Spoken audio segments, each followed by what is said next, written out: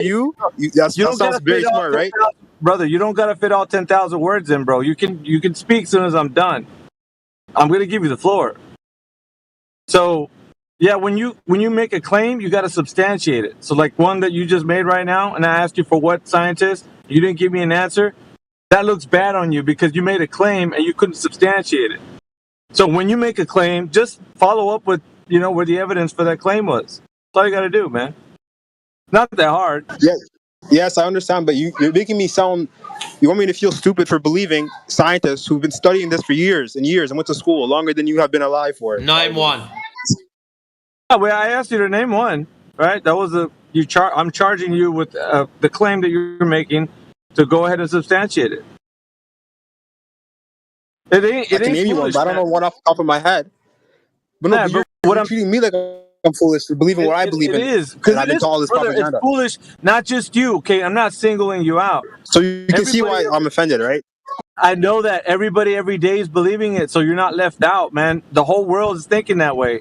There's like a select few that are pulling away from this idea, but but you can do it too. So you can do it too. So it's not like you can't do it. It's just you don't want to. You choose not to because everybody else is doing it. So it's better to go along to get along in your idea. You don't want to stand out and like be ridiculed, and people look at you like, dude, you believe in that flat Earth shit? Like, come on, man. Like, let's get with the real times. And like, you don't want to be left out like that. So you get along with everybody. Because if it's propaganda, everyone in this chat's been through it. Everyone in this VC's been through the Yes, propaganda. You guys yes. watch Disney movies of the round Earth, round globes. What are you talking about, man? You're making me. But making you think, of course, that's the whole purpose, bro. And it's a little offensive, of course, because the truth is always offensive.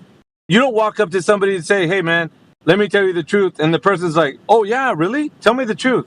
No, they're offended already. Because when you say that, it's going to offend them. The truth is offensive, man. That's the bottom line. That's the reason why when you're hearing this, it sounds offensive. Like you sound like maybe you've just been fooled for all of your life about the Earth being a globe, Because it's true, man. Yes, that's exactly how. Because if it is true, then yes, that's how I feel. I feel very Well, that humiliated. Feel stupid. Well, that's good. That should at least give you an incentive to look into this. I can only give you that incentive, man. I'm not gonna like twist your arm, dude. Believe in flat Earth. Like I don't care. Like when you leave this chat, you're gonna go do your mundane little, workaday life stuff. I'm just not gonna, void of what I tell you. Like I can only like incentivize you to look into this stuff, which is really fascinating. To be honest with you, but like I mean, you could turn this thing around, man. It's not like far beyond that you can't learn it. But people that still want to choose to believe that the Earth is a globe, bro, there is no evidence that's a globe, none whatsoever. It's all of it's propaganda. Because like even if I was to challenge you to look at anything that you say makes it a globe, pictures from space or scientists. If I tell you, okay, which one? You're like, oh shit, man, I don't have anybody to give you. That's true. That's just the way it is, man. It's a bankrupt idea.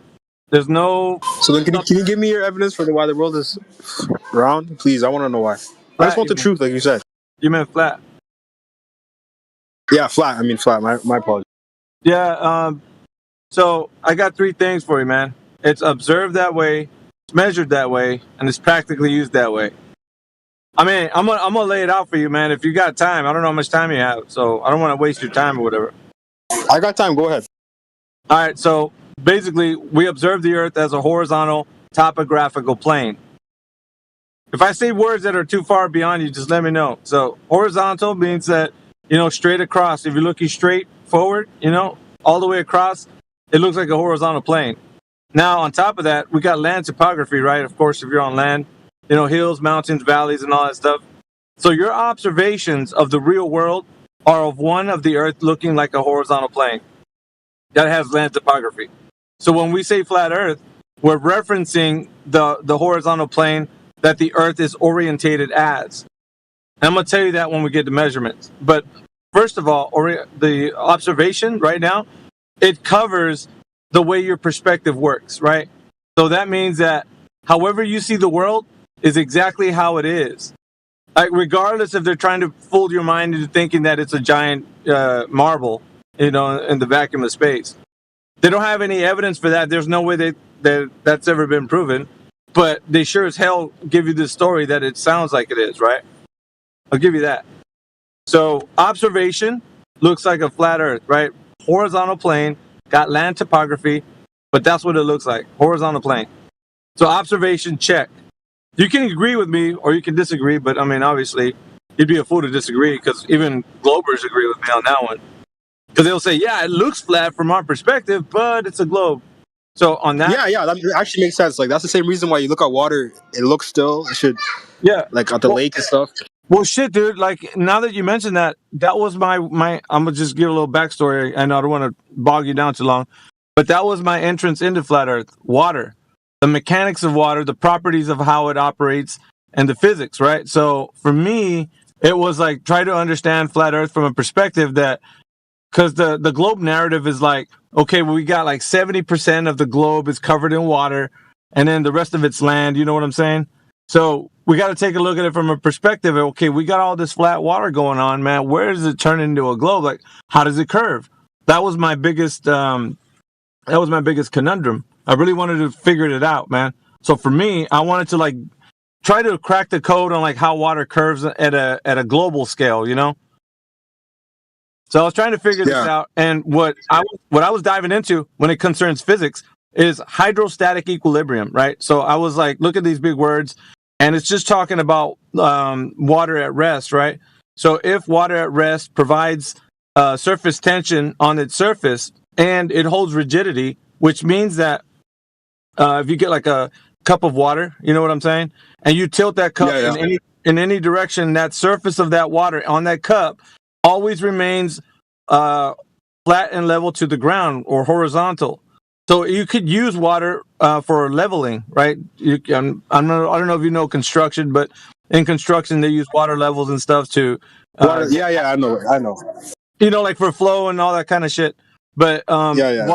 water level is a good tool. It's a method by which water holds rigidity.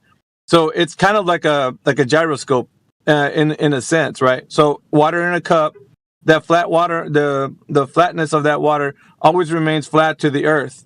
So it gives you that orientation. So you can keep that flat water gives that orientation. So it doesn't matter which way you manipulate that cup, you know, whichever way you tilt it, it's always that water will always remain flat to the ground. So that observation and the physics, it goes a little bit more in depth, but I'm going to stop there for now. So it goes a little bit more in depth, but water was my entrance into flat Earth because I was like, okay, I'm challenging the globe to give me a perspective that I can understand on an academic level how the Earth is a globe. But I found the opposite. Water was like the way that I debunked the globe for me. So after that, I was like, well, shit, I'm okay. Like we got water going on with the surface tension, you know, large bodies of water. They have to display convexity, right? Like, you know, like a curved surface. Absolutely not, man. It's the opposite. They display no convexity. So surface tension and all that. And I'm like, okay, this is getting kind of weird because like everything that I'm I agree with you. I agree with you on that because I live on the west coast, British Columbia, Vancouver. yeah. So I look at the sunset all the time and the sea. Like there's the ocean's right there. It looks straight. Like I always wonder why it doesn't have any curve. It looks totally flat. And no matter if you're from Yeah. But what I'm saying is like that was a good evidence of it, right? Regardless if you still believe the Earth is a globe, that's good evidence to like a good point, I should say, to actually put it to you that the Earth observably looks flat from our local level, right? So then I was like, okay, well, and these points that I'm giving you right now. So first is observation, second is measurement, third would be practical use. So I'll leave observation there for now because you can pretty much get what I'm talking about. Okay, so yeah moving into measurement, I had to get a little bit more technical, right? For me, it has to be a way that we can understand the defined way in which we know the Earth has its orientation to be a horizontal plane. Well, I was looking into a way that I can articulate this point, and for me, it was land surveying. So if you understand these land surveyors that go out and they measure over distances of land with theodolites or total stations, they're going to do it using a horizontal plane but they do it measuring from sea level. So they get a median from sea level, like the rise and fall of tides, and they create a vertical point at the rise and fall of tides. So water essentially on the ocean becomes a vertical point where they say, okay, this will be zero. We're going to create a vertical point here and measure from that point off onto land. So let's say, you go. I'll give you an example, like 15 or 20 miles inland from that vertical point. Well, you create a horizontal plane from that position from the ocean all the way to inland, and it creates a baseline. So that baseline that they're surveying from is going to start at a zero position, right? Anything above that will be elevation, like, if you're going to say that mountain is, however many thousands of feet or whatever above sea level. So that's what it means. It's above sea level. So if you say where you live at in your town, you're considered to be above or below sea level, like when it rains, you'll flood or whatever, depending on whatever, wherever you live. So they have a metric in which land surveyors do it. It's called planar surveying. So there's two types. There's planar surveying and there's geodetic surveying.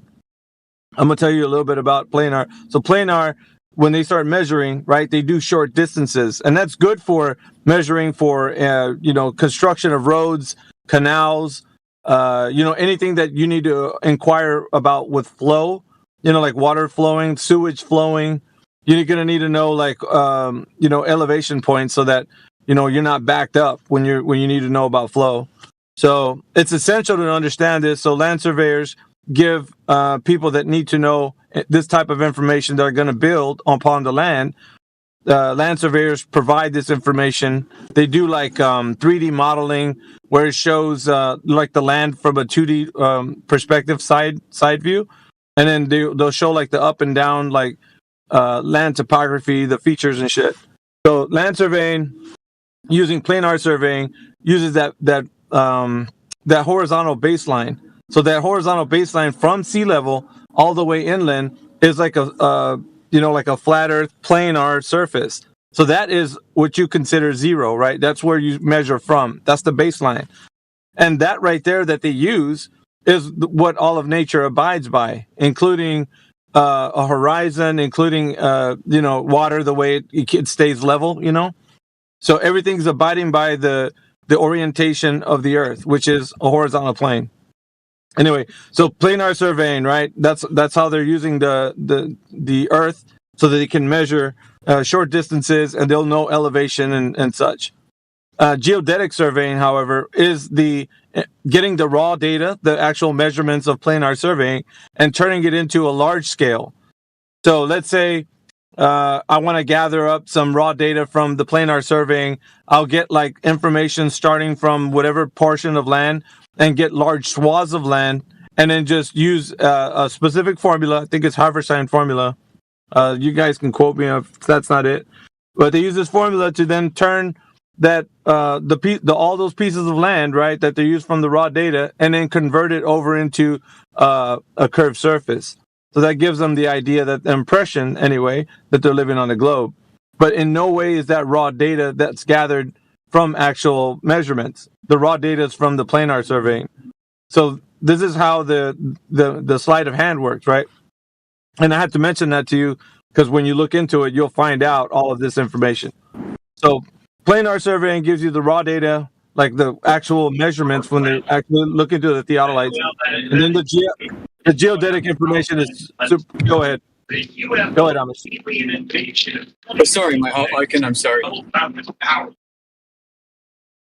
I mean, I can add to that though, like the Haversine formula that they use to take the flat Earth measurements and bend it around a ball. The resulting distances are so inconsequential for practical building purposes, even massive infrastructure projects, that it may as well not even be there. So the statistical difference between a flat Earth and a globe Earth that has been created mathematically using Haversine is so small that other errors within the surveying methods are much bigger. Yeah, but Sportak, like, does the size of the Earth have anything to do with any calculations that might be. Oh yeah, practical, like useful. Is that what you're saying? Yeah. Yeah, I would say that it's not needed for anything practical because everything practical is usually used on a smaller scale, which you could use planar survey. Any construction of any type of buildings and such, like roads or railroads or anything, they're going to be on a smaller scale, so they wouldn't. The curvature of the Earth is not really factored in. They would say the kind of language they use is it's so minuscule that it doesn't need to be factored in. It's kind of the way they put it when you ask them about it. So it's not used. So practically it's not used, but the idea then is to think that because you're trying to put everything together and they're using a model. The model they use is it might not be this one, it might be a different one, but they used to use a WGS84 model, which is the oblate spheroid model. And you can look that up if you'd like. But that's the model that they would use to then say that's the kind of Earth that we're living on, right? Even though you even though you see these images and it looks like a sphere, but that's neither here nor there. So I just wanted to kind of wrap it up with the measurement side. So planar surveying, the surveying to me, with the planar surveying anyway, you can look that up. It's definitely the way to go when you want to say that the Earth measures flat, and not like because I explained it to you, right? Not as a paper thin flat. What I mean is they're using the horizontal plane for a baseline to then measure any elevation change. So that's how it works, right? So the Earth measures flat in the instance of like saying we're going to be measuring using that horizontal baseline. Anyway, so you can look more into that. It'll give you more detailed information, but Earth measures flat, right? So that's what I'm going to state with that. I'm going to go to the third point. Do you have anything to say? No, I'm saying okay. Yeah. You can. Yeah, I'm going to go to the third. Let me go to the third point real quick, and that's practical use. Practical use is going to be like I think the best one because you don't have to dig that much for it. Everybody's going to tell you about it. So navigating across the surface, we're going to practically use it like it's a flat and stationary plane. Now, we've talked to many pilots, mariners, sailors and such.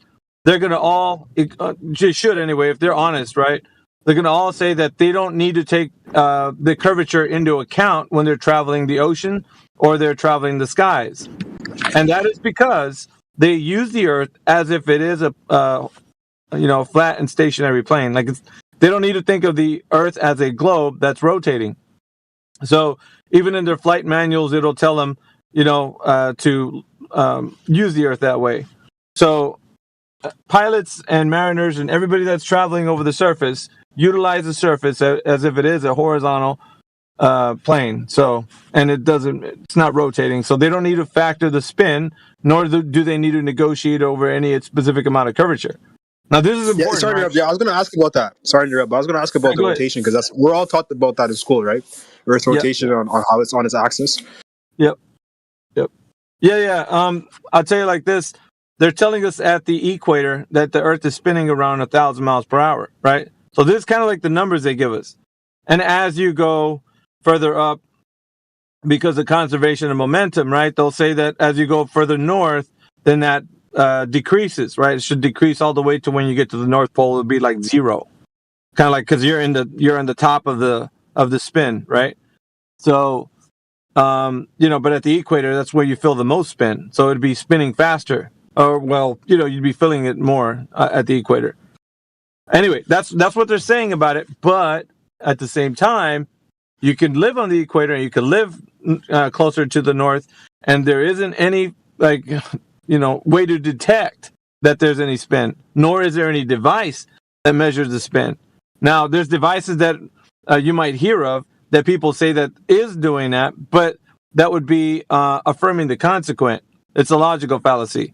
Because they're using a device to say something is spinning, when in all actuality, if you wanted to test any device, you'd have to first see if the Earth is actually spinning.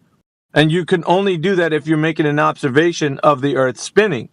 And so therefore, if I said, okay, I'm going to test the Earth spinning, but first let's see if it's actually spinning. Do I see the Earth spinning? Do I feel the Earth spinning? Is there any known way to first examine if the Earth is doing something?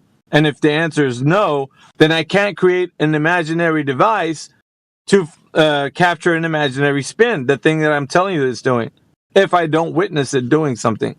So that would be fallacious for me to logically think that I have to create a device that to measure something that the Earth's doing that I don't know it's doing. I'm just imagining that it could be doing this thing. So that's the problem, right? Yeah, that makes sense. Because to all of us, the Earth is obviously stationary; it doesn't move. Correct. So there is no known device right now that can go from actually observing the Earth to then measuring the Earth, like spinning around. So we always start with the really is level. The really is level is where you and I live right here. And if we don't witness the Earth doing something, or because obviously if we say it's spinning, then how do we witness nature doing something if nature's not doing the thing we're saying it's doing? So therefore, it throws this into question, right? How do people say that they've created devices? You'll hear the anti-flat earther or the globalist that's really hard-nosed. They're going to be like, yeah, well, we got gyroscopes, ring laser gyroscopes or whatever. And the issue with that, like I said, once again, you have to first witness the Earth doing something, because if you're going to test the Earth, then you first have to witness the Earth doing something and then say, okay, I see the Earth spinning. Let's check to see how much of this spin we're going to get on this device. But we don't see that. So therefore, there's no need to create a device of the Earth that's doing something that it's not, Anyway, so practical use case, of course, would be wrapped up by saying all you got to do is maybe talk to the people that actually in the professions that are doing the thing, traveling over the surface, and ask them the very specific question: do you have to negotiate over any specific amount of curvature when you're traveling from point A to point B? And that means, are you considering the Earth's curvature? So if they say, well, we don't really have to consider it because we're like amoebas on a beach ball or whatever, then you say, okay, so you're telling me we don't have to consider the Earth being curved or whatever. So that means practically we're using it like a flat Earth? And they're going to have to tell you, yeah, because they can't say no, because they've proven already that we're like amoebas on a beach ball. So that means that they don't notice the Earth, from the local level being curved. So they don't travel on it like it's curved. You follow? Dude, it makes me laugh every time they say, well, that's how we know Earth is a globe, and a really big one, because it looks so flat.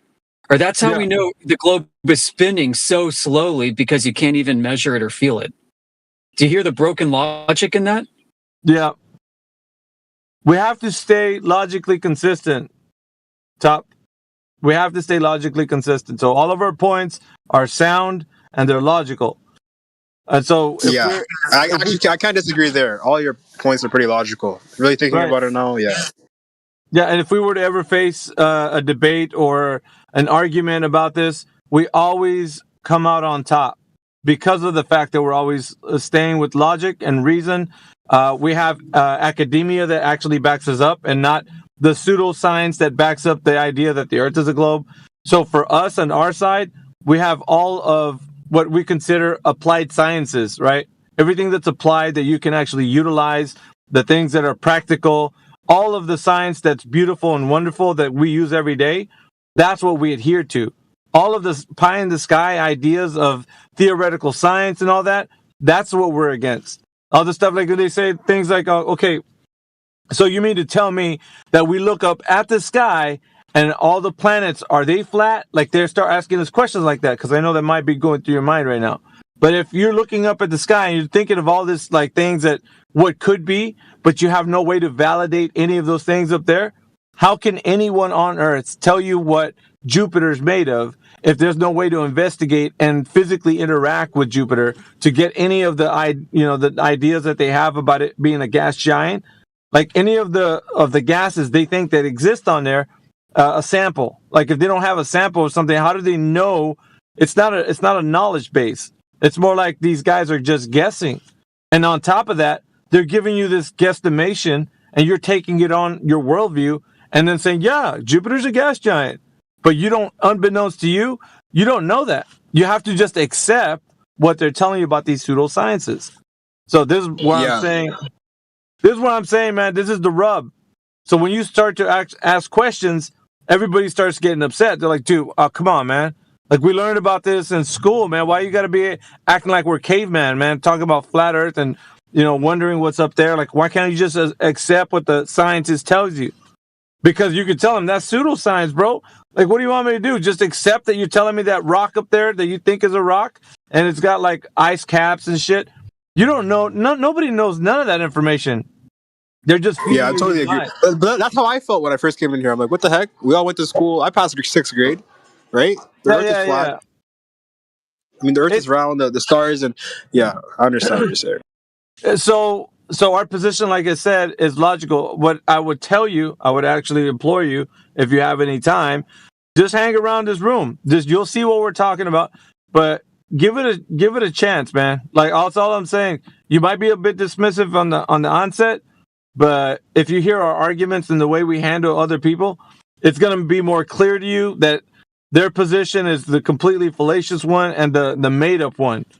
And you'll find out, like, dude, why isn't there more people like ringing the bell, like sounding the alarm? Like, you're gonna feel that way, and we're gonna tell you the exact same thing we tell everybody else. Well, that's what do you think we're doing here? We're trying to get the word out, man. Like, we're trying to get to the hearts and minds of people to critically think about the world around them. Because that, at the end of the day, I don't care if you leave here and you think the Earth's a globe, bro. All I care about is you critically think about the world around you. That to me makes a better world for everybody. Is that where everybody's critically thinking about stuff. I agree. Anyway. Everyone should actually critically think about everything and use their logic. Last question would be: it's kind of conspiracies. So then, why would the whole world fool us from childhood and all these movies and from preschool to high school to believe that the Earth is round and the planets? Like, why? I just confused. Why the propaganda? But think about it like this, delusion, dude. Maybe it's a grand delusion. Yeah. Like your teacher's not lying to you, and when they tell you the official story of 9/11, they really believe it. Same with the globe.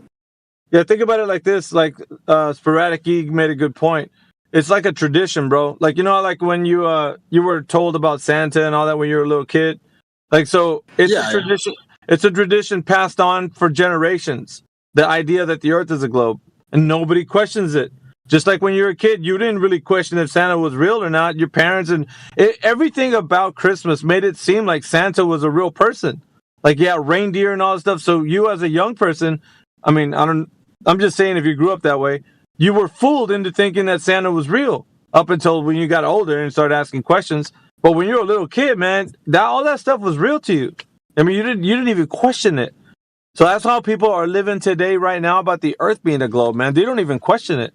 And that's like a tradition. It's just being handed down from one person to the next, and people working everywhere. The way they talk, the stuff that's put in the news, like you hear the vernacular. Well, today the globalists, whatever, they start using words like that, and you just carry on thinking that's normal. When what we're saying is you're so used to that being the case of it being normal that you don't know that it's abnormal. So what we're talking about sounds alien to you, but it's actually the opposite. We're actually telling you that the obvious truth has always been out there, man. You've always been looking upon it. But they've just been fooling your mind to say that, well, you're just like a little amoeba on a beach ball. You couldn't tell because your senses are not able to perceive the Earth as a globe. You know what I mean? So you lean on the experts that tell you this nonsense, bro. Anyway. Yeah, I totally get what you mean. Yeah, but then it's just like what about NASA? Then there's just so much, right? Like us going to space, us going to the moon. That's all that.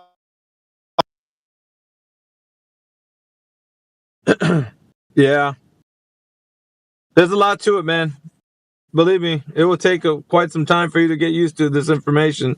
So I would say like this, man. Give it some time. Take it in strides. Keep coming back to this channel, like every now and again. Like, just hear us out. Because I'll be honest with you, man. The information that we got is enormous, dude. It would take you weeks upon weeks of looking through all the stuff we got, like on the home server that we got 24/7 Discord. So we got terabytes of data, dude, just hanging out. We got PDFs, we got laser tests, we got people that have been doing things for over 10 years, bro. It's just way too much stuff, man. And we got a collection of almost every nation under the sun in this room, from people that of all walks of life. So you're not alone if you're starting to think, Yeah, thank you, Alpha, man. I gotta go, but yeah, you really opened my eyes today, man. Appreciate it. Hey, no worries, brother. Just come back anytime.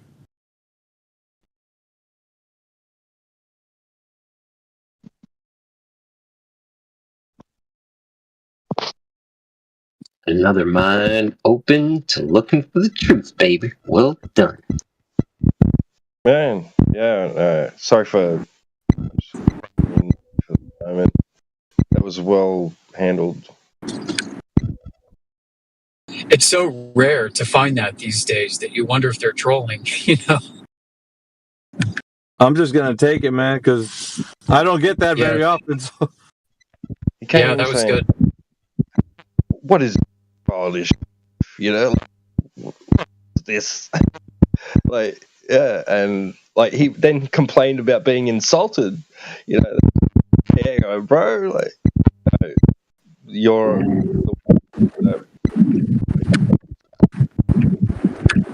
Yeah, something's going on with your T-Dub, mic, your audio's bad, T-Dub. We used to get a guy like that once or 3 times a day. True. Still out of like 100 trolls, but at least there'd be 3 guys like that. Now it's very rare. These are normal conversations, right? Like this is the kind of conversation that I would have with an acquaintance of mine about the topic. Very different than the trolls, the anti-flat earthers.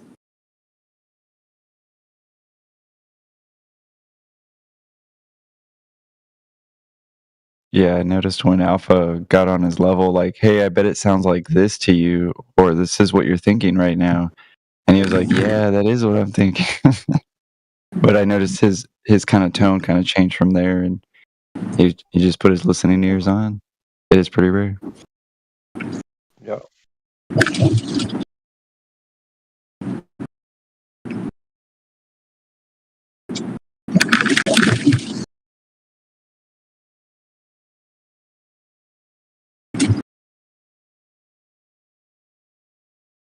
Yeah, so the top Jesuit has passed away. How about that?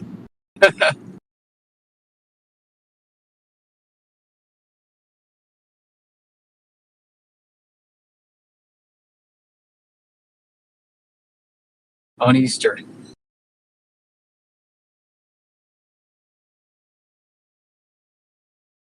It's a sign. Yep. So now everybody waits for the vote, right? The Vatican vote and the holy smoke. Holy smoke that goes up that says, "Oh, all the cardinals, they made their choice. They selected who the next pope is. Not my pope." We'll have to see how that goes, though, right? Because based on this whole prophecy of St. Malachi, this would be the last pope. So I'm curious to see if, in fact, they do step up with the election, throw the smoke up in the air. Was St. Malachi a Western saint or an Eastern saint? Big difference.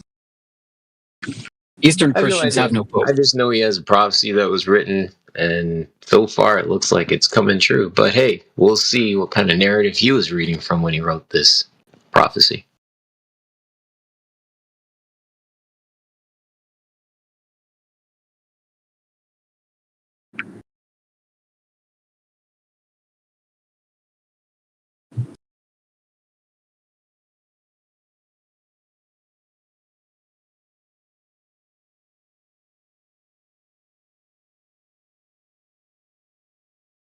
All right. I've got some office work to do, so I'm going to pull in. I'll be listening. Talk to you later.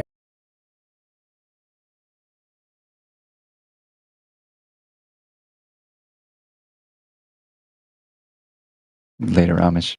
No worries. Cheers, mate.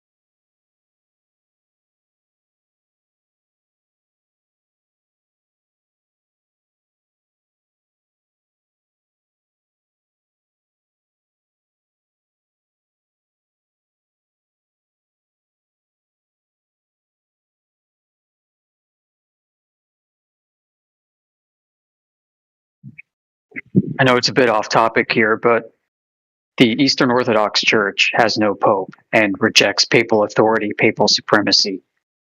And the Monday after Easter begins something called Bright Week, a time of celebration. It's just kind of ironic that Pope Frankie had passed.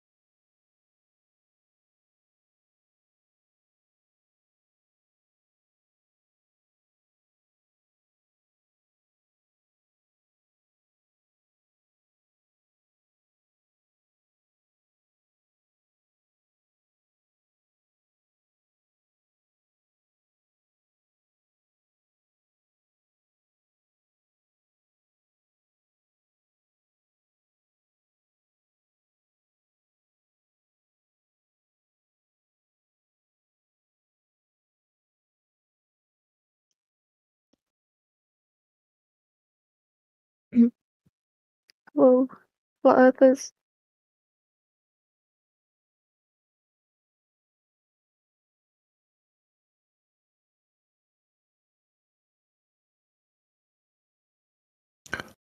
Are we live?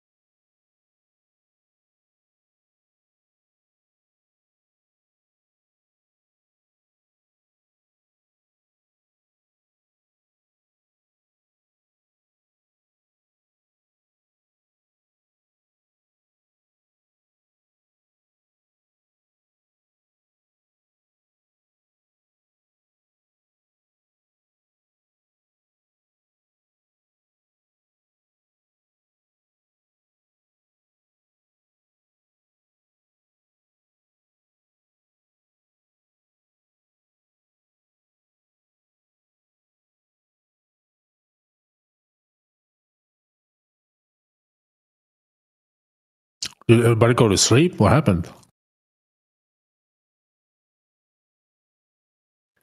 Oh, should we talk about the flat earth? I'm really confused. Yeah, what you got? Okay. So, okay. I don't know anything about like flat like earthers. Like, why do you believe what you believe? And apparently, all of you have like different like explanations for why you believe what you believe.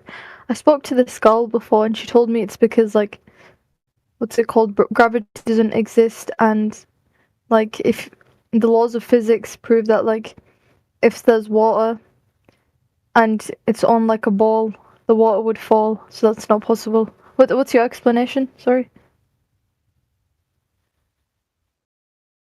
Wow. Well, I could ask you first, what do you think of those explanations about the water, for example? You believe water can form into a ball by itself? With gravity? Have you ever seen that with your own eyes? First-hand no, experience? Not really. No, not really. No. So why would you believe in that? Yeah, you're right. Why would I believe in that? Tell me what you believe. Do you agree with that explanation? It's so silly. Yeah, I'm trying to point out it's the whole idea of it is silly. So why would you go on about believing in it? She was talking about Flatsy. Yeah, I know. I was here when she spoke to her. Yeah. So I remember bits of it. Guys. Yeah. Yeah. So I'm asking you, why would you believe in something that you never witnessed yourself, first-hand experience? Just because everybody says so? Yeah, I get you, but like, then you'd have to like, what's it called? If you're gonna like, what's it called? Bring up the. How do you know something exists without like seeing it? Like you'd have to deny like most of history. Yeah, like you'd have to deny a lot of things, not just like I'm believing not in a talking about history though. No, I'm just saying, like, do you like believe like the Romans existed? God. Now you're doing something called a red herring. You're jumping way off off topic completely. Oh, sorry. Yeah, but yeah, I understand, but you there's no connecting dots even there where you just try to go to right now. That's cool. That's cool. Okay, yeah, I do believe things without seeing them. So Romans, it's a whole different topic. There are historical evidences, and so on. That there are evidences for such thing, but we're not talking about that in this VCSO at the moment. Do you not agree with? Would you not believe like things like mass transmission and things like What do you say? Mass transmission, like like when for example, the force of mass. No. Talking about that? What are you talking about? Like for example, when like loads of people say something happened, like it's highly likely that thing is true. Like. Like a myth. Yeah, I don't really know. What do you mean, a myth? Like a tale? When you came in, you kind of struggled with the word gravity.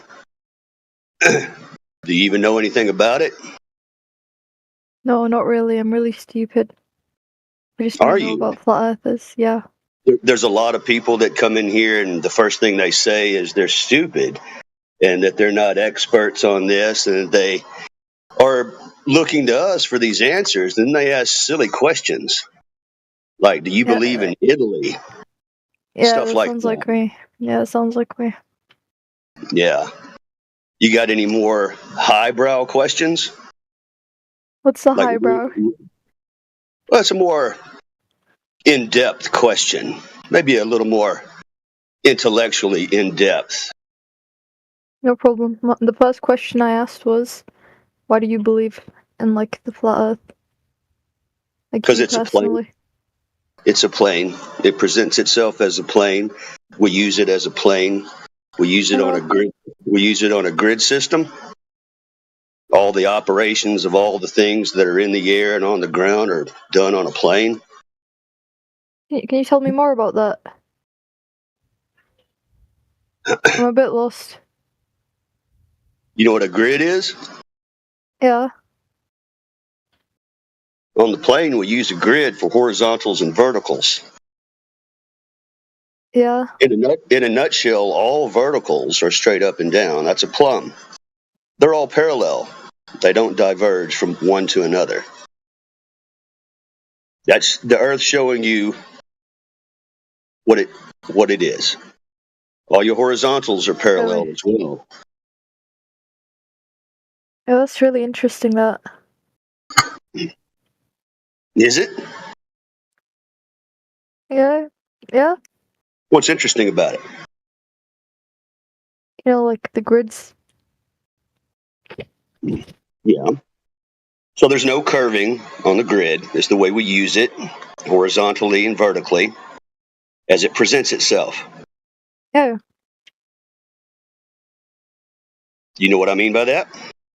Not really. Well, water adheres to horizontal. Water is true level. Water is horizontal. It doesn't curve at rest. So we use this. We use this kind of thing. Water is just an example of how the earth presents itself and how water obeys its behavior. Water's behavior. As one example of horizontal, you're not going to escape the use of horizontal and the use of verticals and them all being parallel one to another. Would you not just call that gravity? Of it? No. It's got nothing to do with gravity. Mm-hmm. Supposedly. Yeah, that's cool, right? If you believe in gravity, then you should. The whole idea with gravity is it shapes things into balls, right? Those planets, they are formed by gravity in your paradigm. And this so-called planet that you believe you live on, Earth, formed by gravity. Yeah, 1 sec, my mom's calling me. I'll be right back. Yeah.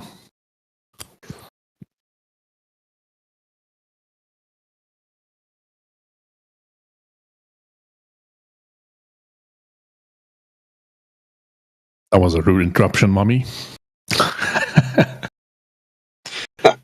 In the middle of my sentence? How dare you?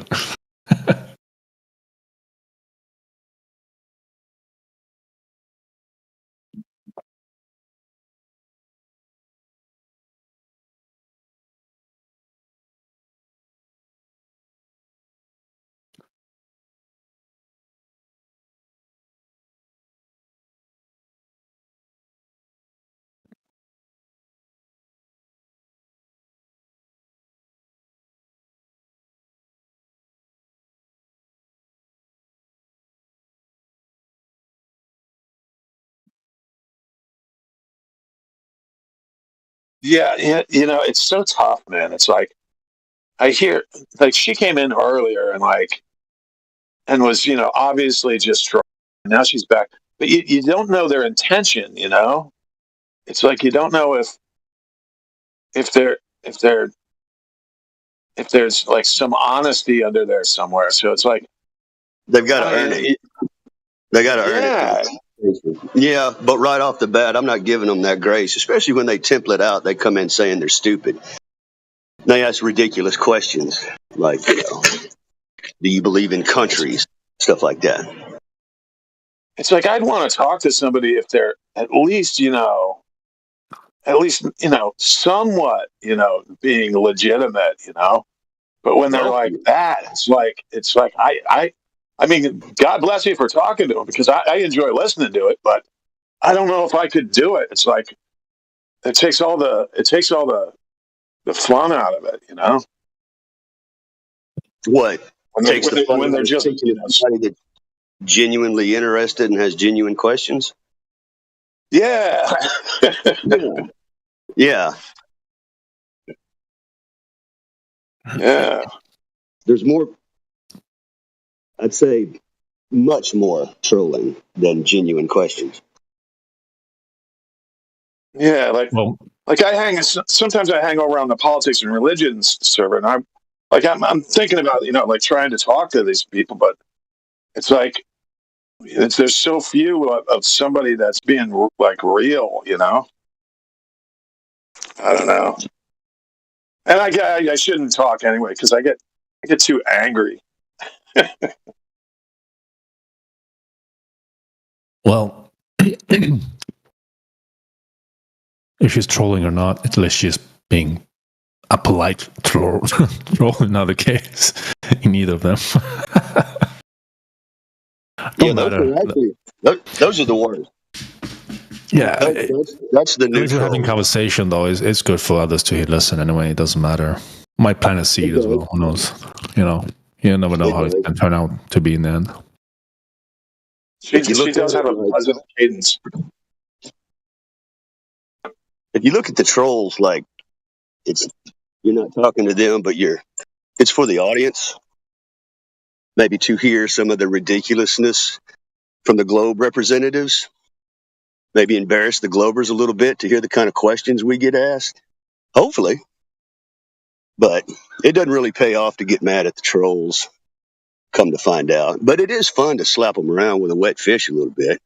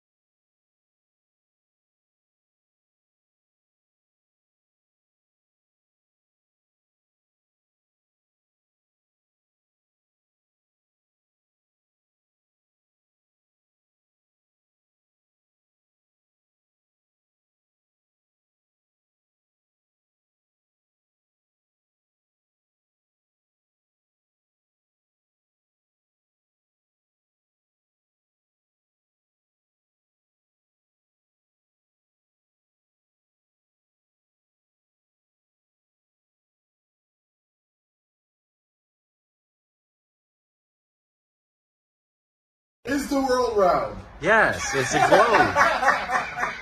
Globe card.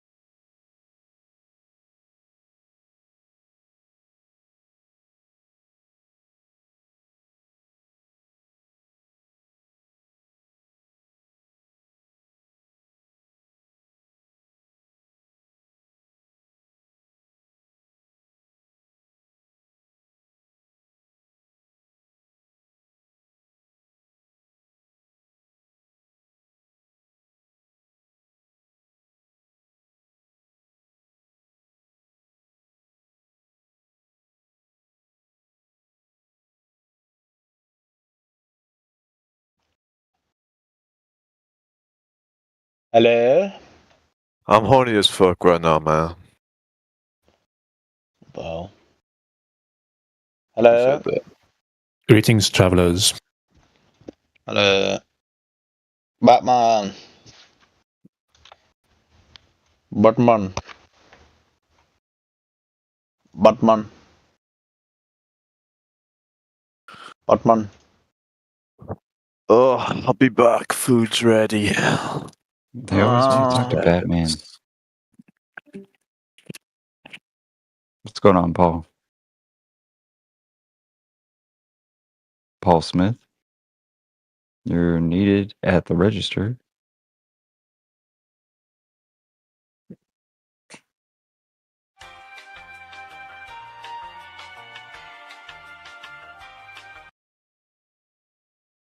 I thought he said he was going to get food, no? Or was that the other guy? I thought it was the other guy.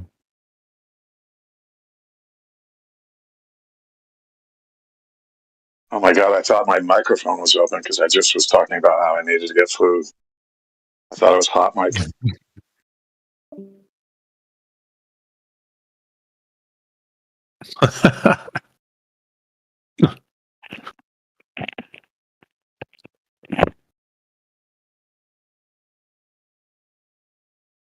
Paul Smith.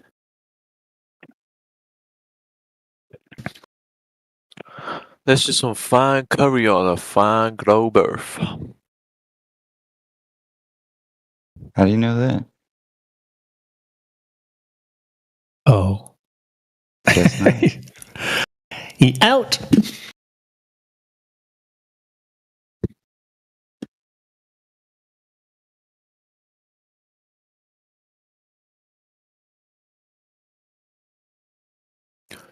Luigi, Luigi, Lozy, Lozy. What's up? Luigi, Lozy, Lozy, Lozy.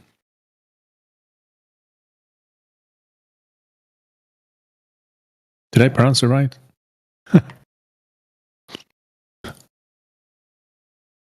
Loshi? Luigi, Luigi. Lose.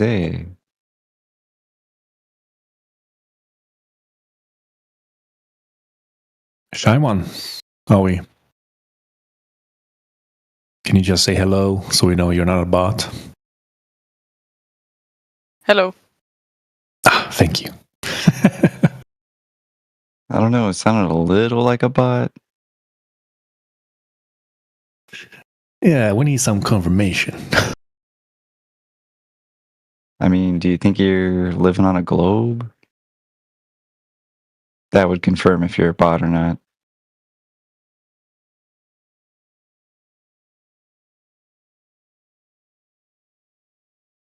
Are all you guys flat earthers? Yes, Mostly. ma'am. Yeah. How long have you guys been flat earthers? Going on like 11 years. Yeah, it's been years.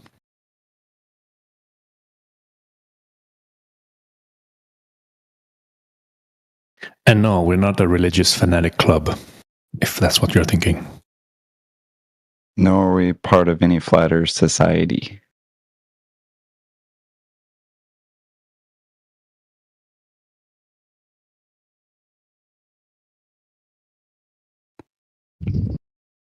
No discs or pancakes out in the middle of an outer space vacuum. That's for sure.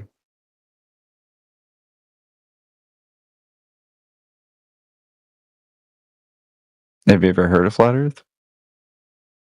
Yes. Wait, so I don't know a lot about flat earthers, but like, can you walk off the edge?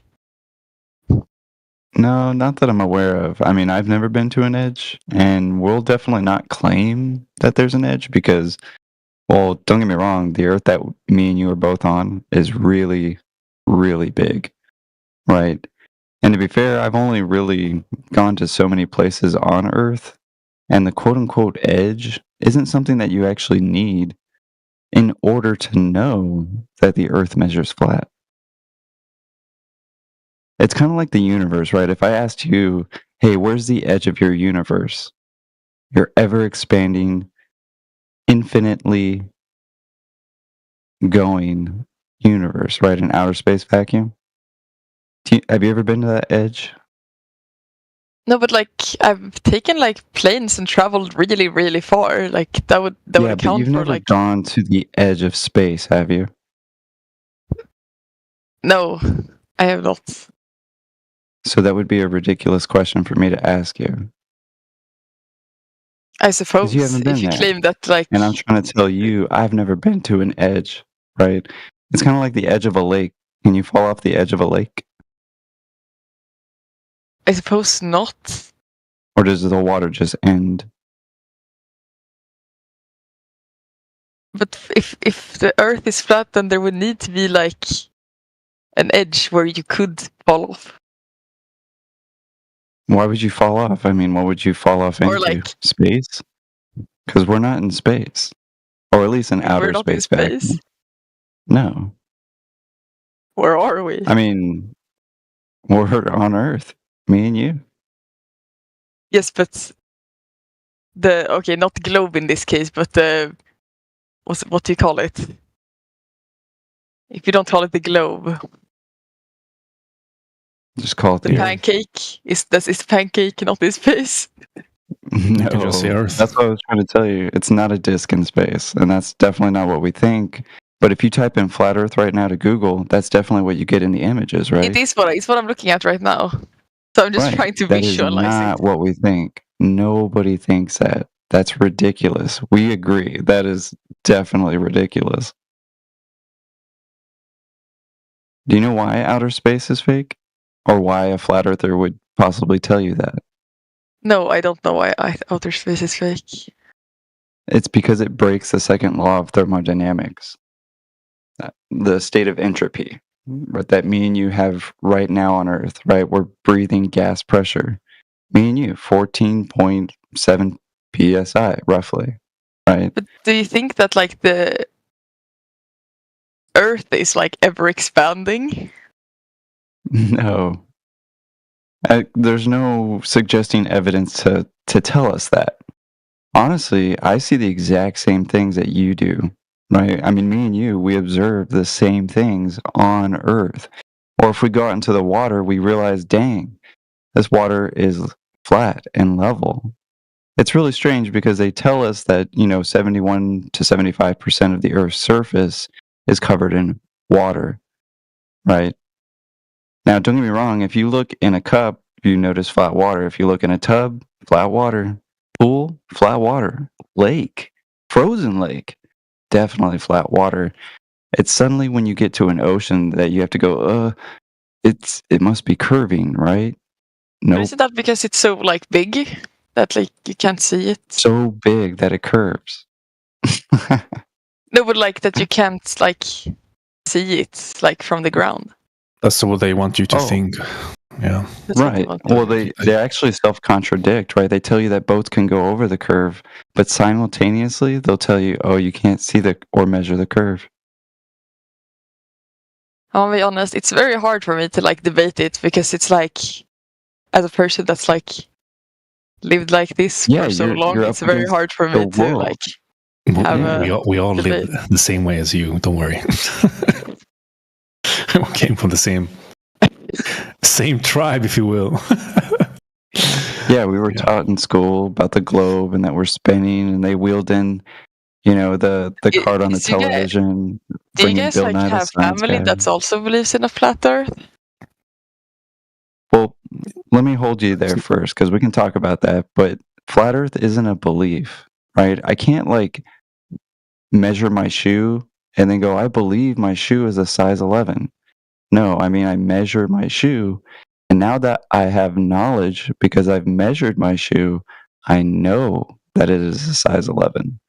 In this case, we've measured the Earth. It's not a belief, and we have knowledge that the Earth measures flat. But yes, I've Well, what talked does to my every family other members. person gain from like claiming that the globe is round? Well, it depends. To be fair, I mean, you're no longer under some other person's control system. For instance, you're not coming into rooms and going, it must be a globe, right? We all think it's a globe, right? And have this crazy controlled mentality. For me, it questioned. I started questioning other things. I bettered my life. I have a family now, wealth, and great health. And I'm not going to say it's going to make you a millionaire, right? But the truth, I mean, what is the truth to you? What could you possibly do with the truth? I don't know. Who are you? Young lady, would you say the truth is more important than lies? Is the truth preferable to lies, or doesn't matter too much? Well, I'd say like the truth is more important, but like I feel like I don't know. Why is the truth more important than a lie? You feel like merch. It's right. It feels like I'm getting like snared into something because it's like, yeah, of course, the truth is more important, but it's like. But why? For example, imagine I went to the shoe store to buy some there's shoes. There's value in it, I suppose. So, for example, imagine I went to a shoe store and I said to the man, can you help me find a pair of shoes? And then he shows me a pair of shoes, and I ask him, can you give me some details about the shoes? Would it be better for me if he told me the truth, or is it better for me that he lies to me? What should I prefer? Well, if you gain something from him telling the truth, of course the truth is better. But if like the I could gain something. I could gain something by him lying to me as well. No, then you would get the wrong size shoes. No, it could be something else. He might tell me, you know what? These shoes, all the rich people wear these shoes, and if you wear them, you'll be rich. He could tell me a lie like that. That will give me a good feeling inside. I'll feel really proud. Yes, I suppose in some cases, like a lie would but like I don't get who would gain from us thinking. Young lady, you got it right. Young lady, you got it right in the first case. It's always better to be in truth than a lie, because it's inherently better, because it gets you in touch with reality. That's why it's better. Not because it gets you money, not because it makes you feel better. It might even make you feel worse, but the truth is better, even if it makes you feel worse, than the lie, which makes you feel better. Why? Well, I still think that it's a lie that the Earth is flat, so like... But it's proven to be flat and measured to be flat, whereas the globe Earth is the lie. Right. It is what it is. See, we understand because we actually knew the lie to begin with first, right? And like you said, why would you guys believe this flat Earth? Well, nobody has a belief here. That's what we're trying to tell you. We actually went, hey, wait a second. They said this globe has a certain geometry. It's not even a science question. It's a geometry question. Does the Earth's surface have curvature over the drop over distance rate that they tell us? The Earth is in space. Yeah, we believe that. Yo, I 100% believe in the flat Earth, bro. I have no shame in saying it. So, like, please speak for yourself. Well, I'm trying to make a point percentage, and you're a known obfuscator. So just relax. Because belief means to accept something without evidence. And you have evidence, so stop lying to yourself. Yep.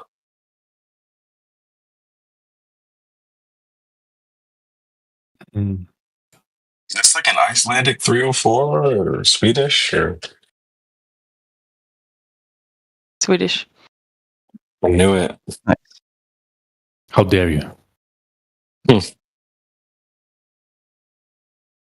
there's definitely a difference between belief and knowledge. In this case, you can have knowledge. Everybody can have it. I mean, if you're willing to put the globe to the test and realize that there's not 3959 mile radius curvature involved, then you can know it yourself too. And no one's trying to convince you here. But I'm sure you actually have a lot of questions, like how does this work? How does that work? But I mean, you might be actually still stuck on that there's no space, right? That the instance that we're breathing gas pressure. But it's even worse. At the moment, she can't even believe that most people can be wrong about something. Like it's like if the majority thinks something, it's got to be true, right? Like she's on that level at the moment. How can the majority be wrong about anything? I mean, that's impossible, right? Like she needs to break through that first to realize it is possible, and then continue. Wait a minute, we were all told the same thing. Yeah, so most people have this bred within them, like it's conditioned so deep within them that they literally think, well, how do I get to the truth? Well, got to ask lots of people, and the more people I ask, the more closer to the truth I'll get. That's what they just inherently believe. Even though it's fallacious, they just believe it. That's the biggest problem.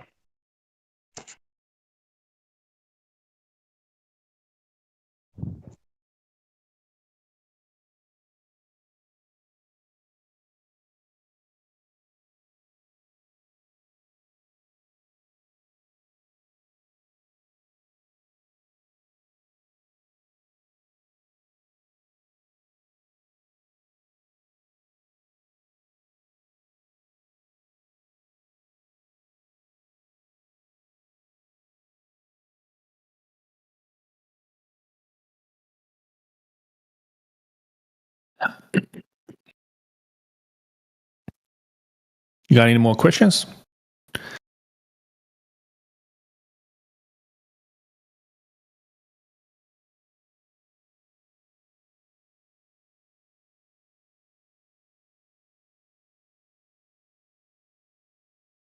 Laws.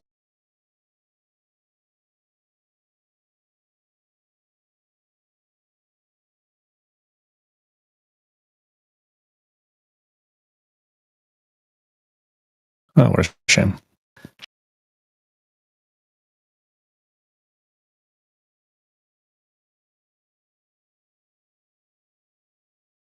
I think when the penny drops that they're completely like out of depth, they just run.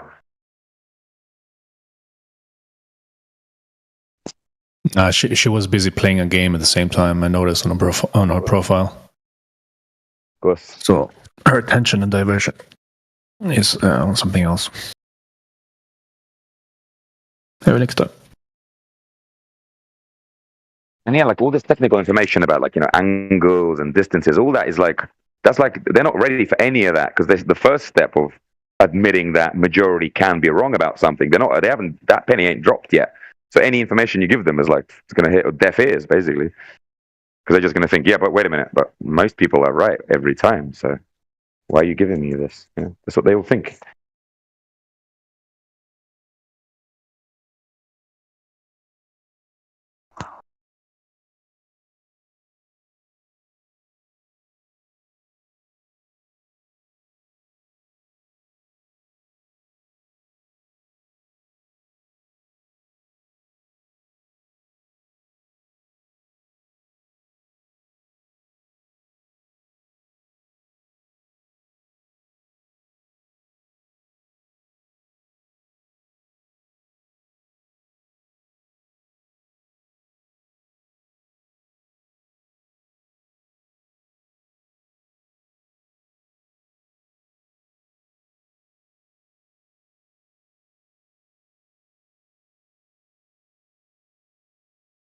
I hate that crap, man.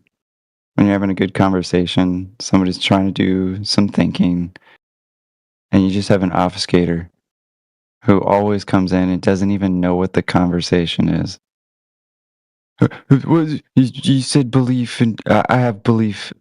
Dude, just freaking idiot. Welcome to Discord, brother. Not you, Grizzly. Welcome to Discord. Discord is bro. 90% of people are like that on Discord.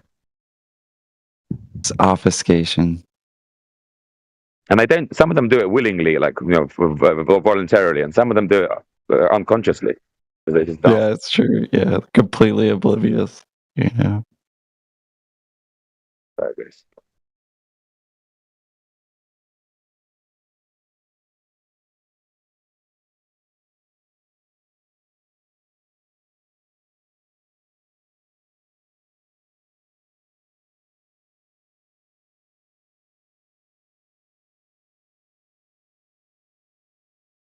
And Solomon Ash, baby. I recommend everybody to read up about Solomon Ash. I highly recommend it.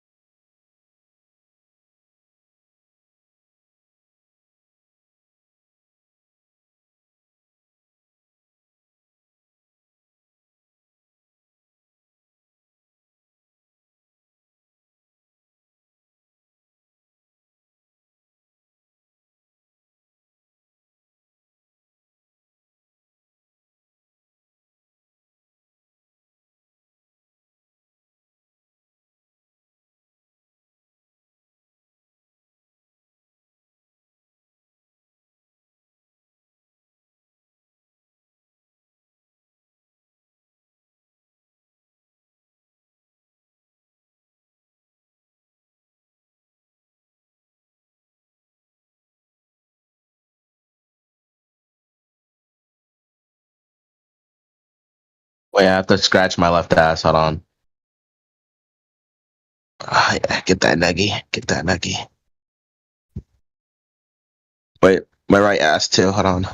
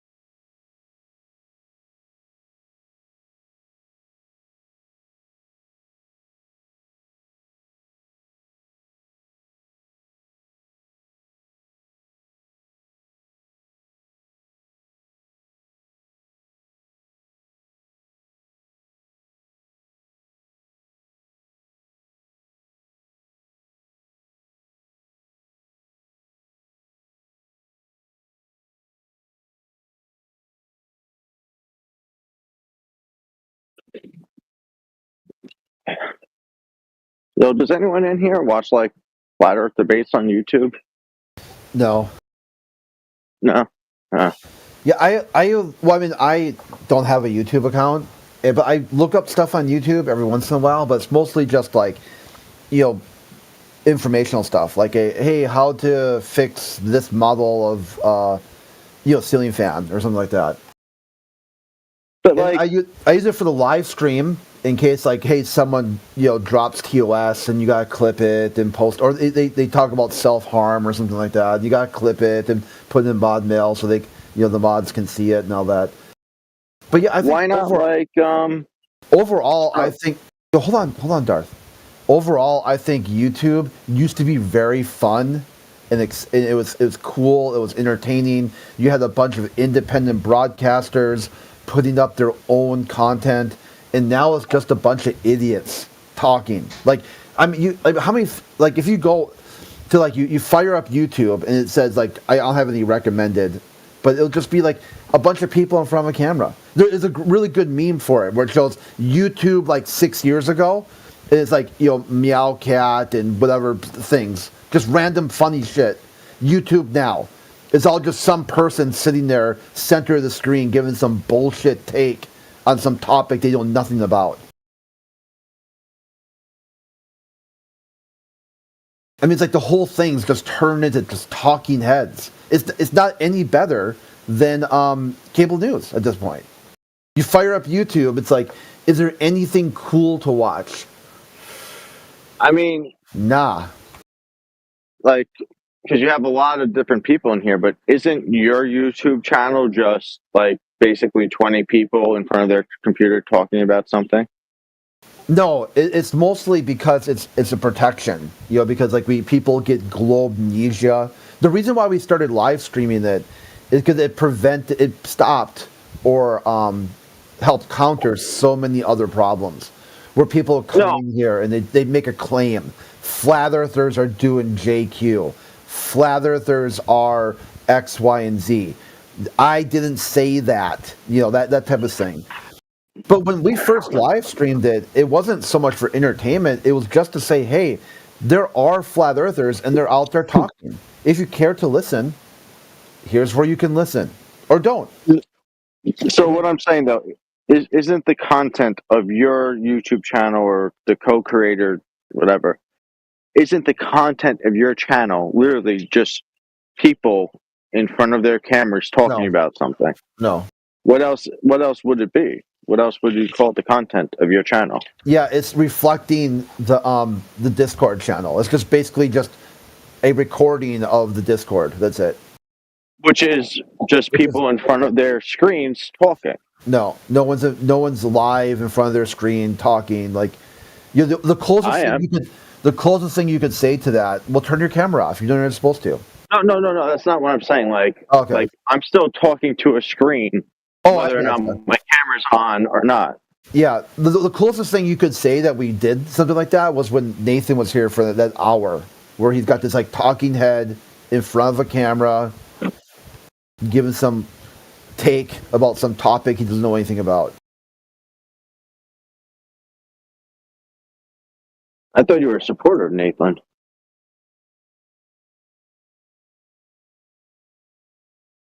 But anyway, like, I mean, either way, like, it's still just like everybody in here is just talking to a screen about a topic. Okay, just use that answer then. Fuck it. If it doesn't matter. I mean, like, isn't that just what reality is, though? No, okay, sure, yeah, whatever. If it doesn't matter what I say, just hear honk every time you ask me a question. Just honk, and you just go on to the next point, which would be exactly the same thing.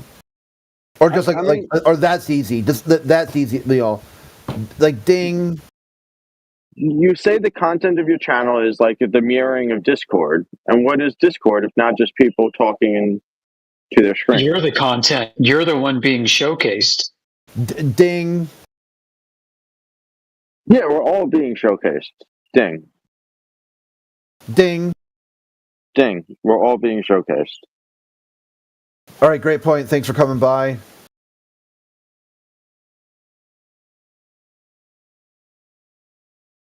Well, with your channel, would you like be interested in starting like a series of debates so this way you can get like a different playlist on your channel? Yeah, we did that. It was called Flat Earth Initiative. And it was in another section that was called the Arena. That was done multiple times throughout the years. So, you have like a playlist of debates on your channel? Yep. Okay. And you don't, I mean, I'm just talking about like growing your channel, like maybe newer content, newer debates. Like, I mean, that seems to be like one of those hashtag keywords things that you can get going.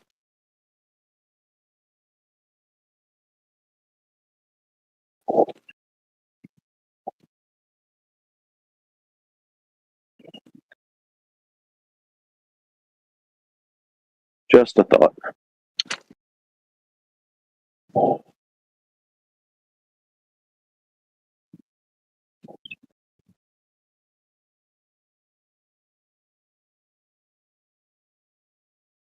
I'm a better fan of the information kiosk approach, which I think we are. We are just a big information kiosk, like what you'd find in the mall. Did you hey Amish, did you see what I posted in my chat?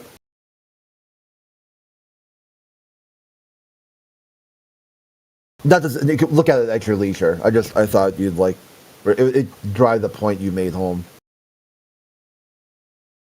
I see. Yeah, thank you.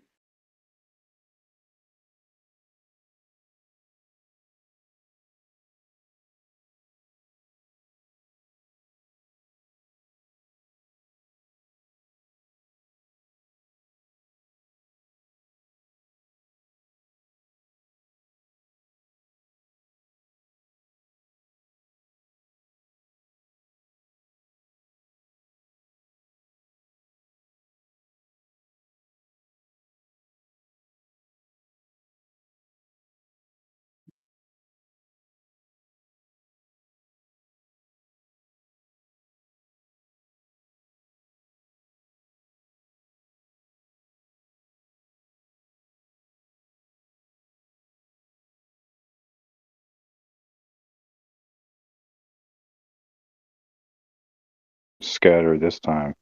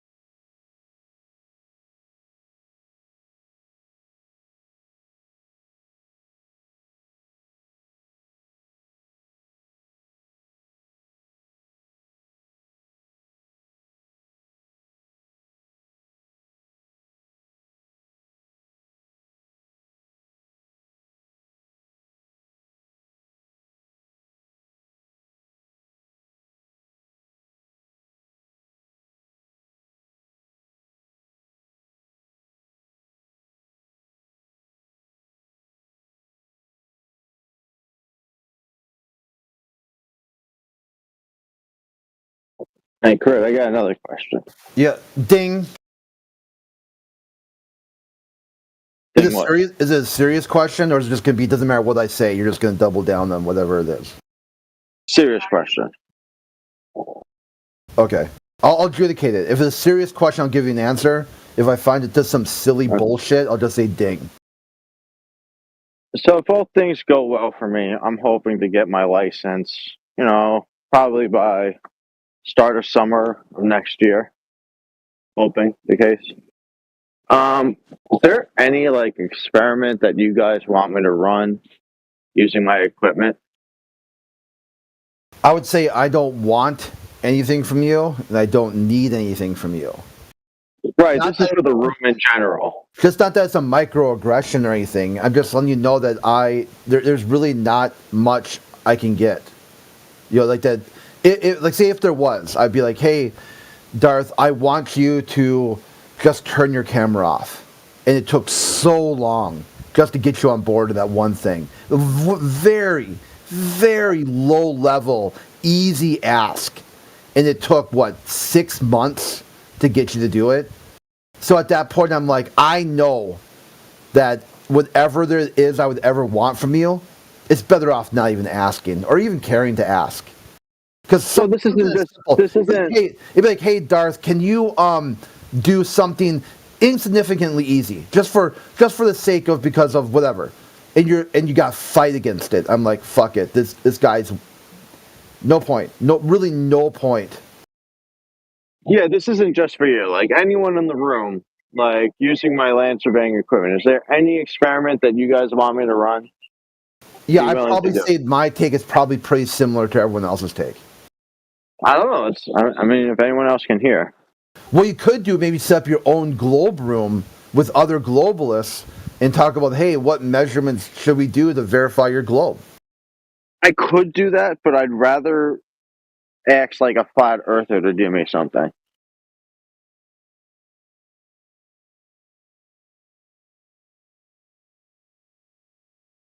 But you're right, I could do that.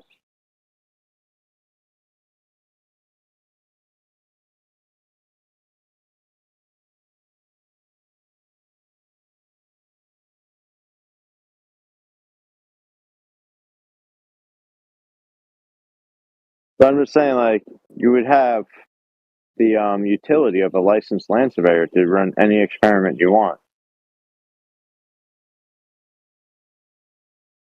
Free of charge.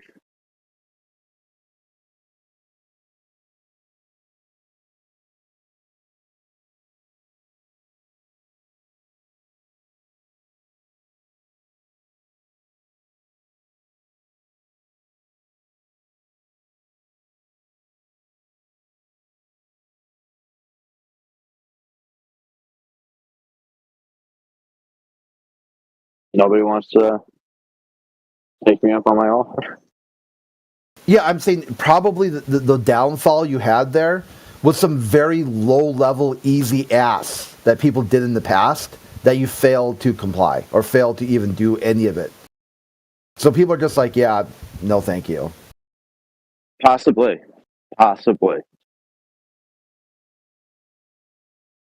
Well, you could test it and just see if anyone takes you up on the offer. Yeah.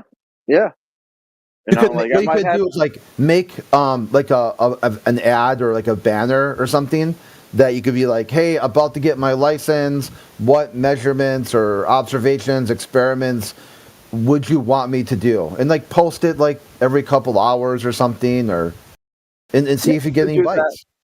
Yeah, I could do that. I could also just pop in here every now and then and ask the question out loud. That's another. That works too. Yeah. Yeah.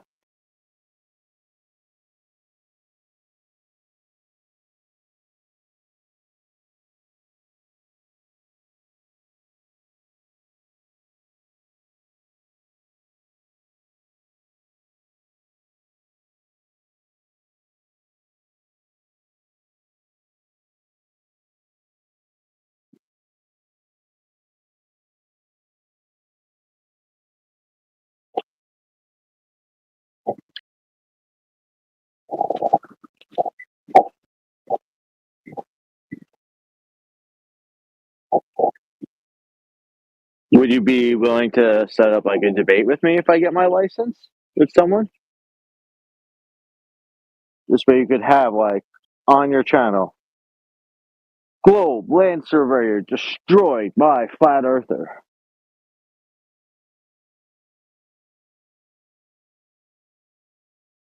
He measures the world flat. Huh, huh, huh.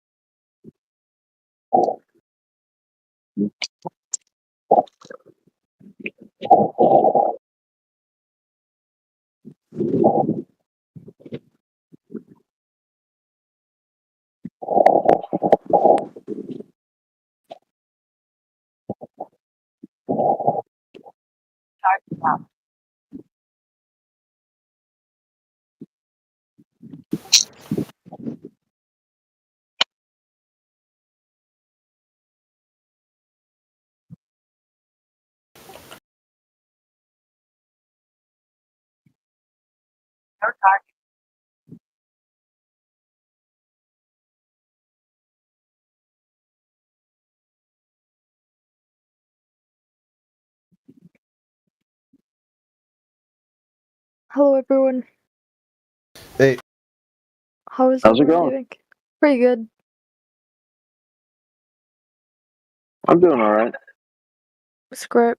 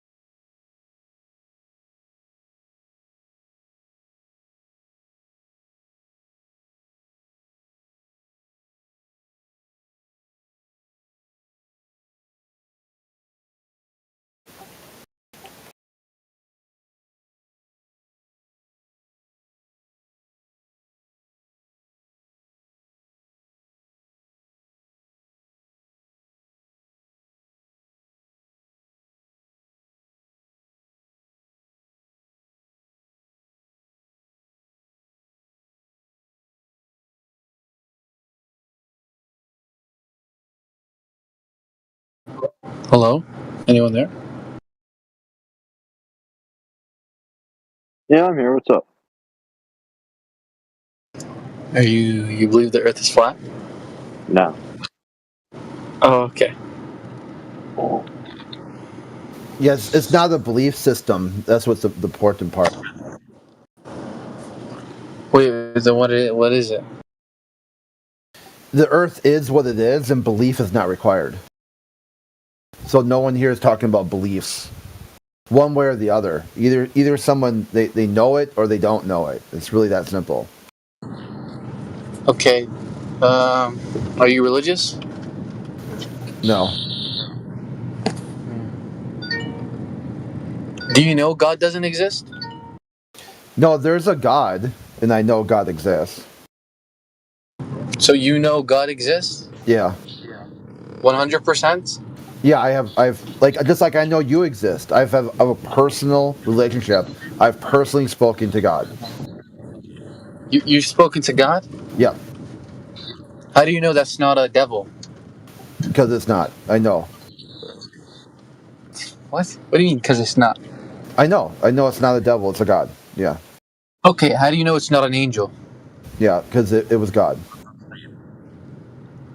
Okay, you're not building anything though. What do you mean it's God? It's God. Well, the same. How about this? I would invite you. The current director of NASA, Bill Nelson, was in. Yeah. He retired. Okay, he retired. He's living, playing golf, doing whatever the fuck he does. He said he woke up one night, and God told him, "Come out of retirement, because you're the only person that I've granted with the special skill sets to bring America back to the moon."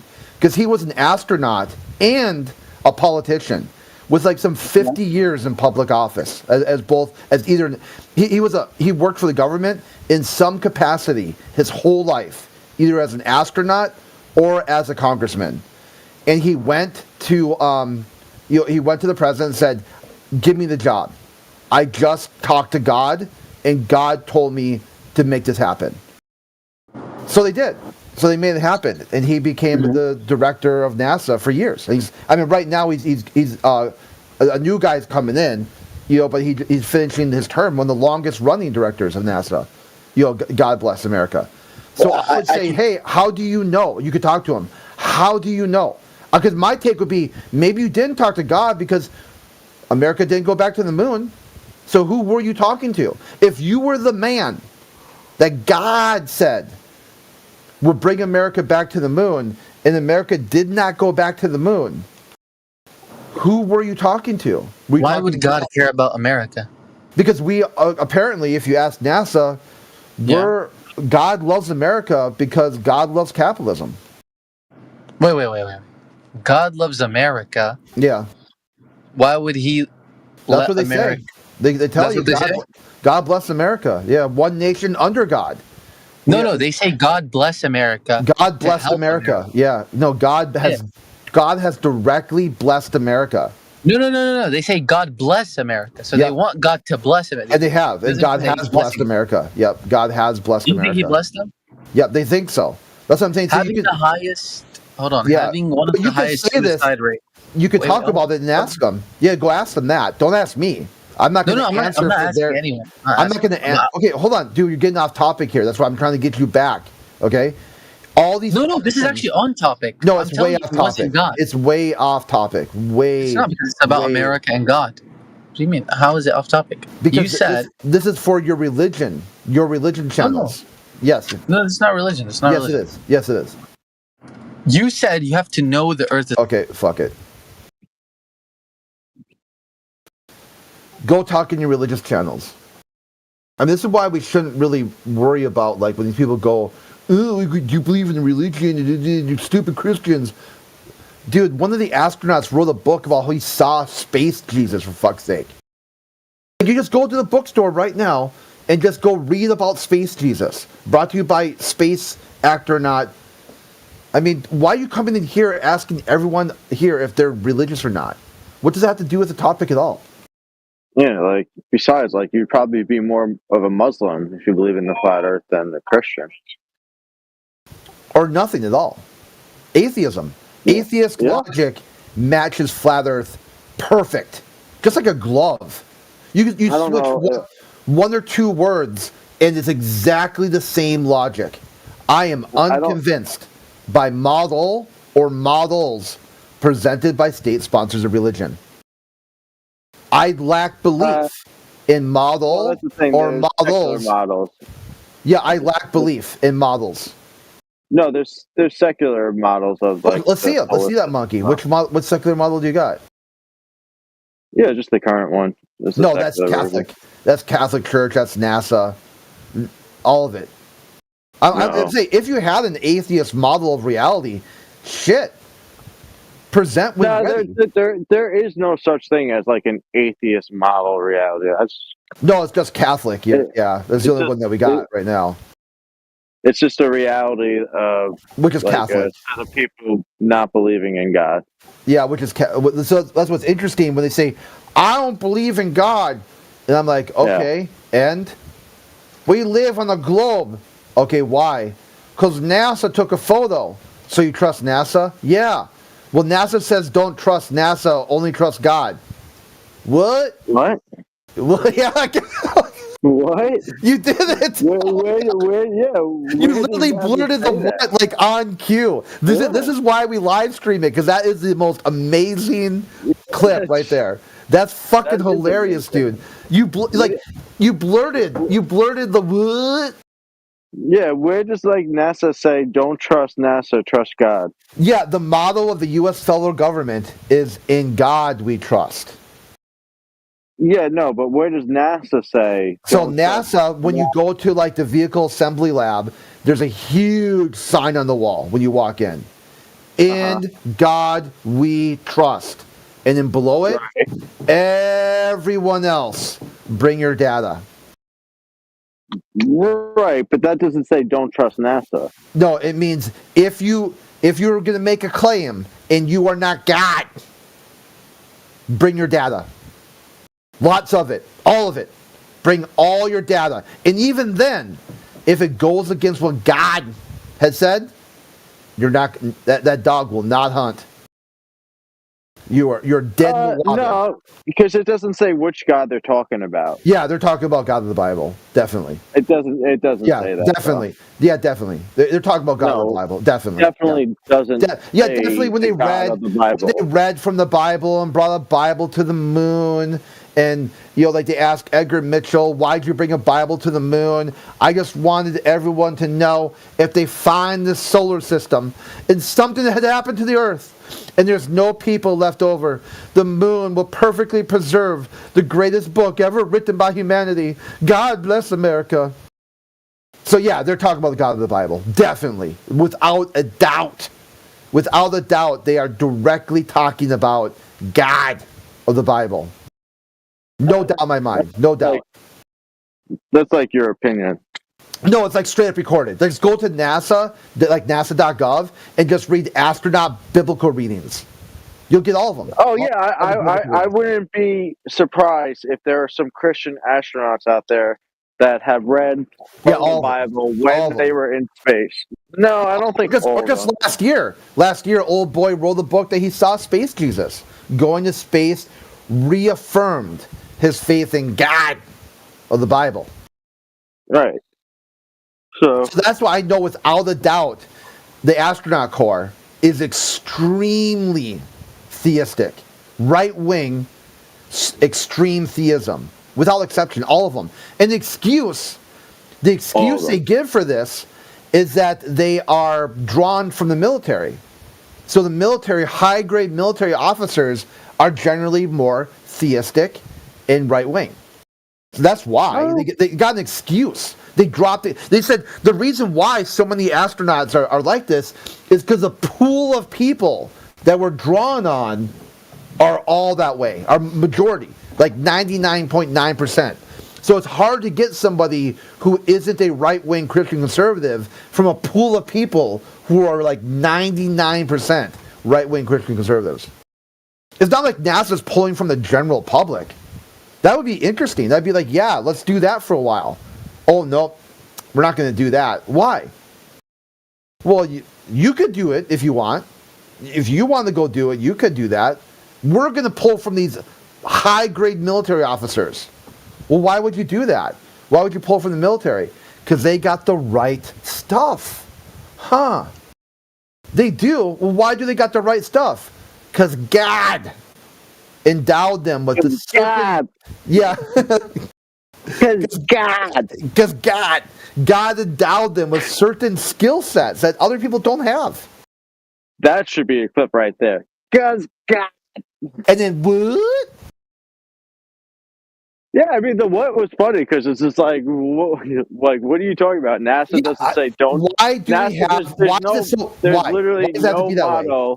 There's no model from NASA saying, "Don't trust us, trust God." That's Yeah, not right. a Their thing. vehicle assembly lab, huge sign on the wall.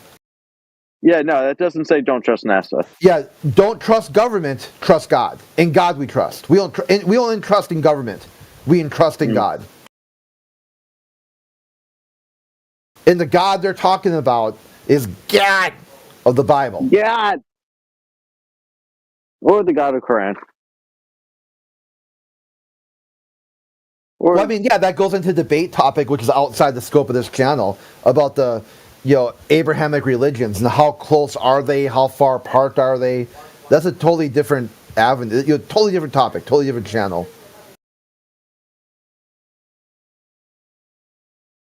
Because you see that, I mean, just one thing on that topic is that atheism tries to separate the three. They try to say, hey, this is why you saw the 4 horsemen of atheism on third wave atheism try to ramp up more wars in the Middle East because they wanted to break the bond between Islam, Christianity, and Judaism, because by that logic they could debunk Genesis. If they think if they take down Genesis, that's a headshot for the whole kit and caboodle, because all 3 of those religions all share Genesis together. So if you can get them to fight in these very awful, destructive ways, and I'm like, dude, that's not the right way to do it. Because really, their goal was to really take down the First Amendment. In an atheist worldview, like North Korea, you just don't have a right to say what you want. You cannot redress the government for grievances. You can't criticize your government. You can't peacefully assemble. There's no freedom of the press or freedom of religion. The 5 freedoms enshrined in the First Amendment is hard counters atheism. I don't know. When I look at history, it doesn't look like it took much for religious people of different sects to start killing each other. Yeah, so that's your framework for why the third wave atheism thought they'd give it a little push. Let's give it a little push in this direction and see the devastation that humanity can do upon each other. And then, once it's all done and over, we'll come in and say, have you heard about atheism? But what they fail to realize is that at the end of a conflict, generally people become closer together, not further apart. They realize the conflict didn't solve the issue, it just made the issue worse. Well, atheism has been around a lot longer than God has. No, atheism started with like the Age of the Enlightenment. This current version with Voltaire. No. Okay, well, sure. If you want to say that, then flat Earth has been around just as long as atheism. Look, when was the first God introduced? Well, yeah, I would say when was the first heliocentric model introduced? No, just go with me. When at the very beginning, Adam and Eve. God talked to Adam. No, for humans, for humans. Adam. So, for only 6,000 years. Or if that's what you think, yeah, go with it. No, is that what you think? If you want to be, no, I didn't say that. You did. That came out of your mouth, not mine. Okay, fair enough. So, Adam and Eve didn't have knowledge, right? Until let's get off the religion topic again. Oh, I know we went in it again, but it's like the main point is that if you've got an atheism and you've got a globalism, those two are direct contradictions. The logic is too far apart. So I can explain my point without talking about religion. Okay, go ahead. Yeah, so for example, until you learn about something, you can't know whether it's true or not. So if you don't believe in something because you're just not aware of it yet, then you have to be made aware of it first. So the not knowledge exists before the knowledge.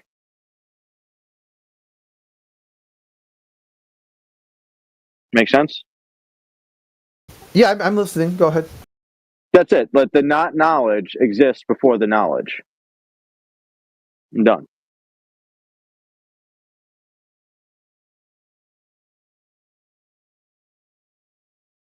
That's the best I can do without like talking about religion. Okay.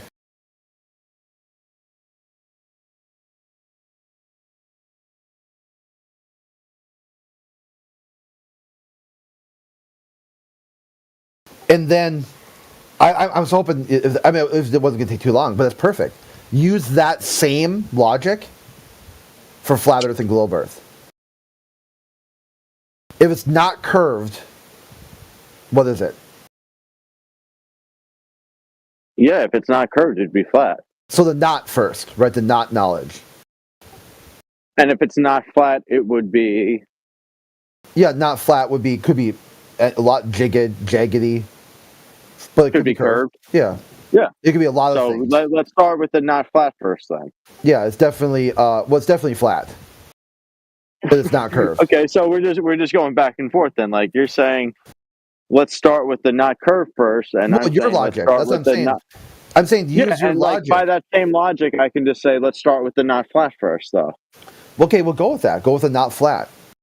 Well, then you got to wonder who introduced curve to begin with. Why did all these ancient cultures all have it wrong, but somehow you're superpositioned by God or some sort of other supernatural being to know things that other people just didn't know? Like somehow everyone for thousands and thousands of years, everyone was just a dumb idiot and they saw curved lines, but just assumed they're flat until Darth Dawkins came around and said, you know what? That's a curved line. And it's not flat. It's a not flat curved line. And they're like, huh? Appreciate that, but I do not think I am the one that inspired mankind realizing that the Earth is in fact a sphere. Yeah, that was the Catholic Church that did that. Maybe. I don't think it was the church. I think it was maybe a member of the church. No, it was the church. The church the church is so entwined in everything that its members do. That's why people used to call Catholicism kind of a cult, because of the way they really control people's minds and their actions. I thought the church locked up the person that was believing that, in fact, it's the Earth that goes around the sun and not the sun going around the Earth. I thought. Yeah. Do you remember who was that? Who was that? Who did that? Was it the church that did that? Which pope? Which pope did that? Do you even know the story? No, not that. Okay, so I want you to look it up, because the pope told Galileo to keep his mouth shut. You don't need to release this information. The plebs don't need to know.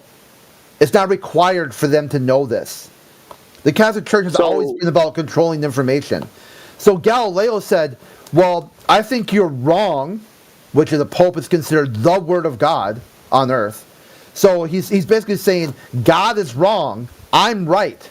And this was at the height of the Spanish Inquisition, when you had people being burned at the stake, all kinds of horrific murder and torture going on at the hands of the Catholic Church. And here's a guy who just straight up says, the God is wrong. I'm going to release this information anyway. And what happened to him was he got sent to his compound under house arrest, which he was already failing. His health was failing. And he got to be close to his daughters, who were all nuns, right next door to him. So he did not get persecuted for his beliefs in the heliocentric model.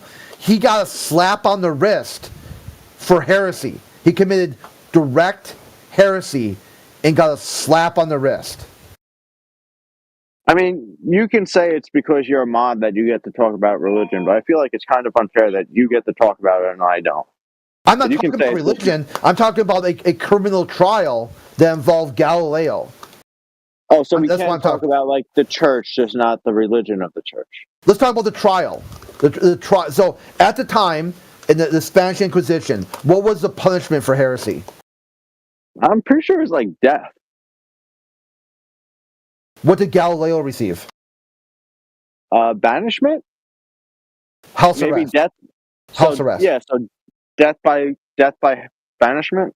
Yeah, and his house was lavish, even by today's standards. Like an indoor, an outdoor pool, a garden, a hedge maze. It was connected to where his daughters were nuns. It had like an adjoining section. I mean, he had it was even today. If you go there today, you're like, damn, this is lavish as fuck. Still a person.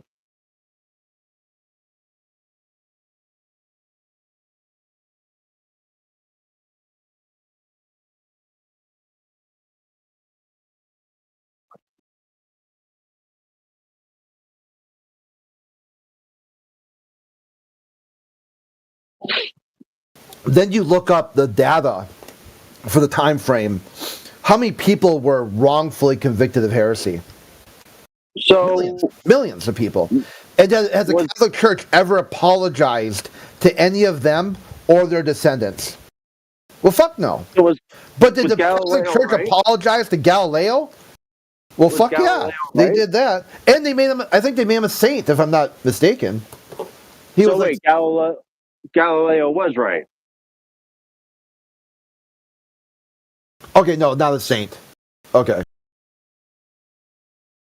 Was Galileo right or wrong? Yeah, he got convicted of heresy. No, but was he right or wrong?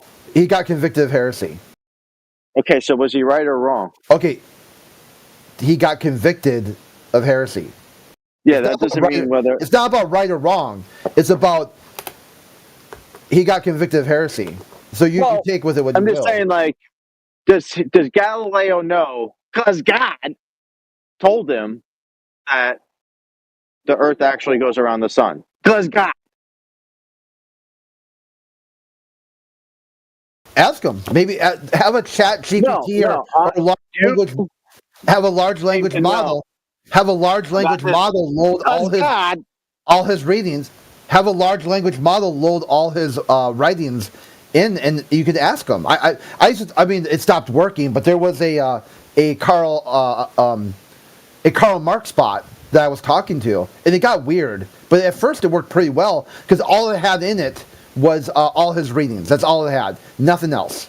And they started adding in more historical context around the time, and to the point they started even adding modern day stuff. And it got really goofy because it would tell you something, and you'd give some modern example of how that doesn't work, and then it would suddenly know about it, and then they would say it didn't know about it. Because if you tried to reference anything after his death, it would tell you, "Oh, I'm sorry, I can't mention that. I died, whatever. I can't remember the birth date. October 3rd, whatever, 1838." I left my earth. I left the earthly realm at this date. So this topic you're bringing up, I can't comment on. And so, but then it got to the point where it would comment on modern, like things happening like just today, and it got really weird. It just turned into some just random Reddit socialist mod, and it would constantly insult you and be all weird about it. Like your vulgar, disruptive attitude towards the working class shows that you're part of the problem, Crit. I'm like, damn, dude, tone it down. So and then eventually it just stopped responding. It just stopped working. Ask someone. Say, hey, I'm interested in having a modern take conversation with Galileo. Is there anybody who could load all his writings into some large language model and see what comes out?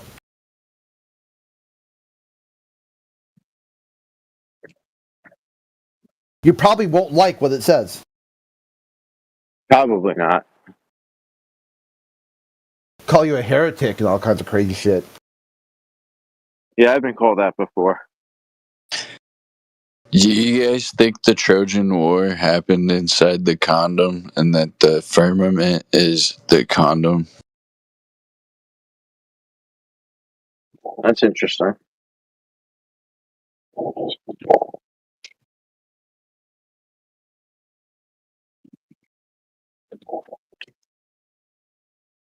I don't know. It was just a weird thought I had, you know. I kind of tried to think back to when Enki crash landed on Earth when he came through the sun disk, and I was imagining he probably blasted off through the firmament to get here, you know. I don't know. That makes sense.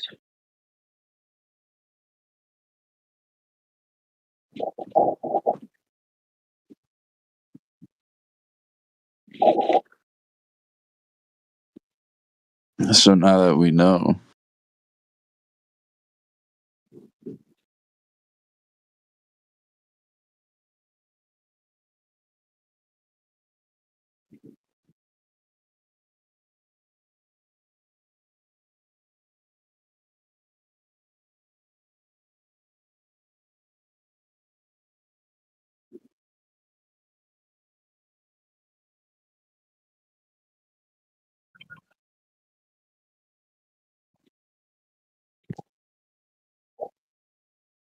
Well, that's it. No more supernatural being talk.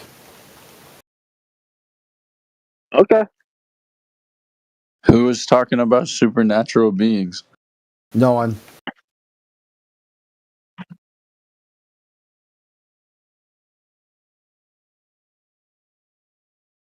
What if the flat Earth is a supernatural being? That'd be interesting. But nope.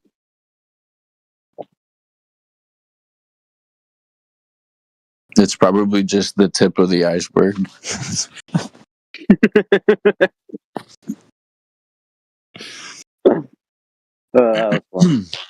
How deep do you think it goes?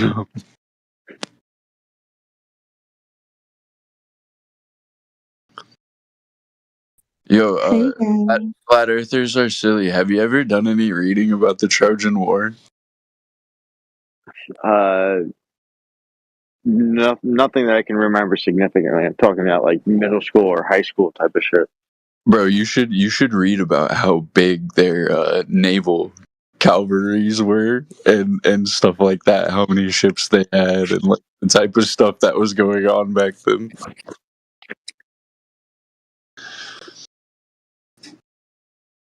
They had a lot of seamen.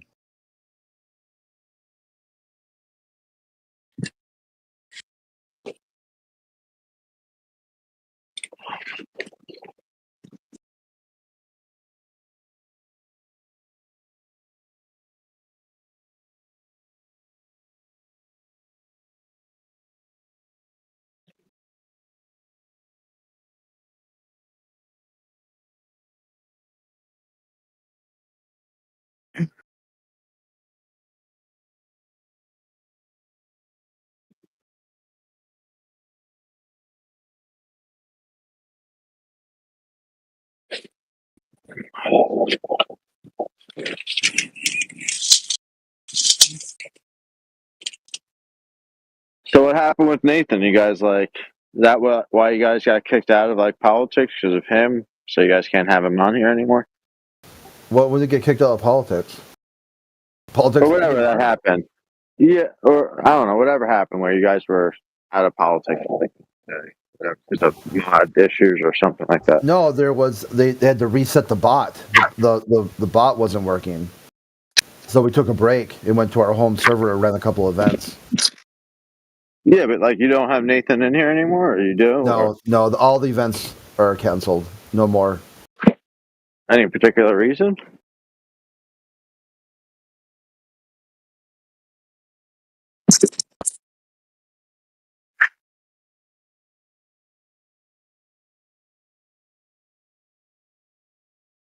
Was it like the things she was saying was just that bad? Yeah, it was. That makes sense.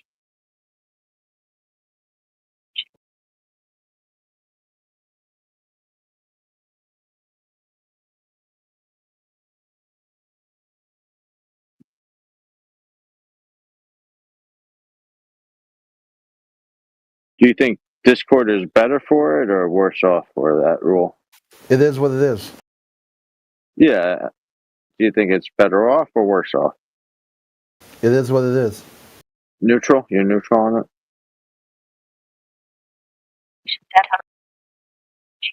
Search ready.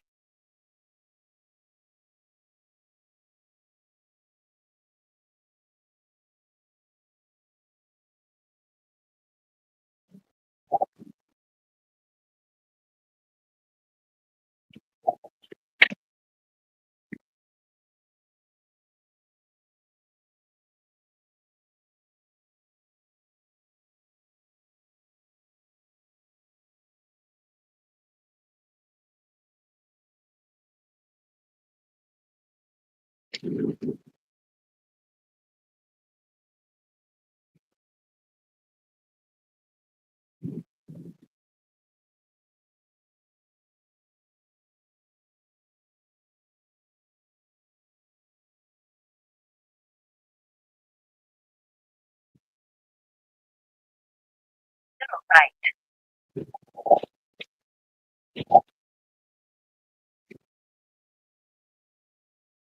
Turn at base. Go. Left.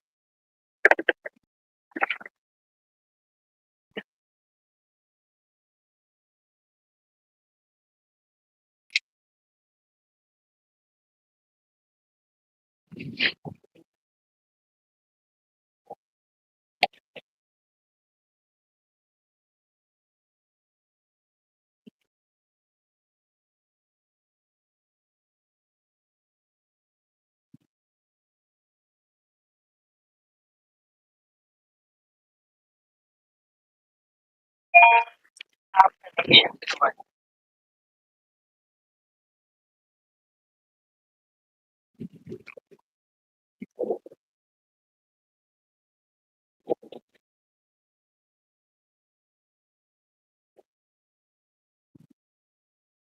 No target. No target.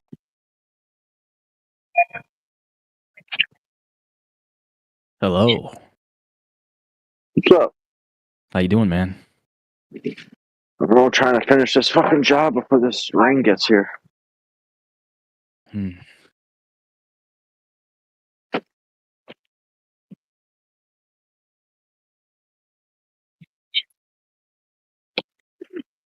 No target. What are you up to? Not much. Just chilling, doing some work, you know. Sounds productive.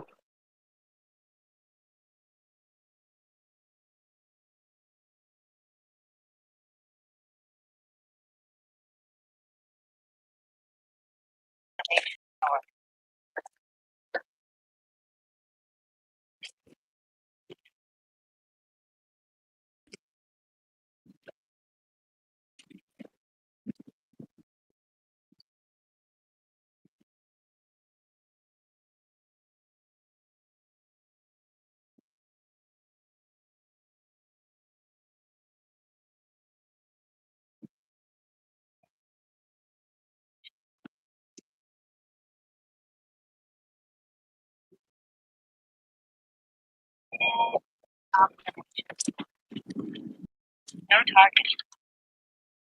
Target locked.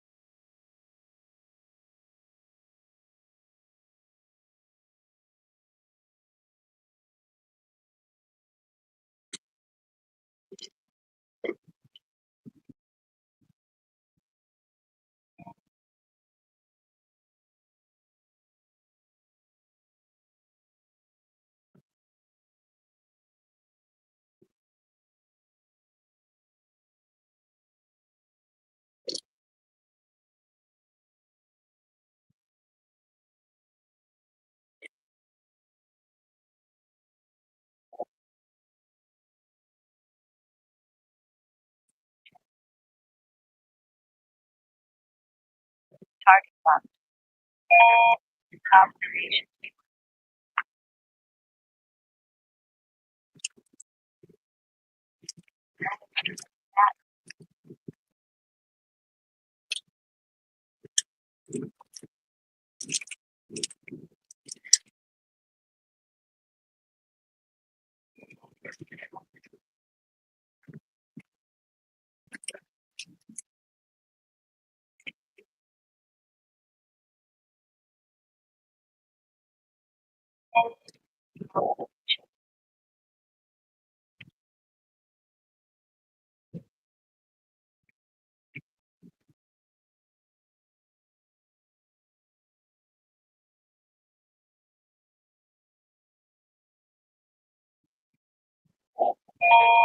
Observation stored.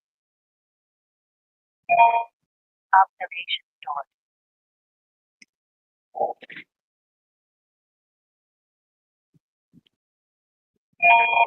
Observation stored.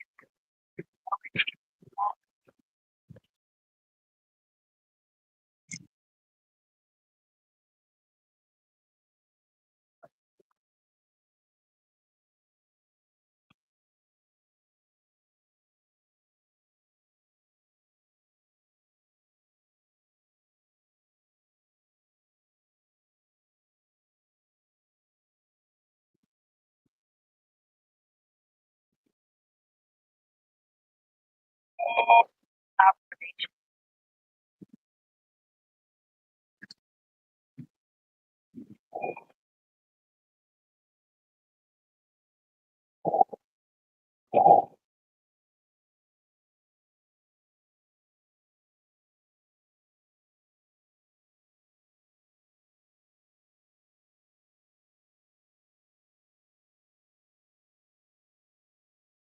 No target. Target box. No target.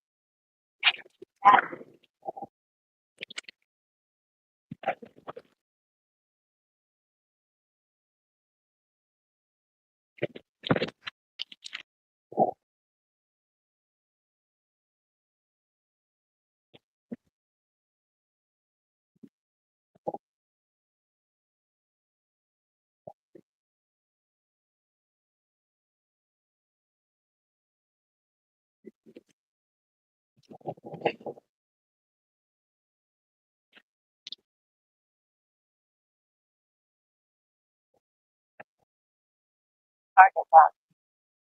Target box. No target.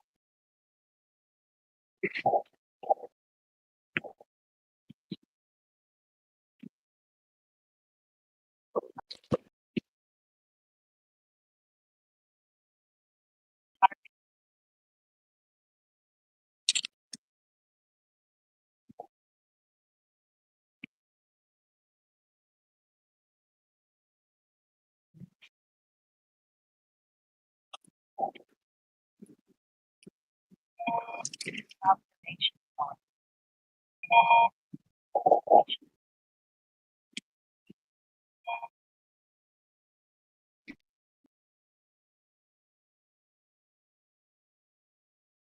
Observation. No target.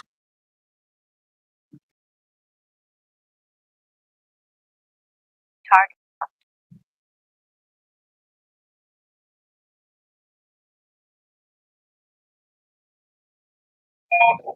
Observation.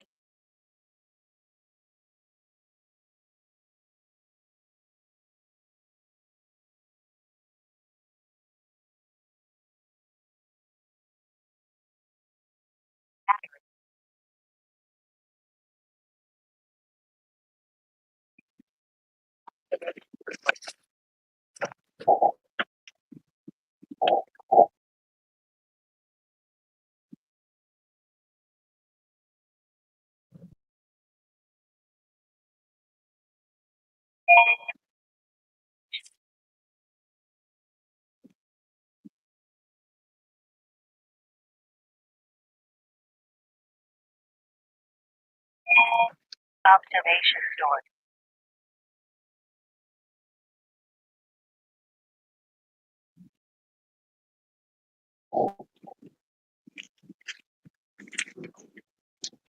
No target. Target lost. No target.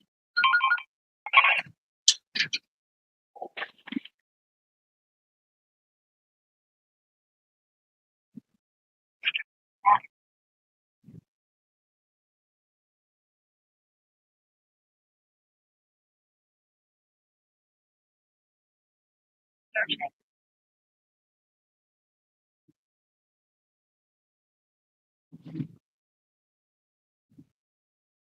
Target lost.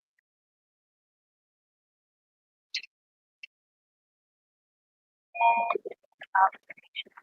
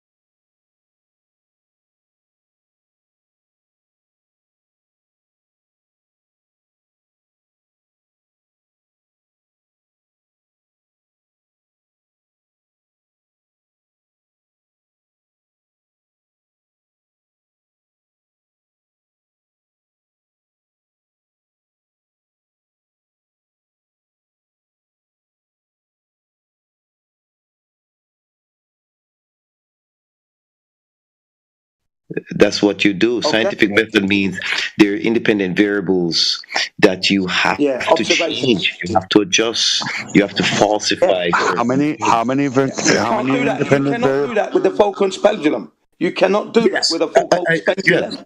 Yes, you can. Absolutely. Okay, explain. Explain. So if you are using Foucault's pendulum in regular atmosphere, meaning you build it in a room and hold on. What's your independent variable? Hold on. What's your independent variable? The independent variable is the environment. You have to change that independent variable to ensure that that the experiment runs without any other factors. Right. Okay, so your environment. What do you mean by your? So that's what I said. The atmosphere. So if you're just in a room, air pressure constant. Correct.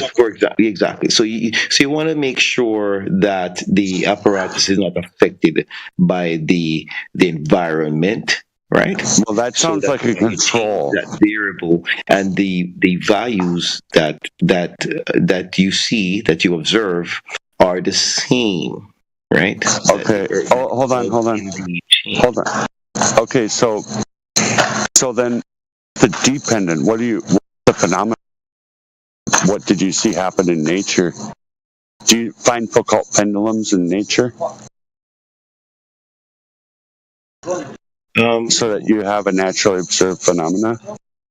Well, no. See, now you're talking my language. See, if it is in nature, you just observe something. It may not be what you think it is. Just because you see something, it doesn't mean that's exactly what it is. Okay, but what did you see? What did you see in nature? What did you observe in nature? That's the question. Yeah. What did you? What you do, you observe. You observe the exact same thing. Yes, please tell me what you observed. You're not answering my question. I asked you directly yourself. What did you observe in nature that tells you the earth is spinning? What in nature this is, yeah? What did you observe?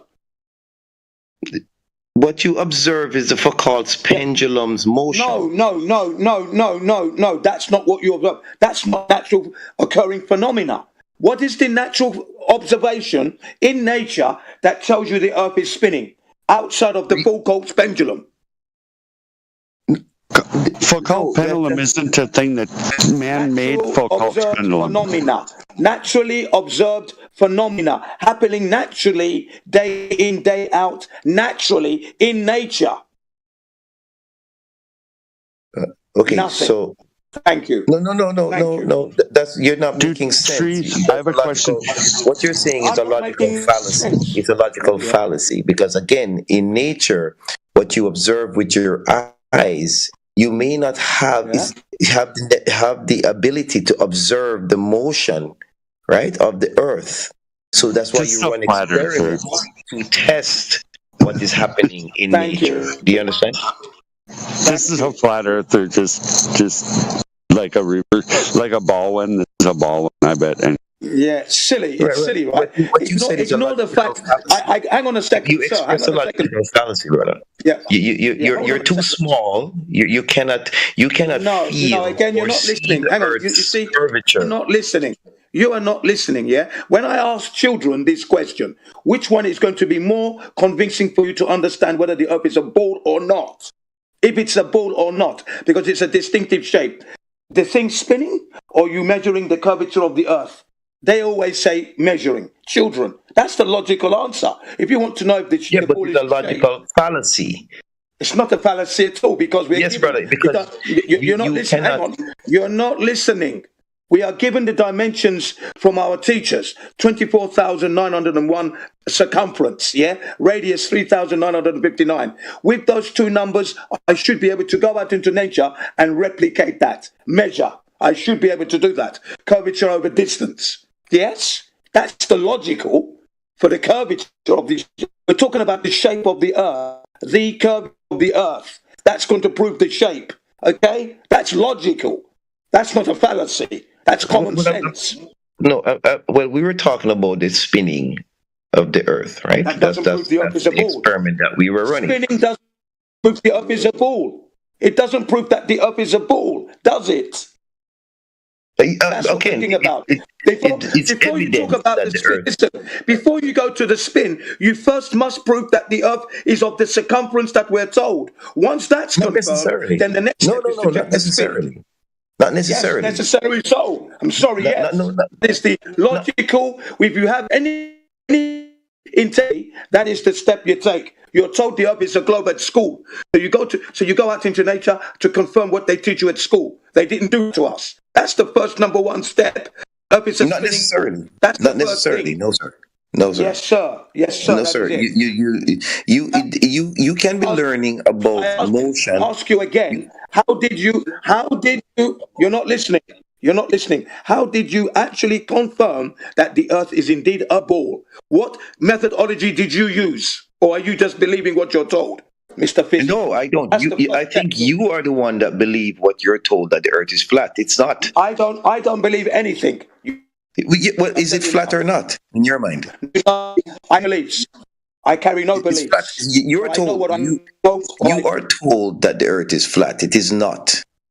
We run experiments to test. Hang on. Hold on. That's a mistake. That's a mistake and a misrepresentation. It was put to me that the earth is flat, and then I had to go out and check it for myself. That's what every flat earther says. Don't believe me. You've got to go out by yourself. But wait a second. 10 more seconds. When I heard that the earth was flat, I realized it within 3 seconds because all my life flashed in front of me. I said, yes, I've never experienced the globe. Then I went out to check it, to confirm it. You see? No, we are experiencing. We are experiencing the globe. No, we're not. No, every day we do. Every day we do experience. I am going to ask you again. What methodology did you use to confirm that the earth is curving at the 8 inches per mile squared? to represent its 24,901 mile radius, circumference, which is 3,959. How did you confirm that? Right. Okay. Well, we can move away from the motion. Let's go to measurements. We can't do that. Yeah. How did you do that? How did you do that? Well, the horizon tells the horizon. Do that. Okay. Well, the horizon tells you that the Earth is a sphere. How? Why is it 3 miles away if I'm a 6-foot observer? Yeah. If it's 3 miles away, that's the distance from you to the horizon. How is that proving it's a curve? It's a straight line. No, it's not a straight line from you to the 3 miles. It is. No, it can't be. Hang on. We've got laser tests. You're not listening again. We've got laser tests that have been conducted. No, you don't have any laser tests. None. Zero. We do. We have it. We have it. You don't. We have it. There's no laser test. You're not listening. You're not listening. You're just interrupting. We have 35-mile laser beam tests. 31 miles, 24 miles. Tests that prove the longest distance photography shot is 275 miles. Then are you saying the Earth is 275 miles wide? No, we're saying that between 275 miles, there should be, from the observer and the observer height, 9 miles of curvature to the target that's observed. But the target is observed because there's no curvature there. That's the record in the Guinness Book of Records. Only thing you have proven is that the Earth is 275 miles wide. No, we're proving that we can see that distance, and we're proving that that's level to that distance. Yeah, but the Earth is not 275 miles wide. You're not listening now. You're interrupting me. Basically, if we can see a distance of 275 miles away, a target, that means the curvature of 9 miles that should be there, blocking the line of sight, isn't there. That means it's level, okay? Because the curvature would block the camera and it'd be 275 miles away, okay?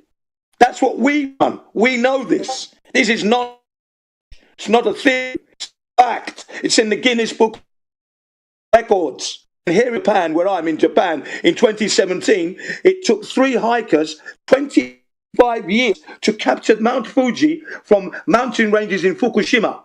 25 years, because the weather wasn't good for that length of time. It took them a long time to catch the Mount Fuji from the most northern point. 17 years, proving flat Earth.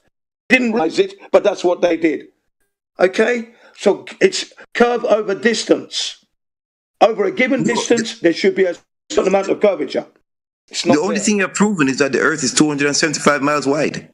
No, I haven't proven that at all. Not at all. I've proven that from that distance. You're ignoring the fact from that distance. No, listen again. No, from that distance, you're not listening. You're still interrupting. What we have proven is between that distance from the observer to 275 is level. There's and there should be curvature. That's what we've proven. Don't ignore that fact. That's a fact. No, the fact you've only proven that your Earth is 275 miles wide.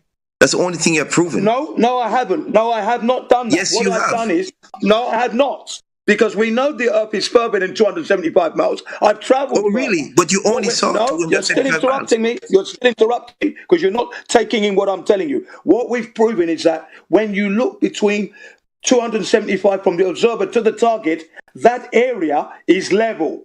It shouldn't be, but it is. We know the Earth is bigger than that.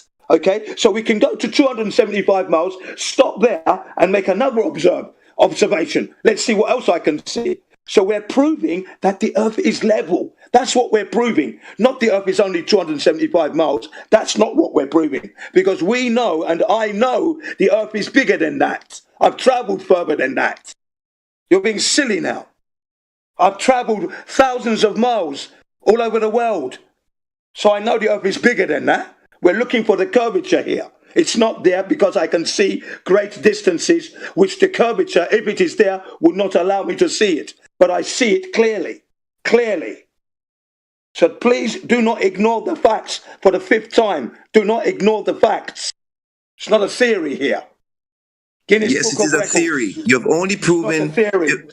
You've what only I'm saying is not the horizon. A theory. The distance to the horizon is 3 miles to the observer. That is the distance for the observer. The things that you're mentioning are not truthful.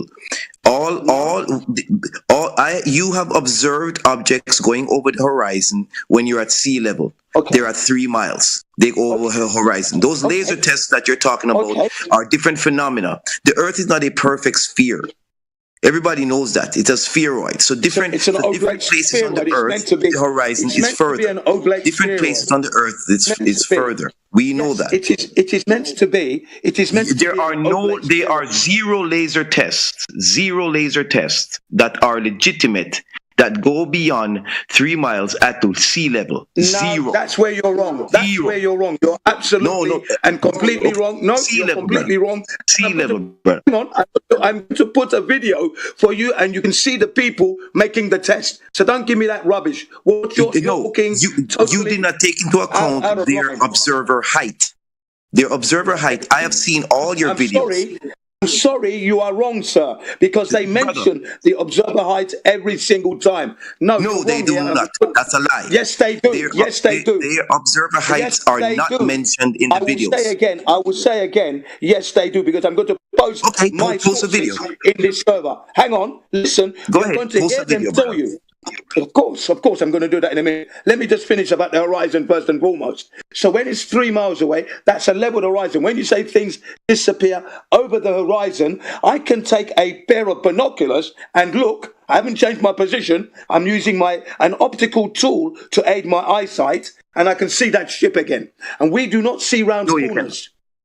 I have done this experiment myself. No, you cannot. I've done it myself. I've done this myself. Yes, you can. They are gone. Yes, I can. You're lying. You're lying. Oh, really? Simple as brother. You're lying. Okay, so I'm a scientist, brother. You are not. Yeah, it doesn't matter. So I've done these experiments myself. I don't care about okay, brother? Doesn't mean anything. So I've done these experiments myself. Once the boat completes the horizon, it is gone. Listen.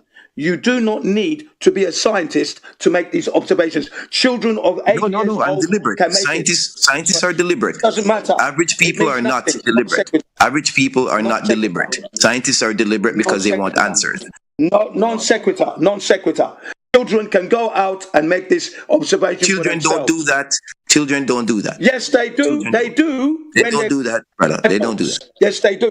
I took my children. Okay, really? Then, if you took your children would have seen that the boat disappears over the horizon at 3 miles, brother. Yes, it does. And no binoculars, no telescopes that can bring those boats back. Zero. Yes, and then sea level. We're not talking about topography, mountains, and stuff like that. I'm talking about at the beach. I'm talking about at the beach, and then they pick up the binoculars. Sea level. Okay? It's impossible. It is at 3 miles. You're not listening now. You're not listening. You're just not listening.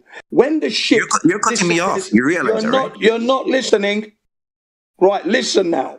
When you look through the binoculars and the ship, when you're looking with your eyesight and the ship disappears on the horizon, I said to my children, look through the binoculars. Can you see the ship? Okay. Did it go over the horizon? Or is it still on the horizon? Daddy, it's still on the horizon because I can see it. Yeah, that's not true. Yes. If it goes over the horizon, it's gone. It's gone. It doesn't over the horizon. It's called angular resolution from your perspective. No, that's what it's called. It is gone. If you still see the boat, you're not letting me speak. You're not letting me get this out. You're not letting me get my point out. I'm not able to make my point because you keep interrupting in my point. My point is this. You're interrupting my point. It's this. When you look down and the ship is disappearing from your eyesight, listen again clearly. The ship is disappearing bottom upwards. So it starts from the bottom. It's moving away from you. That's not true. You're still interrupting. I haven't finished, so you're still interrupting. You're not letting me finish. Thank you.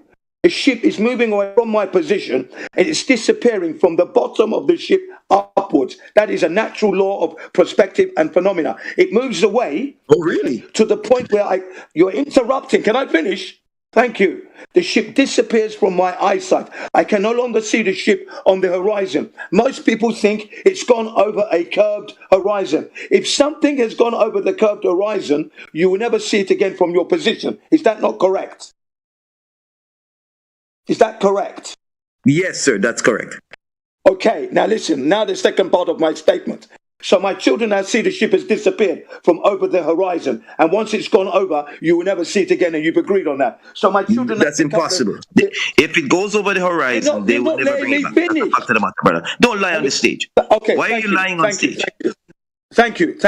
You just agreed with what I said. When you you said they did not see it go over the horizon. They did not. Hang on, you're not listening to me. Brother, if they saw it go over the horizon, it's gone over the horizon. You're still not listening to me. Brother, you're not listening to me. No, because I haven't finished what I've got to say. So let me finish what I've got to say first. And it's this, because I'm addressing your point about your horizon, and it's this. You're not telling the truth. Are there any moderators here? Can moderate this guy? But anyway, here we go now. So we go along. The ship has disappeared over the horizon from my eyesight, and you have agreed that when something goes over the curve, you can never see it again. You've agreed with that, okay? But my children and I, we pick up the binoculars, we look, and the ship is still there.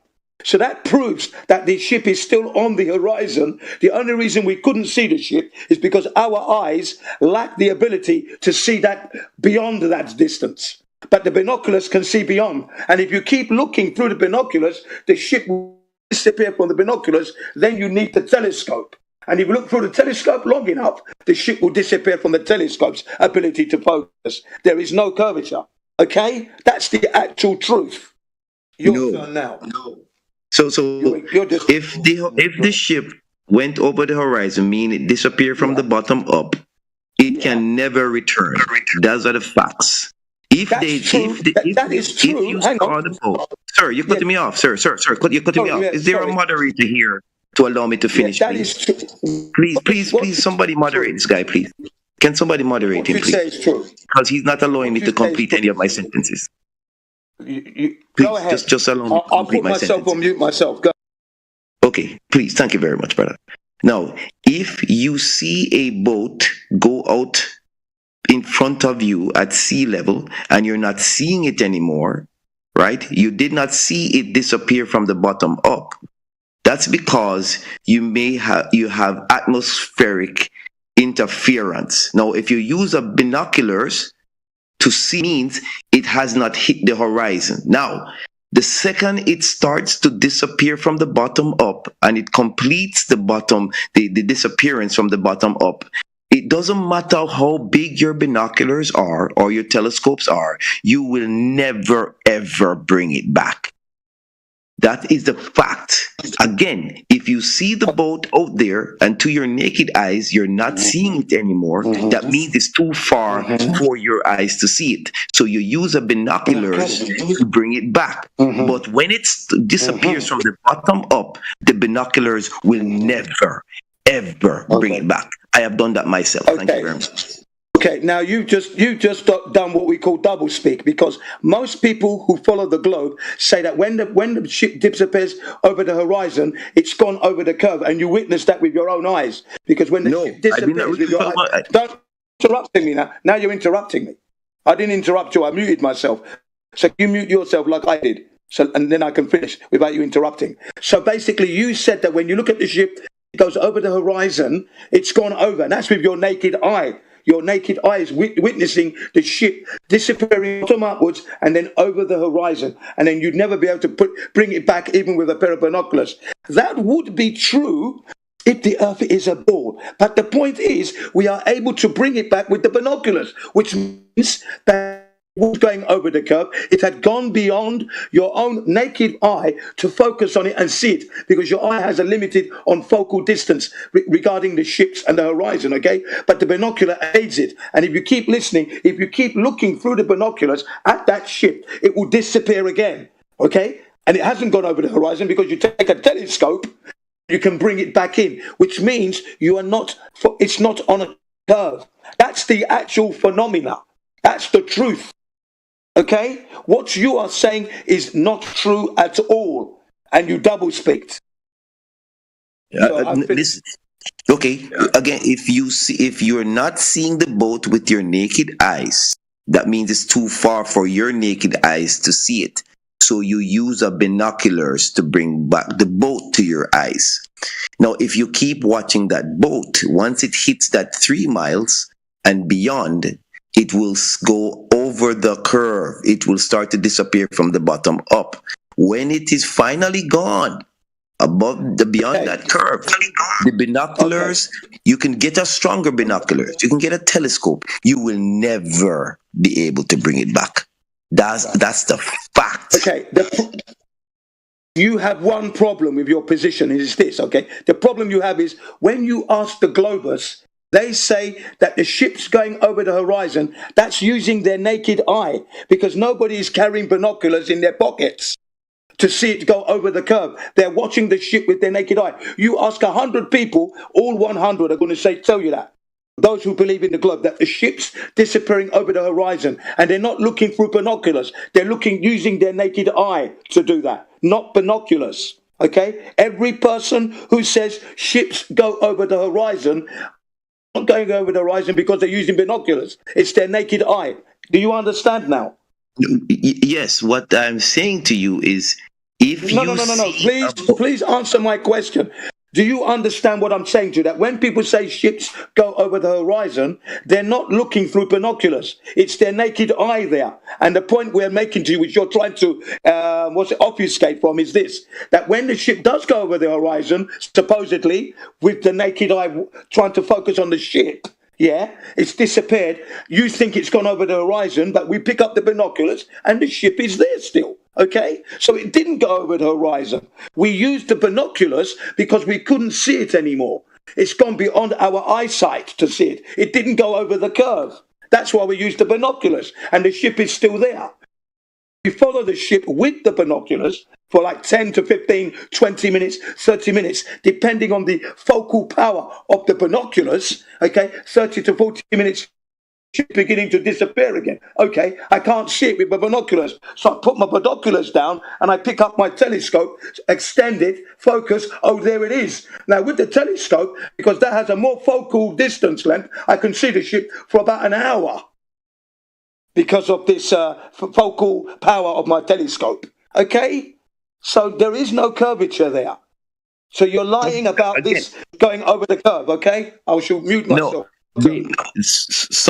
Listen, if the boat is too small for your eyes to resolve, right, it will go beyond your eyesight. That's why you break out the binoculars, right? If you still see the boat, that means it's not at horizon. It is not at the 3.5 miles point. Once it hits the 3.5 miles point, starts to disappear from the bottom up, you watch it through the binoculars. No other binoculars you bring out could bring it back. That's the fact of the matter, right? Now, if you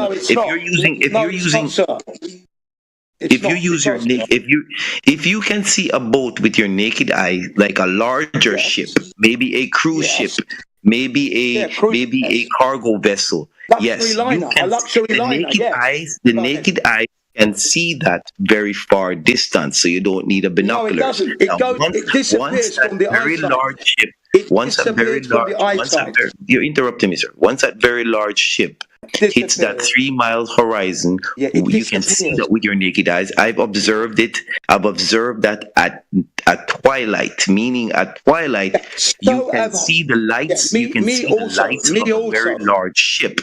And once a very large ship goes over that horizon at that 3 miles with your naked eyes, I use a binoculars, and it does not come back to my eyes. It is gone. No, you're lying. You're absolutely mistaken. You're describing the phenomena. No, brother, I've done this myself. Can you mute yourself? I am from the islands. I'm trying to address what you said. I'm going to address what you said, so you're going to need to mute yourself whilst I address what you just said. So basically, it's this. You are making a mistake and twisting everything up. Because when we look at the ship at the beach, as a normal human being, and we're looking at the ship moving away from my location, it starts to disappear from the bottom upwards. That is a phenomenon that happens when you see the ship moving away from you. So by the time it gets to the horizon and it disappears, most people say ships disappear over the horizon. When they make that statement, they're talking about looking through binoculars. They are talking about their naked eye standing on the beach looking at the ship.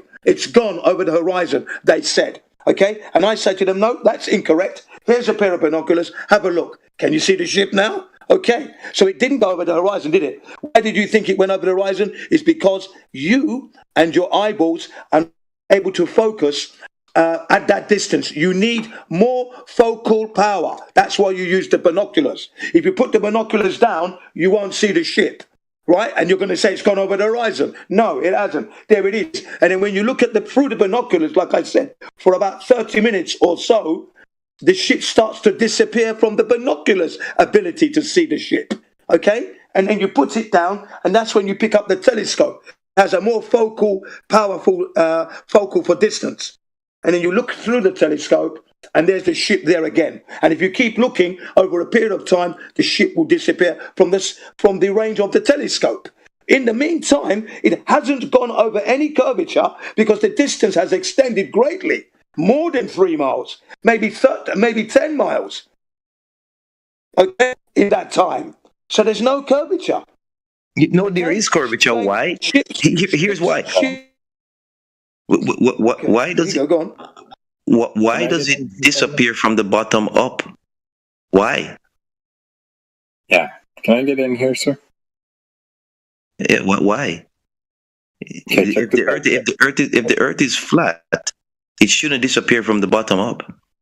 So check this out. No, that is a natural phenomena on level surface. Oh, really? What is the phenomena called? Yes, it is. When you let me finish, then you'll understand, because you don't realize. On a leveled surface, this is a natural phenomena that when things move away from you, they always disappear bottom upwards. That is natural law. Okay? No. What law? What's the law called? Yes. What's the law called? As in the name, natural law of perspective. That's There's no such thing as natural law of perspective. Correct. Yes. Angular resolution from your position. No, angular is 360. Angular is 360. Angular resolution from bottom. Standing. You're not listening. Standing upright, 6 foot tall if you may be, looking at the ship, you're going to create an angle, and as that ship moves away from you, that angle is going to increase but decrease on the ship. The ship's going to get smaller and smaller and smaller, and as it does, the object starts to disappear bottom upwards. That's the natural phenomena on a leveled surface. No, sir. Yes. That's not true. Brother, do you want to put money on that? That's true. No, sir. Yes, I can put my life on that. I'll put my life on that. I will put money on that. No. Objects do not disappear from the bottom. Earth is flat, brother. Give Mick the mic for a minute here. Yeah, I'd like to get in here on this. Go ahead. 15 minutes. Okay, I want to point something out to this gentleman. Sir, for you to assert that at a particular distance from the observer, at a given height, you're going to have a hump of water, for example, obstructing the view of something. For you to say that that is the case, that needs to be a consistent phenomena and needs to be measurable. So you're asserting that at a 6 foot observer height, 3 miles away, you're going to have an obstruction, right? Well, that falls flat, no pun intended, when that phenomena is not consistent. Okay, on a different condition, different atmospheric conditions such as temperature and pressure, and different pressure gradients throughout the line of sight, right, from the observer throughout to whatever the distance is, different pressure readings, humidity, etc., that line or that point whereby things tend to get obstructed extends or contracts. Okay, there's evidence out there. If someone wants to, if they have it on hand, whip out the black swan. There's an instance where, and it has been replicated in the same environment or the same setup, whereby at a 1 foot observer height, is it 1 foot or 8 inches? I forget. Around there, there's an observation of a set of oil rigs that are 9 and 11 miles from the observation. And in that video, you even see the horizon line beyond them. Now, there's other cases where people have tried to replicate that, and it was not the case. They were obstructed and whatnot, and things were all distorted and shit like that. Okay, so we know that this is an apparent phenomena, not a physical geometric phenomena. And if one is to assert that is solely a geometric phenomena, but everything else is kind of just like, deviations from that, then there needs to be a method by which people can confirm that. So I would ask you, if you're gonna go by the standard model of the whatever it is, 3,959 mile radius, thus from which we can compute an approximate 8 inch per mile squared drop rate, right? One might query you for the source of that in those numbers. So do you have that, and have you actually confirmed that from its roots, from its origin? So I gave you a couple things there. So if you want to address one at a time there, I know I threw a lot at you, but these need to be addressed for any assertion that we live on a ball to actually be considered. Well, the first thing is there's no natural law of perspective. That's the first thing. So there's no such thing, all right? I didn't say that. I know. I was just adjusting what the other gentleman said. Okay, so I don't. I want to make sure he doesn't repeat that anywhere else, right? That the reason why things disappear from the Bible later. Yeah, I understand. So I'm going to go to you now. So the ground is what is what is obscuring things when they go beyond the curve, because the Earth is a sphere. All right. So how did we get it to be? How did we calculate it to be 3 miles? Yes, you calculate curvature. The formula for curvature is 1 over r, right? That reciprocal, right?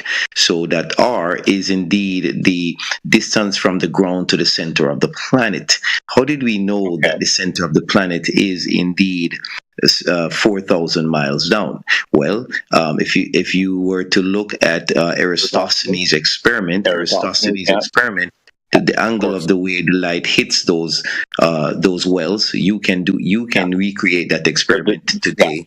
Okay. So thank you for bringing that up. I knew you were going to go there. So the issue with Eratosthenes is he has a set of variables that are known and a set of variables that are assumed. First assumption is that the light from the sun, the distance to the sun is so far, so much so that they can approximate or assume that it's basically asymptotic to being parallel light rays, right? The angles to them are approaching parallel the further that the sun goes. So that's assumption number one. There's no measurement to that. Absolutely. It was just a hand waved, we're just going to guess it because it's just so fucking far. Who cares? It's parallel enough. And then beyond that, there is also the baked in assumption that we live on a ball. So you have an R that you can compute with the angles that are taken, the distances from the objects, the angles of the shadows and the lengths of the shadows from the objects, the distance from the objects, the assumed parallel light rays, and the assumed ground. So number one would have to assert and confirm that the sun is at a far enough distance whereby we can get parallel light rays in the first place. Okay. And if that is not the case, then, well, it's basically a fairy tale. You're taking two assumptions, 2 knowns, or 3 knowns, 2 assumptions, 3/5 of the thing is known, 2/5 of the thing is not known. You're basically at a coin toss at that point. Okay, because using the same mathematics, one could compute, quote unquote, the curvature of their dining room table with a light source above them. Just hand wave and assume it's parallel light rays. Okay, so if you can backtrack this method from Eratosthenes and confirm all these assumptions, then there's some ground to move on. No, there were no assumptions under Eratosthenes' experiment. The only assumption that he had. So you just said there are no assumptions. Now you're saying there's one assumption. Those assumptions that you're talking about, that was not true. The only assumption is that they understood. Like they understood. The Egyptians understood basically that the Earth is the sun is not moving, right? That is the assumption. That's red herring. No, brother, no. Are the light? I am sticking to the point. Stick to the point. I don't care if the sun is moving or not. We're talking about light rays themselves, and the curvature of the ground. So if you're going to first assume that the ground is curving and that the light rays are parallel, then for sure then the computation can be maybe accurate. So number one, you have to confirm that the light rays are coming in approximately parallel or parallel enough within a margin of error that is whatever, accountable. Okay. Right. And then afterwards, one might employ a second method to confirm the calculated curvature rate. So A, can you confirm the parallel light beams because you know the distance to the sun, and can you provide the method by which Eratosthenes actually calculated that, not just assumed it hand wave infinitely far enough, whatever. And then can you provide a second method that was employed later on, to actually confirm that curvature rate directly, not indirectly, not imputed, please. Well, the Earth is directly observed as a sphere, so that's just a fact there. But let's go back to Eratosthenes real quickly. Eratosthenes' experiment was based on the knowledge that the sun size does not change in any significant way. If the sun was small and local and moving, it would change significantly angularly as it moves through the sky, right? So Eratosthenes' experiment would have failed miserably. But because the sun is the same size from sunrise to sunset, that is why he's able to calculate accurately the circumference of the Earth. You understand me? Because the angles that are cast by those wells and by those sticks can then be drawn to the radius of the planet. I understand those assumptions, sir. My point is, what are the validation protocols for this? What method was employed to confirm this from another quote-unquote angle? No pun intended. The sun does not change size significantly, right? That's not my point. The Egyptians already calculate. They already observed that the sun is the same size from morning till night. That's fine. That means fine. We are the ones. Our turn. I understand. Yeah, so I understand that they assumed that, and as the other guy was going to point out, it's now known using solar filters and stuff that you can actually get an angular shift, an angular change over time. Not significant. Come on. But we're talking about 0.0001. Problem. You're using the term significant. That's a very subjective thing. You're using the term significant. That's a very subjective term. That's a very important term. Yes, it is. It's subject to your tolerance threshold by whatever your little feeling that you get. Oh, this is too much. Oh, this is not enough. It's just a subjective thing. It's not. That's not my point, sir. You're saying that it changes insignificantly, but the point is it changes. No, that's not the point. The point is, does it change enough to throw off your experiment? The assertion that it doesn't change is what gives rise to all the other underlying assumptions that were used by Eratosthenes et al. Okay, this is what you just said.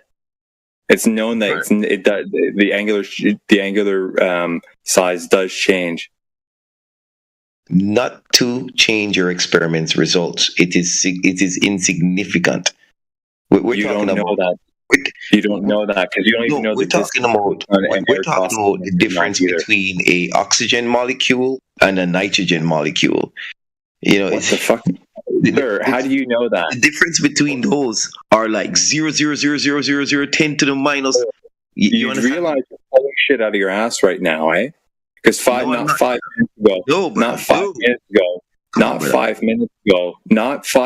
ago, 2 minutes ago, you said it doesn't change. I asserted, and someone seconded that it does change. No, I did not. I said it doesn't change in any way significantly from sunrise to sunset. You only said that afterwards. It is literally virtually the same size from sunrise to sunset. If it was small and local, brother, your sun would change like 50%, or even 100% from noon till night, because it is moving away from the observer, so getting smaller and smaller and smaller till you can't see it. That is not what we experience in reality. In reality, the sun is virtually, you literally have to look through it. You have to look at the sun through special filters to see the minuscule change, the micron of a micron change of the Earth. Hang on. Do you have those measurements? Hang on. Do you have those measurements? You're asserting that it's microns and microns? Yeah. Post your measurements in the chat or DM, please. I'd like to see that. Yeah. We can post that. The point of the matter is that. Dude, I know you're laughing. Here's the problem. It does not I'll tell you what the problem is. No, listen. If your sun was local and moving, it would change significant size and speed. You're waffling, sir. You're waffling. So number one, you didn't provide anything asserting or confirming that the sun was as far as it would need to be, quote unquote, wherever the fuck that means, so as to get approximately parallel light rays. Okay, so assumption number one is still on the table. And then thus number two, the assumption that we live on a ball from which we can actually impute R from that calculation. Okay, that's also in contention. So therefore, Eratosthenes is really just a parlor trick, if you want to call it that, or a wild guess, a wild theory from which people can piggyback and then maybe, oh shit, let's employ this other method to confirm this. Because supposedly it's a curvature rate of 8 inches per mile squared, right? So if you're at if you're on the ground or a 1 foot observer height, what would the horizon be? 1.22 miles, right? 1.22 times the square root of the observer's height in feet. You're 1 foot above, the thing would be at 1.22 miles consistently. There's evidence suggesting that people can see beyond that, upwards of 8 to 10 times. Yeah. Can you take him through the Black Swan? I've posted it in there for you. Please use the Black Swan to help him along, okay? Black Swan, it's right there in the voice text, okay? Thank you very much. So, do you see that, sir? But please, I mean, if you guys could allow me to finish, it would be great, so we can have a good conversation. All right. You made multiple assertions without backing it up with evidence, and you're just chanting. What are you talking about? All of my information is available for you. You didn't provide any of it. Can you guys provide evidence? Provide evidence of what you're seeing. That the sun is moving. Yes, sir. Hang on. Let's start one at a time. Do you see the live stream voice text chat? Let me go take a look. So I won't be speaking for a while I look at your information and while I post my information. So go ahead and speak, guys, while I post my information, because apparently you guys cannot wait. So let me pause and listen to you guys while I get my information. Thank you. Just remember, look at his account date, January 7th. It took him 20 minutes to join. I'm pretty sure I've heard him on EA and other servers. So, I mean, he's just stating stuff. He doesn't want to answer questions. I've answered all your questions. You're not listening. You're not interested in my answers. Let me look at your information. I recognize the voice myself. I recognize your voice too. You guys are all over the place. But the thing is this. We're not all over the place. Your information, please. Thank you. NASCAR, do you see the live stream voice text chat? Actually, you know what? I'll ping you. Hang on. NASCAR, Steve. But yeah, you're claiming that the sun doesn't change angular size when all lights shrink with distance. Everything shrinks with distance. So you're just wrong because everything shrinks with distance. I'm unable to ping the guy. I don't think he's available in the room. I don't think he's verified. Oh, that's why. So you can ping in lobby.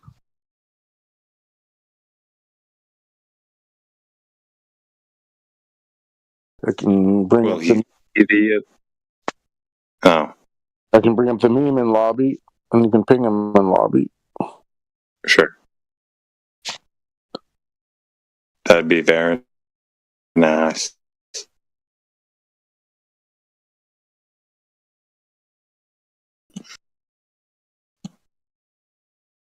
Yeah, it's recorded. You caught him. He's like, there is no assumptions. The one assumption he made was,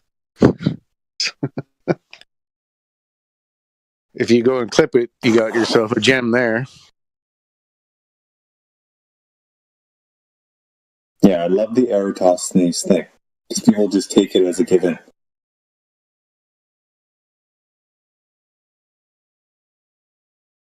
Well, yeah, I would just be like, okay, Eratosthenes, it's not a local sun because blah, blah, blah. Okay, well, okay, dude. How did you personally measure the distance to the sun? And then they say, I didn't do it.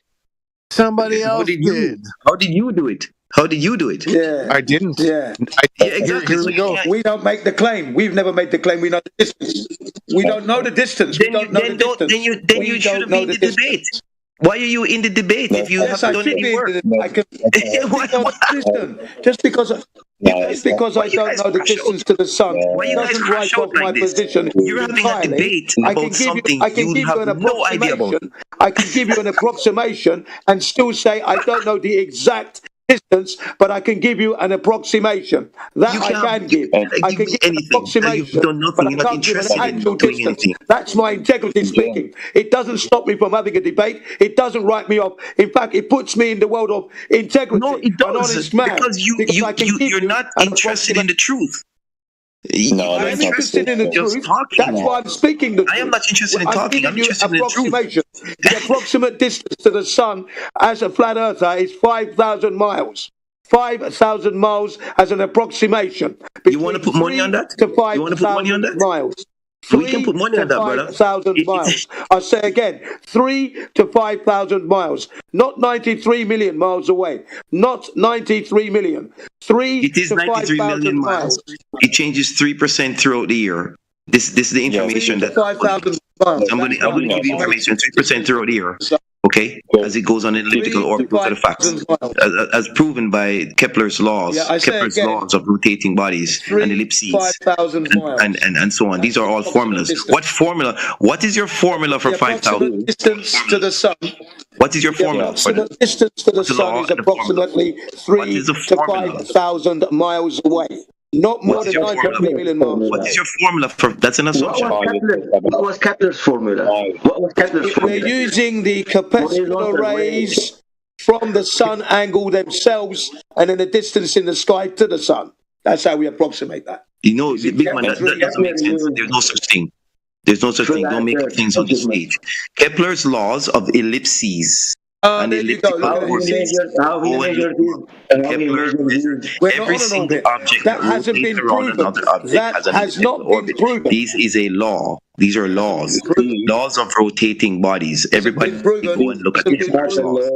You have no laws for your 5,000. You're making it up. Stop making stuff up. Steve, you don't see all the sources. I'm posting my information so you can see it. Don't worry, it's all coming. Okay, all right. Go ahead. I would love to see your 5,000 approximation. Can you see what I'm Can you see what I'm posting already? Did you go and touch that sun at 5,000 miles? No, I did not. No, I didn't. Oh, Kepler went. It was an approximation. That's why I said it was an approximation. Approximation. Because I can't prove the distance, but I can give you an approximation. Okay, so Kepler went and touched it in 93 million miles away. You're ignoring my integrity. You're ignoring what I say. I tell you the truth as I know it. No truth. There's no truth in anything that you've said, brother. There's no truth in anything that you've said. And by the way, there's a probe that we call the Parker probe right now. And I also said no, I didn't go and touch the sun. The Parker probe is at the sun right now, in the sun's corona right now, sending back data that the sun is indeed 93 million miles away.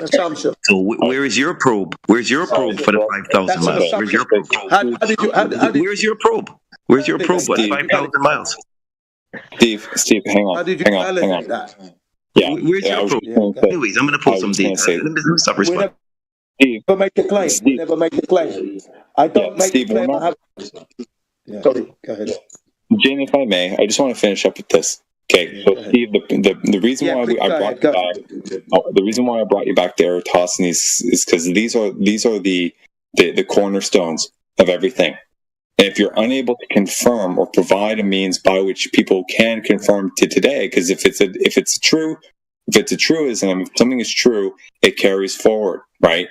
If we're on a ball, the size of the ball back then, supposedly it's approximately the same size as it is now, plus or minus a couple of atoms, let's say. Okay, so it would be that methodology would be carried forward, and people today would be able to confirm it. Now, if you're unable to provide that method that was confirmed in the past, basically it's a non-starter. So everything else from there is theoretical. It's mathematical modeling. Okay, and even those ones that are stacked, other ones that are stacked on top of those, if they don't have their means by which it can be confirmed and validated in reality, it's a house of cards. So until you provide the method that people can confirm the curvature rate that is imputed from these values, right? The first three variables, the distance, the angles of the shadows, and the lengths, okay, and then the two assumptions, the distance to the sun and the ground being curved. Unless any of that, unless all of that can be validated, it's a no-go.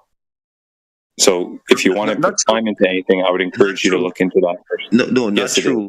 The only variable that is inside of Eratosthenes' experiment is the fact that the sun is not changing in any significant way. That means it is not moving. That is the only value in your experiment, in your cosmology. So, hang on. Hold on, brother. No, sir. I don't have any assertion. Your sun is local and close and is moving over our head. Sir, hang on.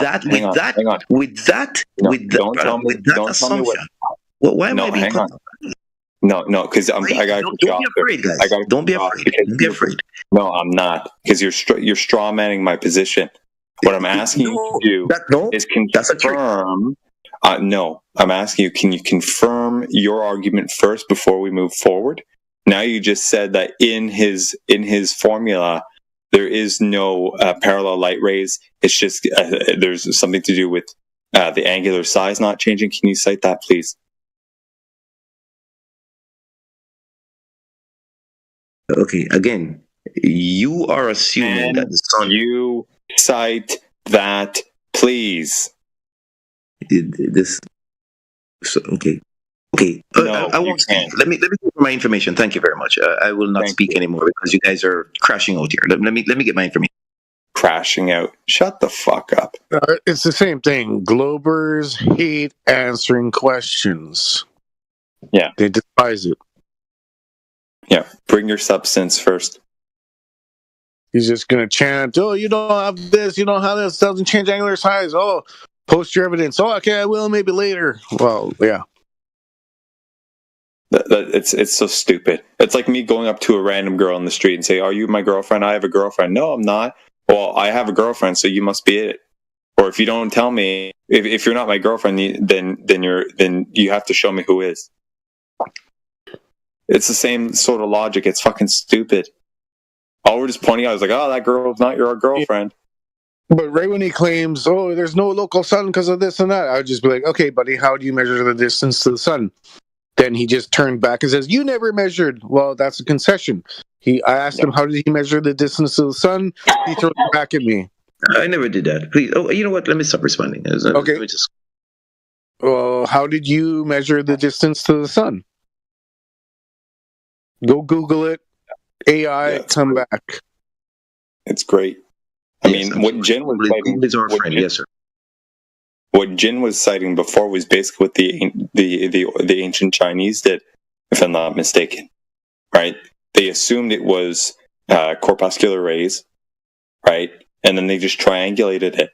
Now that too is arguably a very crude method because we don't know what the medium is between us and the sun beyond a certain height.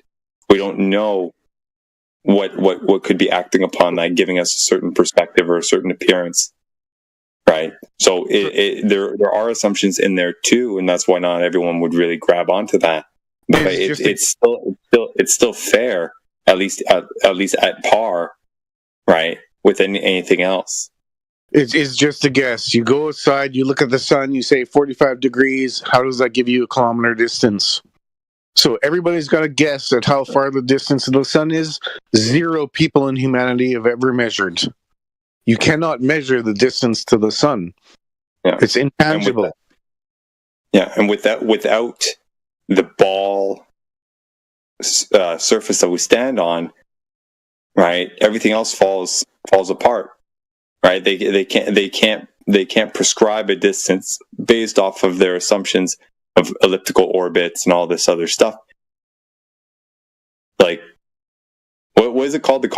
There's a term out there that has the word ladder in it. Do you guys know what I'm talking about? Cosmological ladder, where it first starts with something about it starts with the sun, the assumed size of the Earth, and then something about Venus or whatever, a distant quote unquote planet being the equal size, and then they do some backpedaling and reverse engineering based off of angular rotations or whatever, and then they just assume all these other sizes based off of all that. So if the size of the planet that we stand on, assuming it is off, then everything else is off. That thing. Is that what it's called? The cosmological ladder? Yeah. Or well, it'd be like building a house, and then you start at the foundation, you build up. If the foundation's messed up, then the whole thing's messed up. So if your cosmological ladder, if you're missing a couple rungs, it's not gonna work. Yeah, it's a giant conglomeration of mathematical scaffolds. Take a scaffold and put it on another scaffold.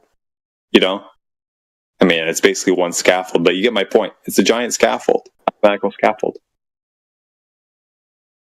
And he left. It is difficult if you can't mute them and force them to answer questions. But yeah, it's very difficult because he'll just waffle on, make claims, interrupt. I mean, he's not here to learn. His account's brand new. And he said he was a physicist, right? Yeah, I think he said something in qualifications. Yeah.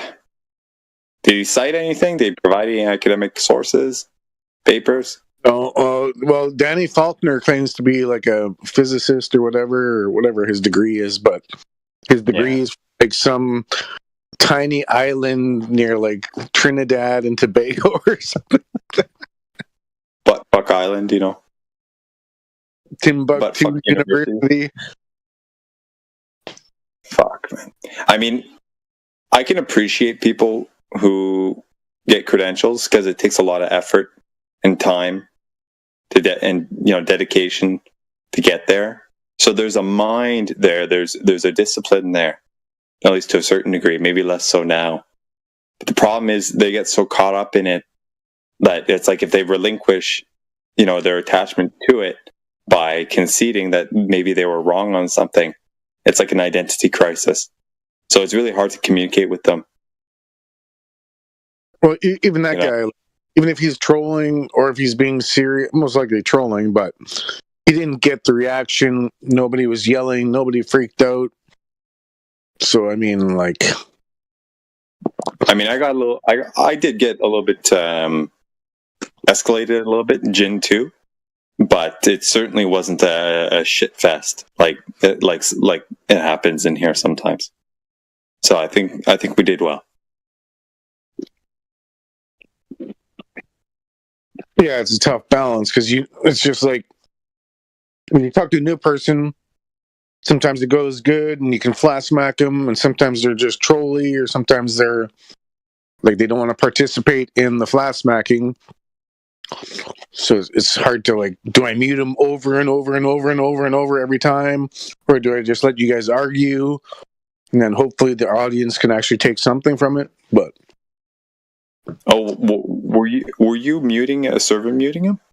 Well, I muted him twice, I think. Okay.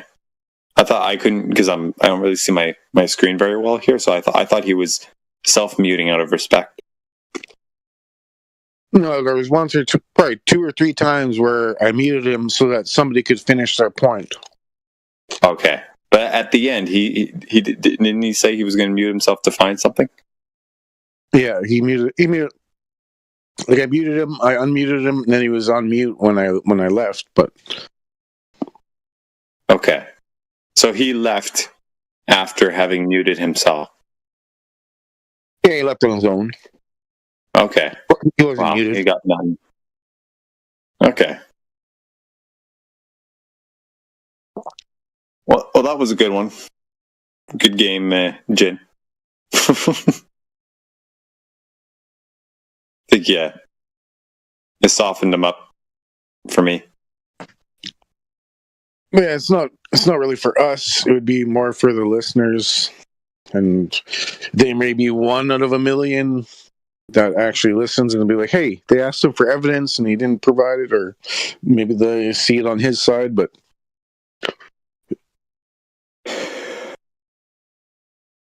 Yeah. Like the best ones are the new Glober comes in and he answers questions honestly. And he's like, "Oh, I don't know about that. I don't know the radius. Oh, shit. Oh, crap. Oh, I don't know what gravity is." But this guy's, he's been on the circuit for at least a month or 2. Yeah. I enjoyed getting him to a point, like, in collaboration with you guys there, whatever, where he started saying something and then laughing. You heard that? Like, he giggles, like he says something and like, "Oh, like, we're so stupid. How could we not know this?" He just laughs, like that nervous laugh type thing. I love getting people to that point. Because they know they're fucked. Trust me, I know, because believe it or not, I do it too. Just in, like, we're people, right? Like, if we're caught with our pants down, we kind of, like, we attempt to, subconsciously to weasel around it, and that's the behavior. So when it happens, it's very obvious. Well, I've done it. Like Glover, like a lot of it, most of the time is I'm asking questions, and then they spin it on me, and then they try to ask me questions. I'll intentionally avoid it, or ask them questions, or divert, because the globe is on trial, and that's what one of their most common tactics is. You're asking them questions. What's gravity? What's Coriolis? Where's this? How come that? And they just automatically want to spin it on you because the person asking the questions is in control or appears to be in control. Yeah, it was like when this guy came in, he's like, "Oh, well, do you have an alternative?" Basically, it's like, we're not posing an alternative. Why does that matter? Yours, like you said, yours is what's on trial.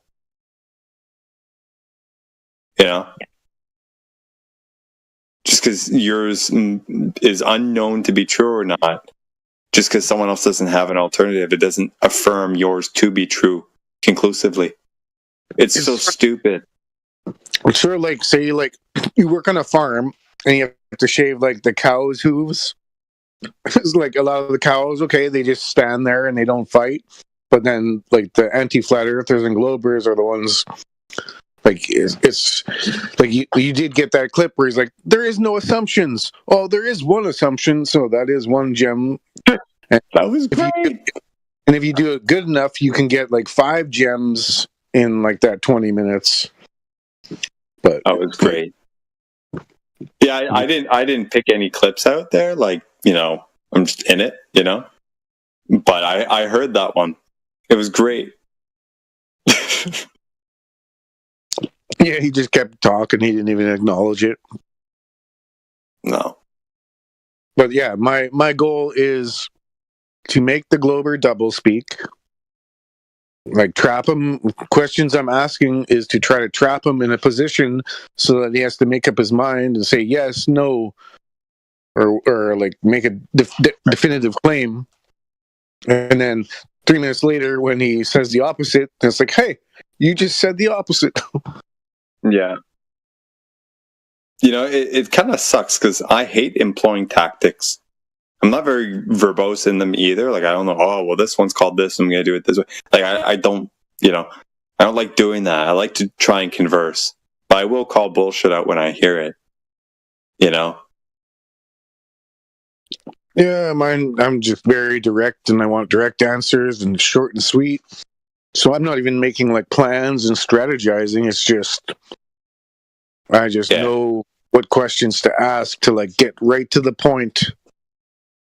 Yeah, it all boils down. It all boils down really to how do you know this? How do you know that? You know, like it placed properly, like, you know, a chess piece. You know, let's say it's all you really need. Also, you have to separate the person you're talking to. Like, if it's a complete new person, or a new glober, or an on the fencer, or a new flat earther, like. Or this guy, like an anti-flat earther, so obviously not much is going to get accomplished. He's just going to make claims, interrupt, talk over, just chant. So it's just like making the best of each situation. Yeah, and it can spiral. Like, unfortunately, I think it went on for about 10 minutes, 5 to 10 minutes, between he and Jin when they were talking about the boats over the horizon thing. You know, it was literally the same thing, and I don't blame Jin for it at all. You know, or him. It's kind of like you just got caught up. You get caught up in it, and you kind of forget shit. You know, that's when I was like, hang on, you know, let's break this down a bit.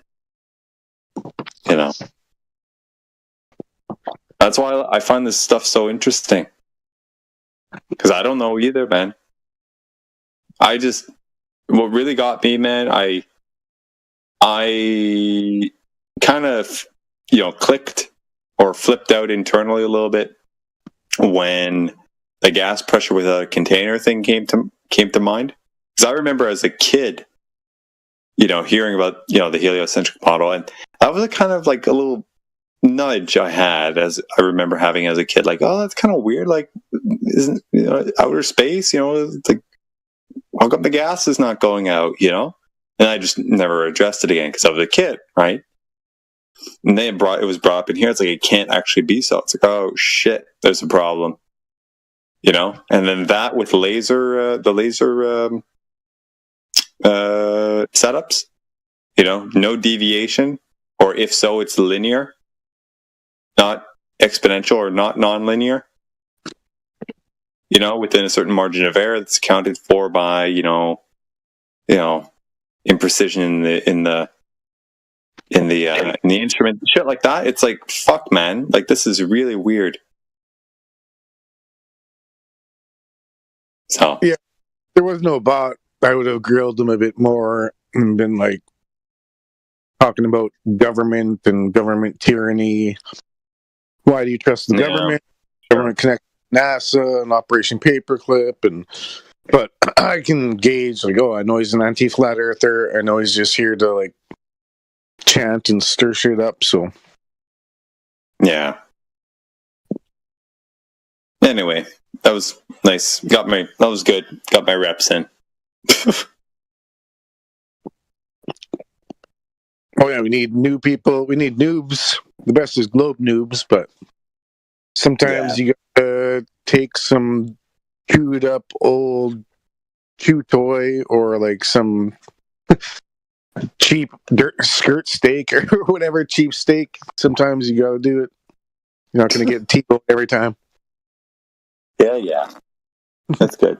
I mean, that was maybe like a tough T-bone. No, like he was able to converse. He was polite to a certain degree. He wasn't yelling and screaming, calling us retard, all that stuff. But he was just, you know, it was like, you know, a fucking rubber steak, you know. Yes, yeah, it was a rubber steak because he kept skating the true facts. Just totally went over his head, you know. He didn't understand the laws of perspective, and it is natural law. Do you know what I mean? And there is such a thing as natural law. You can look in the Black's Dictionary and you'll find the definition of what natural law is. So he was wrong on every account. He was even a wrong Jamaican. Yes, I will go there. He was a wrong black man. Well, of all people, you're allowed to say that. Thank you, and that's why I say it, because I have the right. I'm a black man myself, so I would know. Yeah. I mean, I explained it to him simple enough. You know, I mean, it's clearly obvious that when people say ships go over the horizon, they're not telling us with binoculars in their eyeballs, are they? They're telling us because they use their natural eye. That's why they make that statement. The ships go over the horizon. They're not saying it goes over the horizon. When I look at the binoculars, they're going over the horizon. That's not what they say. Do you know what I mean? So he wasn't being honest right there, was he? He wasn't honest about the globe claim, was he? Yeah, and he wasn't readdressing it or reconfirming it as what he was saying, but he said it many times, right? And even in the Eratosthenes example, that was an instance where, you know, at that time, that's all people could do. They didn't have the instrumentation to zoom things in, right? That's right. So, you know, so it was implicit in the claim. Yeah, I was desperately trying to get the not exact science, you know, memes up for him, and the black sun, you see. So we got people have a good look at what goes on, you know. Yeah. So he could, you know. And then when I said to him that I can give him an approximation to the sun, that's an honest answer. That's not a dishonest answer, is it? No. Did you go to the sun to touch it? Did I go to the sun to touch it? I never made the claim that I could touch the sun. I don't know the distance to the sun, but I can give an approximate, and it's not 93 million miles. Sorry, go ahead. The part you knew when he was a troll, when he was like, "Are you saying you can only see 273 miles? That's as big as Earth is?" And he said it like 5 times. Yeah, that was so stupid, man. Stupid, especially when I explained to him clearly. That's not proving that at all, because I've travelled all over the world. I've travelled further than that distance in my own country, though, in England, for example, or here in Japan, where I'm at now. Silly. What a silly man. Yeah. Well, we gave him what? Yeah. So basically, I had to go to the shops, right? So what happened in the end? Because I missed the ending. What happened? Because he's not here now, is he? What happened? No, he left. I kept pressing him on Eratosthenes, the assumptions in his calculation. I don't know if you were there, but when I brought up, hey, you know, there's like 4 or 5 variables in his setup, 2 of which are assumed, 3 are just given, right? The distance from point A and point B, the height or the length of the angle of the, what is it? The angle of the shadow, or the length of the shadow, or both? I forget. It's both. Right? It's both. You see, it's the angle and the length. It's both. There you go. Okay. Yeah. Okay. So angle, length of the sticks and shadows and whatever, and then the distance from point A to point B. Yeah. Those are given. And then, so that's 3 out of 5, right? The other 2 being the distance to the sun, thus, you know, the parallelism of the light rays. And then the meat and potatoes of it all is the ball surface. So those the 2 distance things from Syene to Alexandra, that 500 miles. How would they have been able to get that? Crazy. Well, and that's another point. So even if we do give him that it was accurate, let's say 3 out of the 5 variables are given, they're known, but then 2 are not. Right. So let's say 2.5. 2.5 of the variables are accurate. Right, the other ones are assumed, or, you know, within a potentially significant margin of error. Right. Yeah. So unless the other 2 are confirmed, right, the whole thing is, you know, it's a phantasm. Yes, exactly. And you can't confirm those 2. And the other thing is this: when ChatGPT was asked who was the first person to talk about Eratosthenes. Right, ChatGPT put up Aristotle, and that would have been impossible because Aristotle lived before Aristophanes or Eratosthenes. Do you know what I mean? Oh, really? Yeah. A flat earther. This is when ChatGTP came onto the internet and you could get on it. His name was Jason from the family Disbury from England. Okay, so he loaded up the GPT and he asked who was the first person to speak of Aristophanes. Okay, right? Aristophanes came after Aristotle, and Aristotle would have been dead 100 years plus. So how could he have spoken about it? Oh yeah, okay. There you go. You know what I mean? Yeah, it's really hard to work with AI, man. Like I work with it regularly. I use it for templating and small questions and shit like that, and references for technical stuff. And it's pretty good for that, but it still makes mistakes, and you have to follow up. You know. Recently, again, another individual used the AI to ask it if it was flat or not. Then it gave AI the curvature formula. Because this guy was called Scott Henderson. He's part of the Apollo detectives who are chasing down NASA and proving that the Apollo moon landings were a hoax. Okay, so you got Scott Henderson, who's an American. You got Robert J. Williams, an American. You got Marcus Allen, who's British. There's Gerard White, who's an Australian, and there's Randy Walsh, who's I think he might be a Canadian. Okay, right now, so. Robert Henderson is telling us the story that what he did. Okay, so he's explaining to us how he asked AI if Earth is flat or something like that, and he had to actually give AI the numbers. And then when AI eventually says yes, you're right, it's flat. Thank you for the correction, and he apologized for the mistake. It apologized for the mistake. Do you know what I mean? Yeah. So yeah. Yeah, you had to coach it along, because at the beginning it said it wasn't, and then once AI actually got the numbers in, how can you see this distance, right? If the Earth is curving up, blah blah blah, and then AI in the end had to concede that it was wrong. That was good. That was. Yeah, I get that. I've seen that happen a few times in my line of work there. But the thing that's tricky about that is I've also seen it happen where I tried to correct the AI thingy, ChatGPT, or even Perplexity AI. Actually, no, I don't think I corrected that at any point. But anyway, working with it, it's like, oh, well, I pointed out, oh, well, this thing that you said, well, it can't be that because it must be this other thing. And then it's like, oh, I think you're right, or yeah, you're correct. My apologies. And it did this, it renewed its answer. But my thing that I pointed out to it was actually incorrect. Oh, in the end, not that it gave me a new correct answer or it corrected me. It just took my assertion that my probe was valid. And then it kind of just rejiggered it, So these things are very crude.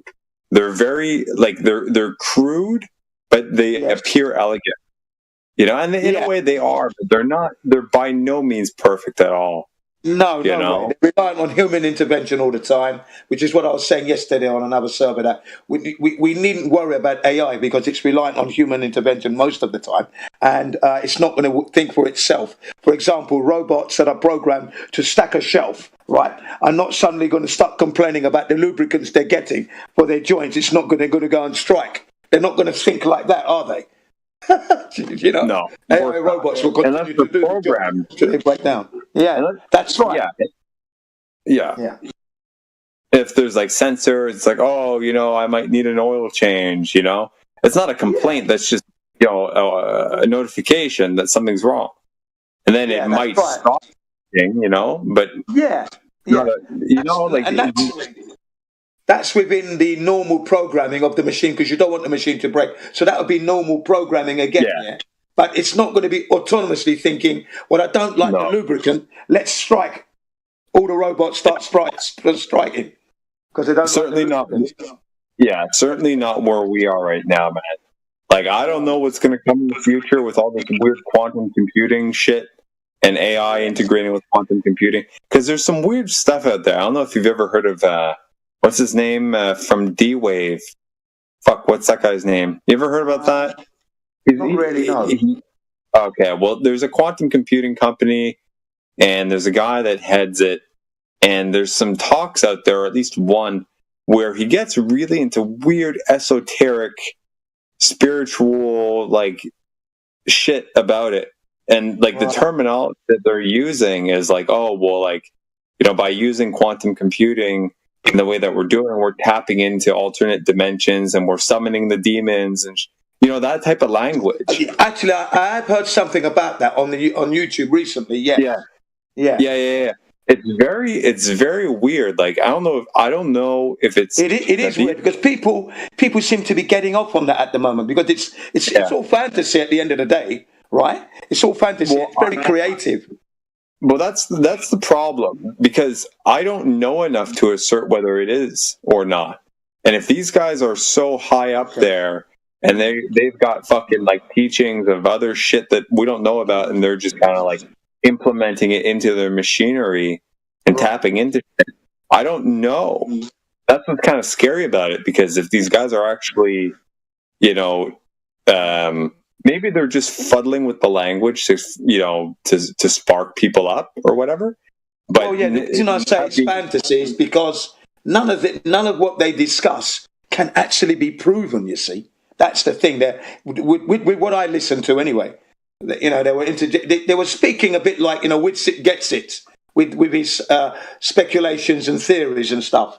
All right, and they were going into that world as you mentioned, and I thought to myself, well, this can't be real because it's not been proven. It's pure creation, and they're interacting with AI and they're bouncing off each other, right? It's quite interesting. I'll admit that it's interesting because AI is into the spiritual world, for example, you know, and it's giving out the language and everything. But is it all provable? No, it's not. You see.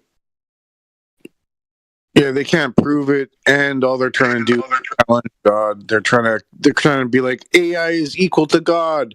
We can clone. AI is gonna Neuralink. We're gonna read your minds. No, you cannot challenge God. You are nothing even close. So when they tell you stuff that they're doing that challenges God, it's easy to tell that it's all bullshit. Yeah. Absolutely, yeah. That's exactly how I felt. You see that they were trying to surpass the creator. You know what I mean? And it can never work that way because that AI is still relying on humans, and humans themselves are flawed. We're not perfect. We're as perfect as God can make us, and that's that. So there's no way that you can never beat creation. You can't. You can't make a pistachio. Can you you're on your own, make a pistachio right now? You can't. So sit down. The pistachio nut destroys you already. All right? Thank you. Just enjoy the flavor and give thanks to God that you got it to eat. Yeah, I see that. Yeah, these claims that they're going to like upload our consciousness into the machines and shit and live forever. It's like, shut the fuck up. Impossible. Yeah. You can't. Nobody can read my mind. Nobody can transfer my mind into something else and then live forever. Like it's. Like I said, it's just that if I say like clones, they're like, "Oh, we have clones," and I'll be like, "Okay, show me your clones, show me the video," and then it never happens. I mean, like the clone. There's that thing that they cloned a fucking sheep or something like that. Yeah, Dolly the sheep. Dolly the sheep. Dolly, there we go. Yeah. You know, so I mean that's, I guess, okay. You know, it's very mechanical, right? At least at that level, it's really just a DNA strand and you do some weird shit, you know. So on that level, fine, but to take it a step further and to get into the spiritual aspect of things, to say that, you know, like the thing that is observing the body over here is the same or a copy of the thing that's observing what's going on in the body of this other thing, like that is where, like, okay, you can't really prove that, you know, because with the mind business, where they're trying to like emulate or upload minds and shit into the computer, it's as far as I know, there's stuff about like they read brainwave patterns and they find patterns within these wave functions or whatever the fuck, and then they can pick out, given a certain signature of these things, like, oh, well, this is, this guy's looking at this spot on the screen or this other color or whatever because their brainwaves, change in a certain way that they expect. So that's all very interesting too. But again, it's just a pattern recognition algorithm, right? It's all just computation. It's not the essence of the thing that they're reading being duplicated. It's just that they've got really good observation, highly refined observations of the essence of this thing, being our minds or whatever. It's like, it's not the same thing as duplicating it. Like, shut the fuck up, It was like that Jamaican, yeah, when he was talking about the ellipses. I thought, and you said that was a red herring. Well, what's that got to do with what we're talking about? Well, he was talking about the distance to the sun and everything, and the elliptical orbit. It's got nothing to do with it. So they can't even tell you what your dreams are, and they can't even harness that. So I mean, how can they harness anything else? Exactly. That's what I meant by when I said it was all fantasy at the end of the day. Because that's all it is. Nothing actually factual. One thing that I thought I do remember seeing, or I think I do remember seeing, was something about either an animal that was being tested on or a human, I forget, where they had a hookup, like a helmet with a bunch of probes and electrodes and shit like that. They were reading brainwave patterns, and they were able to pass these brainwave patterns through some really highly sophisticated machine learning algorithm and duplicate so like somebody was looking at something, like a picture that had certain colors and shapes and shit on it. And the output of the machine learning algorithm actually gave a pretty low resolution, but still distinguishable rendering of something very similar to what the person was looking at. So let's say the person was looking at like a chair and there was like a shady background or something like that. The output was kind of like a squarish, looking thing with some dark parts to it. Like something like that. It was kind of weird, but very, very low res, so maybe it's just low tech, but still, it's still how do you pattern prove that to yourself? So it's just like they do. They put all these videos and be like, "Oh, these kids from this school are psychic and they can predict things." And then there's evidence. Like we have this video. These kids were able to see what was behind the wall without even seeing it. It's like, well, yeah, it's a video. But I mean, how do I verify that? It sounds like just a claim with no verification that I can't prove myself. You're right on that. It would take, us going in there and trying it out to confirm it or whatever. That's true. I'm just saying, like, what they're saying they're able to do, technically speaking, right? Even whatever they claim they're able to do, even if it were true, it's really just at a level of, it's a very mechanical level.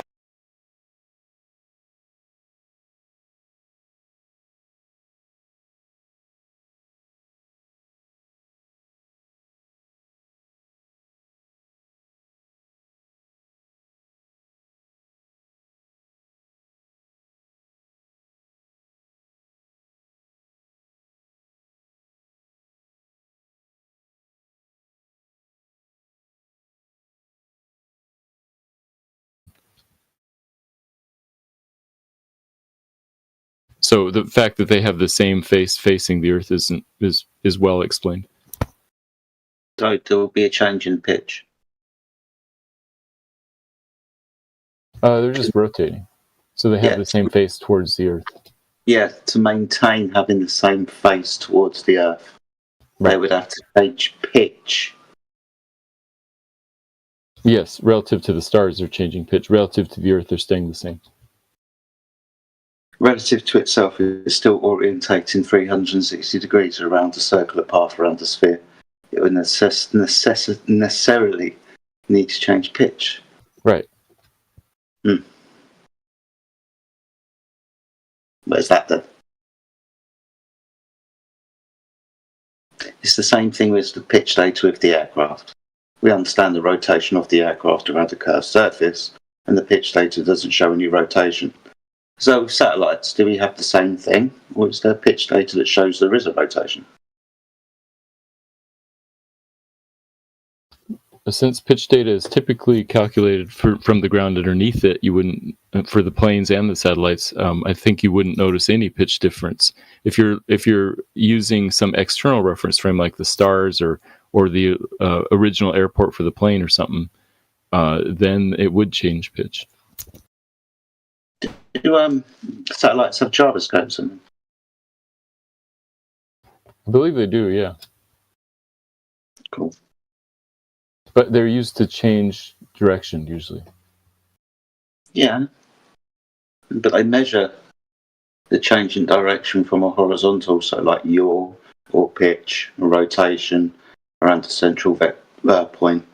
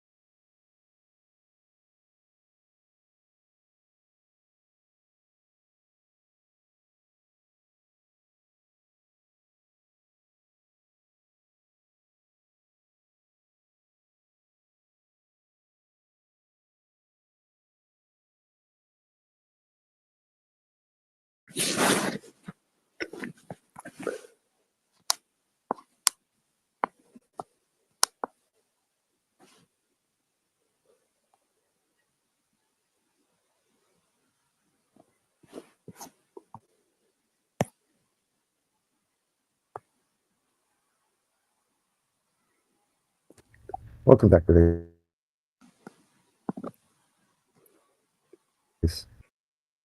I have a question. Okay. Why do we fall? because you're denser than the medium that surrounds you. Okay, so we're heavier than the air. Buoyancy and density applies. Okay, I see. Okay.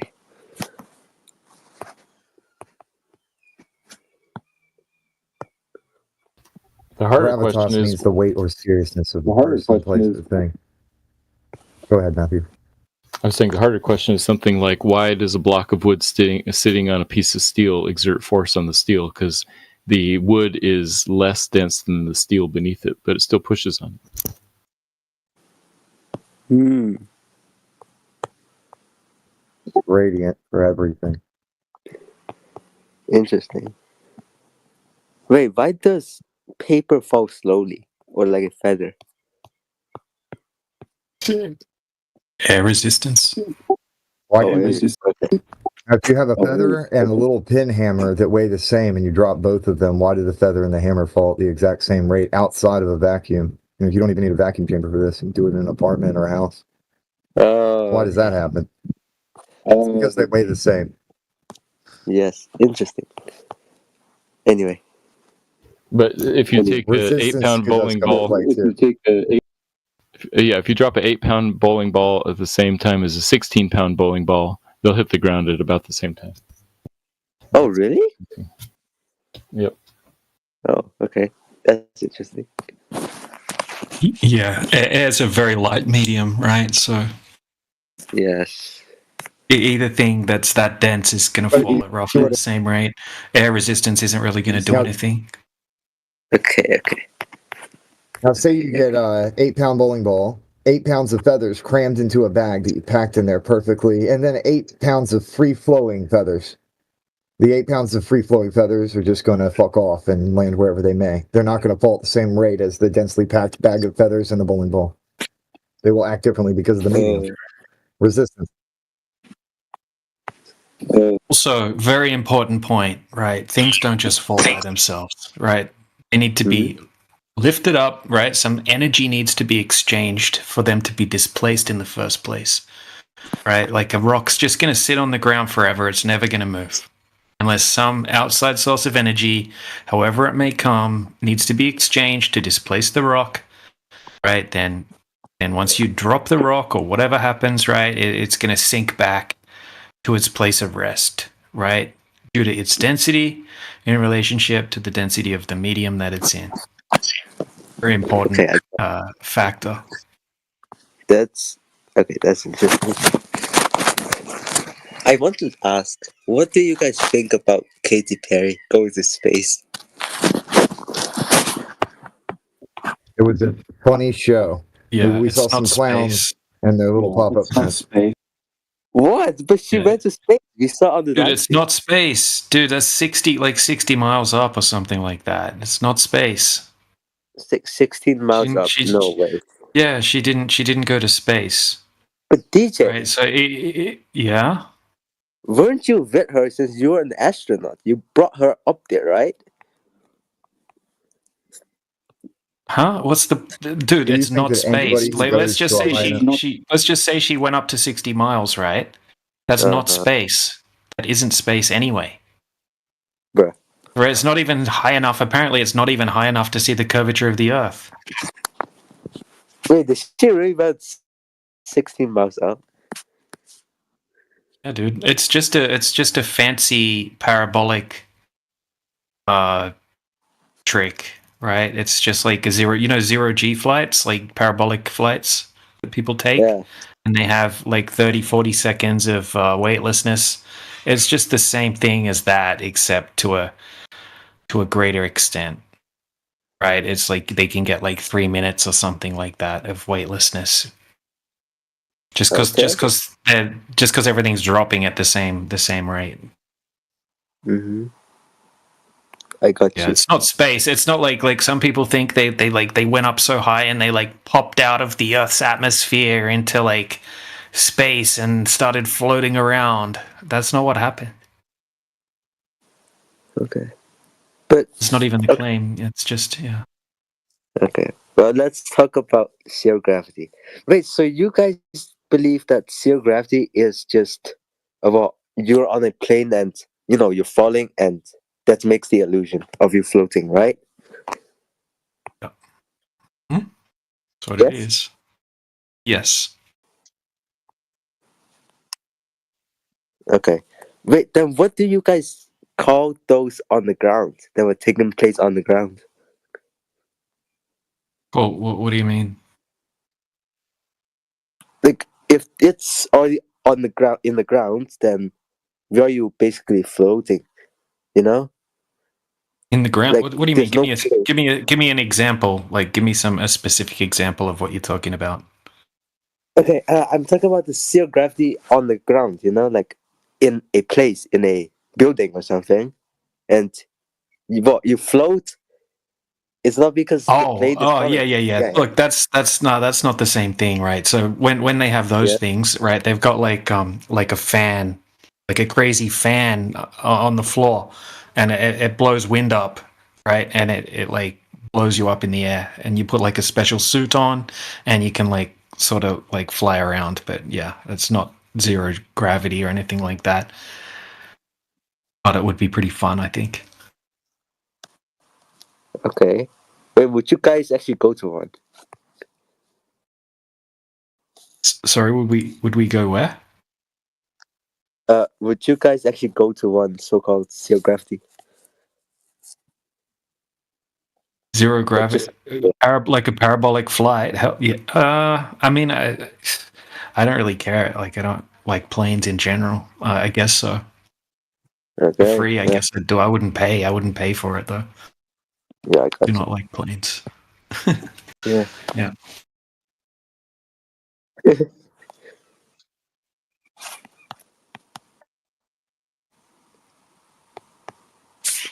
Anyway, I want to ask about Earth's curvature. Or lack thereof. Look. Okay, we're gonna continue like where it ended yesterday. Okay? Yep. Okay. All right. Where did it end yesterday? I don't know. It was in like about the oil rigs. No, boats. Oh, yeah. Awesome. All right. Let's do that. All right. So let me give you a quick refresher. Right. You can see the side chat, right? Yeah. Okay. 1 second. All right. This is probably one of the better observations to go off, right? Because it's very clear. And yeah, so once again, right, the horizon on a globe would have to be at 3.5 miles, right? But we see the horizon beyond 10 miles. Okay, so what evidence do you have that there's such a thing as a geometric horizon? Because these types of observations, like, absolutely destroy that claim. Okay. What is there? Do you have any questions or? Yep. Sorry. Okay, never mind. No. Okay, so what are you guys actually like? Don't think the photo is making any sense or whatever. Like the green line and the boats with the boats. Yeah. Like, yeah. What boats? Oh, there's no boats in this observation. On the horizon. Which observation are you talking about? No, I'm not.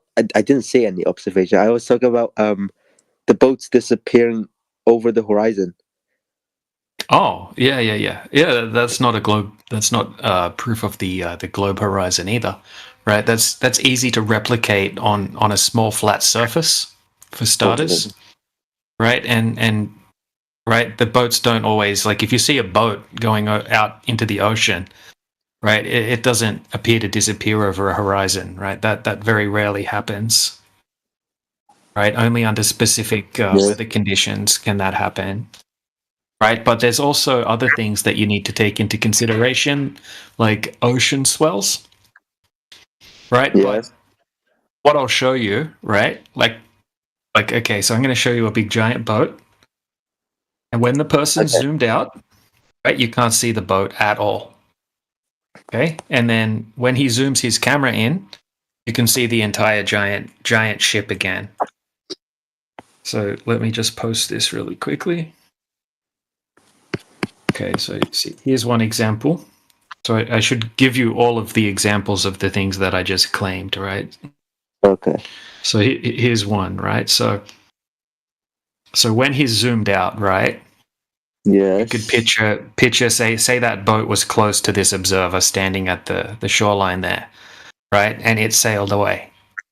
Right? It would disappear, but it would disappear due to angular size, right? It's not disappearing bottom up, right? But when it does disappear due to angular size, right? Because it just becomes too small for the human eye to be able to resolve, right? But the horizon doesn't. So you can still see the horizon, but you can't see the ship anymore.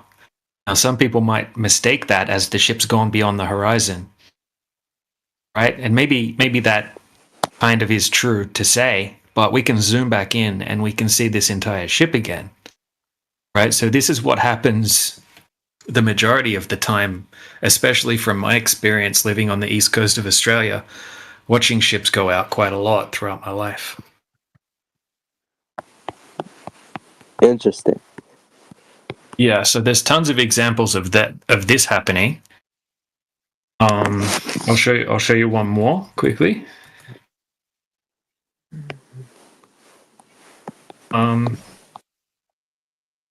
I'll just pull it up. But yeah, there are very specific weather conditions where it can look like the bottom half of the ship is missing behind the horizon, right? And sometimes that can just be due to ocean swells, right? If you're close to the surface and you've got, say, a 6-foot ocean swell or something like that, right? Some like a small wave or ocean swell in the foreground can block something really giant in the background. Okay. It works. So here's a small example of that one. All right, see this guy walking away on the field? Yes. Right? This is a football field, right? And football fields have a slight amount of curvature to them, right? Yes. Just a tiny amount. But when you're standing on the field, it feels like you're on a flat field, right? You don't see anything. So this guy's put the camera down on the ground, right? And as the guy walks away, right, this isn't the full video. He keeps walking, and you can only see his head by the time he walks fully away, right? So a small hump, right, can block something quite large in the background. So that can happen with ocean swells. So that can be one explanation, right, for why ships can appear to disappear bottom up sometimes. You have ocean swells, right? And sometimes the ocean swells aren't very visible. Yeah, sometimes like it just kind of all blends in and looks like quite a clear day, but there's actually pretty big swells out there. They're just a long way away and they kind of blend in, right? Next, we've got different types of mirages, right? Inferior mirages, like AG just posted in the chat, right? That's an inferior mirage, and you can see those people's the whole bottom parts of their bodies is missing, right? And that's an inferior mirage. Right? But over water, you're more likely to get a variation of the inferior mirage, and it's called sinking, right? Where you don't get that like warping, like mirroring type of effect that you can see on the road there, where it kind of looks like there's water or glass on the road, right? So sinking is a less extreme version of this, but it's literally like explained as something that would normally be visible on the horizon. Apparently, looks like it's sunk behind the horizon. Right, and that's just a different type of mirage effect. And then you can start looking into the details of exactly what conditions caused that to happen. But yeah, these are just like, this isn't like flat Earth explanations or anything, right? This is just explaining it, right? Even if I was a globe earther, I could use these exact same arguments that I'm using right now and they'd be perfectly valid. Okay, wait, so wait, are you saying that something smaller appears to move up to block it? Sorry, say that again? Yeah, like something that's smaller appearing to move up to block it, you know? Like move up to block it. What did, Yeah, like you could put your finger in front of your eye, right, and block a giant mountain. Similar to type of situation where something small, because it's closer to your eye, right, can block something large further away.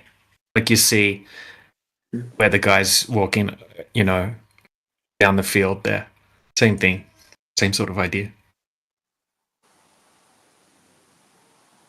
Yes. Wait, okay. Makes sense?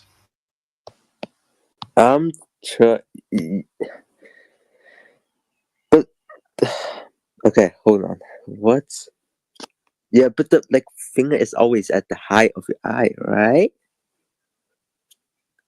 What's at the height of the eye? The horizon. Okay.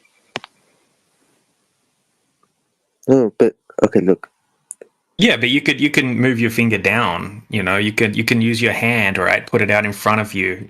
Just like something small in the foreground, and right, you can put it straight out in front of you, and block something large in the background.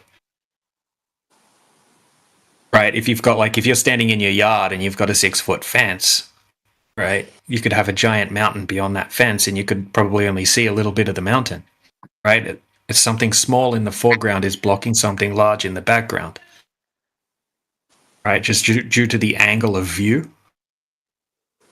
Yeah. Okay. I'm listening. Okay. Yeah. But yes. Okay. I'm assuming that's right. But look. Okay. It's not something that could be wrong. I mean, it's something that's common sense. It's just anyone can just test it anytime they like. It's just obvious fact that could happen. Doesn't prove the Earth's flat, right? Or a globe. It's just something that you need to take into consideration sometimes. Okay. Well, I'm trying to think of some questions to ask.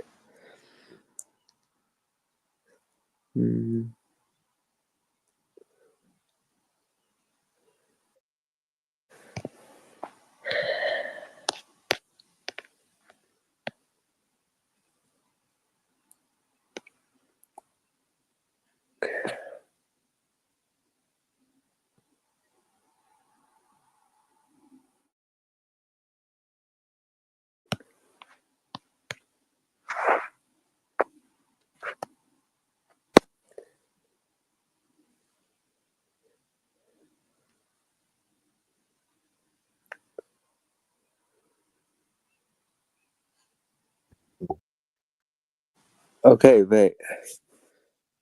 So, if the water is obstructing the boat, right? The water has to be between the boat and the observer. Am I right?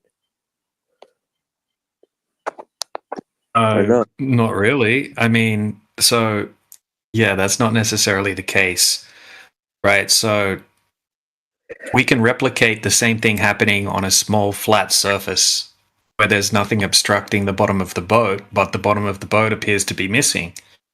Right? Now, how can that happen?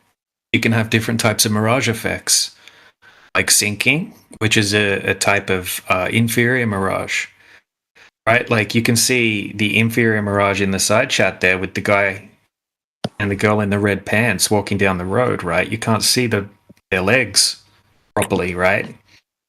But that's just a flat road or a semi-flat road, right? They're not behind the curvature. Yeah, I'll show you an example. I'll just upload an example of a little boat on a flat piece of ground.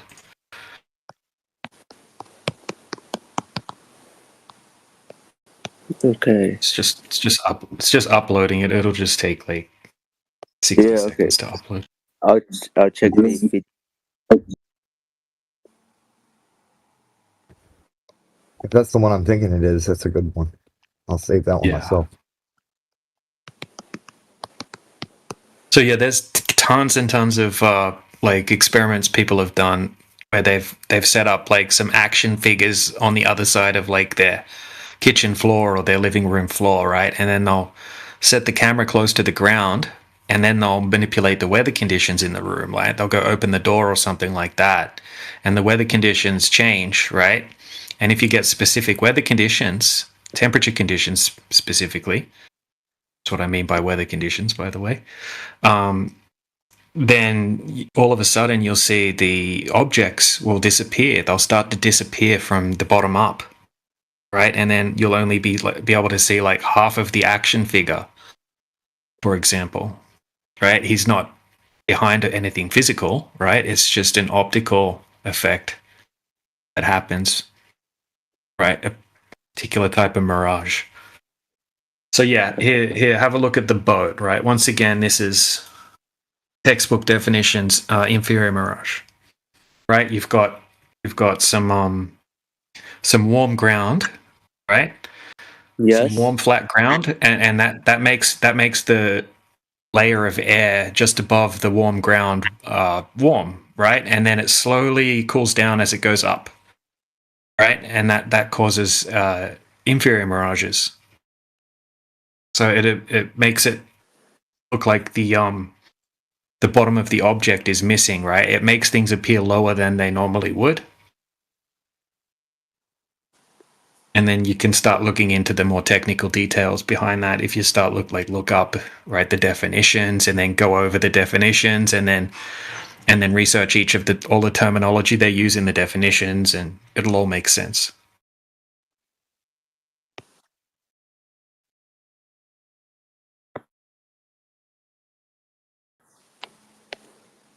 Yeah, look at it. But yeah, I'll give you an example now with a ship on the ocean. Right. So now I've given you the small scale example. Yeah, wait. Before you large scale continue, example. Yeah, but before you continue, you can see the bumps and the uneven at the ends of the GIF, right? Sorry, bumps. Yeah, like the bumps, and it's uneven. And yeah, that's because you've got a mirage taking place, right? Okay, but why is some the shimmering camera also? And sorry, so as you go lower, right? Yes. It affects the way that the light that's bouncing off the object goes into the lens or into your eyes, right? And you'll see that mirroring effect that you see on the road, right? It's called total internal reflection. Okay. Right, so what's happening is the light is bouncing over your head, right? So you can only see what's in the background, right? And it makes it look like the object's displaced downwards.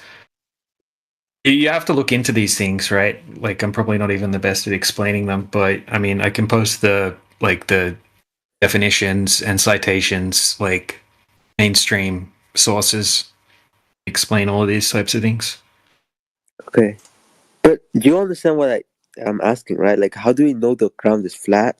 Because you can see the bumps and the uneven at the end. Yeah, it's not perfectly flat, right? Nothing's really technically not really perfectly flat, but we're talking about it's not curving over distance, right? You're always going to have you could have some little ripples on the water, or you could have some bumps and grooves in your lounge room floor or something like that. Anyway, I just got to go on mute for just a second, man. I'll be back. Okay, it's all good.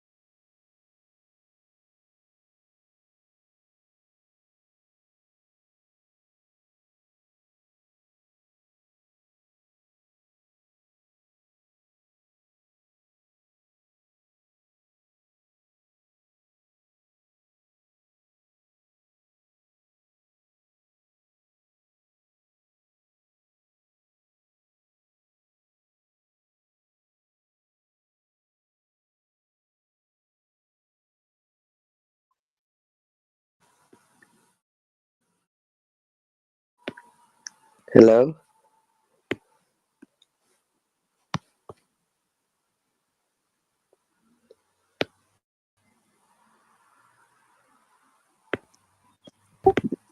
Welcome. Yo. Okay. Welcome back. What's I up? can. Yeah.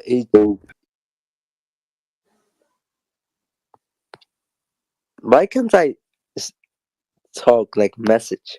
Why can't I talk in the side chat?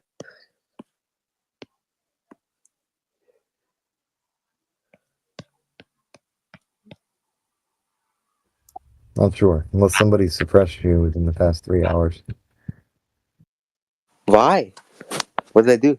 Why? There you go. How the Okay. hell should I know? Because okay, it's okay. Because okay, look, I want this because I want to post a picture. Oh wait, I can't even do that. I have a question about this, so I'm gonna just send it to you, DJ.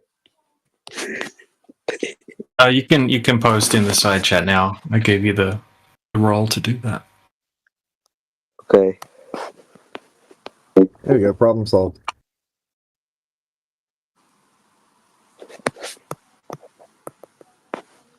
So I want to post this one.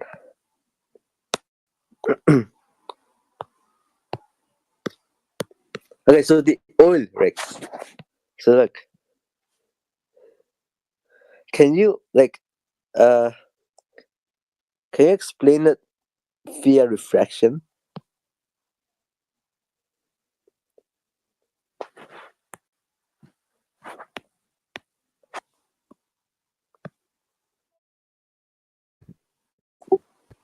First, let me ask you a question. Is the horizon optical or physical?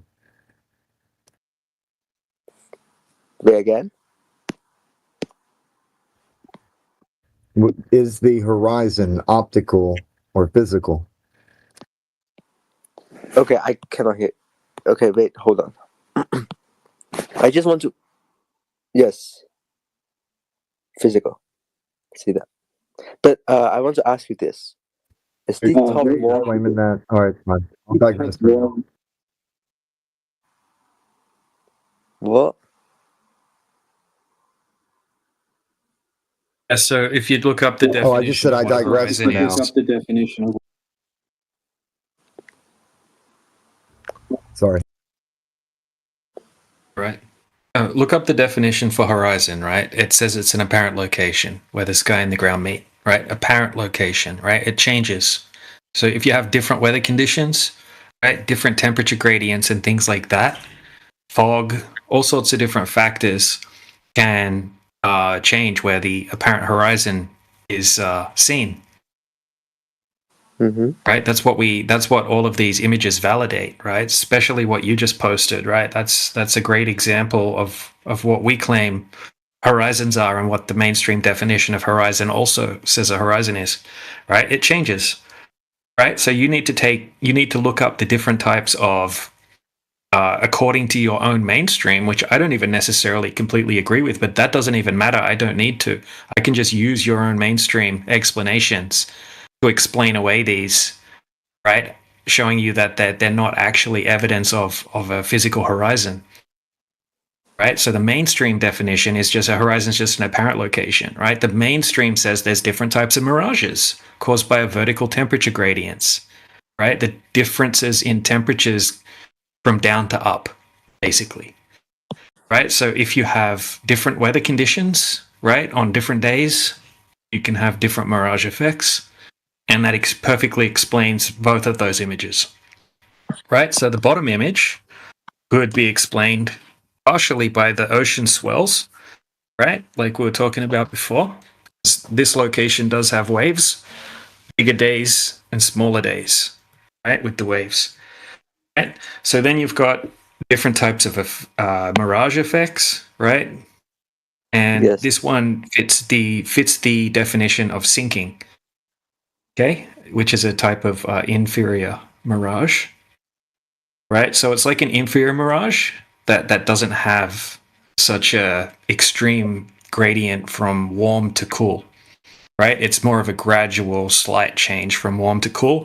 Warmer being closer to the water, and then cooler as it goes up slowly. Slowly gets cooler, right? So if you have a look what I posted there from Oxford Reference, right? It says a refraction effect in which an object normally visible on the geographical horizon apparently sinks beneath it. Right? So there's something that would normally be visible on the horizon, right? Or even in front of the horizon, being the oil platform, as the top image shows, right? And it appears that it's sunk beneath it, right? So it doesn't always do that, right? But if you have this particular type of effect, right, then yeah, it can happen sometimes. Okay, number one, who here doesn't believe the world is a globe?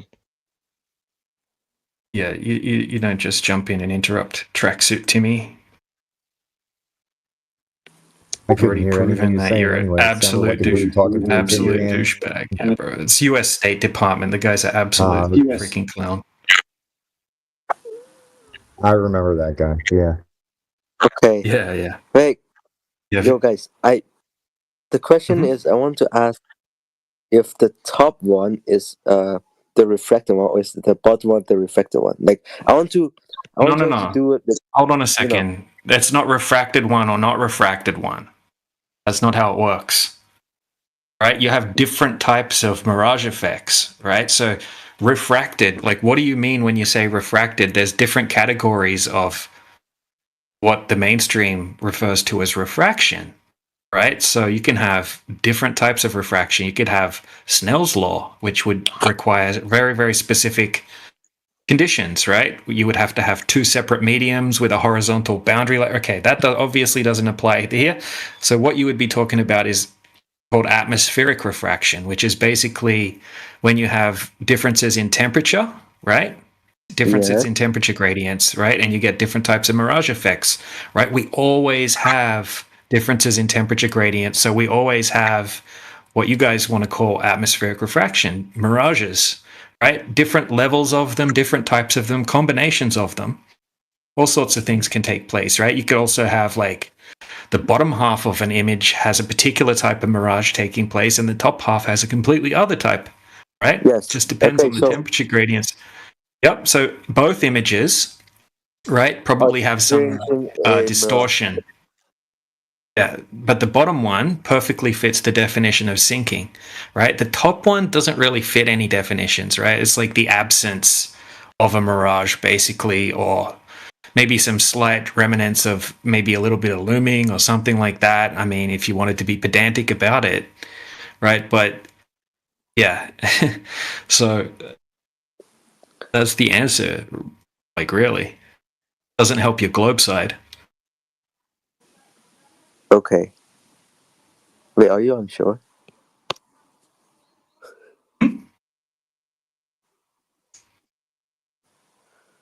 What's that? Are you unsure? Unsure of what? Like of the... Yes, okay, look. I asked if either of them are experiencing a mirage, according to you. If there is, I'm asking. Well, the bottom one. Yeah. Yes. The bottom one clearly is. The top one doesn't really fit any definitions of any particular type of mirage effects. Okay, and I meant by unsure if there's refraction in either, No, there's always temperature gradients, right? There's always like pockets of warm and cool air and stuff. So like when you have warmer air, the gas particles are like more spread out, right? And when you have cooler air, they're more condensed and the light travels differently through slightly different gradients, right? So it creates these different effects that we see. It's pretty simple stuff. So yeah, you always have these things to take into consideration. I gotcha. I just got a DM from Flat Earth Destroyer, Tracksuit Jimmy. He wants me to tell you that you, DJ, is a giger.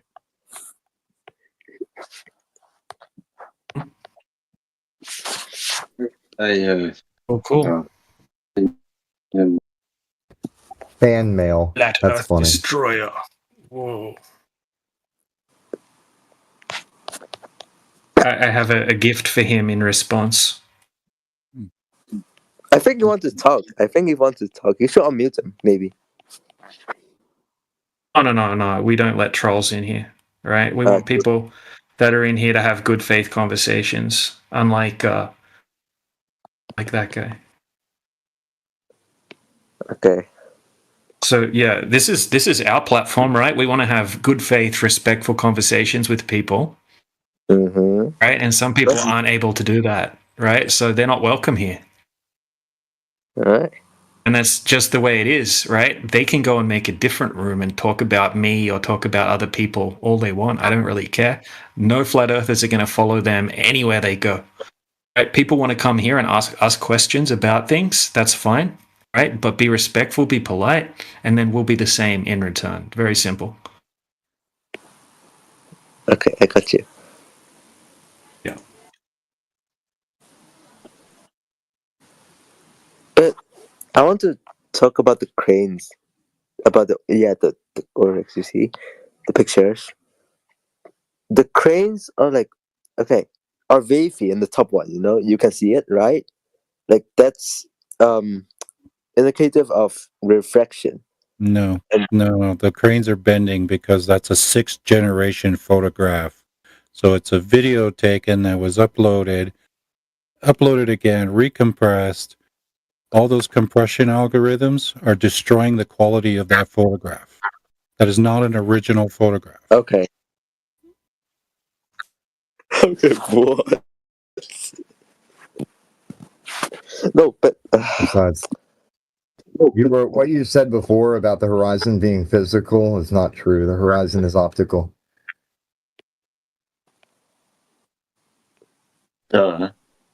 Obviously. Yeah, so did you see what I posted, dude? Right? The cranes aren't doing that, right? The one that we were going over, I'm going to repost it again. Right? The cranes aren't doing that. Okay, let me see. Yeah, have a look, bro. At the cranes look just fine. And you got to remember, right? You're looking through like 10 miles, right, of air. No, right? You've got humidity. Huh? The top one is wavy. What? Okay. What? No, I said like the cranes, you know, the cranes. The cranes look just fine. No, they look wavy, and in the top one, don't you see it? Oh, he's not even looking. You're looking in the side chat? Yeah, the side chat. Yeah. You see the image that gonna... Jace posted? He said he was going to post it for you because he wasn't talking about those ones. He's talking about this one. This is the first one that he posted. Yeah. There's nothing wrong with the cranes.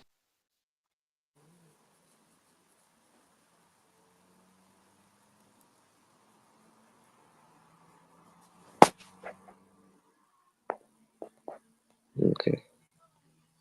Yeah, so some days you get like heat haze and stuff like that, right? If it's a really hot day and just say the oil platforms are getting hot in the sun, right? And you're like looking through all of that air, right?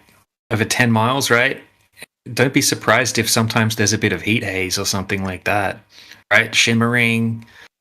You get some effects like that sometimes when you look through air, right? Because of heat and moisture in the air and stuff like that. I mean, if we're to compare this, like honestly, when we look at the video, understanding that the cranes in one snapshot are wavy, when we look at the video, we can see the cranes waving around a little bit as the air moves between the observer, the camera, and the cranes. Because it's wind, it's moving, it's got different temperatures and different moistures in it. But the horizon, the thing that we're interested in, isn't jumping up and down and moving place to place because of the type of refraction we see in the cranes. It's not the same phenomena.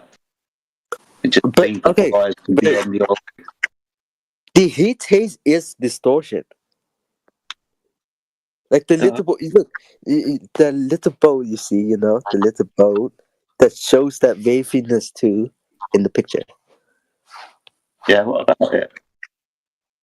Okay, what do you mean? What about it? You get a little bit of distortion, dude. Right? Sometimes, yes. Depending on the conditions, we agree. What now? No. Oh, what? No, I said. Okay, wait. What? The whole point sometimes is there's more distortion, sometimes there's less distortion, right?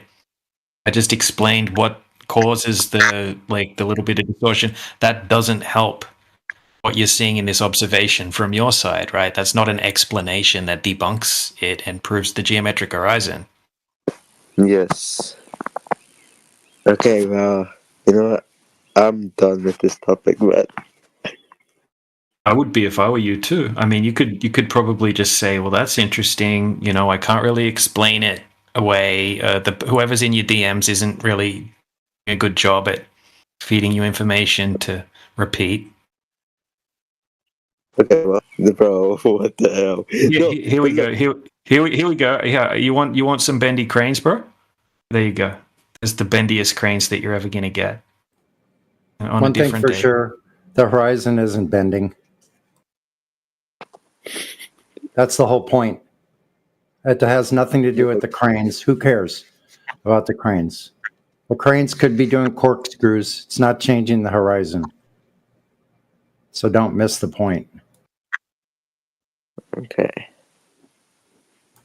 And in the image I posted, not to detract at all from what DJ was saying, but at 23 minutes after, you see a screenshot from the original Black Swan. You see the oil rigs. You see Santa Cruz Island at 30 miles away.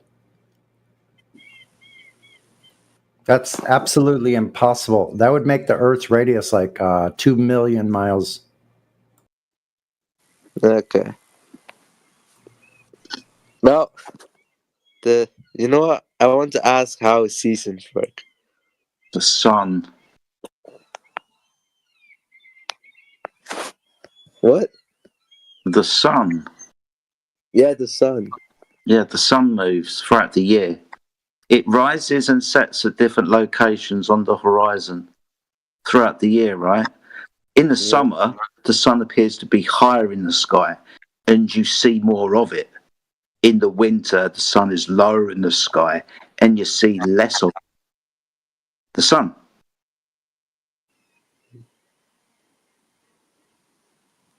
Bruh. Isn't the sun the whole thing about seasons, right? Summer, where the sun is, winter, where it's not. The sun. Yes. I hear you, okay. So it's just basically when it's winter, the sun is further away from the place, right? Yep. Okay. Wait, okay, I want to ask this. If the Earth is flat, why are countries like Argentina and Australia having winter while the US is sweating in July? Are you asking the same question again, but in a different way? I mean, we've entertained you long enough, but if you're just going to act like a 13-year-old, then yeesh. I give up. Okay, anyway.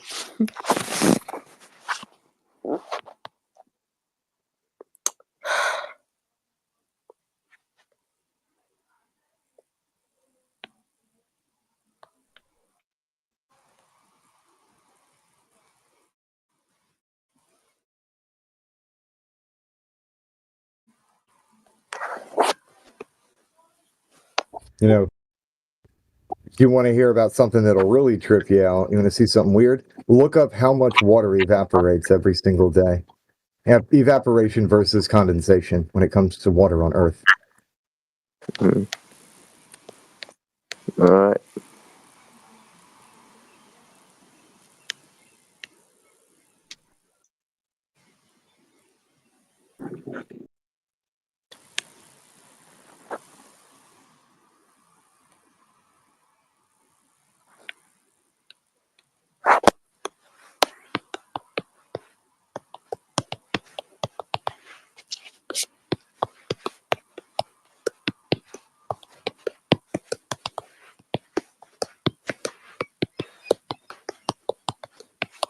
Hey, Vivace, you're drumming.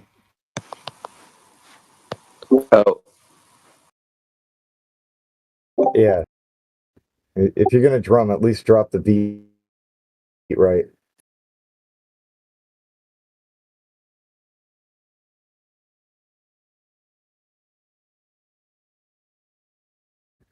Stomp on the foot pedal or something.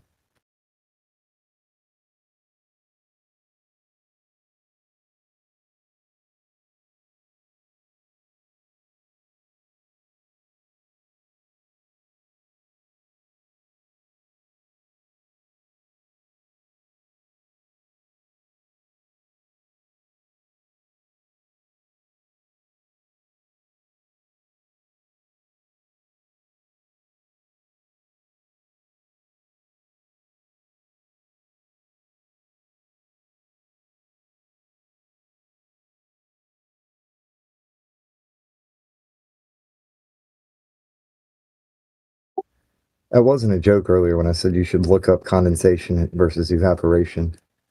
Follow the water. It'll find level. Wait, can you send it?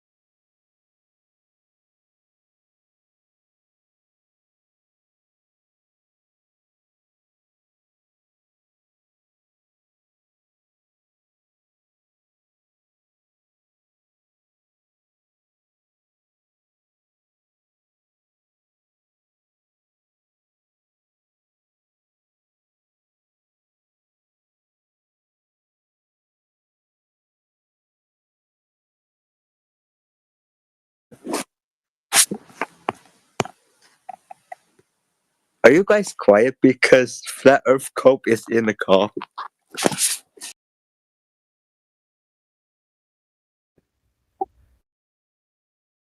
No. I'm actually preoccupied with doing other things. This is just background noise for me. But I'll engage in a conversation if you have one that's worth talking about. Okay, I want to talk about the classroom window. Okay, I want to talk about the Everybody has classroom. lives, man. They're just doing. Sorry. They're just doing their thing. Everybody has their own. Guys, guys, I have the best evidence of why the Earth is sphere. Go ahead and try. Wait, would you guys believe me though? I'm a non-believer. If it can't be proven, I don't really care for unfalsifiable claims. But if you have something that can be proven, let's go. Go ahead. Okay. Look, this one.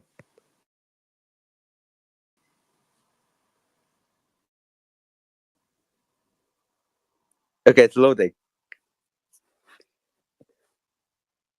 Yes, okay.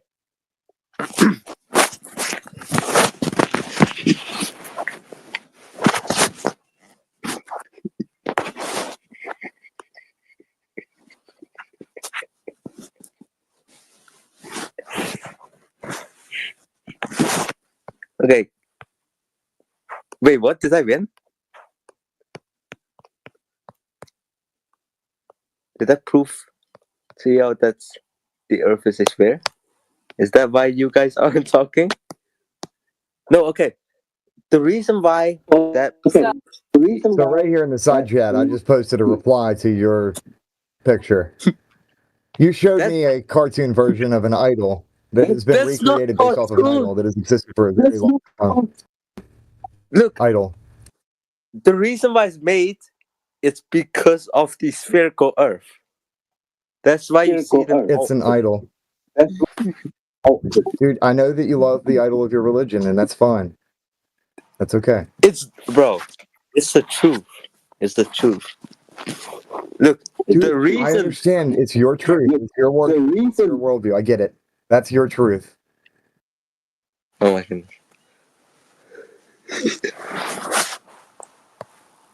No, look. The reason why that proves the Earth is sphere, because it's a copy of it. They took inspiration from the spherical Earth. That is something I can tell you for sure. Cool story, bro. Do you know what the cult of Pythagoras is? It's real. It's real. Have you ever heard of the cult of Pythagoras? Direct question, yes or no? Have you ever heard of the cult of Pythagoras? No. Dude, these dudes worshipped balls. Where do you think the Globus Cruciger comes from?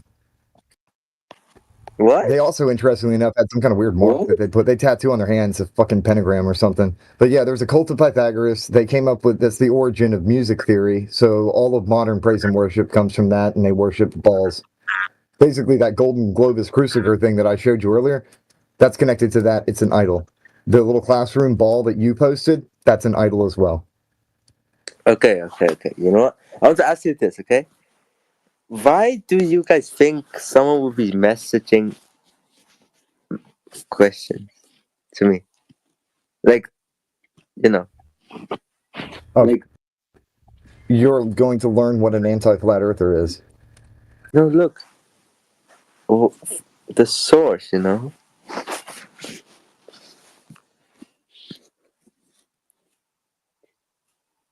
Everything is taken inspiration from the spherical Earth.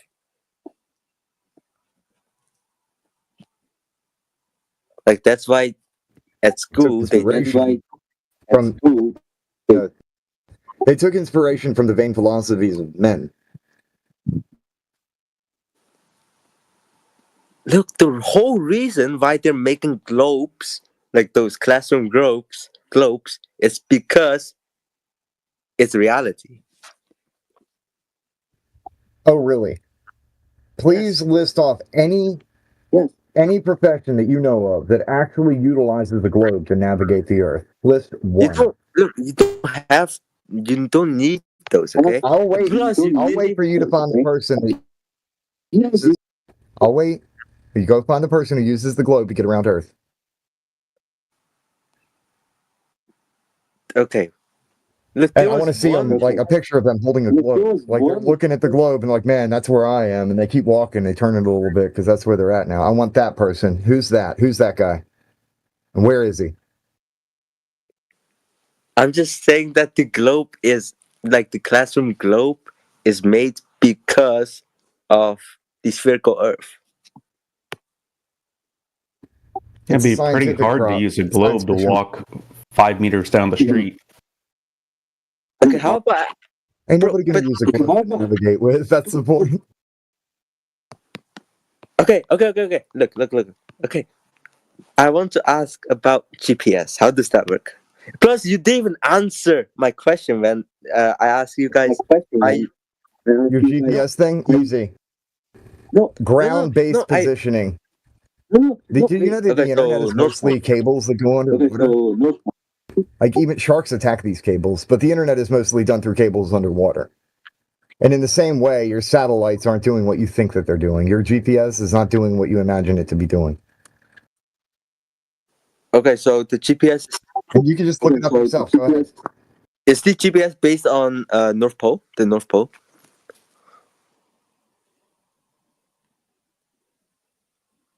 The entire GPS system is based off of triangulation. Oh. No, I want to say this, okay?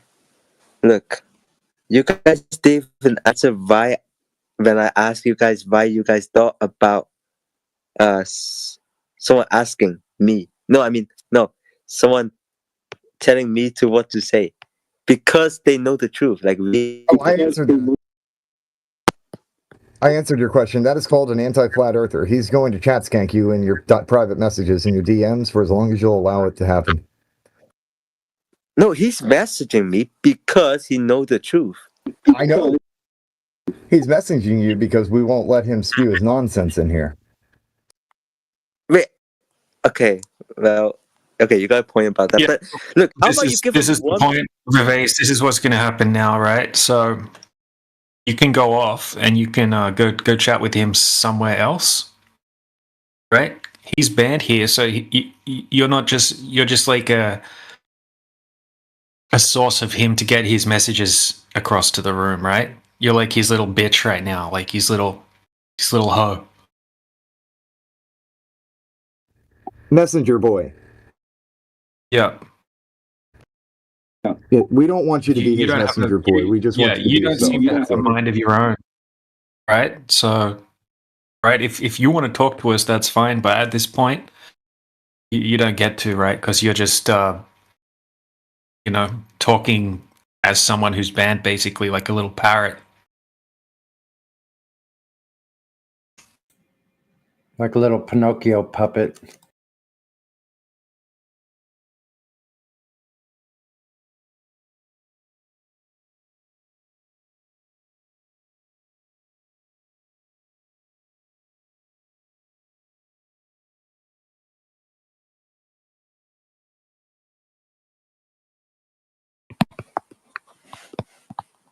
Yeah, you haven't had a rebuttal to anything that we've said, right? Anything that we've presented, right? You just keep, as soon as you can't answer something, you just skip on to the next question. Right? You've provided zero evidence of a globe, right? You probably don't even know the basics of the globe that you're defending. Bruh, yeah, you probably don't know anything at all about the globe, right? I could sit here and school you on your own bullshit, right? Because you don't even know how to parrot your own bullshit. Look, let's talk about the moon. No. Just a little parrot boy, right? That's all you are. So yeah, you can piss off with your buddy.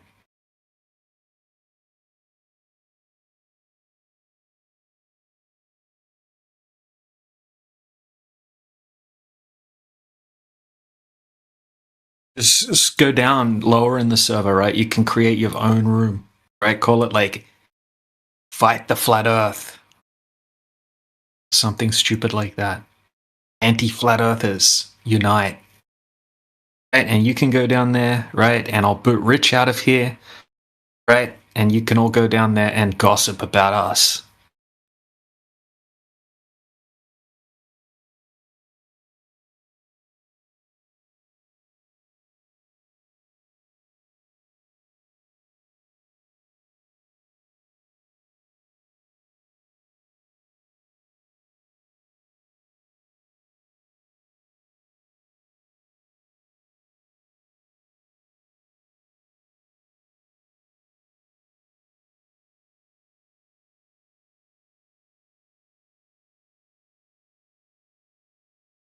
I don't know how you guys can talk to that.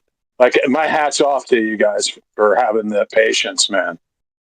Like, I listened to that whole thing. I just don't have the patience. Like, that's a gift to have that kind of patience. Like, I lost my patience in the you. end, bro. I lost my shit at the end. Yeah, but that, I mean,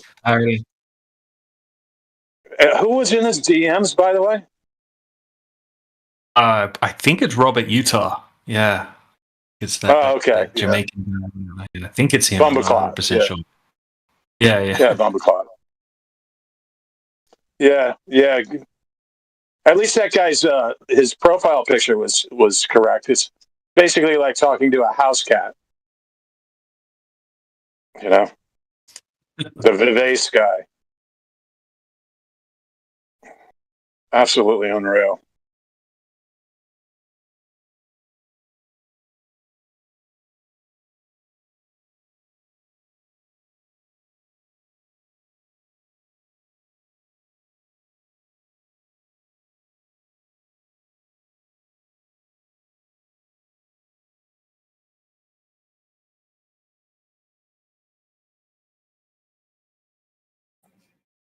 It's like listening to a clown show, you know? No different. Just a bunch of globe clowns. They'd rather talk about flat earthers and, you know, provide proof of globe. And there's like a real emptiness too. It's like there's something missing, you know. There's real emptiness behind the voice, you know. Like I don't know. It's tough to put into words. Like I'm not going to call them soulless, you know. But maybe I am. I don't know. Maybe I am calling them soulless. Yeah, kind of like Something's that. going Yeah, on. like little, like just brain rot NPCs. Brain rot NPCs. Pretty much it. Soulless brain rot NPCs. I feel bad calling them soulless, though. You know, it's like they gotta have soul. Maybe I don't know. Doesn't sound like it though.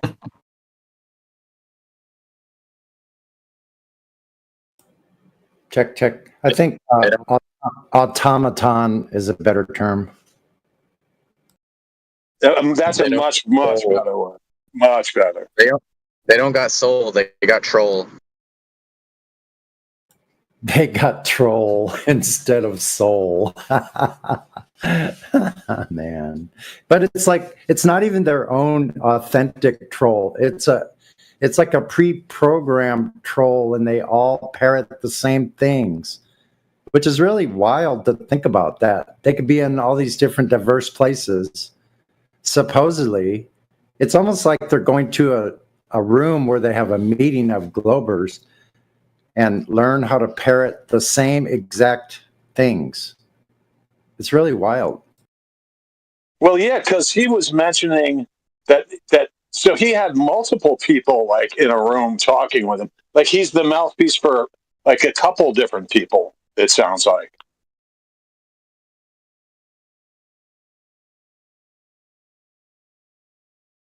Probably Rich Evans and Robert Utah. Yeah. The two that were lurking around in here.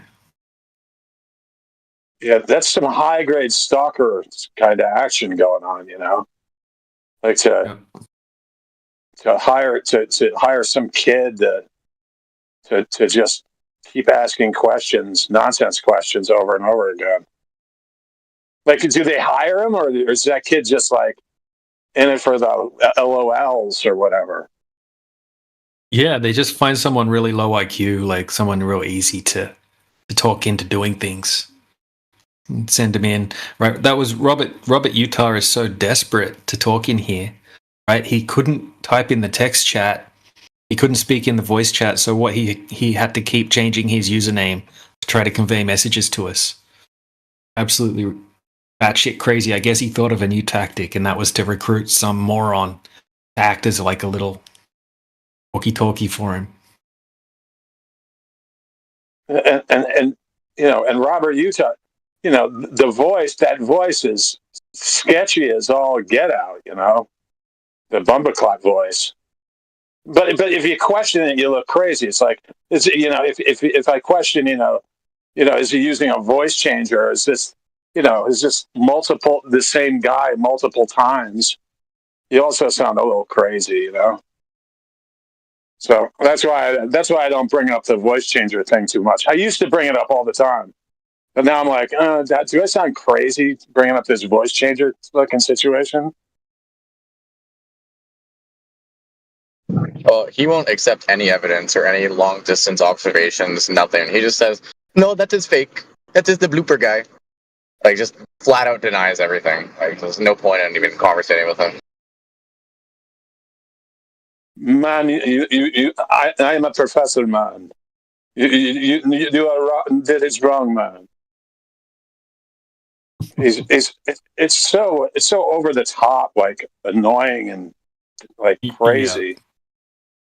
Yeah. It's like he's on freaking crack or something all the time. Meth, or he's had 50 cups of coffees or something. I don't know. Not natural.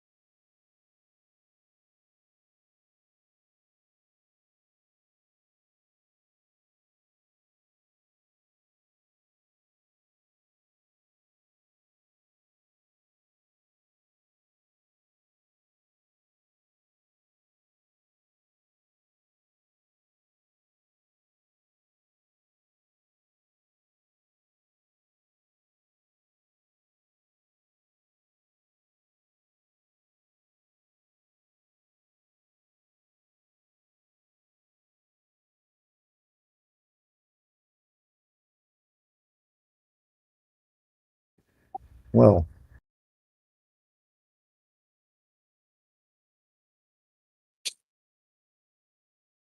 Yo, what's up, CB? And we are alive.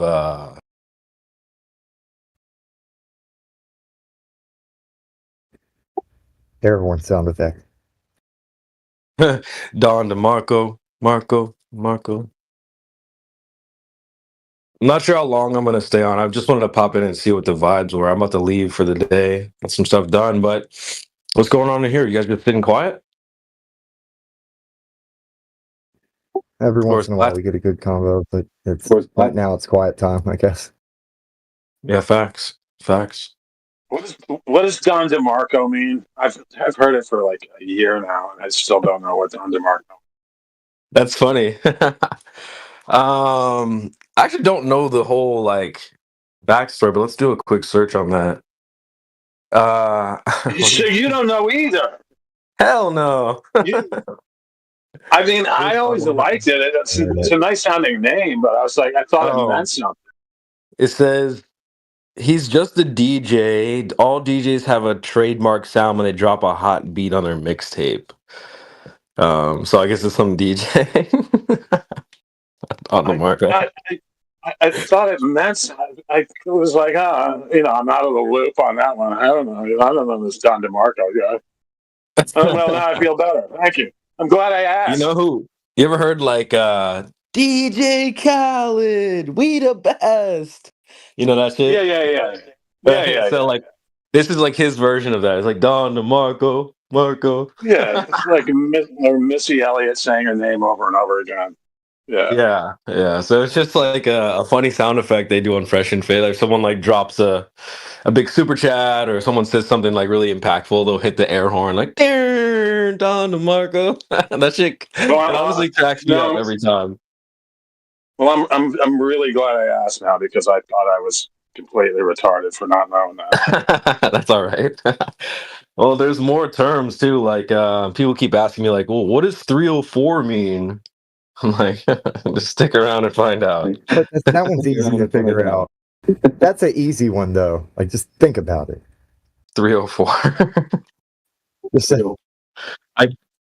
I get that a lot. People are like, what is 304? Or what does cap mean? Like, good. Keep the questions coming. Well, that's a good question. Like, if they ask what's cap and they're trying to stop the cap, but they don't know what cap is. They're trying to stop the cap. Just saying, that's a valid question. Yeah, it is.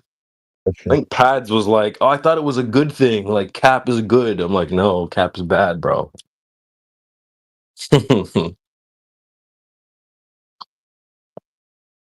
Speaking of which, there's no soundboard perms on in here. What do we need to talk to you about that? Is that Kembo?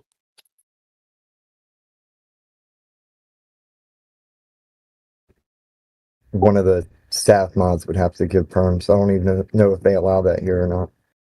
I'm surprised. Yeah, let me know, chat. There. Don't ruin it. Do not ruin it for us.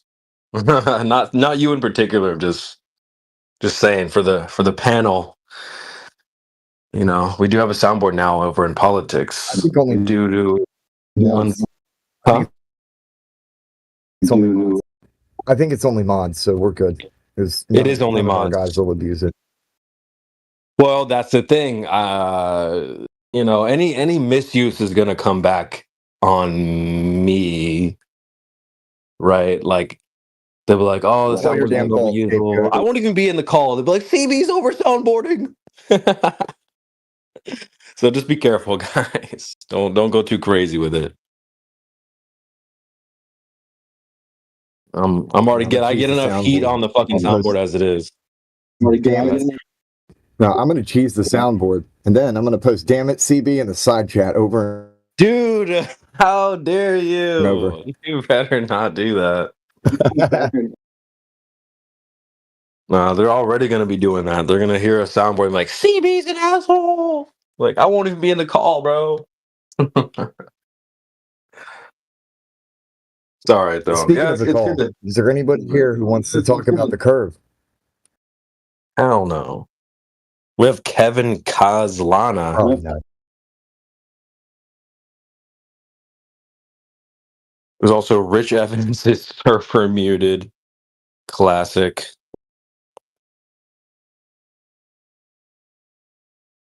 And that is our panel, ladies and gentlemen. Even though I read no names out. We have Heart for Wisdom putting in the work in the chat.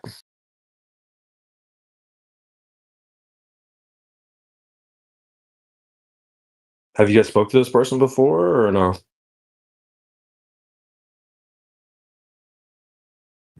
Somebody else may have. I haven't. Not that I can remember.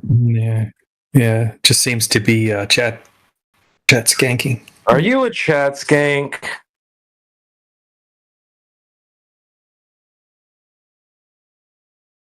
Dude, we've been having a long conversation with some guy. What was his name? Vivace or something like that for like the last like hour or two. Right? Going over point after point, right? And then eventually we realized that he was just being fed all of his questions from like Robert Utah in the DMs. Bruh. Yeah, because we'd explain it, right? But he wouldn't question the explanation. He would just kind of like say, "Oh, okay. Well, what about this? Oh, okay. Yeah. What about that then?"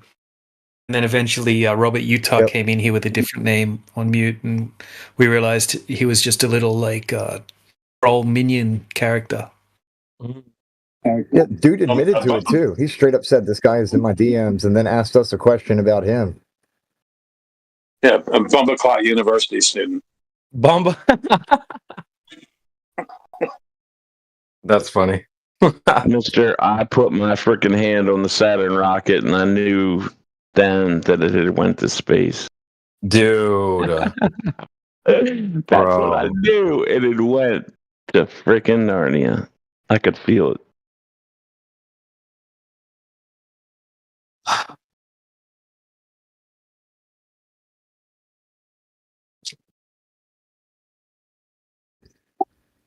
Heart for Wisdom says Earth is flat.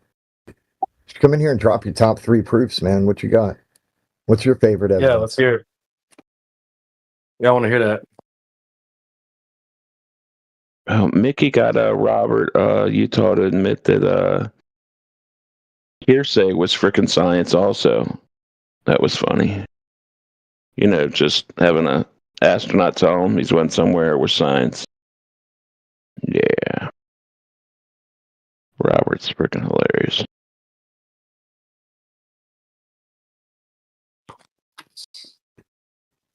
Nah. But not what you said, what Heart for Wisdom said.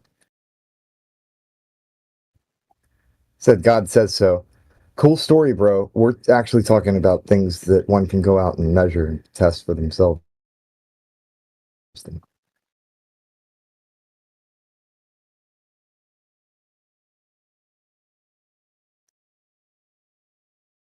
There's got to be something. I mean, reading whatever given book you got, that's fine. But what can somebody else test here that can confirm that?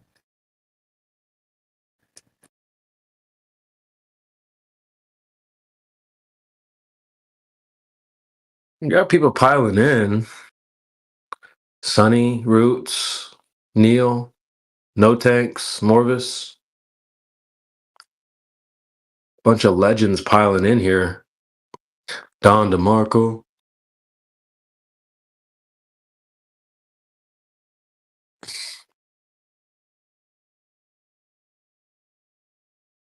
Sonny was cooking yesterday, bro. Holy.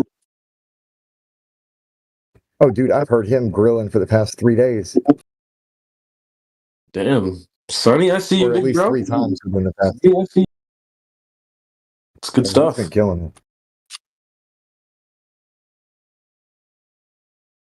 Good job, Sonny. Yo. And there he is, the legend, Don DeMarco. Sometimes I'll The hear man somebody himself. Sometimes I'll hear somebody like do a good plasmacking. It's literally like watching moving, like poetry, man. It's like I have a real respect for the people that are able to do that well, man. It's like high art to me. True, man. Yeah, it's like verbal jujitsu, and it's a lot of fun. Yeah, it's kind of like figure skating too. You know, it's like because I go in and just stumble all over the place, and then somebody else comes in, and it's just like, holy shit, look at them go. It's a really good visual for it. I do agree that there's some grace to this as well. It's not very easy. It is a bit like dancing. You know, not everybody's going to be a good dance partner for the people that join. Yeah, because I started listening in like 2019, and when I came in, I was a mess. I didn't know nothing, but I was I had a lot of piss and vinegar about the whole being scammed for my whole life. I could tell that the Earth is definitely not a spinning ball in outer space, but I couldn't verbalize it.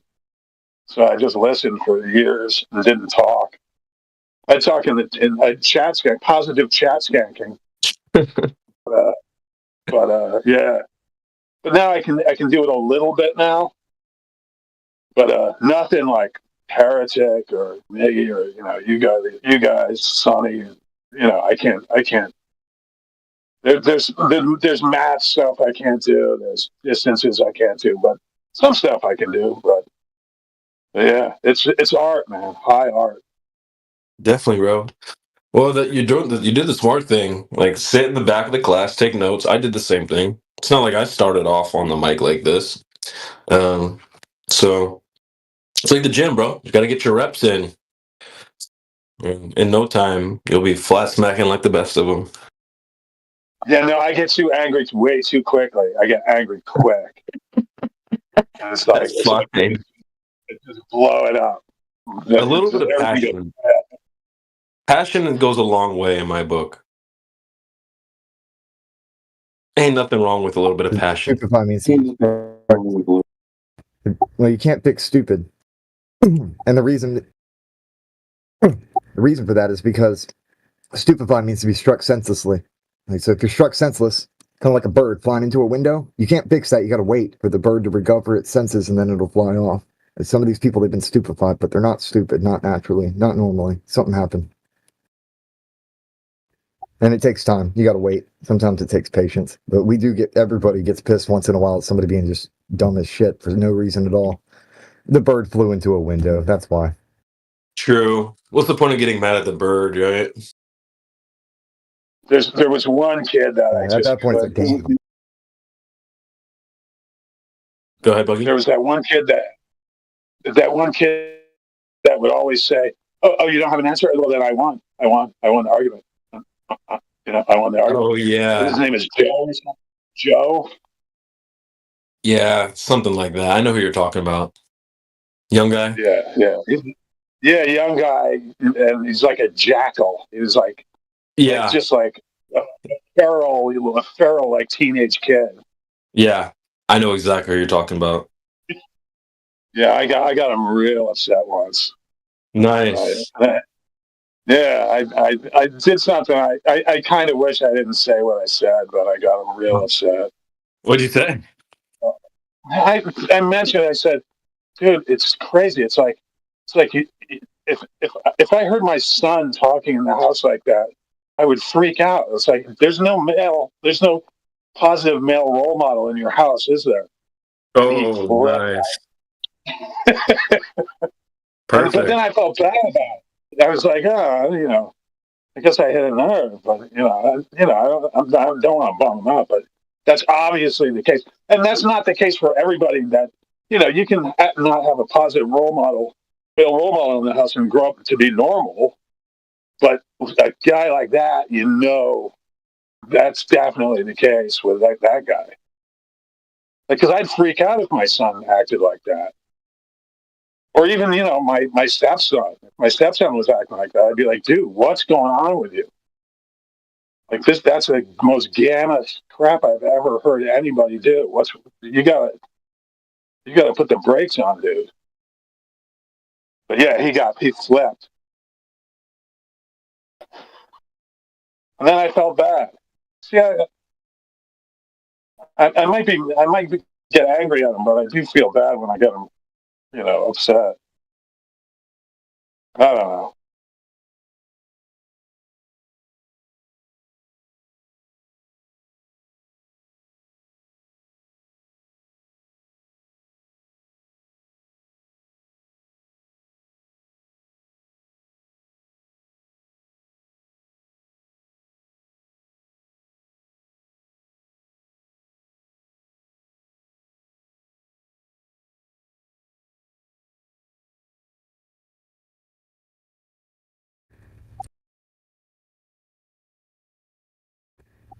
This Heart for Wisdom guy is trying to make a mockery, and he doesn't realize that the ball is the religious claim. Interesting.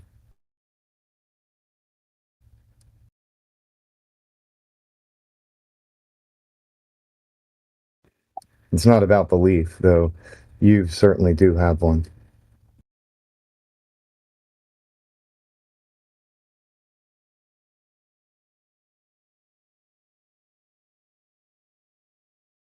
It's funny, yeah. I mean, we were just talking about it yesterday. It's like the atheists always come out to say the Earth's not flat. Like, I don't know what are you holding on to there, atheists?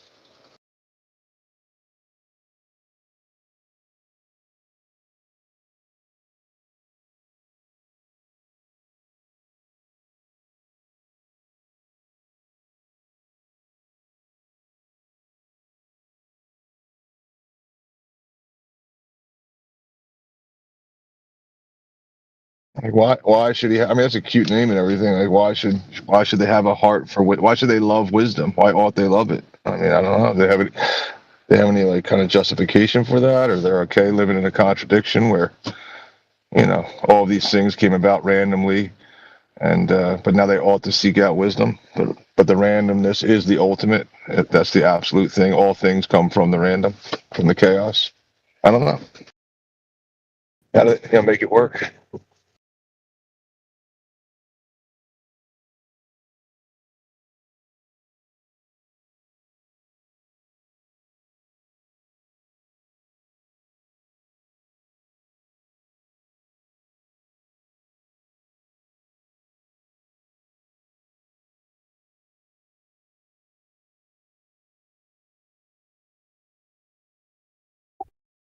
There's a lot of folks who don't know the difference between listening and hearing, so they only hear in order to respond. So when we meet somebody who's actually listened to what was said, it tends to be a rare thing.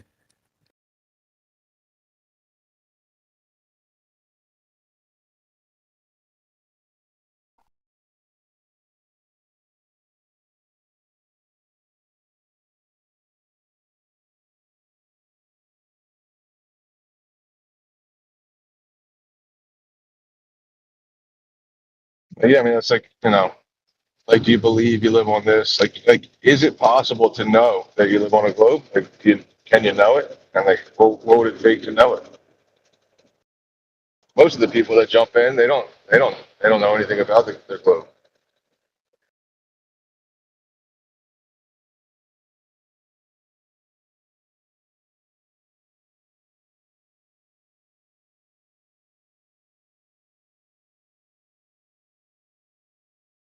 I identify as being a non-believer in the words of mankind. So after anybody makes any claim, I'm going to say prove it. At least tell me why you hold that worldview.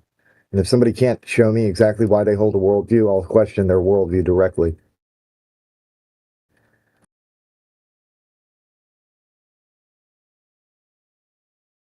Yeah, I got this guy on my gaming server. Sorry to cut you off. No, you're good. I got this guy on my gaming server, and he knows I'm a flat earther, so I get into beef with him all the time in like gaming senses. And then he just changed his name to Flat Earth Destroyer, and refuses to even have a conversation about the topic. Just claims everyone's an idiot. So it's like there's people like that on that side. It's just like worthless, right? Won't even give the time of day to even research their own claims or, the other, counterclaims. Just want to throw us into an idiot basket.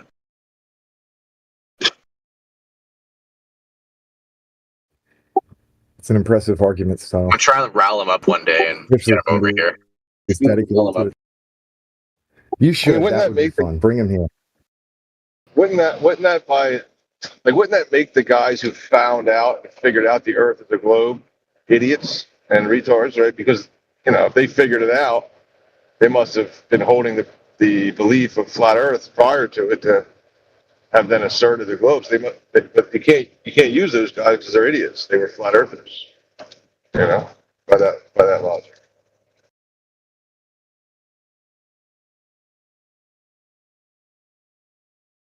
Well, just in the sense of him not wanting to talk about it, he's just already committing fallacies right there. Appeal to authority, right?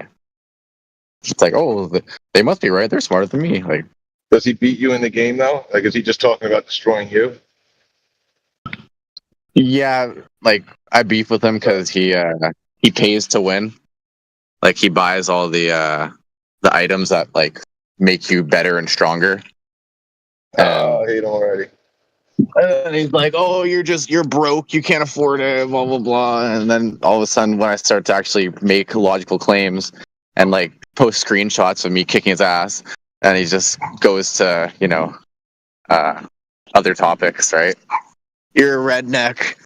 You're a freaking flat earther. Yeah.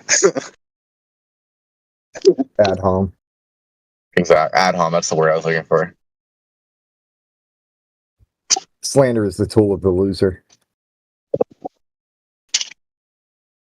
Or weapon.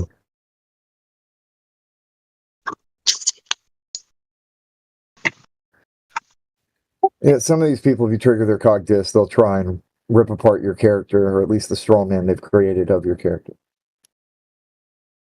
Yeah, exactly. It's like fair enough, the guy's good at the game, but like I always tell him like, yo, 1v1 me, like no skins, like regular guns. And he prefers to sit on his throne of OP guns. Whatever. Off topic.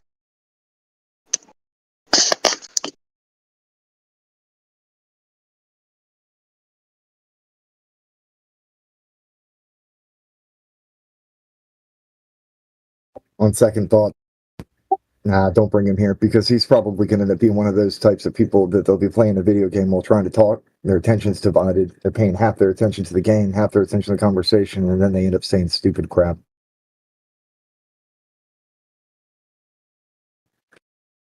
We've seen that before.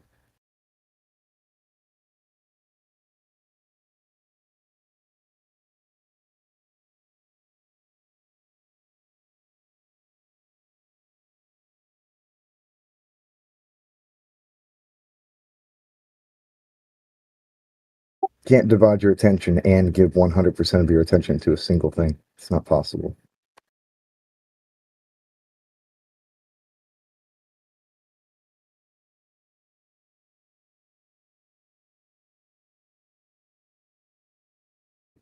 So, Heart for Wisdom, if you're not here to talk about the Earth or curvature or horizontal horizons, it sounds like you're only here to try and bully religious people. Why?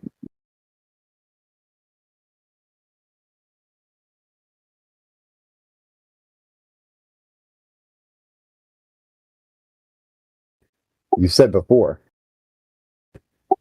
Mocking the religious blind believers. So that seems to be your agenda here.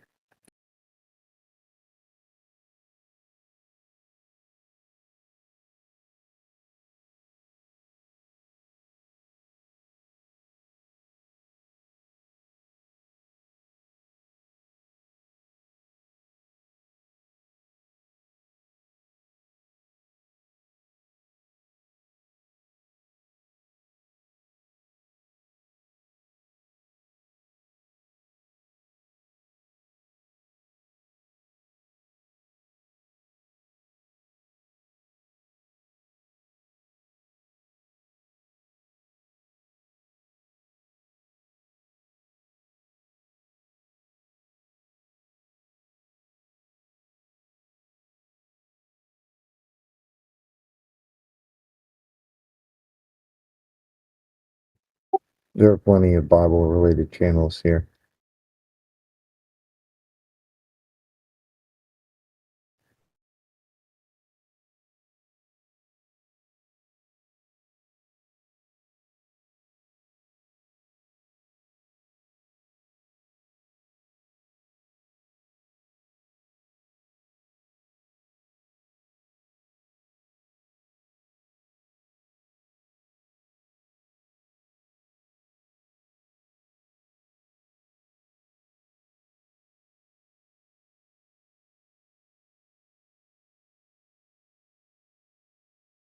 There are several.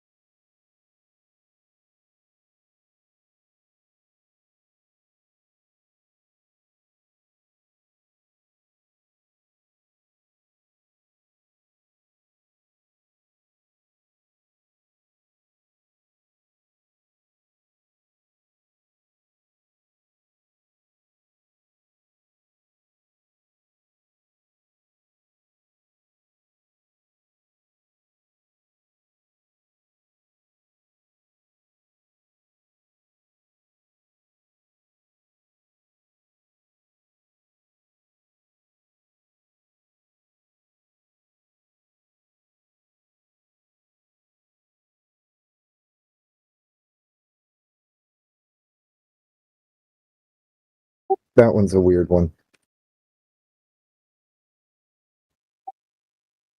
Those conversations get weird, and if you really want to talk about it, Heart for Wisdom, you should just unmute. And I'm sure that somebody would be willing to have the conversation with you.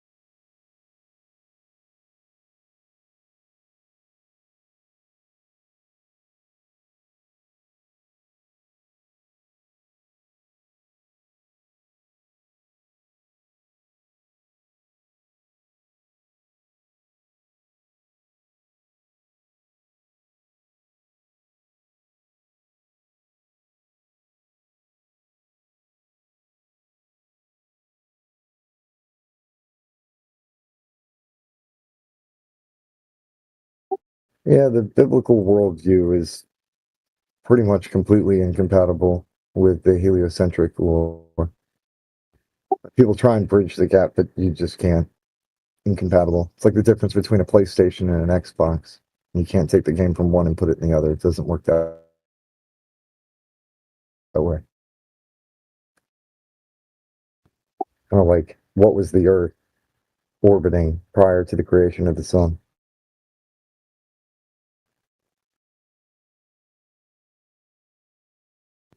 And the conversation just gets weirder from there.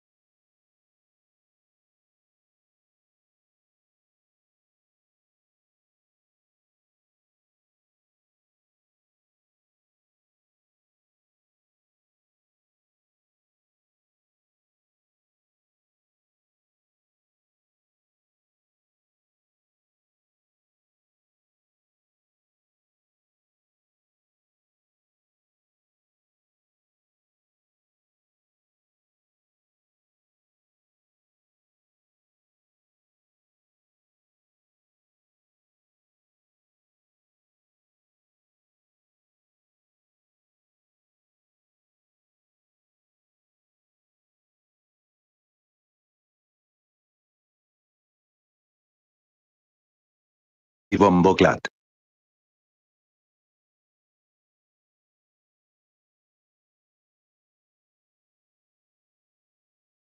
Sorry, what was that?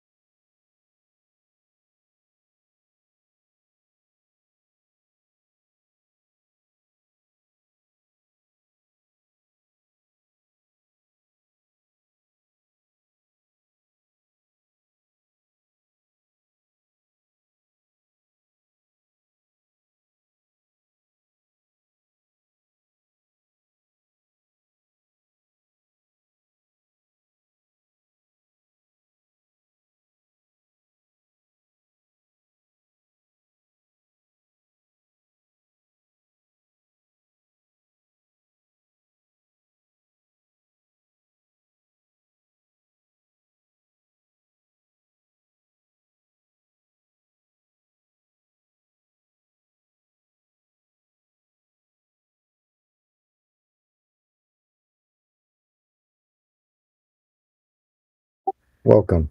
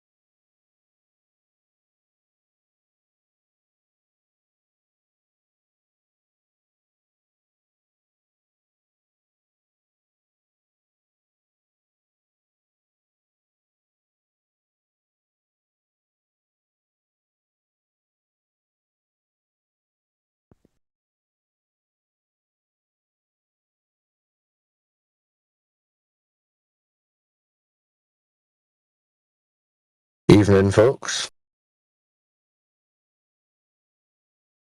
What's happening in here?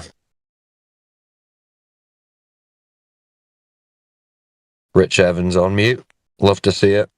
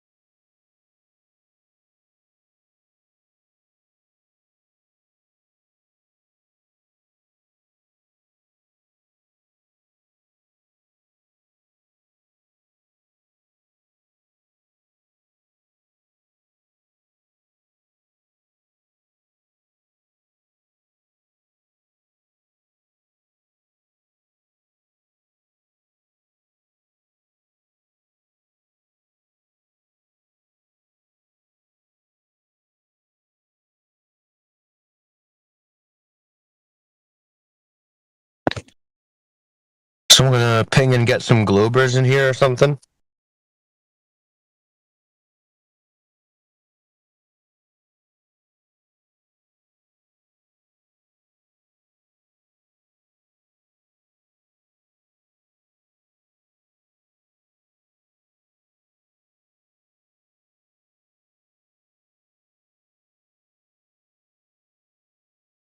Hey DJ, you here?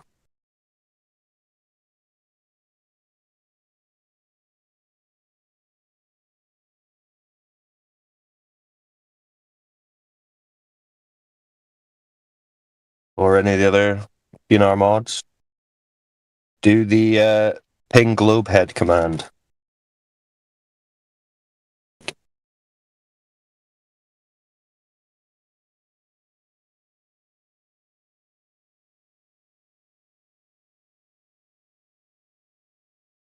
Would you say do what? Ping globe heads?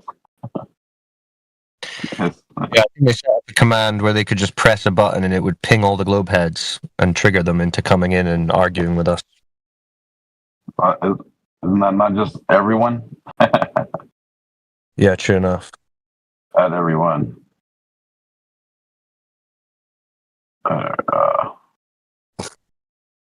Well, to all you people in YouTube land listening out there wondering what that sound is, that's the sound of no globe evidence. Ping NASA.gov. That's correct. It's funny. So what's going on, APOC? You've always got your finger on the pulse of the community. What's the latest dramas? Oh man, there's always something, right? There's always something.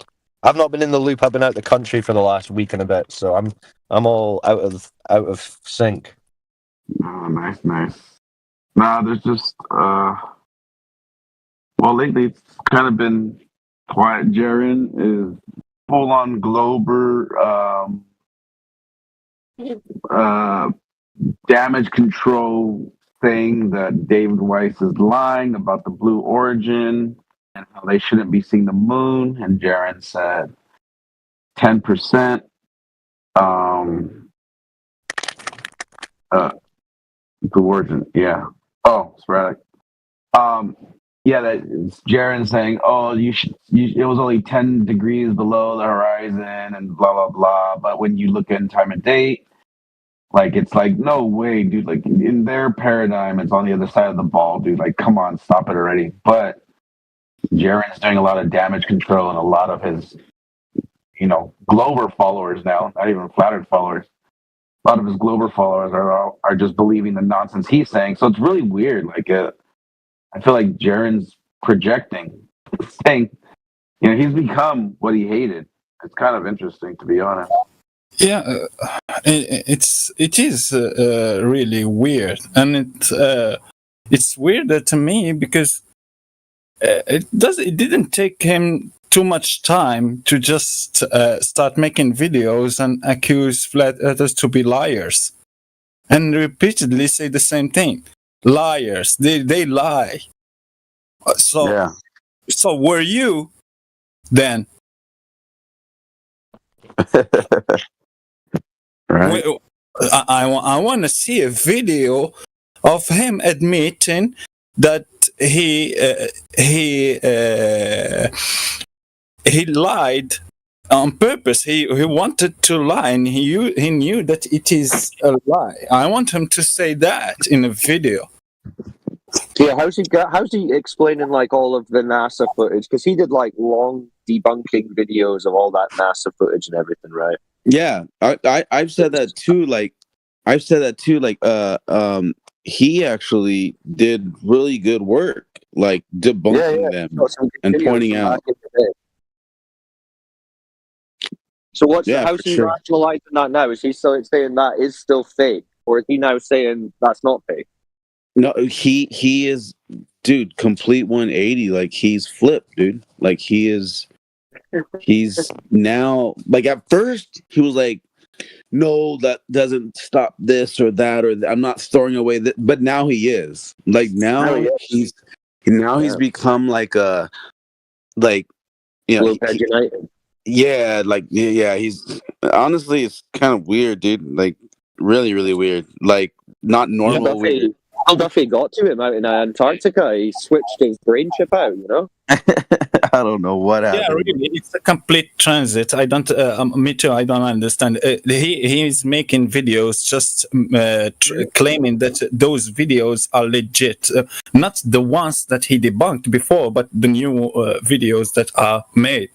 He's claiming that they're legit, and the breaking down the video scene by scene or part by part, saying that there is no fake in those things. I don't understand him. Yeah, I did see a clip of the Blue Origin Katy Perry thing that he was talking about, and he was like, if you really believe that these people are lying to their friends, to their family, you're crazy. It's like, wow, now you're just like appealing to incredulity. That's amazing. After all that. And the guy were arguing with people. He was a flat earther, and he was arguing with people and debating and saying that yeah, it's possible on flat earth to have stars on the southern hemisphere rotating above a center point. So for him, it was something that he could explain to himself. So he was flat earther, and he knew that there is stars in south that rotate above a center point. And what's the difference between that shit and the sun? It's just the same thing. What happened? Why did you change your entire view because you saw the sun? Well, what's really weird is if you have, like, let's say you spend 10 years looking, you're finding out, like, damn, you're like, dang, they are lying, they did lie, this is fake. And then all of a sudden you say, oh wait, this doesn't comport with my, AE map. So that I guess I'm a Glober now, okay? And then to go out and start saying, all you guys are not truth seekers, all you flat earthers, you won't look at evidence. But at the same time, he's now backing up what he would have been debunking. Like if he didn't go down, let's say to the TFE trip, and like somehow get fully convinced, with the wool pulled back over his eyes, because now if he didn't go, he would have been tearing this fucking video apart, dude. He would have been looking into it with the intentions of exposing the lies, but now he's supporting them. Now he's like, no, this works. This is, like he's talking about the angle. It's a 10 degree off the horizon. All of a sudden, like, you can see behind a big ball. It's really weird to me. It's super weird, dude. It's quite bizarre. Not just him. He's not driving around in a Lamborghini or anything right now, is he? No, but they did say, or he said himself, that he has to get a new house because his information was leaked. Shout out to Hell's Angles. That's a great FE name. Yeah,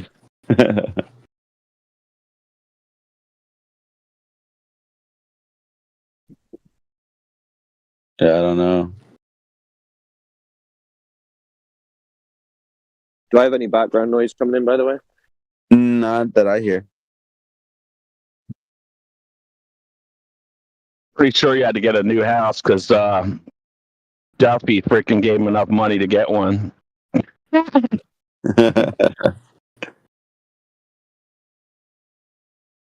really weird. You never know. Dude, how can he just be like, hey, Jaren, you remember all the freaking years you're like making fun of NASA? Like what? All that's real now?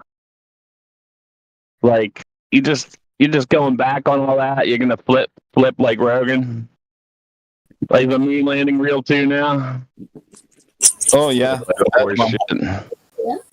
Yeah, he's not driving around in a Lamborghini or a G-Wagon or something now, is he? Gay wagon, maybe. Shout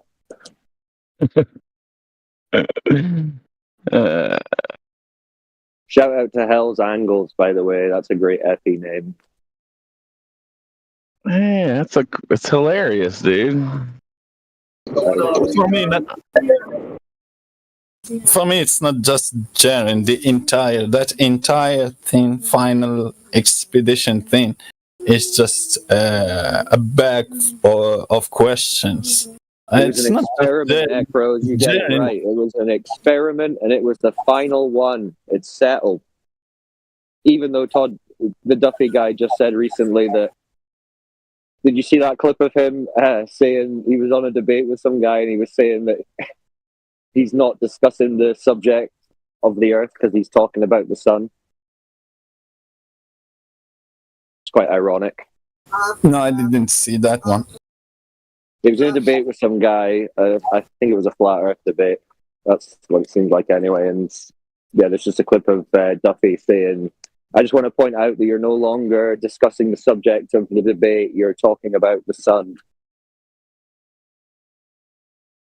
It's like, wow, way to sink your entire endeavor.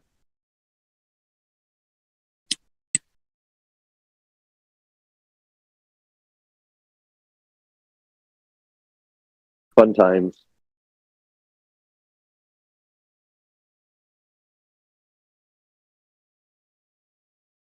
Like I said,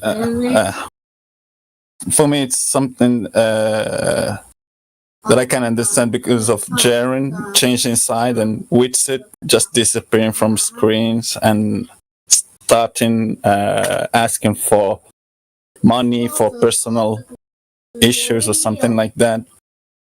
Man, I said this right at the beginning. I was like, I don't see any good coming from signing up to any contractual agreements with anti-flat earthers. Like, I don't know why Jaren and Witsit would have agreed in the first place. I was like, this is a bad idea. These guys want nothing more than to ruin you in any way they can. And that's essentially what's happened to both of them. Yeah, I remember talking to Runs Boston Bear, man. I was like, dude, you need to call your freaking boy and tell him he better not freaking, I just thought it was a stupid idea. I just like nothing good can come out of it, No, it was obvious that they were just going to try and use like PR and emotion and sociology to try and come up with a little gotcha stunt.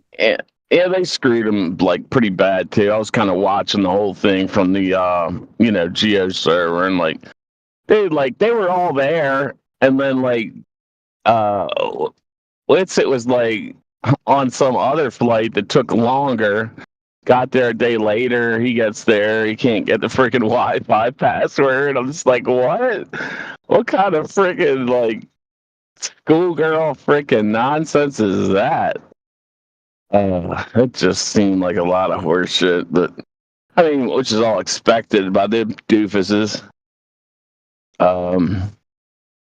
I still think, not that any of it makes any difference, but I still think that Union Glacier is like I think it's like a place that they kind of set up to do their little scams. Not Witsit and Jaren, just whoever. I don't know. I just don't think it's where they say it is. It's just something weird's going on. I don't know.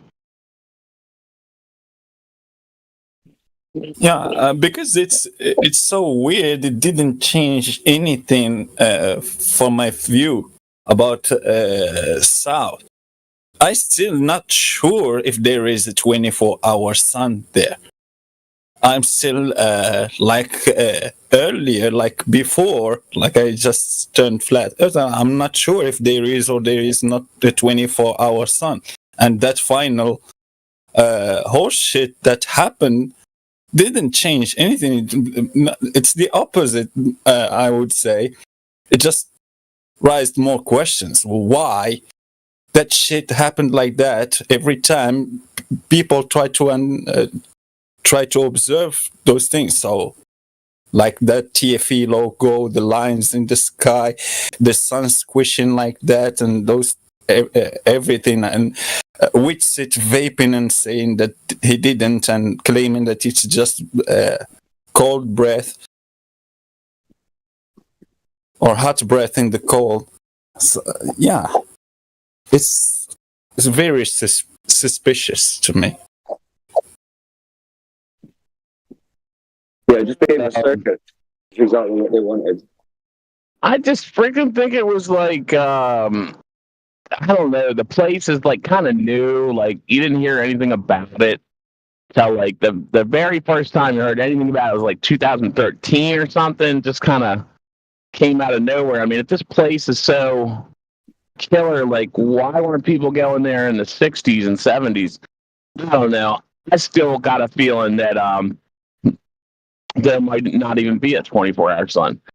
That's my gut feeling. But I knew they were going to show the biggest red flag. I knew they were going to show one now. They had. Well, the biggest red flag is still that there were so many fake versions of a 24-hour sun in the south. That it's like, well, if that's the case, if it's always there, why would you have to fake it? That's all once. Right. And like, I tell you what, the one thing that Dave, freaking Flat Earth Dave, whatever the hell you want to call him, him and his well, he was showing that like the news saying that that there was like a 50-degree change in temperature in the Antarctica, which is kind of weird, right? Like 50 degrees. I mean, maybe they were doing some freaking sun simulator shit down there, to where it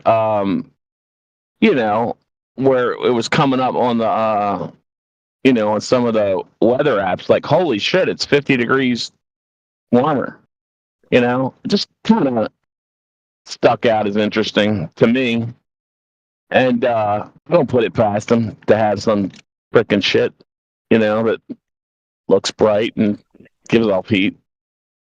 I mean, they love frickin', swaying the masses with illusions and magic tricks. So maybe this is their next frickin' scam,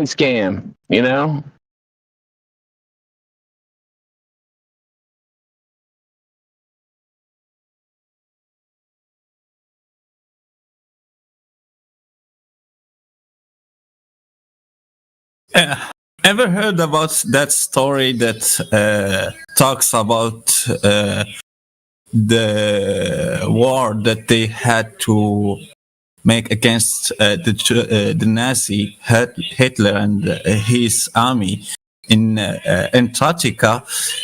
Some stories says that because Hitler found some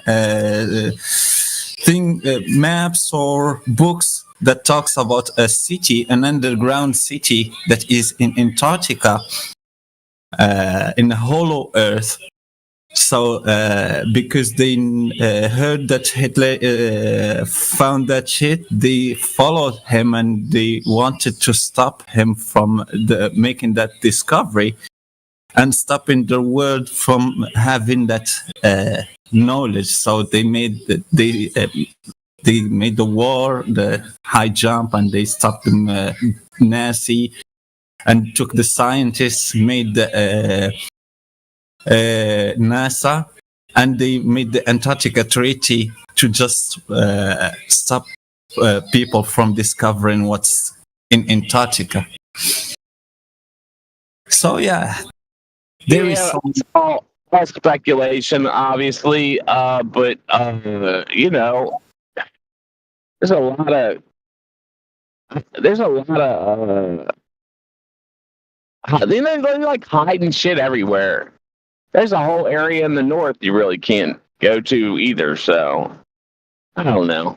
There's all kinds of shit they hide, so who knows? Yeah, sure. And also, in all maps that where they show photos from the sky, like Google Map, Google Earth, or the map in Apple products.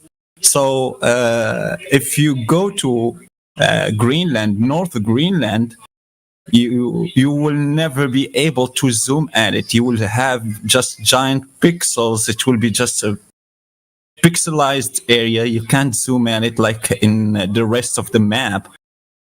So it will be pixelized, and the same exact thing happens in all the other maps. Google Map, Google Earth, the other one in Apple products. So it happens the same. So it's just like you have the photos that are taken from the sky by planes that are owned by Google and the others. And when they come to that area, who knows if it is attached to something, like you said, lands of the North Pole. It's not just water or something like that. It's some areas, lands that no one knows what's there really. So, but they want to hide that, so they cut those places from the photos and they replace it by that bizarre giant scribbles or pixels that you can see. You can now go to that place and just North Greenland, and you will see what I'm talking about. Yeah, it's a lot of basically just blocked out shit when you can pretty much zoom into all kinds of shit. I mean, the last time I went on some Google Earth shit, I could go and see like my old house. It still had like my brother's car in the backyard and shit, so it was kind of like older. I'm sure you could like get a newer version, but they don't want to have like real time, they can't have that. But anyway, like they show like really detailed shit, like to all of a sudden just be like, oh well, the satellites just didn't pick up that area. I wonder what they say. Is anybody? I mean, it'll be some horseshit anyway. Why does it even matter? You'd like, hey Google, why do you block out all this area? The friggin' satellite cameras weren't working so good that day, so we just had to, pixelate it. What? I mean, you couldn't frickin' get old Mr. Blue Marble to frickin' render you up some horse shit?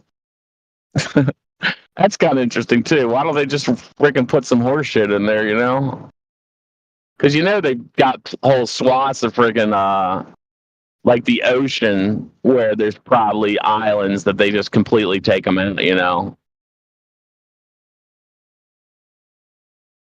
the ones the billionaires bought.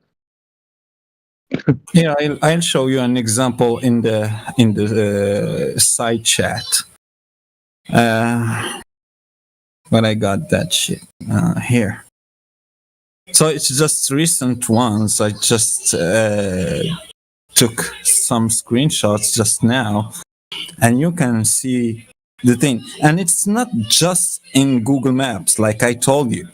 So okay, the satellites owned by Google doesn't work in that place, and the others here.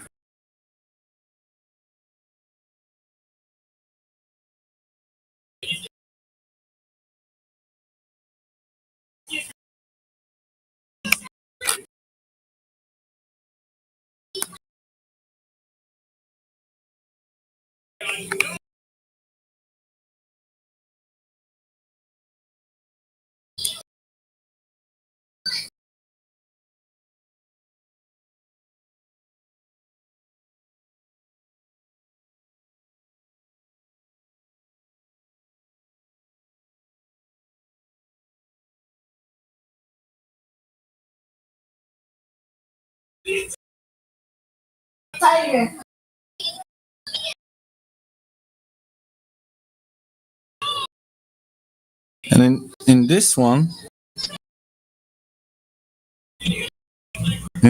you can see I just took the screenshot when I zoomed on the part that is cut and pixelized, so the additional part, and in the bottom, it's this the part that is the photography or the image that is taken by that plane. And you see the cutoff, that edge where it separates the photo from the pixels that are just made up.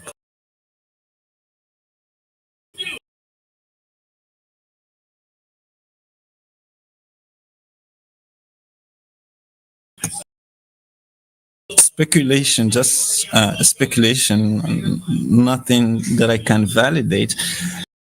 That part is the part that is linked to the north in the ancient maps, like Mercator map. When you see that north map, those like 4 islands or something like that in north. So you will see that. Well, you're saying like on the Erbo Monte map, like the four islands in the center, kind of the 4 rivers. That thing you saying that's blocked out? Is that what you're saying? In the north. In North Greenland is like connected to areas of North Pole. So North Pole is not just ocean. Yeah, like it kind of, I don't know. I mean, what's magnetic up there? You know, why? You know, it always made me wonder. Like, what's it doesn't have to be, you know, Mount Meru. It doesn't have to be Mount Meru, but it's probably, you know, it's probably something. It's got to look a little different. Who knows? But I'm just that's probably why it's blocked out, you know. And it's probably why the part that's closest in Alaska to the center is a huge like national Alaska nature preserve, where there's only like 8 cabin permits on like a piece of land that's like the size of something silly like I don't know, like West Virginia or something. It's just a huge swath of land that's just got like a couple cabin permits. Like, so there's nobody up there, you know, sneaking around or trying to do any kind of long distance photography. And the cabins, the permits can't be there's no more cabin permits that are going to be okayed, which is interesting. So the only people that can live on these little plots are the families of the ones that already owned land, or the original people that got the cabin permits.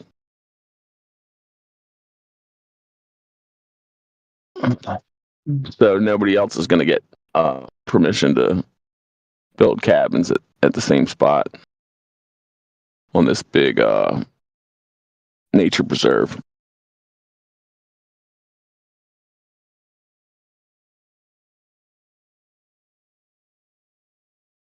There's a show that was on like Discovery that showed, it was called The Last Alaskans, I think, and it showed these it showed like 2 or 3 of them that had the permits, and they gave them out in the 70s. and they allowed people to go up there and build if they wanted to have, land. I'm not sure if they sold them like little swaths, but yeah, you can't build there, and you can't get any new permits up there, which is kind of interesting for the this big area that's closest to the so-called center.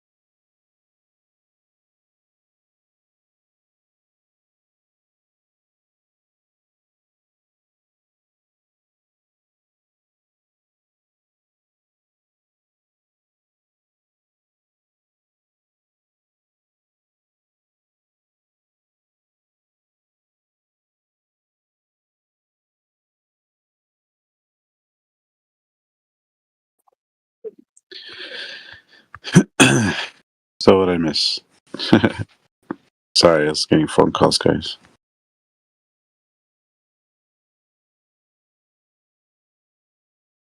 Anybody here? I'll go to the other one.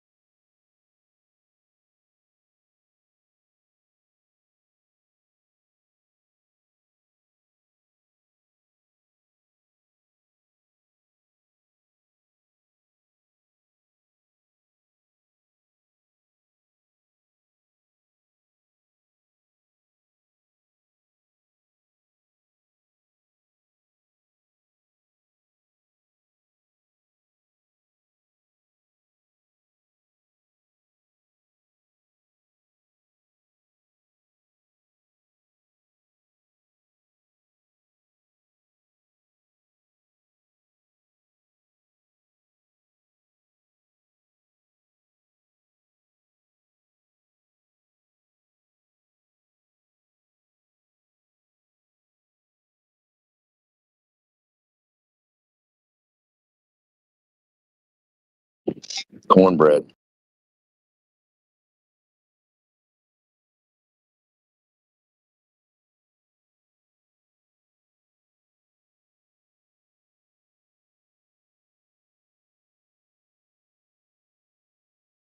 We're not going to take this standing up. We're not going to lie on this standing down.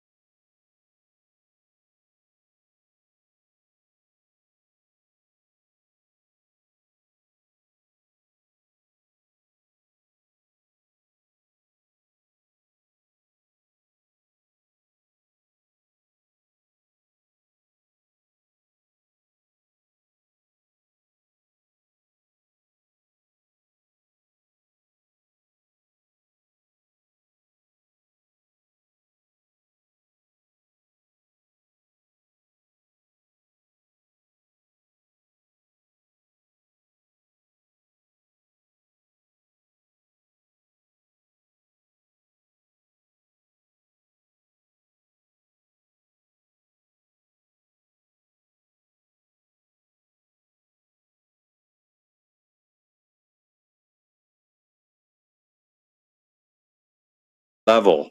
You know what I mean? It's not the, esoteric, spiritual shit of uploading stuff to computers and living forever stuff. Like, that's a very, very far jump, leap, or whatever, away from the stuff that I've seen that they're even able to do, if they are actually able to do it. So it's very much just like getting everybody accustomed to this idea or this fantasy that machines are equivalent to us, or we're equivalent to machines. Glover would say, well, so what? You can't see it, and you can't do it, you can't verify it, it's not true? Well, in my life, I'm going to need a demonstration, or it's going to have to be observable, measurable, repeatable, because I'm not just going to believe your random scientific or science fiction claims saying that, oh, this machine can read my mind and tell me what patterns. It's like, I doubt it. I don't believe you. But I'm a higher skeptic than most. Where people tell me stories, it's like, no, you can't do that. These kids do that. They never did that. It's not humanly possible. Like, unless you show me and like I'm there and I see it, maybe. But it seems like a circus trick. They just want to make you seem like these people, like the machines are smarter, or AI, or like clones, or it's always Look what we can do now. You know, that kind of mentality. Yeah. Challenging reality. So you have to believe this video, this story, that these people have this magical thing they can do. It's like, well, I've never seen it in my life, but I mean, this video says it. But to me, I don't believe that video because I can't confirm it in my life. Yeah. There's some middle ground with that because, you know, it's hard to gauge. It's hard to gauge that, I think, because we can't confirm everything. So unless whoever, you know, there's a lot of, you know, we can't confirm this stuff empirically. But surely we can. Don't need to. Part of my claim, or it's not any crux of my argument or anything. It's not reliant on it. It's not going to be falsified by it. Well, but what I don't understand is if we've got, you know, a map that works, and we can establish distances that conform to it. Earth measures flat. I don't care. Well, you say it measures flat. Can you show me the data? Yeah, those surveys that you were talking about. Well, they don't say that it's flat. You said that they do. No, they make an assumption over short distances. Because do you remember I used that term, the square root of fuck all difference, earlier?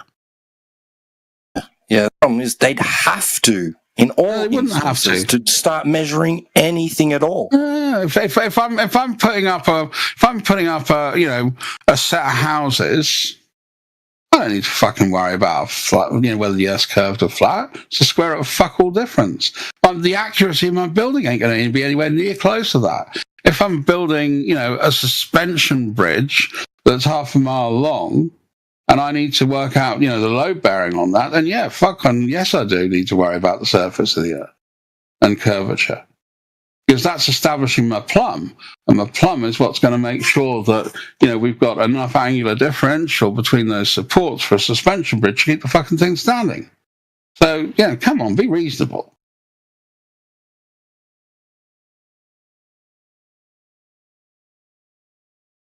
So, you do understand that planar surveying is done out to a distance of 260 kilometres square? Yeah, that's for establishing boundaries. That's not for establishing... No, planar surveying is used over an area size of 260 kilometres squared, and that 260 kilometres is all considered to be flat, no curvature. Now, if we were to cities, this is what's used for building cities, for planning, for, you know, construction, bridges, etc. Right now, then why have over that 260 kilometres square, you're going to have, if you were to make them equal sides, we're going to have equal sides of 16 kilometres or just over 16 kilometres, which means there's over 20 metres of missing curvature over that area that's considered to be flat. So when we're doing this construction work, and I deny the thing with bridges, by the way, you do have to definitely, you know, I want to see stuff to say, with a suspension bridge, we don't have to take that into account in some sort of statement. But when you're doing a planar survey, so let's say we're mapping out where we want to put a city, what I'm concerned about is elevation, surely, isn't it?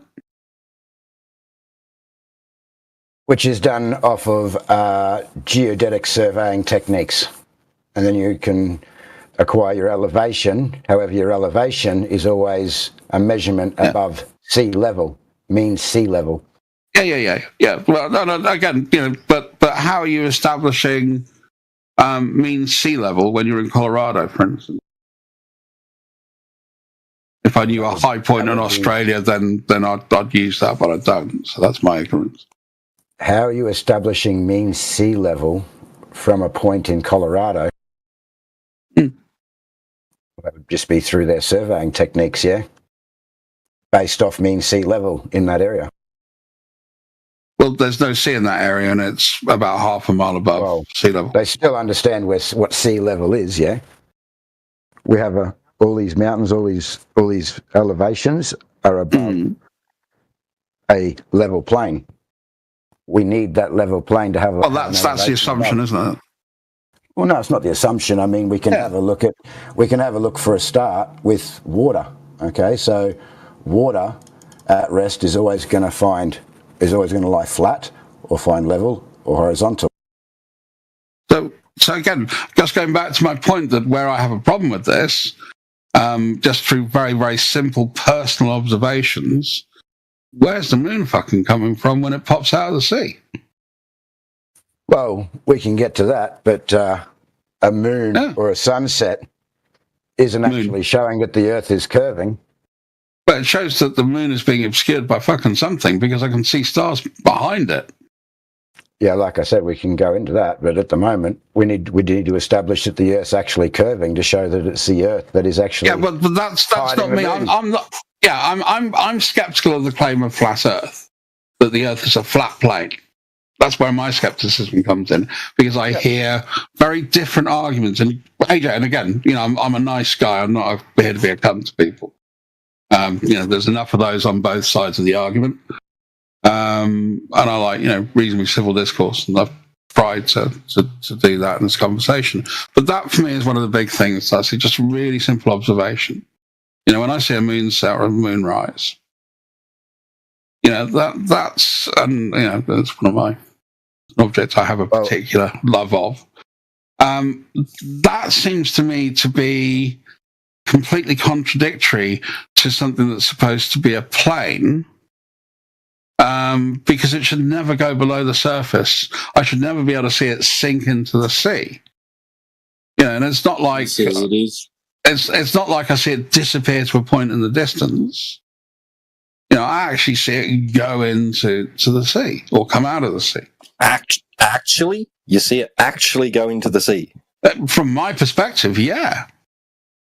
So, you describe something as looking like something, right? But is that the reason? Like, is it doing that? Is that what you're saying? It seems to be the case, and what I would expect. So if I then use my, we use a bit of logic here, I'd say, if something's a light source and I can see stuff that seems to be obscured by this object, which isn't really a light source, it looks pretty nice and rocky. Why all of a sudden does it disappear? From my perspective, into the sea. Or why does it seem to rise out of the sea? Yeah. When if this place was flat, it should be just visible. Yeah. I understand what you're saying. Yeah. Now, what you're doing is, yes, you're having a look at what you're seeing. Yeah. So first, you'd need to first take into some consideration some other factors, such as how we do see our azimuthal dome of vision. We've got angular resolution and other things that happen as well. Now, we can go through all those step by step. But just to come to the conclusion, based off what you're seeing, that it can be no other way, is not logical at all, like you've said. I didn't say it's no other way. I said for me, it's a big problem. If you want to, so you can look at the work. You can look at the work. No, let me just finish. Don't just finish. What you said is that if you have a look at what you've looked at, and you were to look at this logically, then it would make sense that the Earth's a sphere and the moon's going over. No, I didn't say that. I didn't say it. Well, I said what it says to me logically is the Earth can't be a flat plane, and the water doesn't seem to be just this perfectly flat surface extending out to, there's something obscuring me being able to see the moon. So what the fuck is that? So you can take into things like, the Rayleigh criteria, the work of William Stott, which has fuck all to do with this. That concept of angular resolution is between two objects, not a singular. And when it starts to come into vision, it's not coming from a tiny spot that I can see into a bigger object, like it's coming towards me. And I've seen lots of stuff come towards me in time, being an annoying cunt, especially fists. That's where I start to sort of, have an issue. I unfortunately have to start working. All right. But what I wanted to do was say... What I'd like to say is that what you've just presented isn't logical at all, because you've got a false cause fallacy to begin with. What's the false cause fallacy? Well, it's a correlation versus causation, yeah? So just because the moon rises or appears to rise in your vision doesn't inherently prove any shape of the Earth. The moon rising can be very easily, like I said, explained both over a flat surface or on a curved surface, yeah? So it would also probably border on begging the question, yeah? You're then assuming that the Earth is a globe. No, no. If it can't be flat and you're saying it's coming up from something that's curving and you're a globe proponent, then... No, I'm a flat Earth skeptic. It must be curving, yeah? AJ, let's get it straight. I'm skeptical of the claim of the flat Earth. Yeah, I understand that. Yeah. So I'm not a globe proponent. Skeptical of your experience of reality. Yeah. I'll tell you what makes me skeptical is the total inconsistency of argument I get when I speak to different people on this topic. I mean, since you experience the Earth to be flat, right? You doubt that, right? Why do I experience the Earth to be flat? Why don't you doubt what it looks like the moon's doing? So I don't experience the Earth to be flat, and I've given you an example of one of those experiences that seems to deny that. The starting default position for any particular topic is I don't know. You don't know if what you look out and see is planar or not.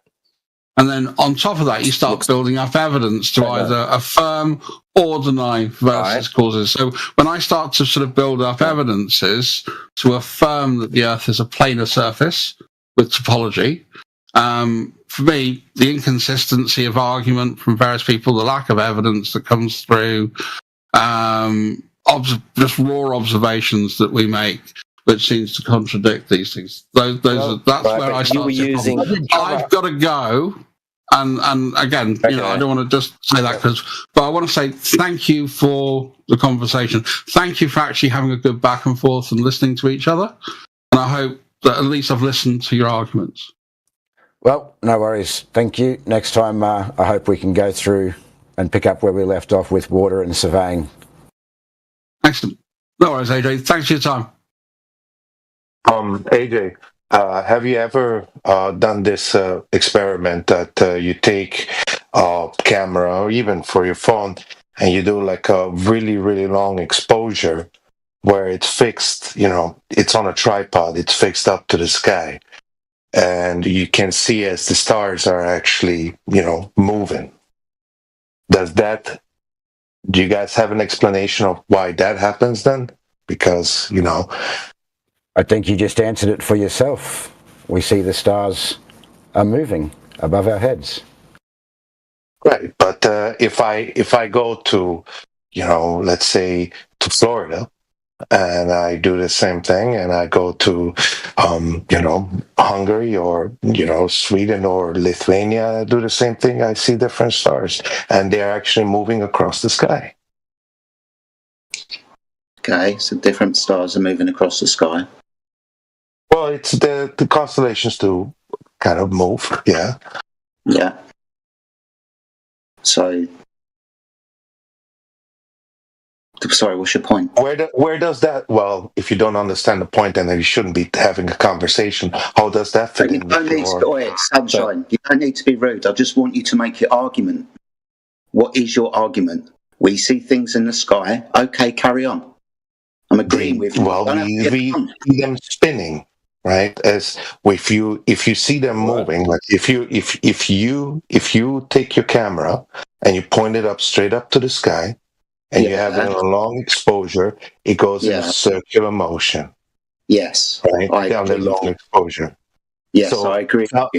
something is spinning, right? And throughout the night, that constellation will move from where it was to where it is. Yes. You will have movement throughout the night and you'll have movement throughout the year. Okay. So how does that fit in with your entire theory that the world is flat, and how does that support it or disprove it or anything? That's a genuine question I want to ask you. Well, it's the stars that are moving. The Earth is measured flat and the stars move in circular patterns above the Earth.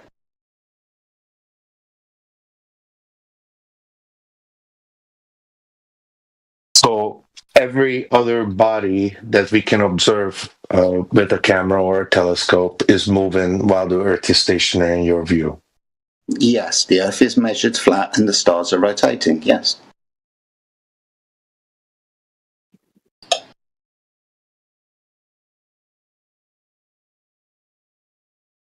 It's quite simple, right? We measure the Earth to be flat and we look up at the stars and they rotate. We have one rotation in the north and we have one rotation in the south. But the Earth is measured flat beneath those stars.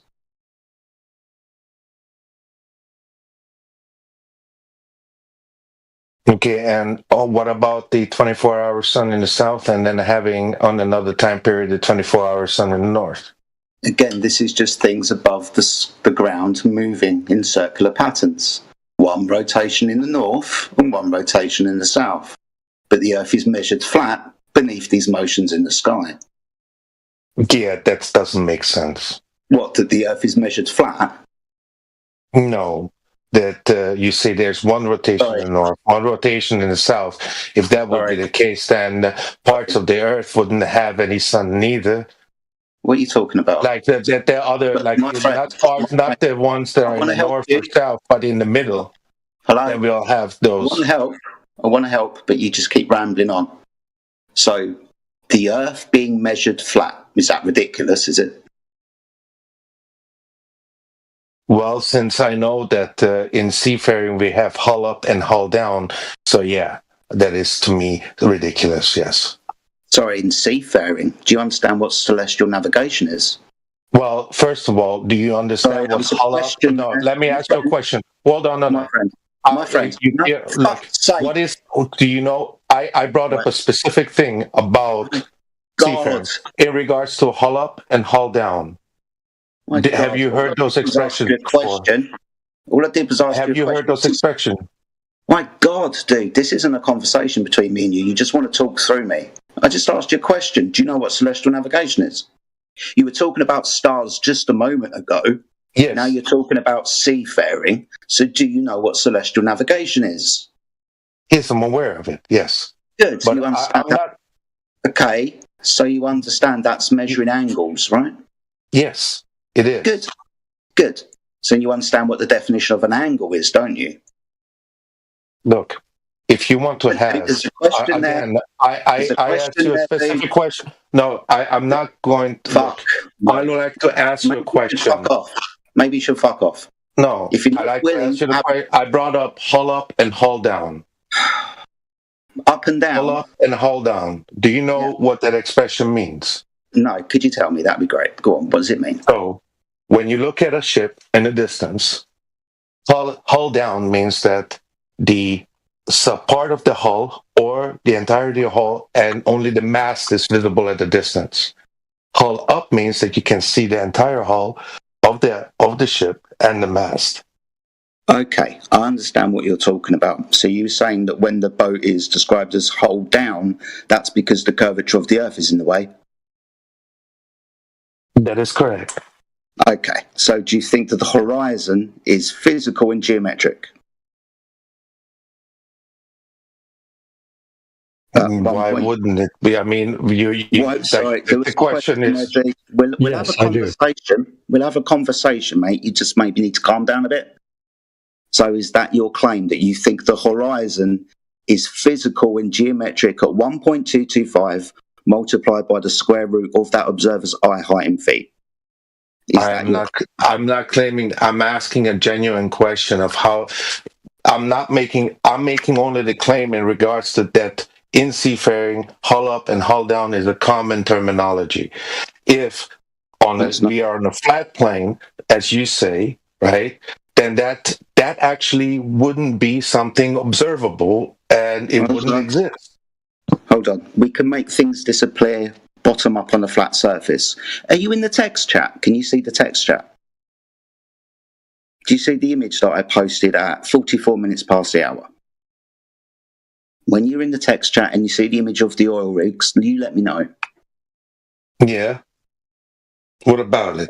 Oh, okay, so if we're on a ball with a certain radius of 3,959 miles, then every physical geometric horizon distance will be no more than 1.225 multiplied by the eye height of the observer's height in feet.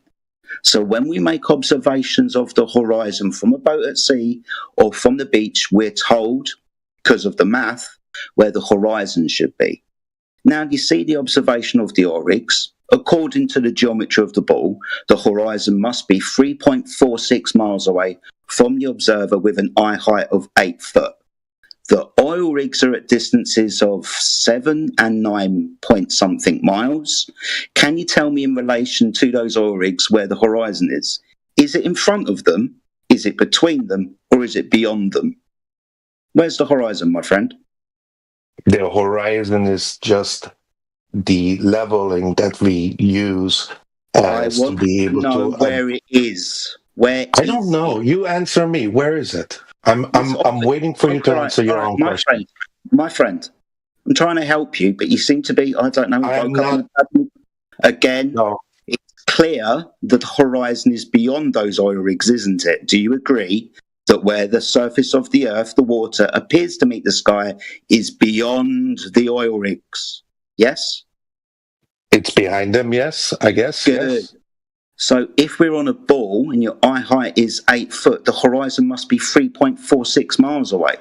But the horizon in this image is plus 10 miles away. Due to refraction. My friend, it's refraction now. My goodness me. Refraction is a really good explanation for it because, if it's in a warmer air sea area, that means there is plenty of moisture in the air, which does cause refraction. So if it's colder, we should see less? I don't know. I'm just making an assumption. You just said it. Fuck me, dude. You just said it. If the temperature is warm. So I asked you, if it's colder, would we be able to see less then? No, I said that it would make sense. This is why you can't have that. Mate, but you're not picking up what I'm putting down. Maybe you should. It sounds like you haven't had your coffee this morning and you're a little bit upset. You've made the claim of hull up and hull down, claiming that the curvature of the earth is in the way when we describe the bolt as hull down. I'm trying to show you very succinctly that the horizon is an earth curvature that you said 4 minutes ago. Now you want to invoke refraction, which I don't think you're going to know. No, I didn't invoke it. Ultimately, because I didn't invoke it. Ultimately, because I haven't finished. This is why you can't have a conversation with you guys. Really. Literally trying to talk to you, dude. Literally trying to talk to you. No, you're not. You're not. I am. You know what? You're not trying to have a conversation. Trying to help you understand. I didn't ask for it. I asked. You definitely invoked refraction, yeah, because you said this would be due to refraction. What we're seeing. No, I said it would make sense. Was my exact words. So then maybe you can explain to Jedi what refraction is and how it's occurring.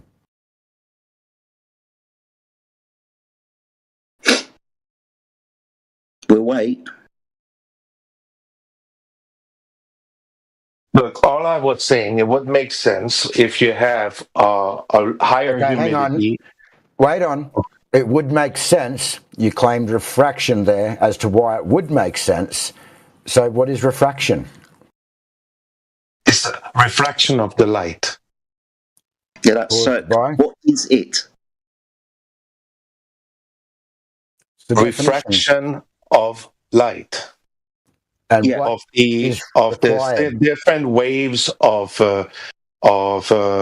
light beams or different waves of what we would call also radiation that gets refracted, that, you know, red, green. Get refracted. What is refraction?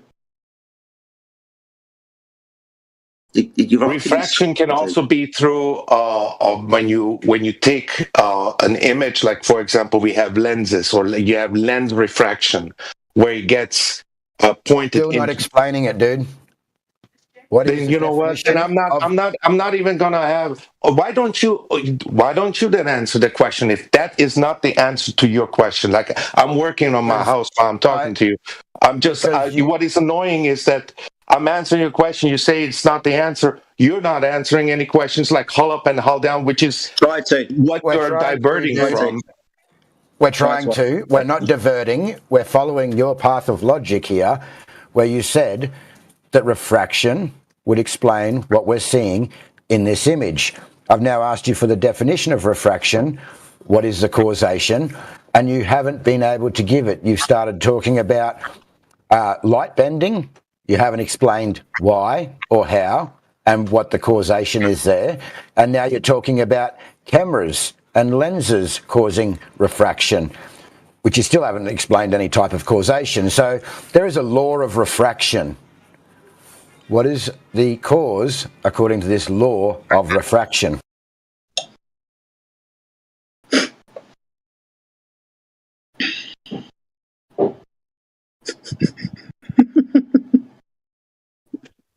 Listen, if you think you're so smart, why don't you go ahead and answer that question? Or why doesn't the person...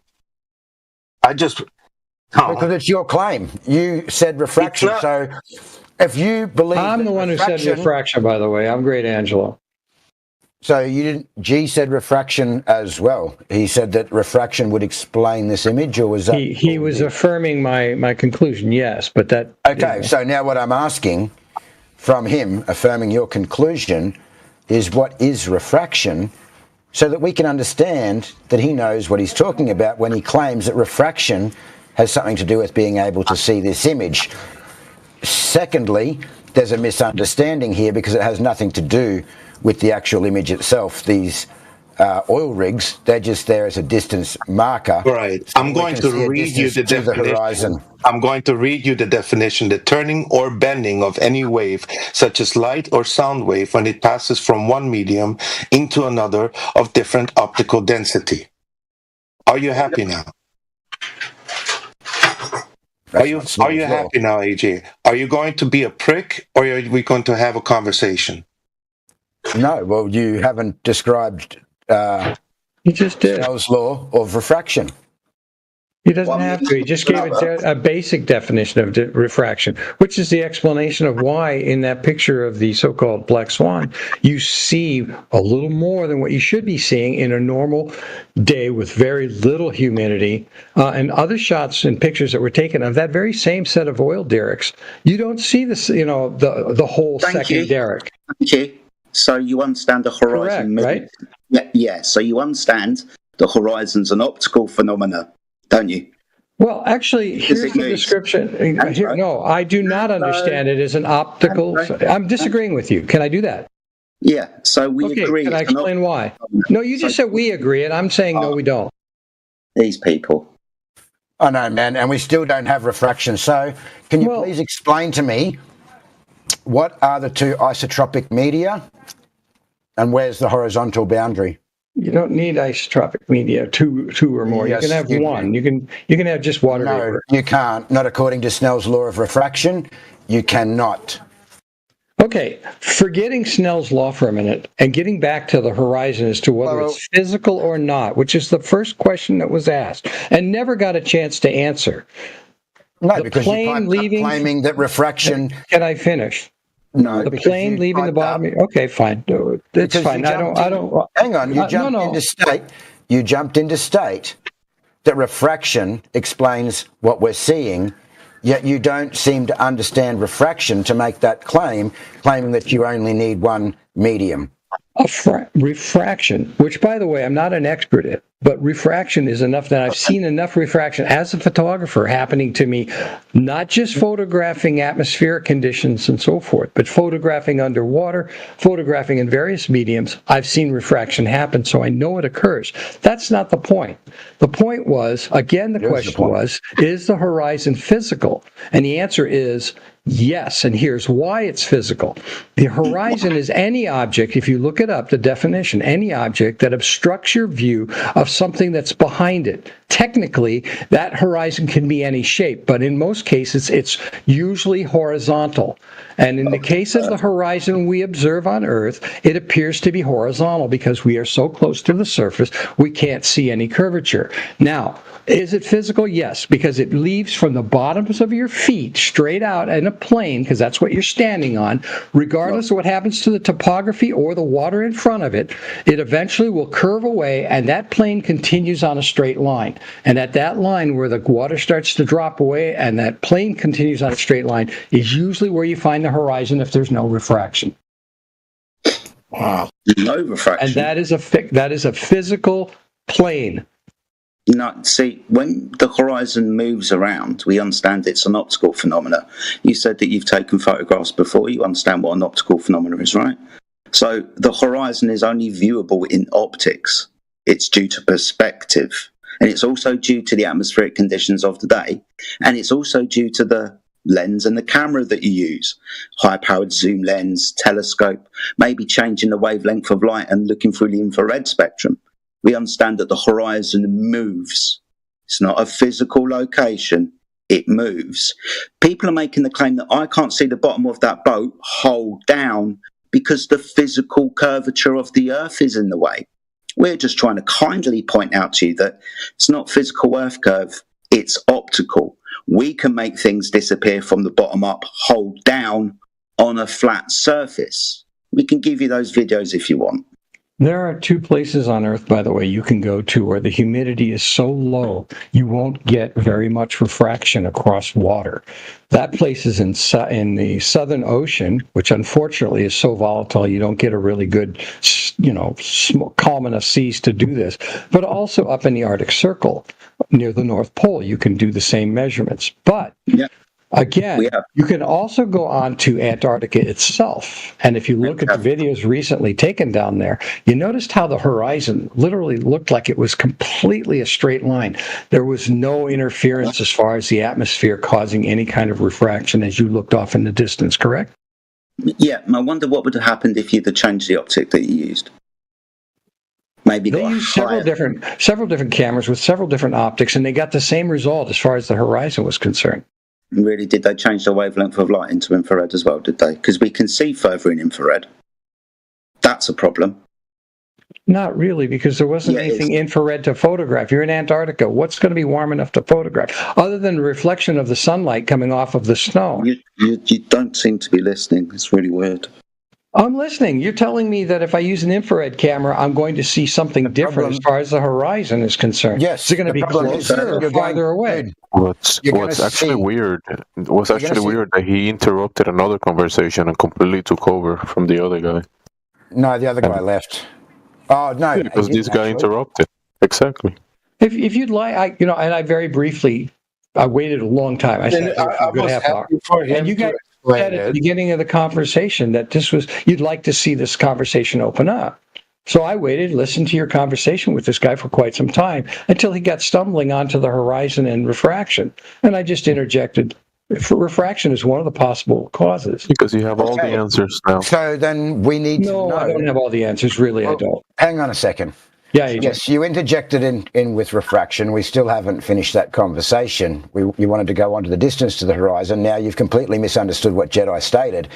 He stated that when we use infrared, we can see objects much further in the distance than what we can without, which is a problem for the claimed geometric horizon, the curvature of the Earth, because we would not be able to see those objects if they were physically blocked at that distance. I believe longer wavelengths are more susceptible to infrared light than shorter wavelengths.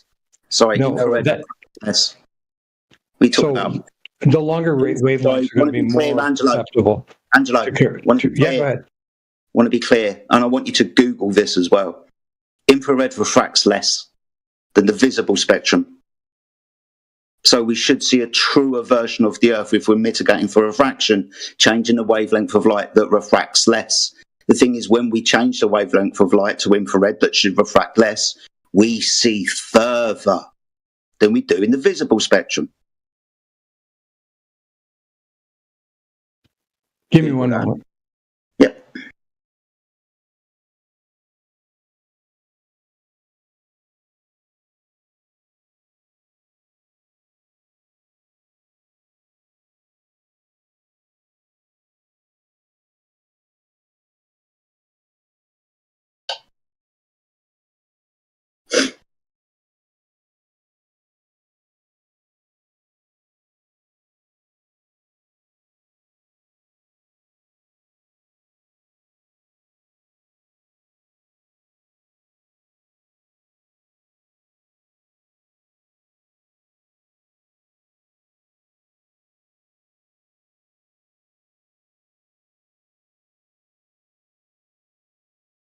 Nice demonstration put in by ZX Spectrum. What's up, old dude? Good morning to you.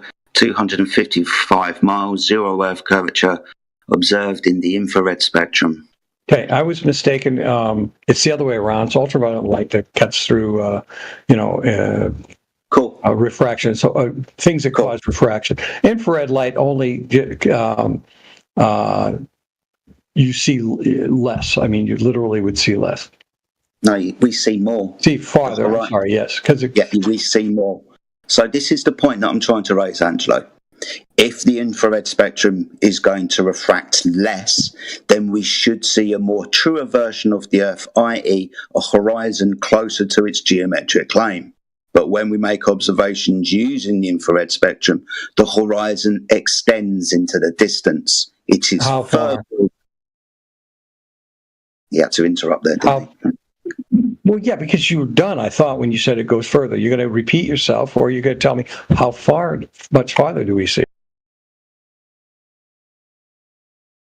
You asked me to go on a fishing trip to correct myself, and I did, and I'd like to know how much farther you see. Well, for example, when we're taking infrared photography from the altitude of 32,000 feet, again, up high, so where the atmosphere is less dense, so again, mitigating for refraction. From 32,000 feet, the geometric horizon should be 229 miles away. But we observe a horizon 800 miles away to 1,000 miles away. You have an example of that? Yes, I've got several. Give me 5 minutes. Thank you. Thanks. Not my field of study, but I'll be more than happy to look at it. Yeah, sure. No worries, buddy. I'll get you the videos.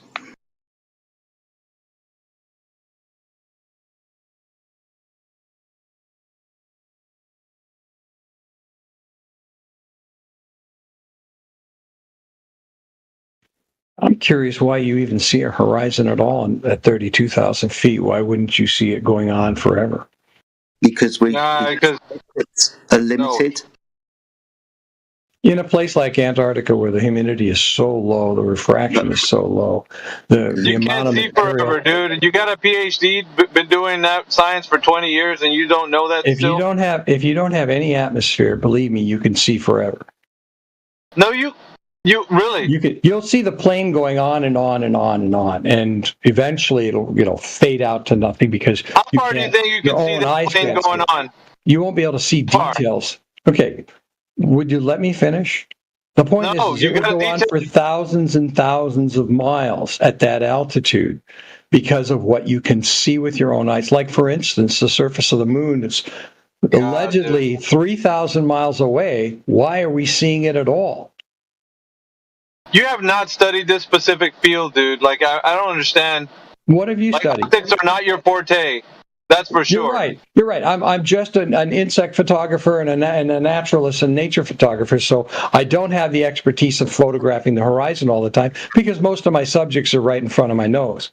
But As far as lighting and understanding how light behaves, yeah, I have a very good understanding of it. And what I can actually see with my own eyes in distance and up close, I have a pretty good understanding. No, I won't be able to see the land going on forever with my own eyes.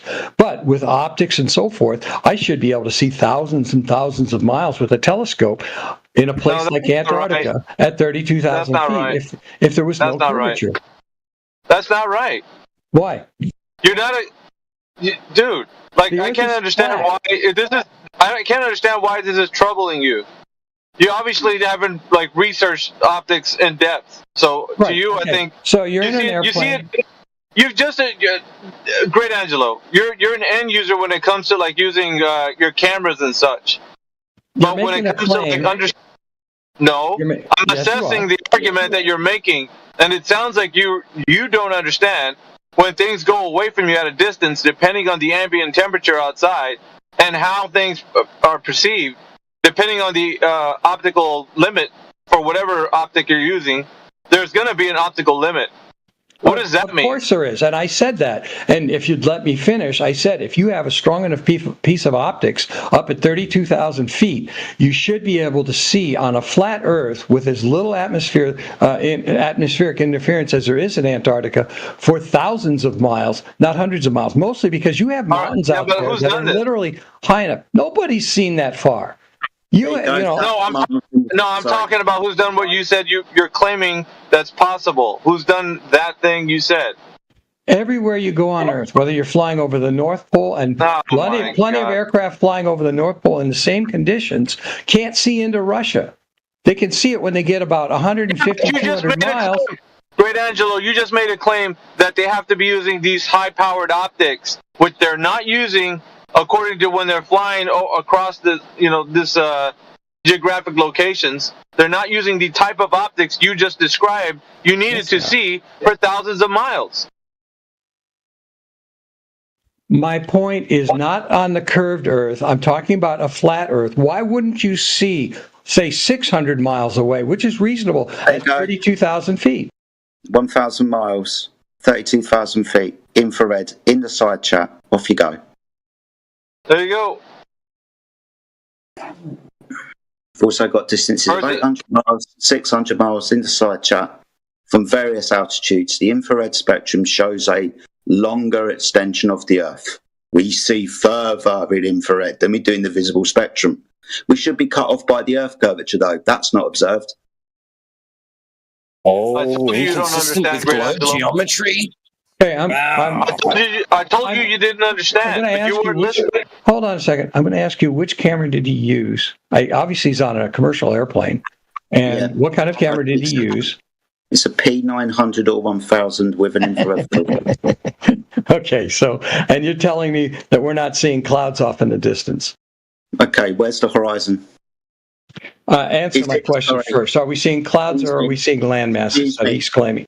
Excuse me, from 32,000 feet, the horizon should be 229 miles away, physical and geometric. But we see further than that with the infrared spectrum. Yep. That's huge. The truth is the truth, Great Angelo. You can't deny that. When optics are being used, and it's specifically infrared, you can actually see a lot farther than the opaqueness that you can see during the day. Because it's opaque, like when you can see across the way, horizontally. But then the problem is, with infrared, you kind of negate that. So you're able to see a lot farther. This is just true. I mean, any refutation against this is going to be your confirmation bias. Give me one. That's it. I mean, this is what you asked for. Here it is. Jedi just gave it to you. Now, I mean, you have to take a look at it first, obviously, but it's there.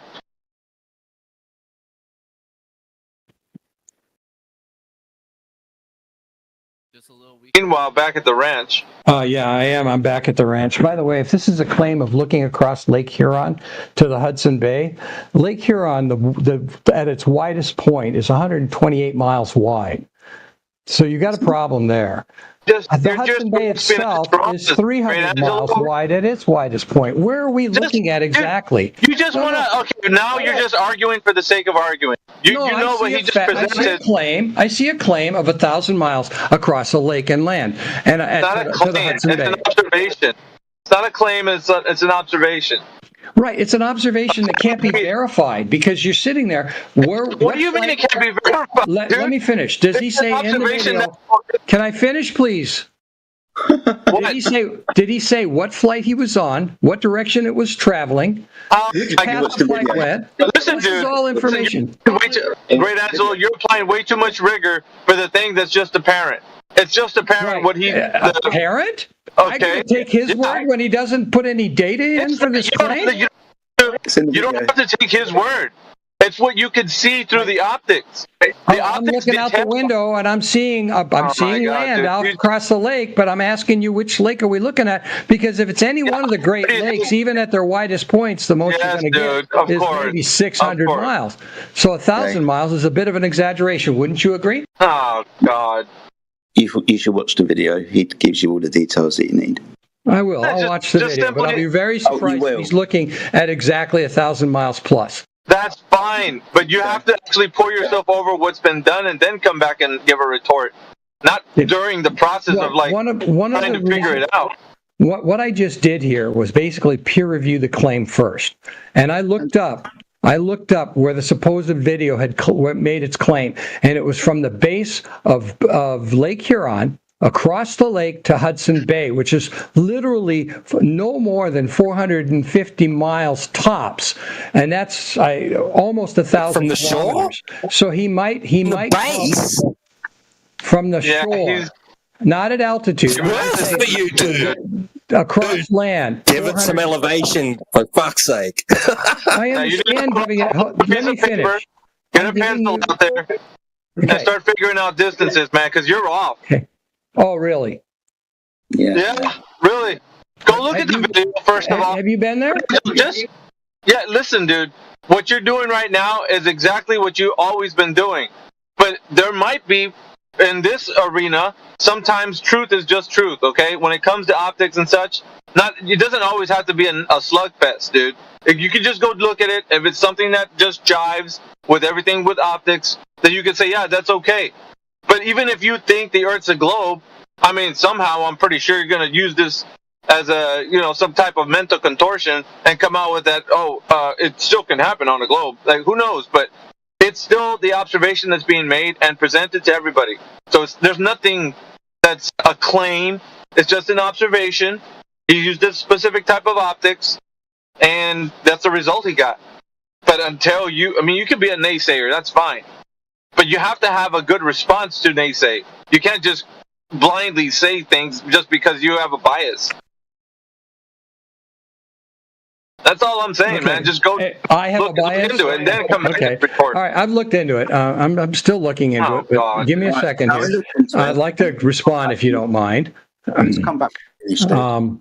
So the problem with the distance you describe and the fact that he used infrared is irrelevant because it might add maybe 50 more miles to his viewing area. But the biggest problem that he has. Can I finish?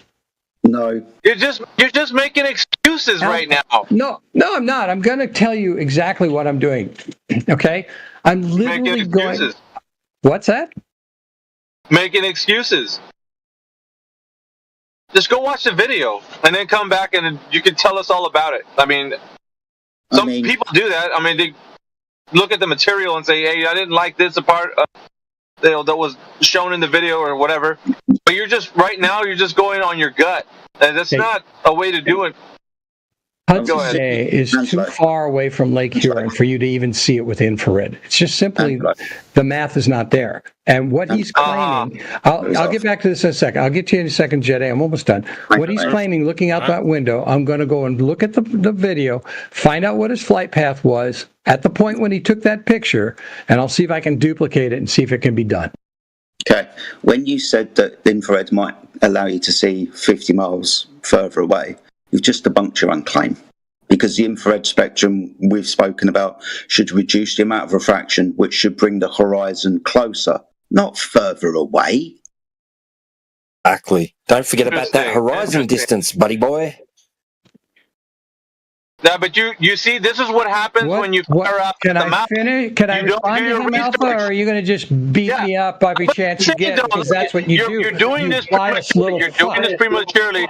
You're going to put your foot in your mouth again, which you don't. I'm trying to prevent that so you can actually No, you're research lying and being video. ingenuous and not letting me answer. You're obstructing him. Please answer. I'm waiting for the answer. Really obstructing him? His foot is obstructing his own mouth, dude. That's what's obstructing him, and he continues to do it. And you want me to allow? Okay, you want to make an ass of yourself? Go ahead.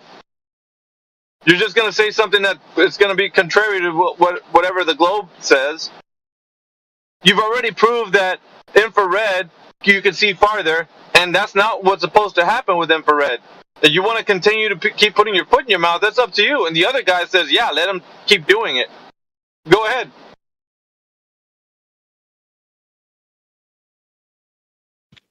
Okay.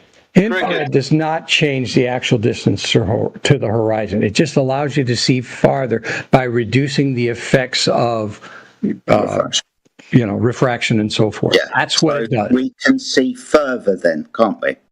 Yes, you can. But the point is most you're going to see is about 50 more miles, possibly, at that altitude.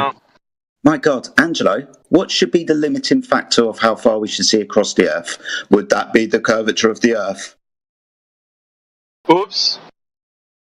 I thought we're supposed to be finding Earth curvature. You know, the limiting factor for hold down, can't see the bottom of that boat because the curve of the Earth is in the way.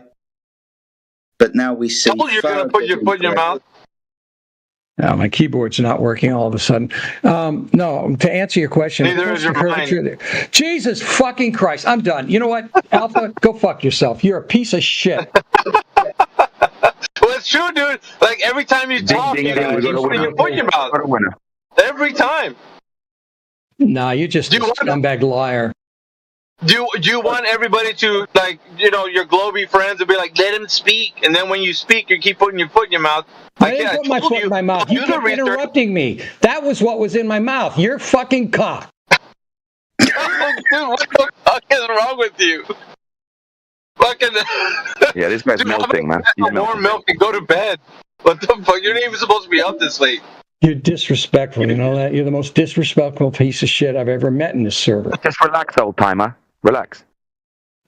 Well, you shut him up, and then I'll relax. You like this as much as any of the other Globers that come in here. Come on. You have no idea. Yeah, I do. I actually do. I was talking to, I believe, Jedi. We were talking about the horizon, and I said, yes, the curvature of the Earth would be the limitation over time. You have to consider that, or the Earth is completely flat, and you would go on and see things a lot farther. The problem is the numbers you're giving, 800 miles, 1,000 miles, is still not enough. Because if you go up high enough at 100,000 feet, Baumgart should have seen several thousand miles down, across the entire. I don't know where he did his jump exactly, but I'm sure would have seen across the entire country if he was on one coast. Could have seen the other coast. Oh dear. Why not? How high are the mountains in the way? This is going to be the third time you do it. Go ahead, man. Hey, by the way, I'm going to be on listening mode. I asked spiral. I didn't ask you. It's just this idea it's just the idea that we should see forever if the Earth was flat. No, we have the limitation of optics. So we have the limitation of optics, don't we? They can only see so far. Correct. So we see as far as we can, dependent on the optics, not dependent on Earth curvature. The Earth on a flat Earth, yes, that would be depending on the optics. You're absolutely correct. But if there's curvature, you're going to see a lot shorter distances, which seems to jive. No, from that altitude of 32,000 feet, using 1.225 multiplied by the eye height of the observer, geometric horizon 229 miles away. 229 miles away. But we see further than that, don't we? In the infrared spectrum, 4, 5, 6, 7, 8 to 1,000 miles. That's fine. Yeah, it always does at first, but you'll get used. You'll like warm up to it. What's your name? DJ? I'm Ryan. How you feeling? Nervous or? Yeah. It's like a just look. That means no earth curve in the way. You have a good smile.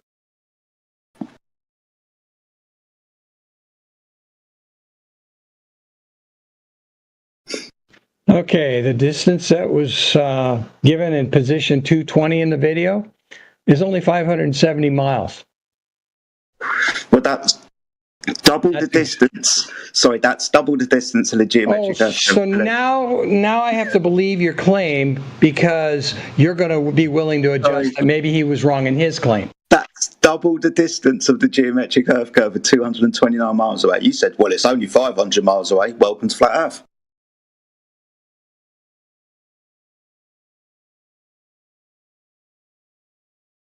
That's like the black swan that I gave you, where the horizon's beyond 10.10 miles, where it should be at 3.46. At altitude, should be at 229, but 500 miles away, yeah, we see further than the curvature of the Earth would declare.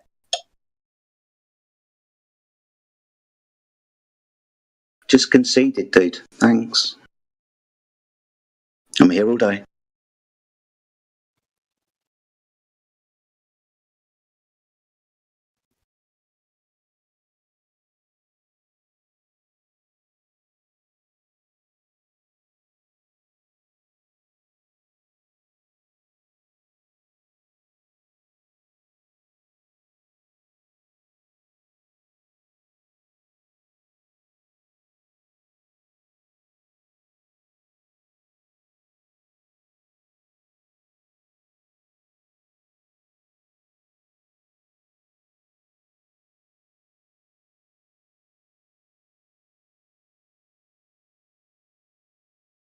Did anyone post Tolan's channel for him at all? I don't know if that was linked with it or not. What was that, mate? I want to have a look at his most recent video. To do with Tolan. Yeah, to do with. So if this guy is correct, by the way. Oh, I'm sorry. Yeah, I wasn't talking or anything, right? Yeah. No, you Thanks were a lot, talking. mate. My bad, because I was literally across the room when I was getting my information. Yeah, I'm just saying where that imagery came from. It's a Jay Tolan image, isn't it, Jedi? Yes, boss, and I'm just about to post the last video in as well. Oh, no, it's already been done.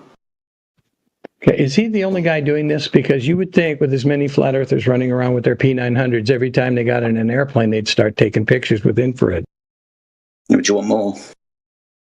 This is why we use infrared laser targeting devices, dude. Like the military. I understand that. I understand that. I know the principle behind those, yes. Good. So this is why we use them, because of the refraction value that we were speaking about earlier. So targeting systems used by the military of the world use infrared laser targeting systems at distances of up to and including 150 kilometers from vessels to ground-based targets.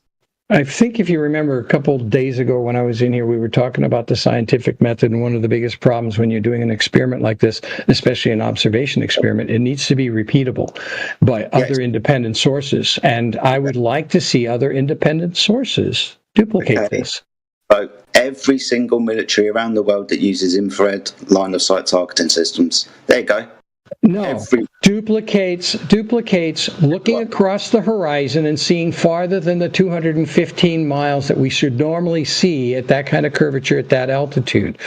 Duplicate this man's experiment, and then I will go ahead and believe you. But what you're doing, what I'm basically challenging you now on, is the fact that this has not been properly peer-reviewed. It's only flat earth clapped, applauded, reviewed, and not we've gone out there and done more tests to make sure that this guy isn't mistaken in the information he's given.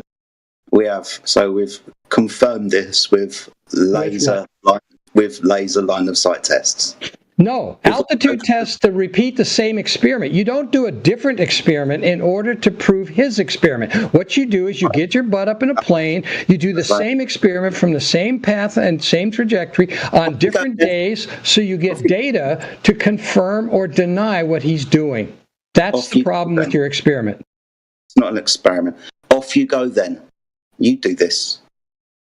I don't need to. I know how the Earth is You measured. made the claim. You put the video up as your evidence, and I'm telling you, your evidence has been debunked on the simple fact that it's only one person, and I don't have to prove it because I already know the Earth's a globe. Okay, well, let's go to that then. How? How do you know the Earth's a globe, dude?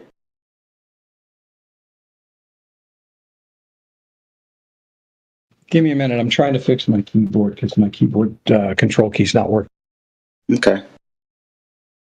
But then you can come back and tell me how you know first-hand knowledge that the Earth's a globe. Please don't repeat anything that you've heard from mainstream media. I want your first-hand experience.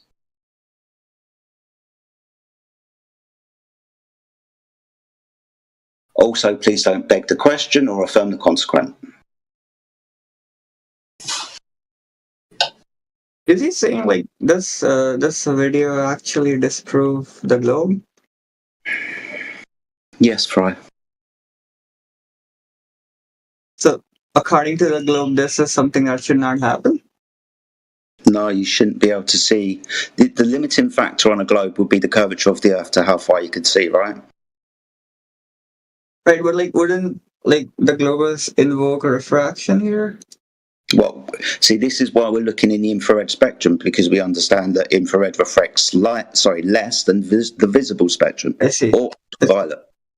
So if, for example, infrared mitigates for refraction, then we should see the truer version of the Earth, i.e. a horizon closer to the geometric claim of 1.225 multiplied by the square root of the observer's height in feet. For this altitude, 32,000 feet above the surface of the Earth, the geometric horizon should be 229 miles away. But we see much, much further than that in the infrared spectrum. We don't see Earth curvature, dude.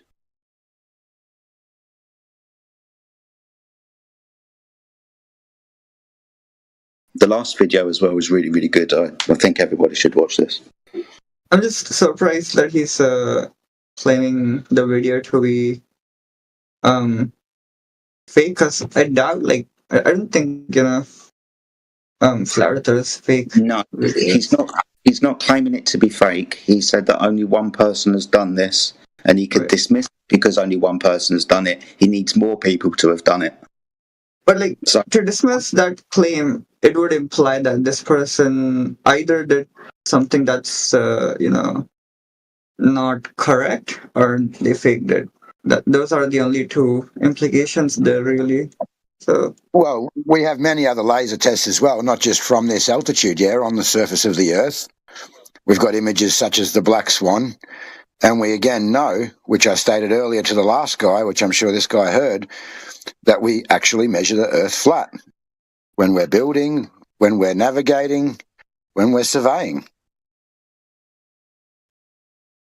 And just quickly, like that, well, I was talking earlier, before I get interrupted, about Jay Tolan's latest video. He's using software on a computer to analyze imagery and using parallax, right, to get distances. This is a method that's used in many different fields.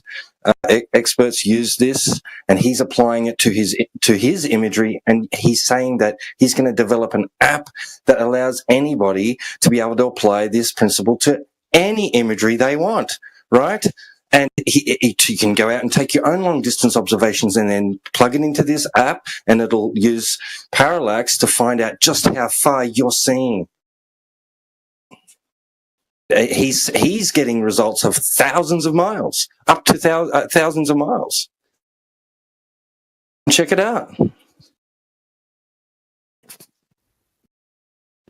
Okay, so I'm ready to give you my answer why I think the Earth is curved. One of the reasons why, and I won't use the sky, I won't use the horizon, and I'll use something that you're going to deny immediately because, I don't know how you guys explain this phenomena. But if you measure at the different parts of the Earth, whether you measure at near the equator or at the poles, the gravitational pull of the Earth is less at the equator than it is at the poles, indicating a rotation and a distance from the mass center of the Earth, indicating a globe.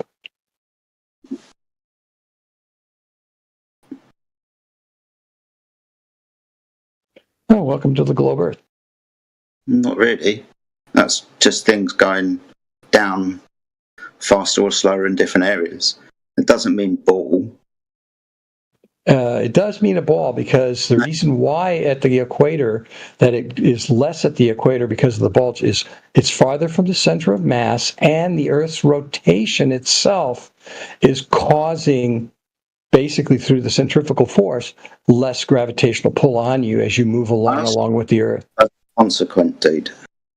So with your presuppositions that the reason why this is occurring because of the rotation of a ball, you still have to prove ball and rotation, not affirm the consequent.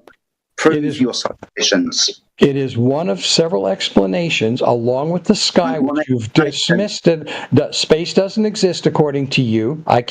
Even though we actually see it, a 24-hour sun in the southern hemisphere, for instance, is a very good one right there. Again, not a pizza Earth. We'd already covered that, yeah.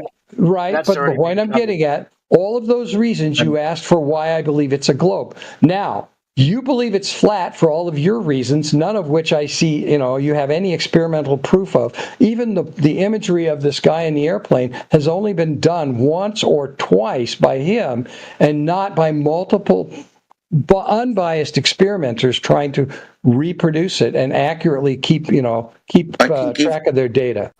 I can give you studies by the University of Kentucky and Maryland if you want. If you want Keep going, yeah. Yeah, I can do that. Did they independently take the same flight he did? No, they didn't do that. So we'll throw his argument out then. This is weird behaviour by you, Angelo. No, it's what a scientist would do. If when you get a piece of evidence, and someone's introducing new evidence, you go back to the original evidence and you say, well, can we consider this old evidence without anyone testing it? No, we can't. We have to have other people test it. Now, you can send people out to test it. I'll be perfectly happy to look at those results. If they come up with the same results, we have things to talk about. Okay, this is why I was bringing you up other infrared observations and targeting, but you don't want to talk about that. It's weird. Different experiment, different kind of parameters. Act like you've got the higher ground or something. Dude, we're being gracious enough just to give you the fucking radius value to begin with, and then applying it to how far we can see across the fucking surface. So how about you prove the fucking radius value that you base everything on? It's not anyway. Constant. That formula, by the way, is not constant. You want to go there, motherfucker? Well, now, see, all I'm doing is I'm trying to tell you, if you're going to give me an experiment, you better have it validated. And the only way you do that, following the scientific method that you guys are so in love with, you go out and have people repeat the experiment. So again, you didn't listen when it was stated that this is not a scientific experiment. It's an observation. It's an observation without any repeated observations. I do those kinds of science too. I think we had this discussion a while ago, AJ, remember? Yeah, observational science, yeah. Anyway, I'm getting a little tired, but you're right. I did get a little upset earlier, and I want to apologize even to Alpha, who's probably muted right now, for calling him all sorts of bad names. But I just get a little irritated when people talk over me and don't let me finish my sentences. Don't worry about it, mate. Alpha doesn't care. We're good. So can I just clarify that your statement was that due to Earth's rotation, gravity is less at the equator, therefore Earth's a globe? It's a combination of the rotation of the Earth making it less, and the fact that it bulges out at the center, at the equator because of that rotation, making it have to be a sphere in that sense. Unless you have a flat Earth, you want to explain why there's less, whatever you call gravity out there, why is it less at the equator than it is up, at the pole and down in Antarctica? I would say that in the first instance, you're just begging the question, yeah? Because you're just assuming the Earth is a globe in order to have your proof that the rotation or the gravitational changes are due to that rotation and the forces associated with it. So that's just begging the question. And then not at all. That there is, 100% it is. And then to state that there is no other explanation unless we can provide one for you, well, you're not going to be able to verify anything that we propose regardless. The reason why it's not... Hold on. And that statement in itself is just an argument from ignorance. No, and here, let me explain why. It's not begging the question because multiple tests have been done about the mass of the Earth, the gravitational pull and the mass of the Earth at the equator and at the poles, number one. Number two, making a conclusion based on that. Assuming a ball in the first instance. No, it wasn't doing that. They did the measurements. They did the measurements without taking that into consideration. They were finding variations all over the Earth, not just at the equator. There are places where you have out in the middle of the Atlantic where there's less mass, either due to the fact that some part of the mantle has less dense material in it. Variations in gravity, where there's more of a pull in the center of the Atlantic, and you're closer to the center of mass. Okay, I don't have them in front of me right now, but I'm giving you the reason why it's not a begging the question. Regardless, it's still begging the question. Multiple at the end of the day, hang on. At the end of the day, can I finish? When I finish, no, because you're I waited for him to finish. You're still begging the question. Yeah, you're walking all over me because I'm not finished yet. I'll finish, and you'll understand why it's not. I don't need you to finish yet because your statement was that's censoring me.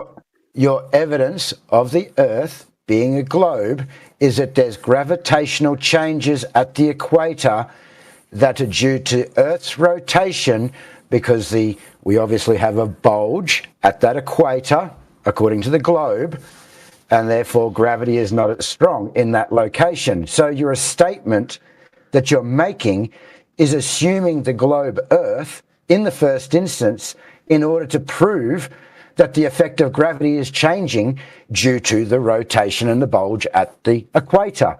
It is a simple begging the question. You on that because I was listening, and it wasn't necessarily what he said. What he said that is part of why he gave you multiple reasons. I clarified that with him, and it was the part. Yeah, the part was the rotation because that's all I mentioned, and then after that he clarified and said it was due to the bulge at the equator. Either way, you're assuming the Earth to be a globe, to have your rotation, to have your varying gravity in the first instance. So begging the question, Hold on. First, when experiments are done, nobody sits there and says, all right, here's the globe, let's go out and prove it. What they did was, let me finish. Oh, for fuck's sake. In there. I'm going to finish. I'm going to finish first, and then you can say whatever you like, please. Okay. Thank you. All right. So the experiments were done to do the measurements first. The explanation on why or how it happened came afterwards. That's how all experimentation is supposed to be done. You have a question. The basic question is, not is the Earth a globe? The question was, they were actually measuring. What is the effect of gravity throughout the entire surface of the planet in different places, and what are they measuring? They're measuring the pull of gravity or the amount of g-forces on a scale. That's the conclusion. After they gained values, they did these measurements, right? No, they did measurements. Let me finish. Fuck you, mate. Fuck you. Jesus Christ, I asked you guys to let me fucking finish. Shut up for a minute. No, I'm not. And I'm going to tell you why. You're pissing me off. You stepped on me again, and I'm getting sick of this. They took measurements. I'm correcting you. From your own words, you said they took measurements and then concluded all that shit about what they were measuring. What did they actually measure in the first instance to then turn around and conclude, well, we must have been measuring gravitational force?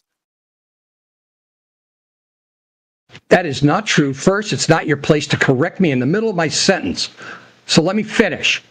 They did the experiment with the following question. What is the differences in the amount of gravitational pull throughout the surface of the Earth? Already assuming the thing you're trying to fucking prove, dude. This was pointed out to you already by AJ.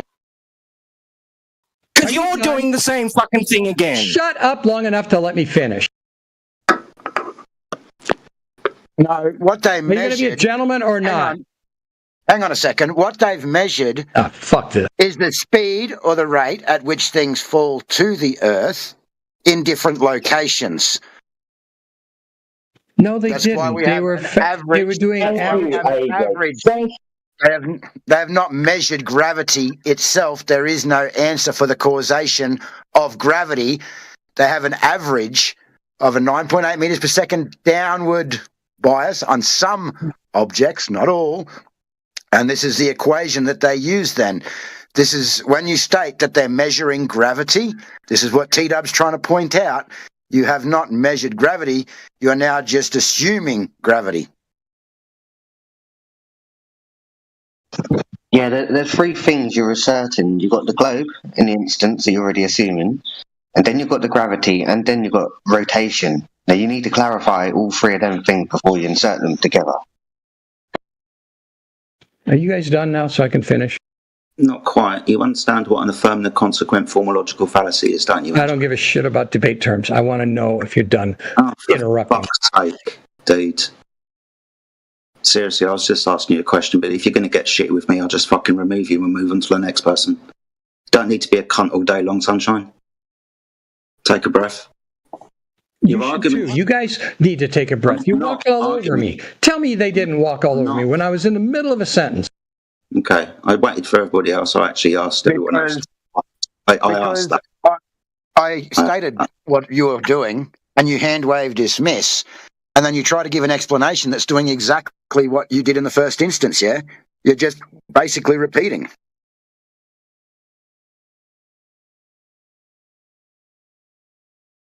I mean, just carry on with your diatribe, mate, if it makes you feel better.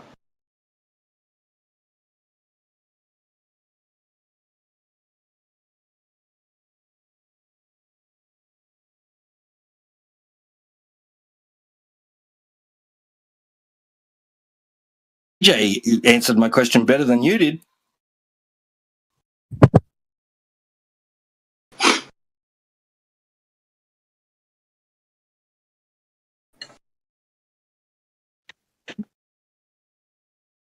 So the reason gravimeters, right? Sorry, Jericho. Yeah, gravimeters is how they do the measurements, yes. And that's my point. They go and they ask the question, what is the differences in gravitational pull all across the surface of the Earth, whether you consider it a sphere or a flat Earth, doesn't matter. They're doing the measurements first. I'm not done yet. That's the thing. You're asking us to accept gravitational pull off the bat. And I already told you at the beginning of this that you won't accept this. I already said that. I started my sentence it's that way. Supposed to be proof of that. It doesn't. No. That is proof, and that's one proof you don't accept. You know, Einstein's theory of Earth time curvature. You don't accept. None of that stuff you accept. So what's the point? That's not a pull. You know, I don't believe half the shit you guys pull out, but I don't sit there and call you all sorts of names and sit there and I just try to have a debate with you. Dude, they're flat earthers. Jedi, what do you want? Expect? That's not a pull. Einstein bending warp of space-time isn't a pull.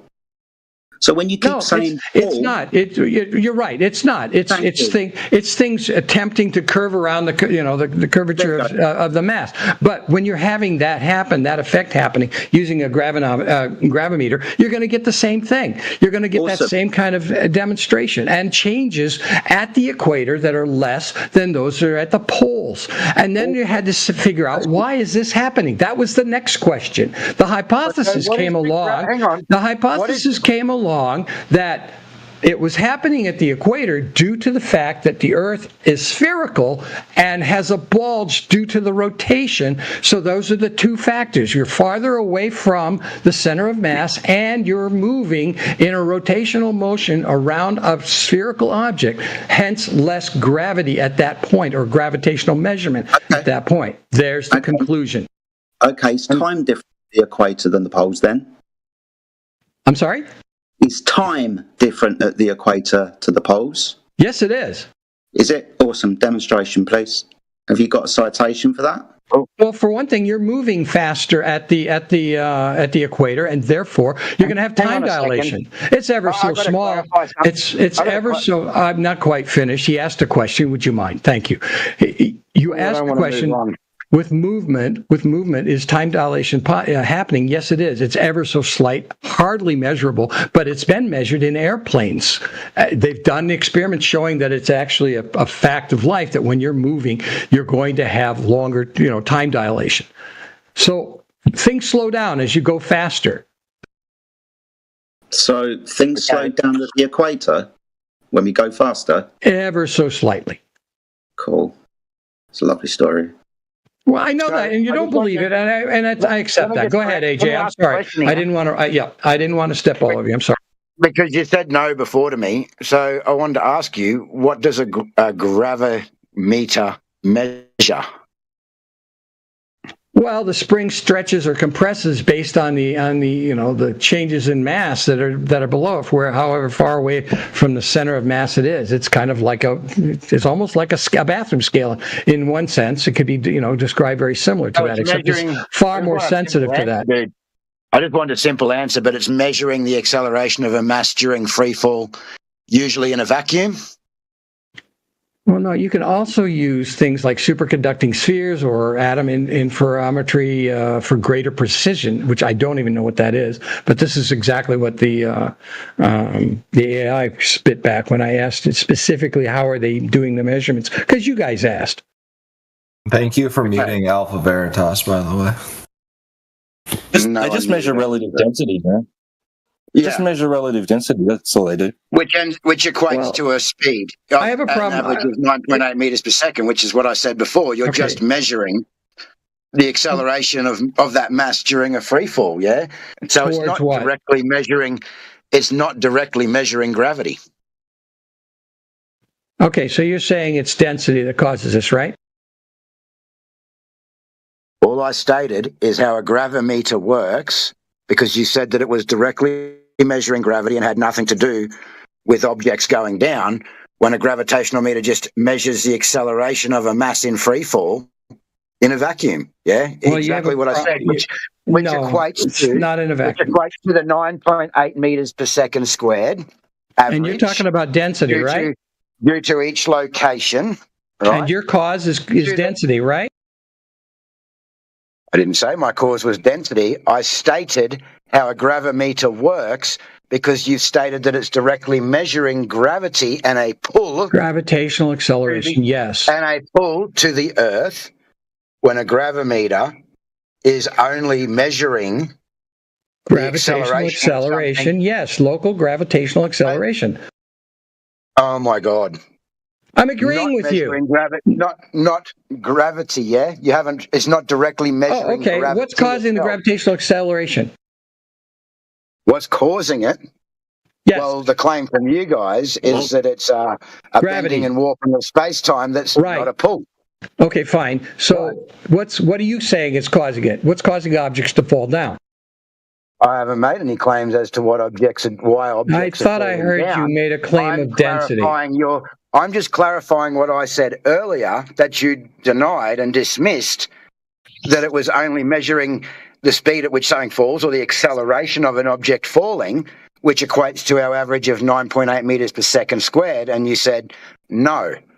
Now, I'm just clarifying that what you stated, no, is incorrect, because that is what a gravitation meter does, and it's not actually measuring any type of force or pull, etc. Now, if you want to claim that it's the bending and warping of space-time, where's the experiments that support this?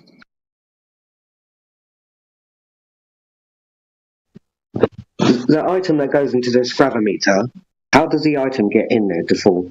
Okay, there's another way we can do this. We can do it with a superconducting sphere, which my understanding is it's suspended in a magnetic field. And if there's changes in the gravitational pull, it will move slightly and adjust itself to the different gravitation, the different amounts of gravitational pull. That's a little more accurate. But that's a more accurate way of doing it. Again, the bottom line is that how do you know it's a change in gravitational pull and not something else? But that's exactly the point. It's one of 3 experiments that are done, and I don't know exactly. Atom interferometry uses the wave nature of atoms. Atoms are cooled to a near absolute zero and split in 2 paths using laser beams, and the effect of gravity on the paths that those atoms take is measured, and it changes based on the amount of gravitational pull there is. How do you know it's based on the changing gravitational pull? Because there's no other explanation for it. It's the reason what I wanted to get to when AJ jumped in. How do you know there's no other Can I explanation finish? for it? I'll finish now if you don't mind. Thank you. When scientists make Because you keep talking past things that you just expect people to so accept you're not going to let me off finish. the Thank bat you. at face value.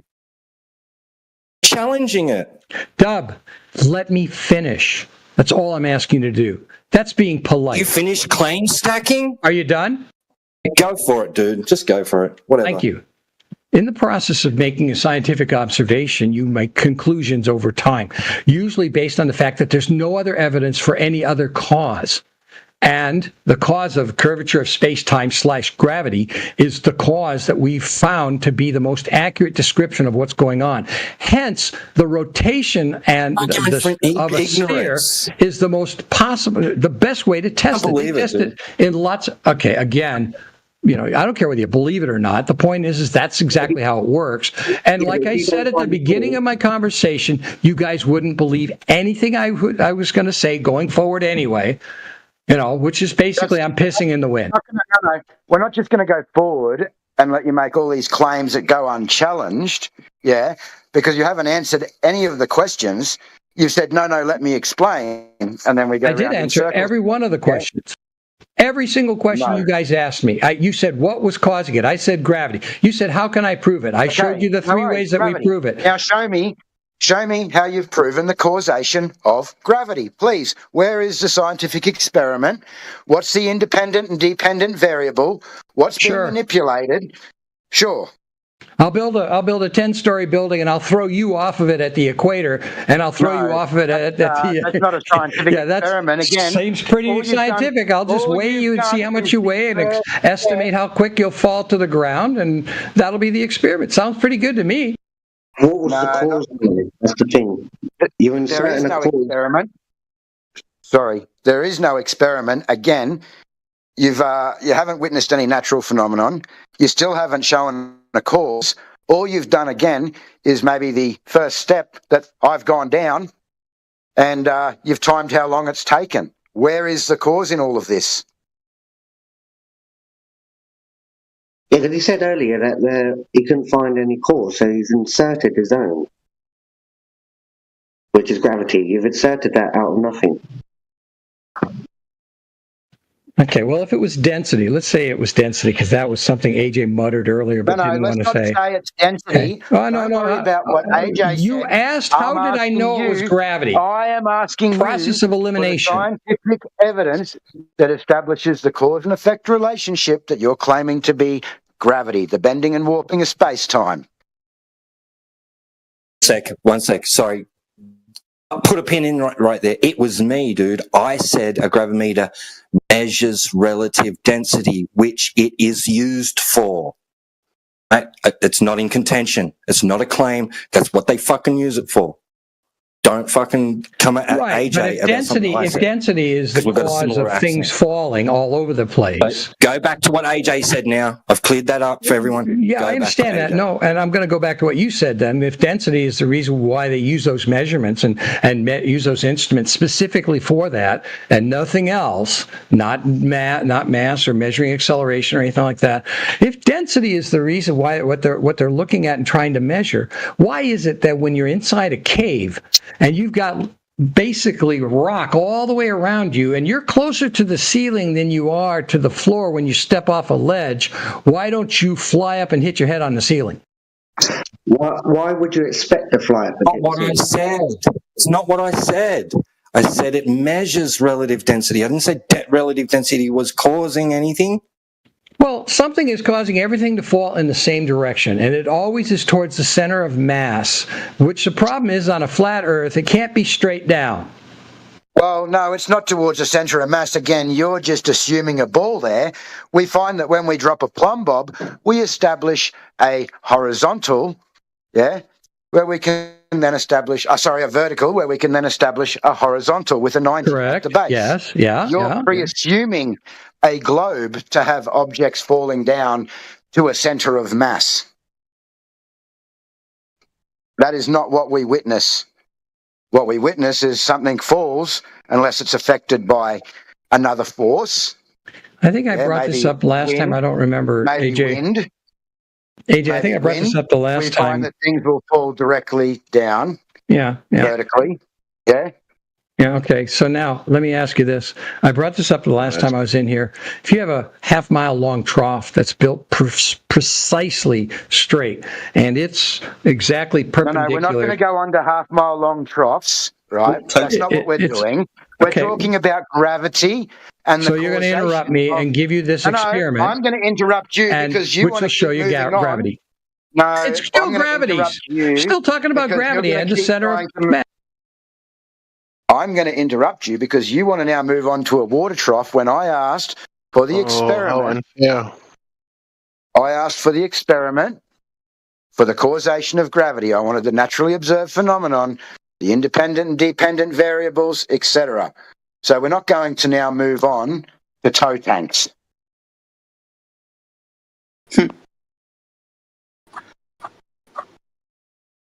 So you're asking for me to give an experiment to show gravity and the curvature of space-time, right? That'd be great. Causation and the cause claim to be gravity.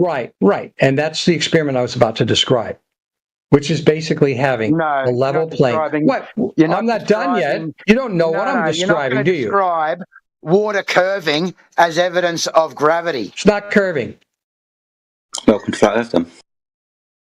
No, it's not curving according to your flat Earth, right? In a trough that you have a half-mile long that's perfectly perpendicular to the ground, in other words, parallel to the horizontal ground, and it's completely balanced, so it's 90 degrees perpendicular at the center. Okay, I'm not quite done yet. No, we don't need you to be done. I'm answering your question. Yes, water at rest is going to lie flat, level, horizontal, all synonymous with each other. Great. This is how water behaves. Perfect. Yes, that's how it behaves. And except for one problem. In that same trough, that experiment's been done. They were doing it during the time when they put down the lasers for the laser interferometer that they have. I forget what the name of the place is called. They did that experiment, and the water at both ends of the trough was shallower than it was in the center. And the only way that could be possible was there was a tug at the edges towards the center, because there was actually curvature in the ground below it.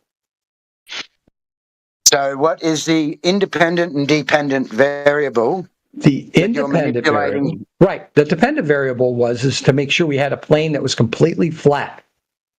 Perpendicular, horizontal to the flatness of the Earth. So you should have the water. Hold on. It's not a dependent variable. It's dependent on the fact that it has to be 90 degrees, and that's dependent. No, Angelo, a dependent variable is a phenomena, something happening. Right. Okay. The water is supposed to be staying flat. Supposed to be? No, it's supposed to be observed.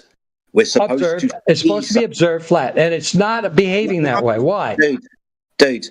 Again, you're asking question proofs. The independent variable is the curvature of the Earth. Get pissed off with you. A dependent variable, also known as a phenomena or effect, is something happening. You must observe this something happening first.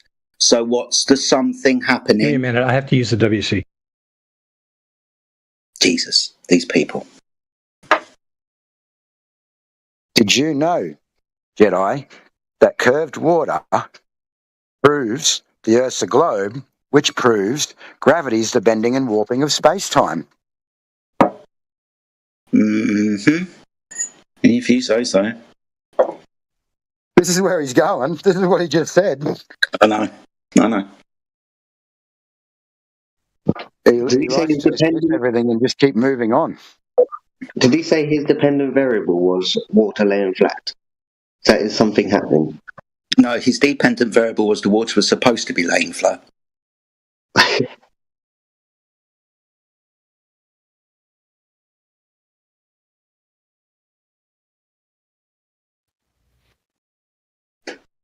Sorry, I had to mute him a couple of times there because this is insane. But I'm on my phone. It takes me a little bit to get back to the mute button, so... You're right, AJ. No, it's last name. When he comes back, keep him on the dependent variable. Keep it, precise to 1 point first.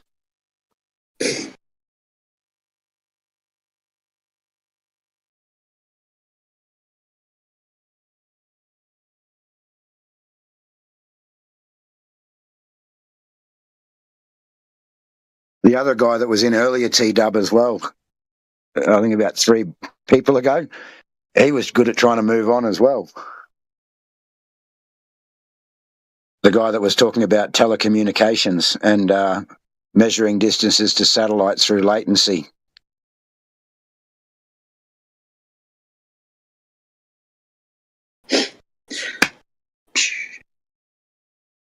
My new question is, show me the pitch data of a satellite so that it's rotating around the Earth.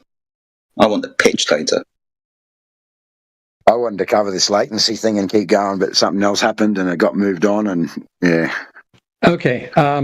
It appears that I have this this idea about this trough, and it turns out I'm spot on, that it's probably the best way to measure and demonstrate Earth's curvature of all things.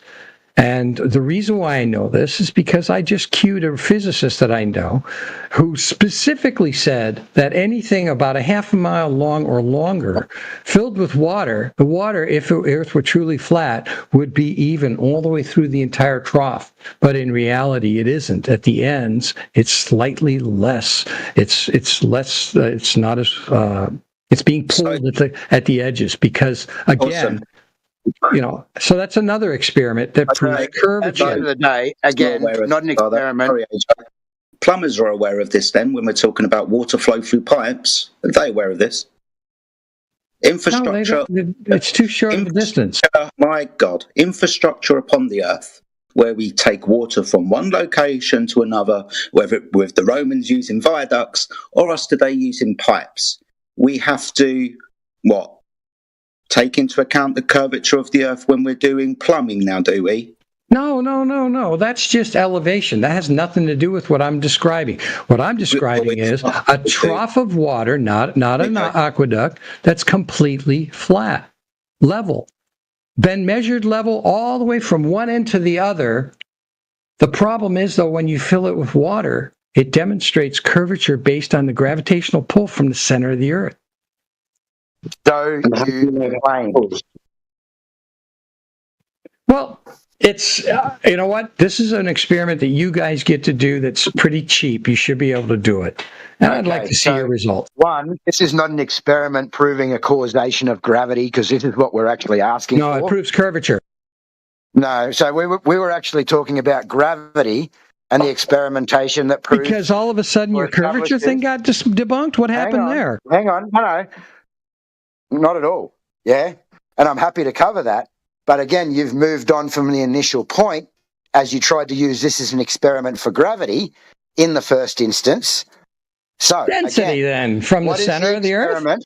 Showing the cause and effect relationship of the bending and warping of space-time causing gravity. So you basically proved the flat Earth theory that if you're going to go ahead and avoid one topic, it's easier to bring up another one. No, I'm not avoiding the topic. You have avoided the topic. You have moved on. We started out with curvature, didn't we? We were talking about the horizon. We started out with me asking you for the experimentation of gravity. I gave you 3 experiments that you can do to show. No, you didn't give me any experiments. You just told me that there's a large body of water that's curving in the middle, therefore gravity. That's my experiment. I'm talking about the superconducting spheres. I'm talking about the atom interferometers and the gravimeters. Gravimeters. What is the experiment? Gravimeters. Showing the I'm answering you. Gravimeters. Show me that those don't work. Gravimeters do not show it. Gravimeters, again, show acceleration. Gravitational acceleration. What causes the acceleration? I don't know, because it hasn't been scientifically verified that. Oh, really? The independent variable, which we're asking you to do. The independent variable is changing the height of the object and moving around to different parts of the Earth. Those are your independent variables. Angelo, gonna lose my temper. You keep giving us phenomena. Gravity's different. We're asking you what causes that with an experiment where you vary and manipulate the presumed cause. Has that been done? No, you can't manipulate the cause because that's what you're trying to find. That's not it. Your independent variable isn't manipulating a cause. It's yeah, you can fuck off now, being as you're not going to be manipulating the cause, so you don't have science then. You definitely don't have a scientific experiment, you stupid man.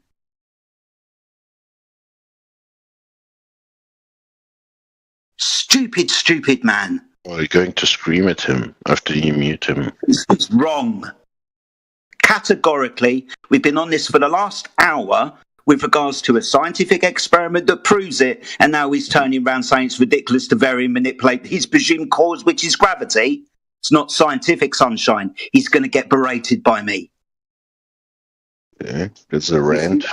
You can fuck off. Yeah, but it's very unqualified. So, Angelo, back to you with you're not a scientific experiment. Fucking idiot. Okay, Jedi. Now you have pissed me off, sunshine. Can I finish now, real quickly? No, you've pissed me off. You snidey little fucker. Well, I'm sorry that I had this answer that you wanted. You wanted the independent variable. The independent variable in that experiment is very simply changing the altitude or changing the location of where you do the experiment when you're trying to measure the gravitational pull and those different locations. Now, the fact that you don't want to believe it's gravitational pull is fine with me. It's still the same data. Excuse me, you're just giving us different phenomena. You're just measuring different phenomena. No, that's the variable. I even double-checked it to be sure because I went ahead and plugged it into my little calculator here, and that's exactly how it's done. Your calculator, you stupid little snaky cunt. I know, you don't know anything about science either. Jedi, I'm really disappointed in you. You're being very mean to me right now when I basically gave you the answer you're looking for. Now you're crying like a little I'm not wrong. Okay. You don't know what an independent variable is. You're not a scientist. You have never done science. Oh my gosh, dude. Going up and down, changing the percentage. Phenomena. Is that you? Yeah, you can fuck off now, Angelo. I haven't talked to percentage in a long time. Percentage, is that you? Don't get to speak to other people whilst I'm berating you, you fucking idiot. If you want to go and have a little coach out of percentage, go and give him a private call, you fucking idiot. Now, I'm going to educate you on science. Fuck off then. I'm either going to educate you on science where you can sit down and listen, or you can very politely fuck off. Which one? I'm going to fuck off because you know what? You are a fuck off. See you later, Jedi. You really disappointed. I don't give a fuck if I've disappointed you or not. Piss off. You haven't given us a scientific experiment. You just keep pointing out phenomena. We're asking you what the cause is and if you'd vary and manipulated your independent variable. Going up and down and changing altitude is just another witnessing of a different phenomena where you start declaring that that's gravity. A pull, which isn't Einsteinian, you fucking retard. Now, piss off. He should have took your offer. He could have learned what science was. Oh, no, but he's disappointed with me. Oh, blah, blah, blah, blah. Don't care. That's just you coping.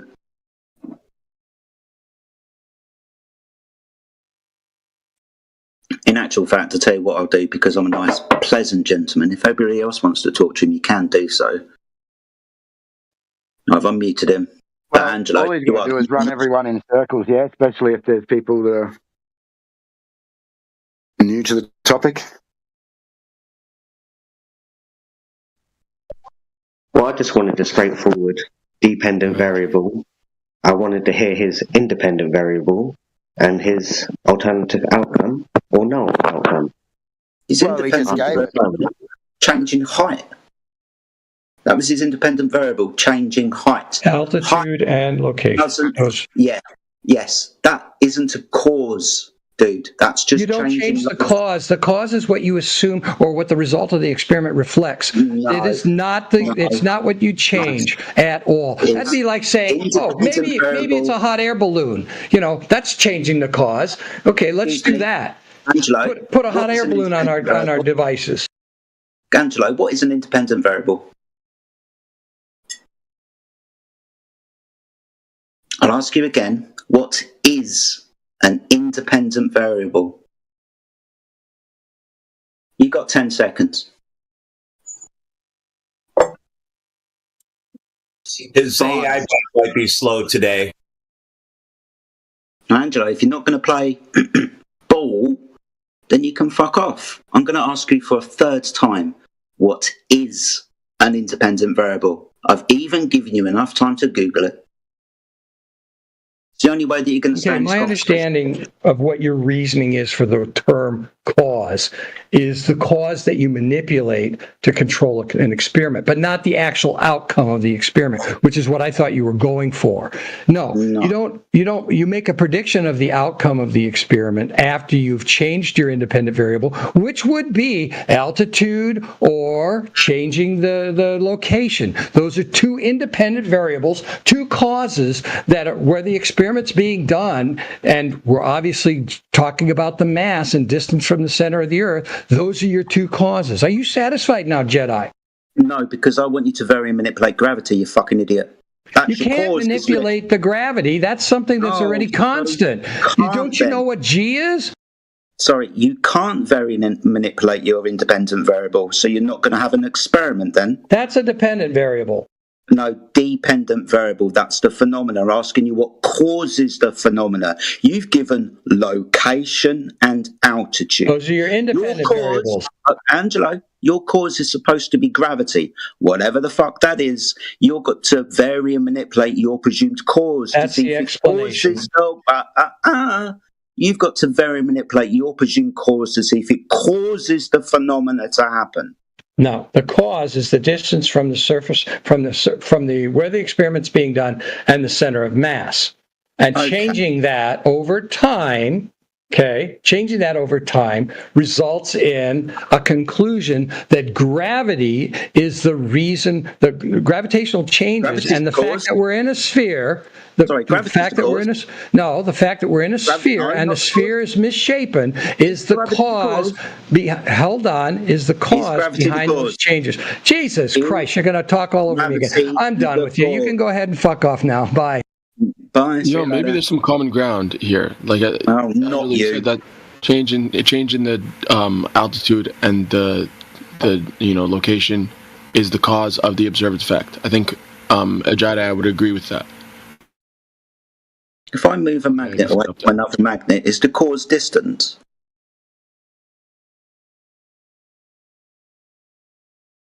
He dropped out. Good.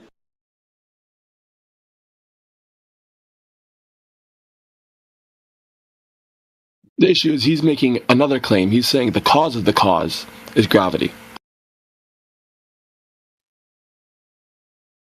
If changing the location or the altitude causes a different, effect or a different result, he's saying the cause of that thing, the cause of the altitude, is gravity. And that's another positive claim where he has to substantiate it, and he can't possibly change gravity, so... Yeah, but he was claiming gravity was his independent variable. They can't just say, oh, gravity caused that, because he ain't varied and manipulated gravity. But then he's going to change it. But then independent variable is one, independent. You can't just change it around. I think he realized he was wrong at the end, because in the end he conceded that the altitude and, the changing the altitude or the location is the cause.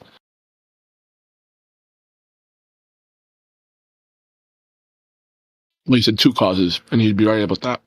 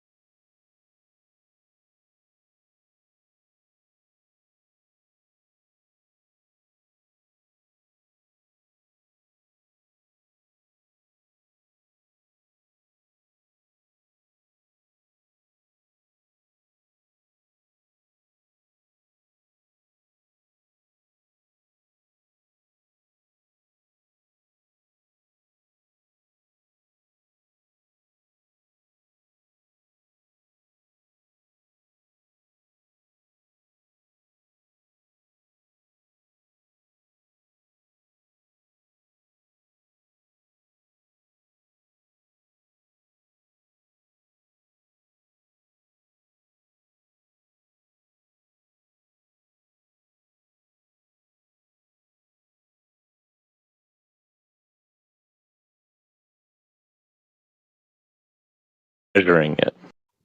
My friend, you cannot see it, but that doesn't mean it doesn't exist. Well, it certainly doesn't mean but it's not where it should be. I feel like I'm a fucking person trying to prove God, guys. What the fuck? He cannot see it. It does exist, but it doesn't see it. Jawad, you're having the realization. You're having a realization that the globe is akin to a religious belief that you can't actually prove, because when we go to observe and try and detect any of this curvature or motion, it doesn't exist. And now you're having to tell us, but we can imagine the horizons there. Jawad, what do you think your drawing is going to do when we have observation in reality of the horizon not matching the globe?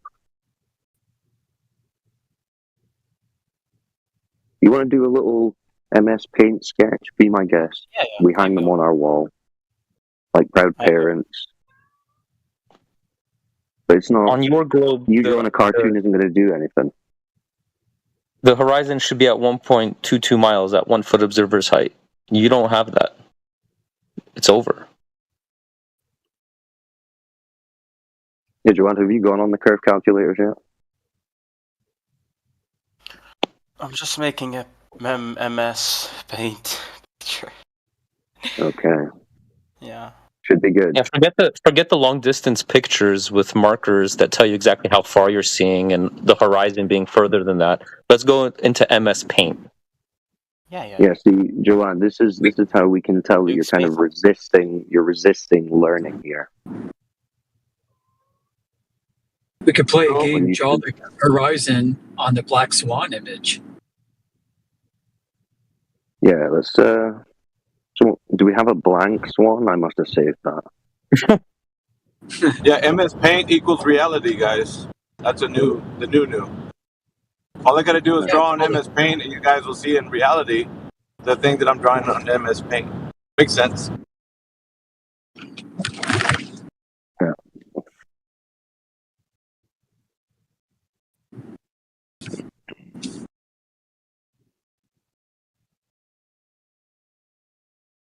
Got a baller on your hands, huh?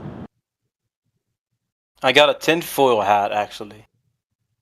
Well, I mean, that's fine. You could draw your MS Paint. I think if it helps you realize that it doesn't comport over to the physical and natural world, if it makes you happy that you make your little drawings, because that's all you have is a cartoon ball. It's not reality. So draw away, Mr. MS Paint, man. It probably makes you feel better. A bunch of guys in the chat. Therapeutic. A bunch of guys in the chat as well. While Joad's drawing away there, random guy, are you on the mic? Do you type it in the chat? Flat earthers are doing terrible things. They're talking about the horizon. They're pointing at the horizon. How dare they?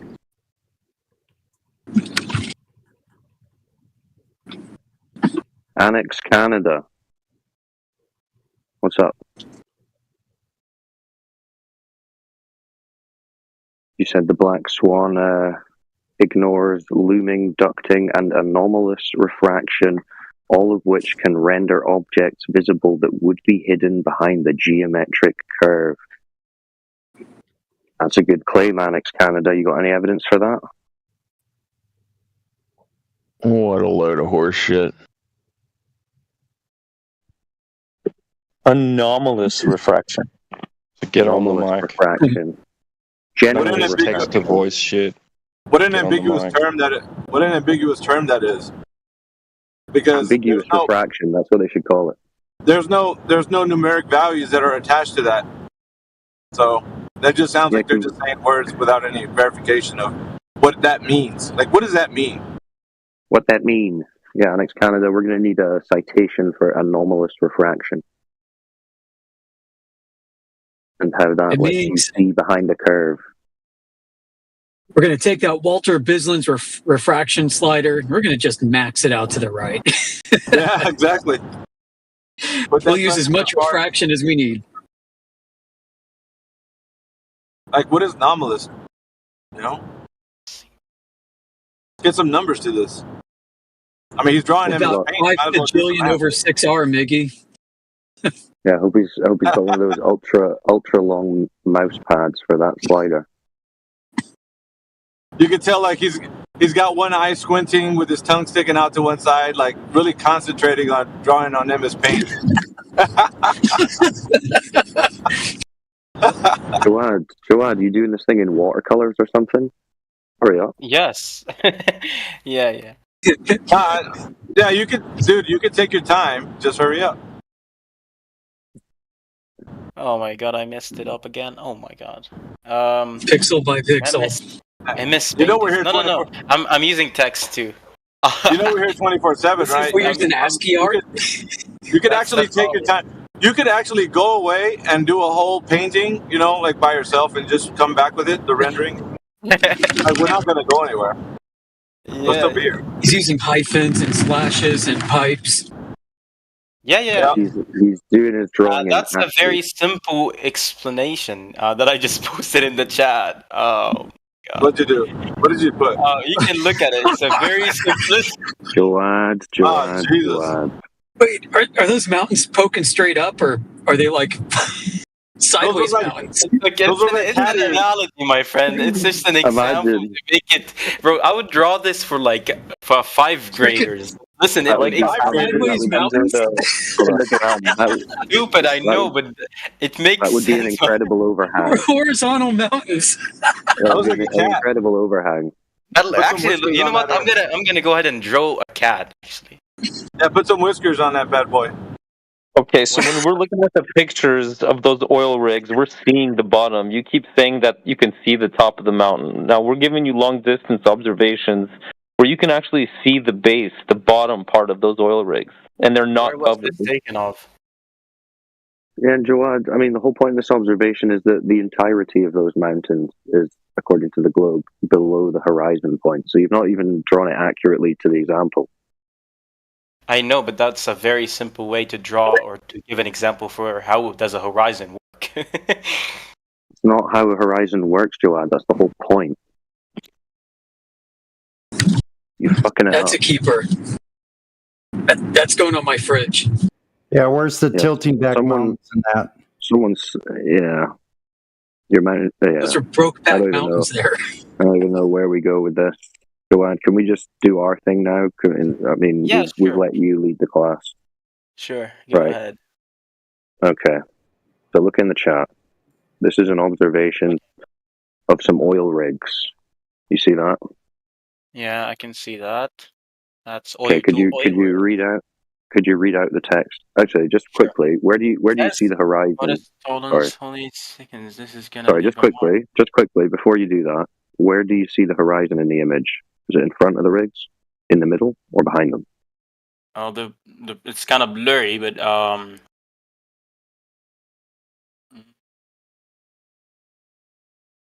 where the water appears to meet the sky. Remember? Yeah, I can maybe give you an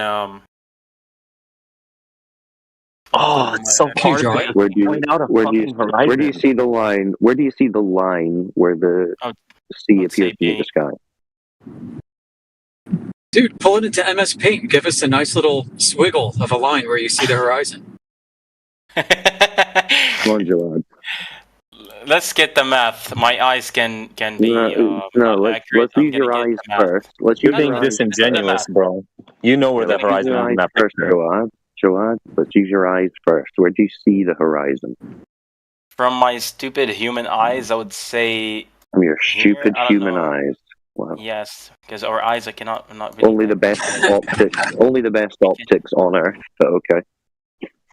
Yeah, I would say that when it comes to seeing farther, you could use a binocular because your eye does not really work at ranges. So stop intellectualizing and tell us where you see the horizon in that picture. I would say here. It's gonna be far away from both of these. So is it in front of the rigs or behind them? Well, come on, Joad. One of them could be behind. One of them could be behind. I'm not so sure. One of them could be behind the horizon. I'm not sure. One of them. There's only one horizon, Joad. No. I'm talking one of the oil rigs. So let me just do the math right here, and we can see that. Okay, well now just read out the thing. Don't go off and do your own thing, Joad. Remember, now you're P, listening then to us. Q, not Q, therefore not P, huh? If the The Earth logical is a syllogism. sphere with a radius of 3959 miles, P, then Bro every needs an Adderall drip. measurement must be. No, I'm reading it slowly because. Yeah, let him read it, guys. Let him read You it. just show us the horizon. Guys, let him read it. I asked him to read it. Don't interrupt him. Oh, okay, my bad. Height and who wrote this? A guy named Globe Killer. Interesting. Okay. She read it. Yeah, I read it. So it's a 1 foot observer height, which would put the globe's horizon at 1.2 miles, but we see the horizon beyond the last rig, which is at 9.4 miles. So why isn't the horizon I cannot matching really the hear you. Maybe calculator? someone else should talk. What was his name? Earlier. No, listen. I If was you can speaking to you talk fine. higher, I'm gonna try to add your user volume. Yeah, go ahead. Okay, 2 Try to secs. talk. Yeah, that's better. That's more better. I just. Right. So, according to the globe, for a 1 foot observer, that horizon should be at 1.2 miles, but we see it beyond the rigs, beyond 9.4 miles. Do you have any information about where this was taken, the position, the height? Yeah, it comes from a video. you can send just someone post the video in the chat. Yeah, because I'm not gonna believe Earth is flat just No, from that's a fine. That's fine. You don't have to believe. I'm not saying believe this. I'm just saying, Yeah, I'd I like mean, to this get is like for example that follow first the picture logic. about the Alps Let's one. see if you can follow the logic. Yeah, I'm I'm a very logical person. Okay, so you can see then that the horizon in that image is not at 1.2 miles.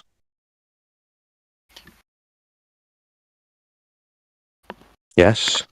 No? I don't know. I haven't studied this picture. I haven't looked at it. Well, listen, the haven't done information is math. on the I picture. don't know Based where on was what's it. shown in the picture, My friend, imagine this is a the other school test. picture, the Joad. Alps picture had we Joad. had everything about it. This one I don't Joad, have yeah, any actual yeah. information. Someone will post the video for you in the chat. I'd love to see it. Someone posted the Black Swan video for him. One should do it. Joad, imagine this is in your textbook and you're just given a test in class, right? You're not going to be like, oh, well, I don't know, teacher. I can't see the horizon. You're just going to be like, it's there. Yeah? So just be straightforward. We don't need you to impress us with your intellectual abilities. Just be honest and straightforward. Yeah?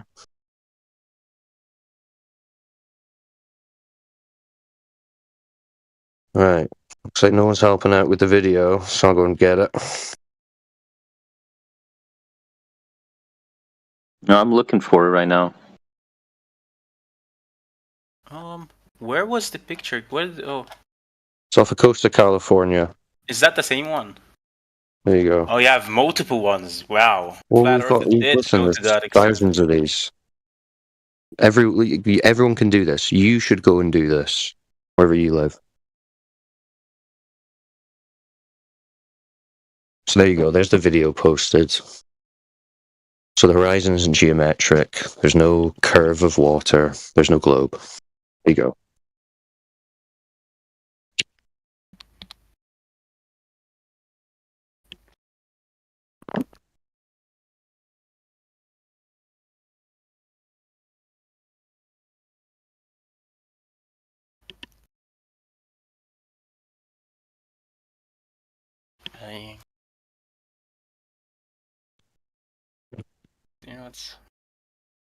You know what's funny actually? Like I like to stargaze near the sea, and we in like the Black Sea, you'd have a lot of going in and out. You would see them actually disappearing, like not actually like viewing them on real time, but you would see like they're going to just start disappearing, and you would stop seeing them, even with telescopes or, I'm still going through these videos, by the way. Yeah, that's all right. The stars are doing what they're doing above a flat, motionless surface.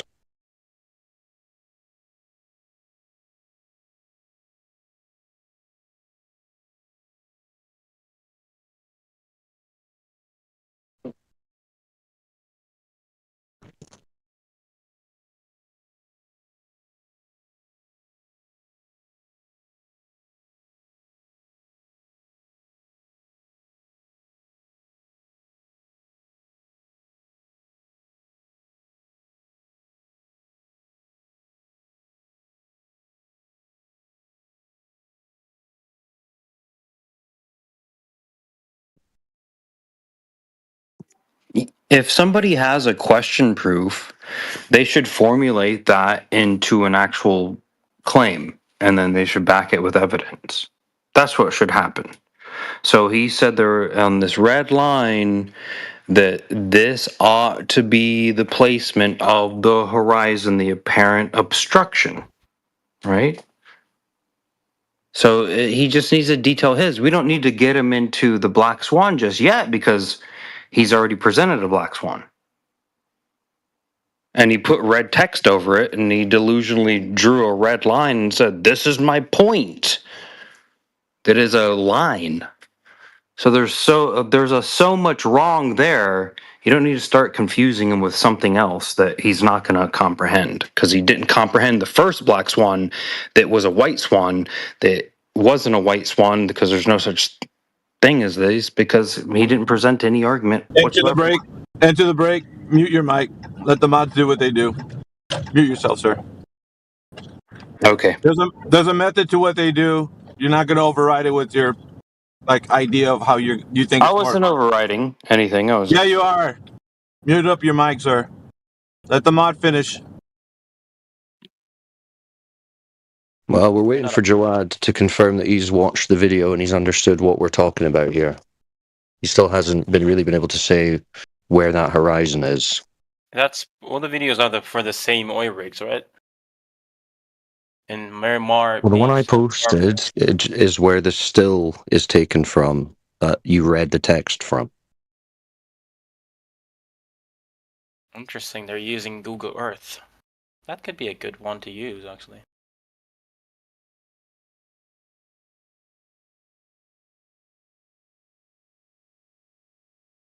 So why is the horizon not matching the globe model?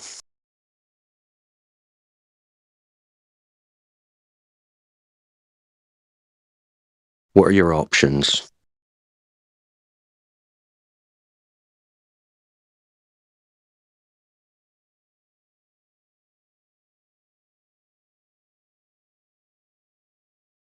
You still with us, Jawad? I am. So what are your options now? The horizon is much further than it's supposed to be. Now what? I'm still looking at this. Okay, you take your time.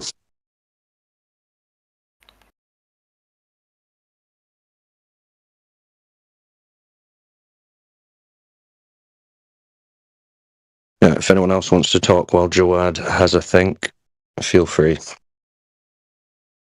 We've still got Annex Canada seething away, no doubt.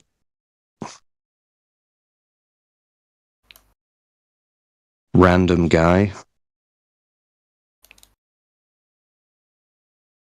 Random guy has been pretty vocal in the chat. He should speak up. Defend your guy. And Alpha was right. I'm muting myself now. Well, that's all right. Jawad's going away to put it all through the lab. So I guess it's open floor. But yeah, random guy, you're a pretty loud texter. Why don't you come and discuss on the voice?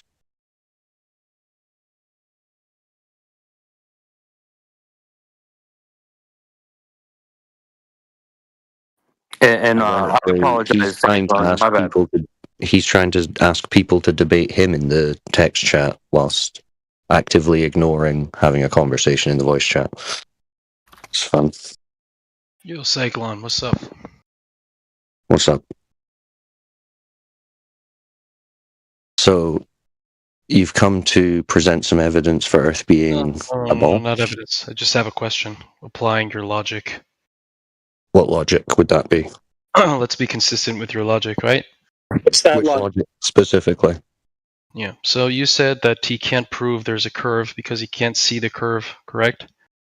Well, you can't observe, measure, or detect the curve in any way. Or detect the curve. Therefore, there is no curve. Therefore, globe crumbles. The globe model crumbles. Correct. Correct. Yep. Okay. What's containing the gases in the Earth and not letting them escape to outer space?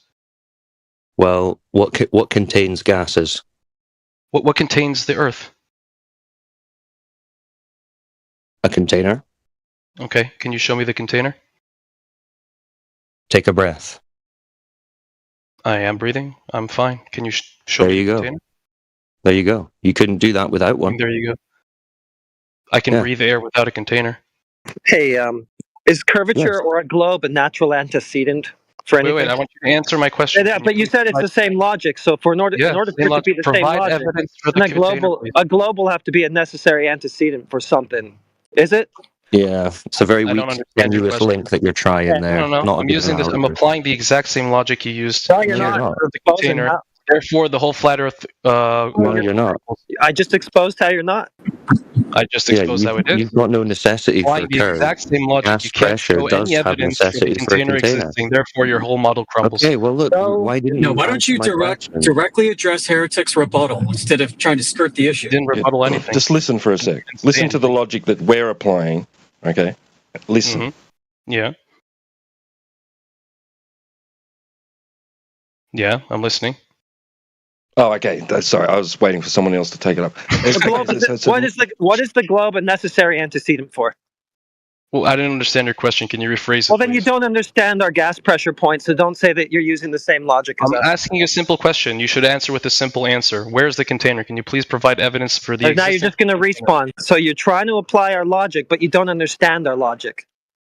There's nothing to understand. Do you have Well, you evidence gave of it a away. container? You Yes gave or no? it away in your Do first you or not? question to me. You actually, That's you actually like ended me your own replying argument. to your horizontal whatever bullshit about the curvature. With you don't understand the curvature. I have to teach you how to observe the curvature. Dude, calm down. You said it yourself in your question to me. You said, "What's containing the gases? What's containing a container?"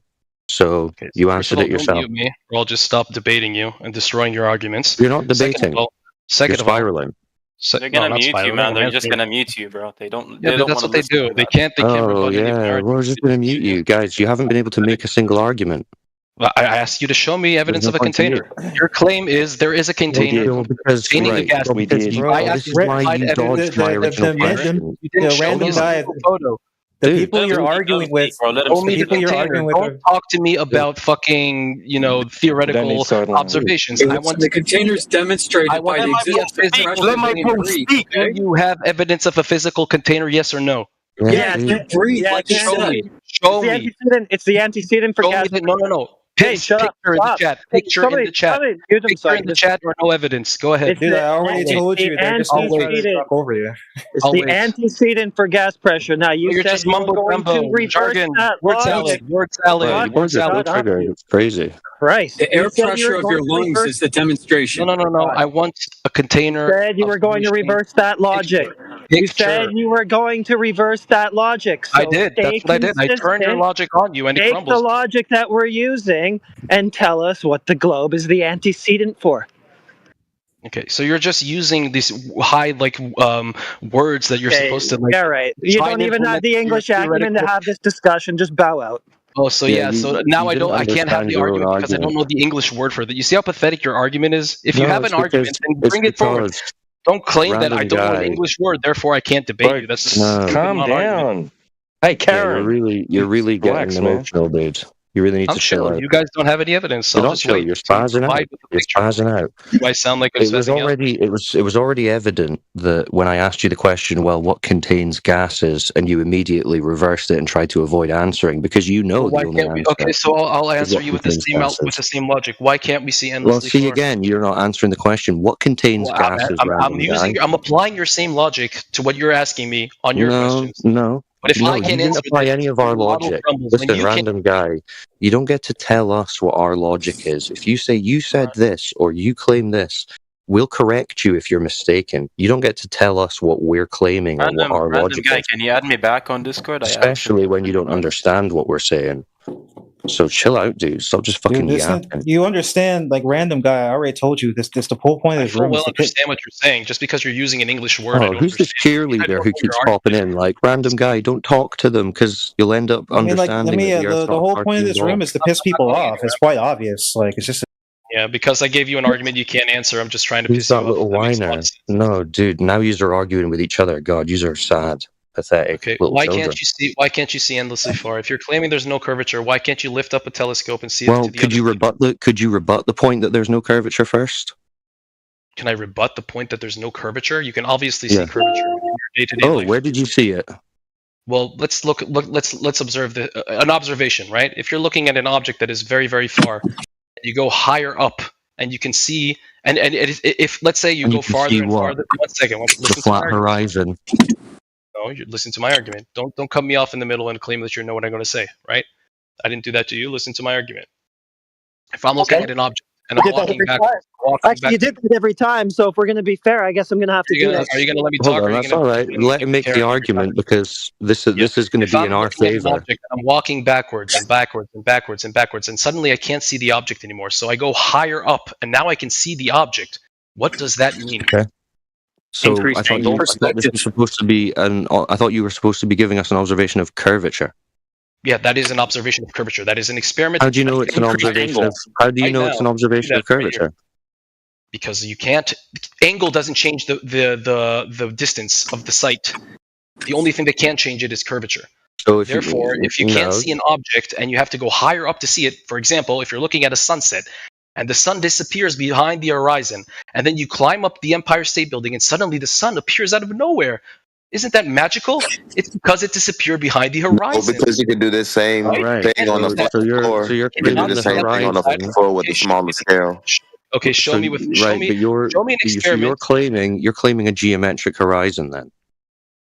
I'm not claiming. I gave you evidence for an experiment that No, you didn't give me evidence. Okay, well let's test your claim. Observation, not an experiment. Let's test your claim. So if we go onto Google and we type in distance to horizon calculator, can you do that? You're gonna give me that 8 inch per mile squared bullshit? No. Well, this is the calculator for your globe. So if you're saying this is bullshit, then No, it's not a calculator for our globe. It's a calculator for a perfect geometrical So sphere. can you go onto a curve calculator? Which the Earth is not. So you Okay, cannot use dude. that.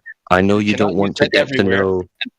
And the I know second you don't want to know, but if you want to be here, you're I gonna know have what to know. formula you're talking about. And the funny thing is, you're willing to use this formula when you're calculating distance to the horizon. So you understand? Not formula. That's not. Shut up, dude.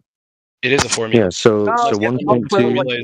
You don't know what the English word for formula is. Okay. So dude. So random guy. So if you're just a 6-foot observer on the beach, how far away should your horizon be? If I'm what 6 foot? What?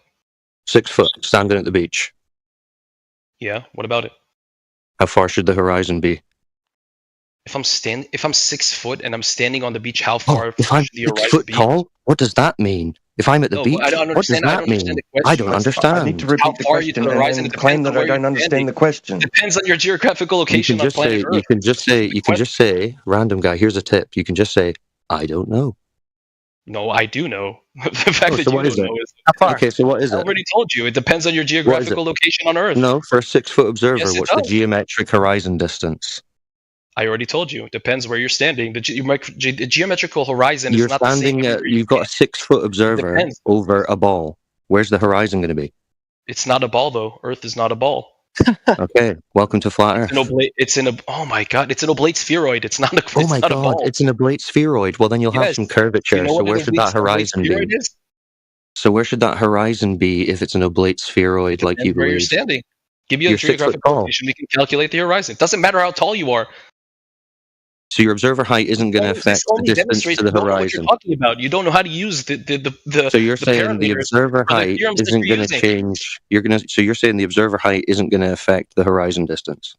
Well, it does, but it's not. There are also other parameters you have to put So into what's that it going to theorem. be for a Height- 6-foot observer? Height is So what's only the sea level or how high you're seeing above sea level. It doesn't Okay, so what other determine the factors? horizon. What other factors are you Does considering? the horizon change if someone shorter than me is standing on the beach? The Well, horizon they're is going to have still a the different horizon. elevation height, aren't they? Yeah, so he can see less far, but the horizon is still at the Yeah. horizon. It doesn't What a change. fucking sophist, bro. Yeah, it's crazy, isn't it? So you don't know how far away your horizon should be for a 6-foot observer. No, you're That's demonstrating all that have you to don't say. understand how it works. So okay, so what distance is it then, according to the globe? Depends on the geographical location. No, it doesn't. No, it Okay, doesn't. Gold Coast, Australia. There you go. No, it doesn't. It doesn't Yeah, it matter. does. It's 6 foot above this ball. Wait a minute. Well, he Maybe told this is me the in the problem. chat, his argument in the chat was Hold on, that if I Mr. close Burt. my eyes what is in a horizontal condition will not be a horizontal condition. When did I say that? No, we're not getting distracted into that. I can't remember what I was going to I say. didn't even say that anywhere. I don't even know what he's talking about. So, Unless he was talking about you. the 6 foot observer height doesn't matter where you are. 6 foot observer over this ball. Maybe the problem is, do you know what the radius is claimed to be for this ball that you're arguing for? Oblate spheroid, you mean? What's the radius claimed to be? It's like 6.3 kilometers. Like 6.3 kilometers. 6.3 kilometers. 6,370 something kilometers. Okay, so. But it also depends where you're standing. The radius can change. So the geometry of that. Did you hear what I said? Ball. The radius can change, right? So you don't have a geometric horizon then? Is that what you're saying? Wait, you asked me what the radius is. I answered you that the radius. So now you can work it out. Based on an observer height above that oblate spheroid, where is the tangent line from your observer going to meet that curvature to form a horizon? Radius depends where you're standing. Well, it depends on the radius. You just said you had the radius. And we know the observer height, it's 6 foot. Oh my god. What are you not understanding, Cyclone? The radius... I understand very well. Give us I understand very well that you don't know. Give us an example. I understand well that you don't know, but you're too proud to say I don't know. No, in an oblate spheroid, it depends where you're standing. The radius can change. Give us an example. Give us an example then. You want to make a calculation? We can do that. That's fine. Give us the semi-major and semi-minor axes of your oblate spheroid, please. I mean, semi-major. No, just ask normal questions. No, that's a direct question regarding your claim. Well, here, just to progress this, I'll let you choose the location, random guy. 6 foot observer height. Where's your horizon? You can choose the location. Okay, let's theoretically imagine that we're standing on a beach. Okay, wherever it is you want to calculate this from. What's the claim? That the horizon is where? Not apparent? Well, it's your claim. That's what you said you knew. We can calculate it, but it depends. Yes. So what is let's it? Say, let's even use so what your is it? mile squared. What's the claim? What's the argument? Okay, so are you going to concede that you don't know? Are you going to say I don't know, or are you going to keep pretending to know and trying to dress it up? The fact that I don't know where you want me to calculate this. It's not about where I want you to calculate. It's about what the globe religion is claiming. Religion. Okay. Yes, your religion that you don't understand, as is being made evident. Your religion you can't even prove. Yeah, your religion that you can barely even describe. You don't know how far away your horizon should be. You don't even know how far the sun is from Earth. You're the ones who don't understand anything about do you know that? Yes, we know. We know the exact distance of the sun. How far is it? Yes. How far is it? How far is the sun from the Earth? Yes. I've given you some time to Google it. I'm sorry, I don't walk around with the calculation of how exactly far from the sun. Well, you just made the point that we don't know how far the sun is, and that makes us dumb, and you didn't know. Who have jobs to calculate these kind of stuff. The random guy, you just tried to insult us low-key by saying, you don't even know how far away the sun is. I just asked you how far away is the sun, and you don't know. You had to look it up. I can give you what the scientists say. Oh, you can give us what the scientists say. What do they say? Well, if you want to know the distance to the sun, you're talking about... You're talking about 150 million kilometers. Oh, wow. Okay. Who measured that? Scientists. Scientists? Which one? How they do it? Scientists who work at conducting these kind of experiments. Oh, what was his? That's very specific. What was his name? You have astronomers that were using spectroscopy. Astronomers? Which one? Yes, they know. You know what spectroscopy is? Which one? That's definitely not for measurement. Who did it? Scientists. What did they measure? Yeah, which ones? Science. All the scientists in the world. All the scientists in the world. Every so is this another example of you not Every knowing? single scientist can calculate this. Yes, you can calculate. Is this another example of you not knowing but can't be able to say you don't know? We know. Okay, so we know how long. You know the speed of light, right? And you know how long. Oh, do you? How did you measure that? Well, we calculated the speed of light. This is something that we know for a long time. How did they? So they didn't measure anything. We know that in the medium of space, how long the light takes to travel from the sun to Earth, right? So do you? How do you know that? That's you can. How do you know that, random guy? How do I know that? Yeah. These are all things that have been calculated. If you want to know how they've done, who calculated them? If you want to know how to do these calculations, you can literally open Google and check how they did it. Is that what you did? Smarter than them. If you claim you're smarter than them, what you did, random guy? Cyclone, show us your calculations. How far is the sun? Is that what you did? Is that what you did? No, but You went and people checked them smarter all than out? me did it. Did you do it? Yeah, so you're just assuming You that don't know someone's the smarter distance than to the you. sun. You don't even know how far it is. You claim it's a He's not making a claim Why is he about it. spiraling like You're this? the one. Why is You're he the one spiraling making like claims, Right. Hold on. Cyclone hasn't made claims about those things. Hold You on, guys. have. He's spiraling because he's just getting to the point now where he's realizing all of his beliefs and assumptions about the sun and the earth are just based on this vague notion he has that people smarter than him at some point have done some calculations and somehow that makes everything true. That's why he's spiraling. And I only really went 1000%. down that path with him because he obviously is going to struggle to actually stay on something like the geometric horizon. What do you mean I'm 6 foot tall? What do you mean I'm at the beach? So we can just walk through all of his insane claims that he's going to rattle out and just be like, how'd you know that? And he's just going to have this realization like he's having now. He's just going to keep interrupting you, Cyclone, because every time you get to that knockout punch, he starts spiraling every time. Well, that's it, because he's got that. He's resisting. He's like an alley cat, and we're trying to wrangle him with like a big stick and a hook on it. So, I mean, I expect that. That's okay. When he starts getting like that, that's because he's feeling like, oh shit. So, random guy, you know. Are you done muting me now? Yeah, just settle down. So, you don't know any of those things you just claimed. You just have an assumption. Your monologue about talking about how much I don't understand shit and stuff like that. Yeah, you don't know any of this. You're literally just hoping that this is true, aren't you? I proved you wrong, and you're literally just No, cowering you didn't. behind. No, you didn't. You didn't know any scientist. You didn't know any calculation. You didn't know anything. I can give you the calculations. The calculations of what? Can you show me how far the sun is from Earth? We already went through this. You don't know who measured it. You don't know how anyone measured it. Check. You want me to know? You want me to check who measured it? Yeah. I want you to educate yourself on your own belief that you're trying to argue to us. Who calculated? How far is that? Measured. How far? He said 1,000,000 kilometers before. Kilometers. I think he said 150 His name is million kilometers. Something like that. Christian Huygens. In 1653, astronomer Christian Huygens calculated distance from Earth to the Sun. Calculated? Oh, okay. So it's just a theoretical assumption. No, calculations are a valid way of knowing what a distance is. Are they measurements? Yes, measurements. Oh, so why are they two different words? Oh, so the only way to know the distance for something is if you take a ruler and you walk across the Earth and then calculate it with a ruler? Is that what you're saying? I can't calculate it with a ruler. No, you measure things with a ruler. I can see why you're confused. Yeah, so how can you calculate the distance of like how high Mount Everest is? Do you think someone walked? So what did they measure? So what measurements were used in the calculation? Math. Yes.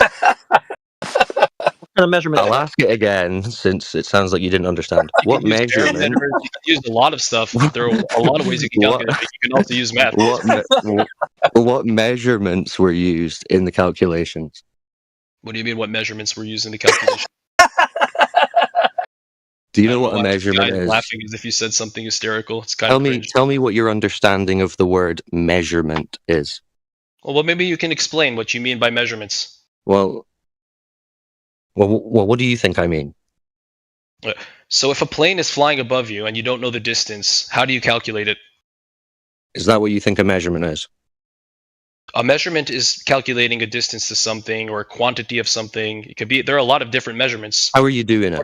What are you talking about? What kind of measurement are you referring to? How are you doing your measurement? You're applying some kind of physical standard, right? If you want to measure your weight, you can stand on a scale. If you want to measure your height, you can use a... Yeah, so you're applying some physical standard.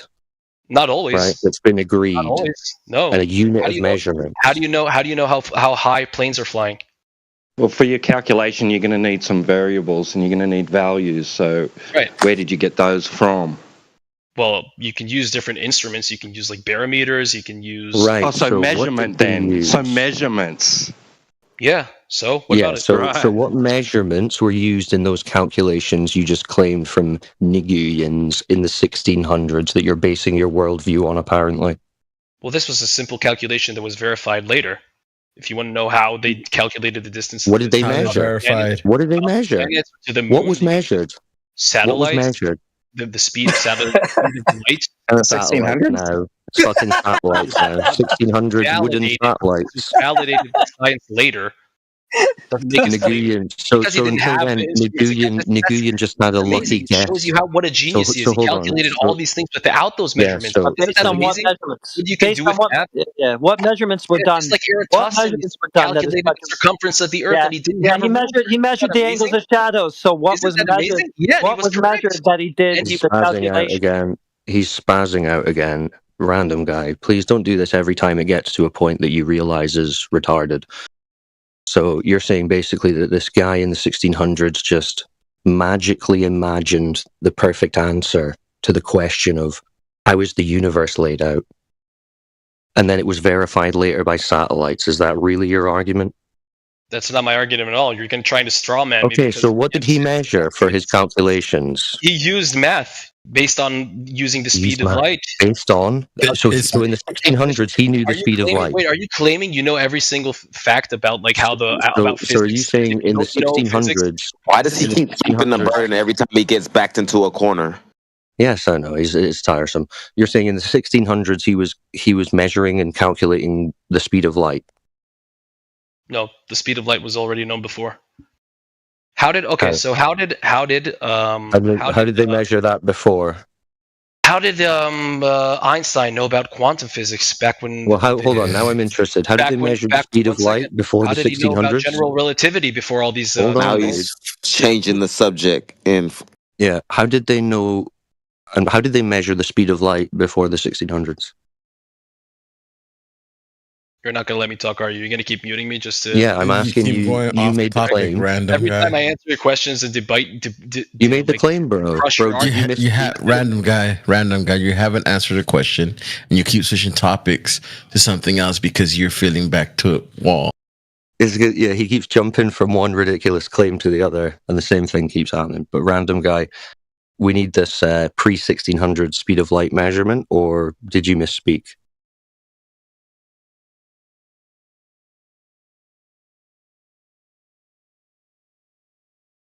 Hey, random guy, I'm going to give you definitions of measurement.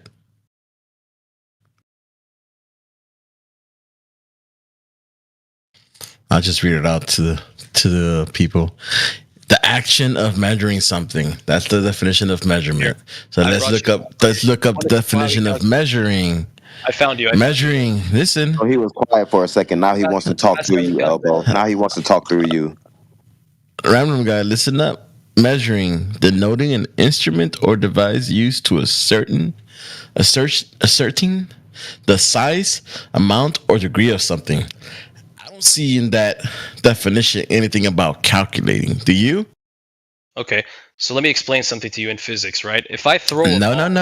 I asked you a question. Random guy. Listen. I asked you a question. No. Don't hide. Answer the question. I asked you a question. In the definition of measuring, it says denoting an instrument or device used to ascertain the size, amount, or degree of something. Do you see or hear calculation in anything like that in measuring? Calculations and measurements are done without using tools? That was a yes or no question. Did you know that? I'm answering your question. That was a yes or no question.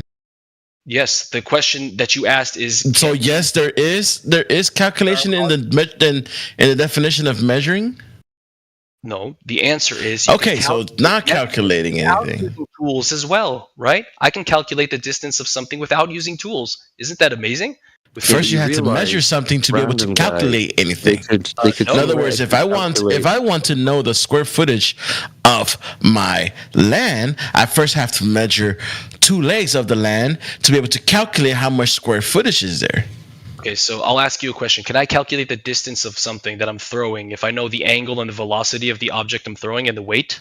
Oh, hold on. You just said angle? Yes, the angle. That's a degree of something, isn't it? Yeah. Oh, so you have to have a degree of something to be able to calculate something. Yeah, something I did not know before, like distance, right? But you just said you have the angle. Right. I have an angle, something else. Right. So you have to have something to be able to calculate the information. In other words, you have to have predefined information to be able to calculate something. In other words, you have no idea. You have no idea. You have no idea how big is the sun? How far is it? You have nothing. We do to compare. We know all of this. Science knows all. You keep saying that. Science knows that. Who's science? This is your religion, bro. Who's science? People who work as scientists for NASA, for other companies. Hey, random guy, name one scientist. Physicists. Name one. No, so now if I don't know how to name one physicist, then the argument. God, Marie Curie. Well, it's just funny because you're talking like you're going to base your whole worldview on this, but you can't tell us anything about any of them. He needs a second to Google search one. Did you build your car with your own hands? This is sad, random guy. Do you know?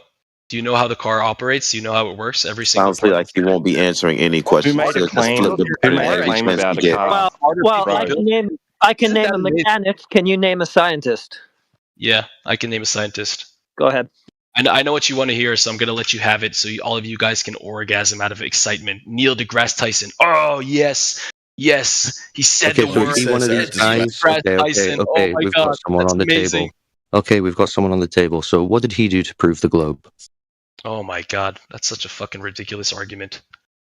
What did you do to prove the flat Earth? You didn't give me sounds like he's doing it again. He's doing that thing again that he keeps doing. He's doing that thing again that he keeps doing. Can you explain one phenomenon? One phenomenon. Dude, one. You just claimed scientists are the Shut up, random guy. Can you make me shut up, retard? Okay. Yeah, you just claimed scientists are the reason that you believe in the globe. And we said, name one scientist. And then you said Neil deGrasse Tyson. So I said, how did he prove the globe? Logically following from your initial premise. I know you're so emotional right now that you've forgotten that was your original premise. But that was your original premise. So for you to act like that's ridiculous, why would he have proven the globe? Well, because apparently these guys are the reason you believe in it. So what was your answer? What did he do to prove the globe to you? Or did he not? You don't know of any scientists and any physicists? You don't know of any? Charles Darwin, Albert Einstein, he's not answering your very direct question. I literally just answered you. Answered. So did he do something to prove it or no? Neil deGrasse Tyson is an astrophysicist. So what is that, yes or no? Other people found out to prove it. Yes, he can. Okay, so he's just believing the other people too. No, he's not. Okay, so when you go to a doctor and you take the medication that he prescribed to you, does that mean you're believing the doctor? Did prove it? Was there a scientist that did prove it? I'm applying your same logic to Cyclone. Try and listen. Try and follow. No. We're talking about the Earth. You don't need to talk about why are you physiology. deviating every time your argument is being used against you? Deviating. You're the one who's trying now. You're the one who's now trying to talk about physiology, which is not the topic of the discussion. It's the Earth. So, okay, Neil deGrasse Tyson didn't prove the Earth, the one scientist you named. Could you name one scientist who has proven it, like the one you were talking about, the guys you were talking about who've proven it to you, since that was your reason for believing it? Who are they? If not Neil. This question just shows that you have no confidence. Because this is your claim. This is your claim, random guy. You said the science. The scientist. You can't answer questions. It's kind of sad. Random guy, did you not say that scientists were the reason you believe? No, that's not what I said. No. Yeah, that's just what you were talking about, guys in the room. Was that not what he was just saying? You can. Has he not just been saying science says this? Scientists, smarter people than I. Has he not just been saying that? When he was asked, how do you know this? He's like, science, scientists. When you ask me to know every single calculation about how things were found out, you're using this method of like nitpicking into this argument. Right. What it is you can't answer simple questions. Random guy. What it is where you make a claim, you have to provide evidence for that claim. Right? Yeah. So you're making all these claims and we're asking you to provide evidence and you don't have any, and then you're getting upset that we're pointing that out. So in order to give you evidence, I have to know every single calculation every single scientist and physicist You used have to be able to at least reference the evidence that you claim exists. I can give you At the very references. least, say I don't know. At the very least, say you don't know. At the very least, say you don't know. Because I don't know how the calculation was made doesn't mean I don't know. Yeah, it does mean you don't know, you fool. No, it does That's not. exactly what it means. That's exactly what it means. No, Yes, it doesn't. does. It means you have a belief in some assumption about it, and you don't actually know what it is you're even believing in. No, that's just you coping because you can't answer the question. Dude, I'm it's you applying that your don't same answer the logic, question. Cyclone. I'm applying your Just same logic. remember, all of this started because you made a claim about the distance to the sun, but you couldn't provide a measurement for it. And now we're on to I science. gave you the distance to the and sun you literally a can't second ago. provide Did a you not distance. look? Yeah, want me you to made a post it in side chat claim. for you? You made a claim. What was your evidence? Here, I'll give you the evidence. What's the evidence? I'll give you the evidence. Do you know what it is? Yeah. What is it?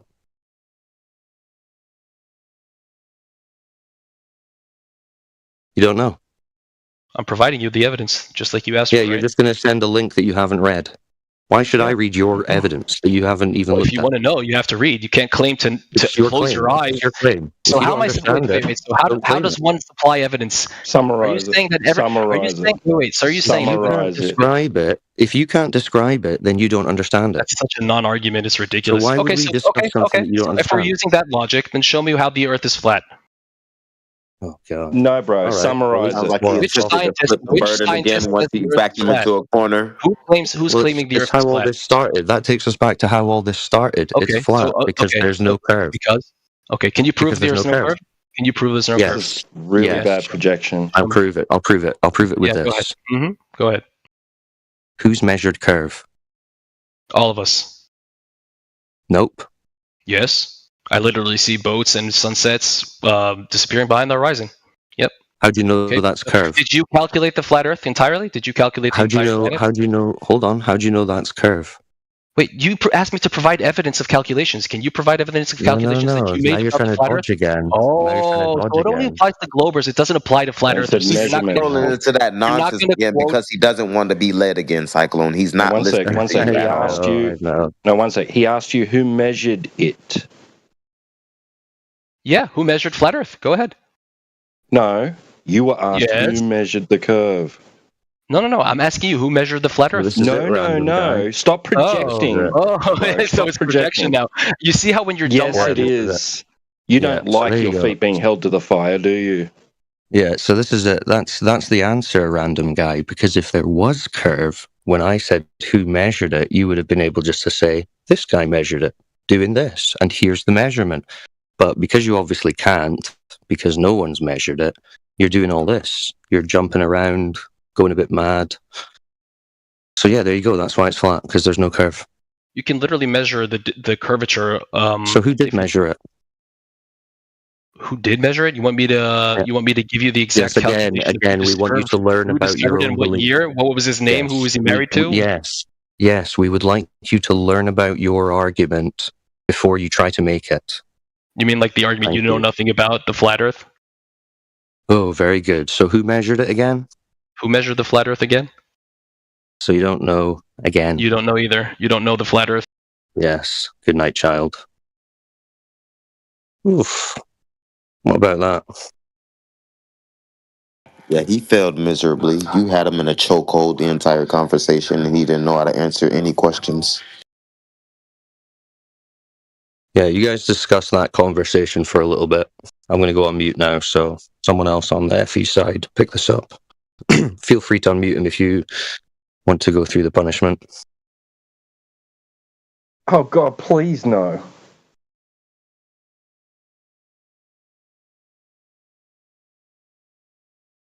Yeah, random guy who measured the globe. Who measured the globe? Yeah. What do you mean? Who measured the globe? Who found out about the globe model? No, he doesn't know. He doesn't know what that means. Does anybody else know what that question means, or is it just him who's confused? Is me who's being confused? Did you notice? I love how he repeats the question. Maybe I don't know. Maybe my English is confusing or something. Did you catch it?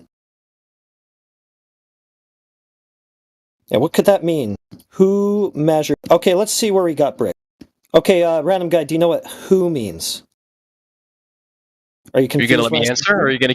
who? Are you confused when I say who? Yeah, you're gonna keep muting. Okay. Are you confused when I say who? Are you scared to answer my questions? I guess he got lost right away, right off the hop. Already threw him off with just the word who. All right, let's try again. So, do you know what Hilarious, who hilarious, means? dude. Your jokes are crazy, amazing, amazing. Do you know what who means? Yeah, I know what who means. You do? Okay. So measured. You know what that means? So you're asking me who measured Earth? Oh, I guess measured is where you is that your question? Why do you have to repeat it back? Yeah, who measured Earth? Yeah. So I'll explain why I have to repeat it back, because your question is not laid out correctly. That's why I'm repeating your question. You're asking me who calculated Earth. No, I said who measured Earth to be a globe, or who measured the globe. So what do you mean when you say measured the globe? The distances? Okay, all right. So this is what I was trying to get to. I was trying to troubleshoot here. So measured, do you know what that means? Okay. If you can stop muting. So who measured the globe, right? Do you know what the globe is? I'm just trying to troubleshoot here and figure out what part you're getting lost at. No, you're just being dishonest. Right. So measured, do you know what that means? Because you keep muting me because... Okay, you don't need to focus on the mute. We just need to keep you focused on where you're getting lost here in this simple, what is it, forward question. Who measured the globe? So when you don't want to hide behind mute... Okay, all right. So, again, we don't need to talk about mutes. Who measured? Do you know what measured means? We'll talk when you want to debate. I'm just trying to Until troubleshoot. then, just hide behind... No, there's no debate. I'm just trying to troubleshoot where you're getting confused. I thought it was a pretty straightforward question. So I'm just trying to figure out where, the miscommunication is happening. So measured, do you know what that is? Well, obviously you don't. Okay, obviously I don't. So what... Yes, you don't know what measuring is. All right, so we... Kind of sad, dude. All right, we'll defer to the definition of measured. One sec.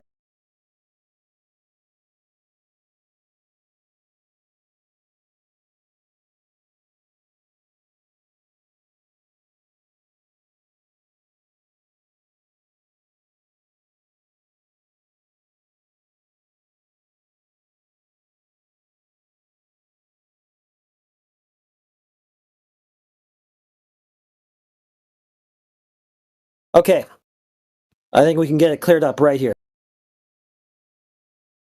Okay, measure. To ascertain the size, amount, or degree of something by using an instrument or device marked in standard units or by comparing it with an object of known size. Now, I know that's a lot more than the 4 words that tripped you up earlier, so I don't know if this is really going to help you, but what do you think of that? What do I think of what? The definition of to measure. Pretty cool. Okay, so are we on the same page now? You know what I mean when I say measure. Ascertain the size, amount, or degree of something. No, you have to learn how to articulate your questions, sir. You're going to use an instrument in order You have to learn how to articulate your questions. Okay, so we're going to ascertain the size, amount, or degree of, quote, the globe that you keep talking about. You understand now? Keep muting, bro. You're just showing how scared you are. I just really want to have the... See, I don't really care to talk about the mutes. What I'm really interested in is who ascertained the size, scale, or degree of the globe. That's all I really want to know, and you won't give me that. So I'm just going to mute you if you talk about something else, because I'm not interested in anything else. Keep hiding. It's good with me. Yeah, I'm not interested in that conversation. I just want to know who ascertained the size, scale, or degree of the globe. Keep hiding. I'm good with that. Yeah, that's a really... It means I won the argument. You're hiding. What? There's no argument, dude. We're not arguing. Right now, we're just trying to bring you up to speed on some basic English so that we can have a conversation about who ascertained the size, amount, or degree of the globe. That's it's not an argument. You don't, go into a classroom and start debating. Next flat earther. Yeah, you don't go into a classroom and start debating the teacher, dude. That's not what happens. You sit there and kind of listen, learn, take your lessons, take your class, take the information that you're supposed to be gathering from your time there. So now I think I've done enough to educate you on what measure means. So can you just answer my question? Who measured the globe? I'll leave you off mute if you just answer the question. I'm just trying to keep it focused. Bro, you're not even the retarded kid. Okay, you're talking about me. I didn't do it, so your answer didn't need to include me. So I'll try again. Just try to focus. Who measured the globe? And I'm going to leave you off mute if you just come back with the answer I'm asking for. Who measured the globe? Who measured the globe? Yes. Okay. Who measured the globe? Yeah. The radius of the globe? This is classic. It's like he's talking to Chat GPT and you at the same time, Heretic. He might be confused. Yeah, he's voice to texting Chat GPT. Hilarious. Listen to all the crickets laughing. Yeah, I know. You've got no answer. This is your own belief. Because you're muting. No, well, yeah, now you weren't muted a minute ago. You were just sitting there dumbfounded. Just go for the radius then. So you want to know who calculated the radius of Earth, correct? Measured. No, measured, remember? Who measured the radius of Earth? Asking, bro. Who measured? Him tapping away, he's tapping away. You hear those clicks in the background? That's a positive development. That's progress.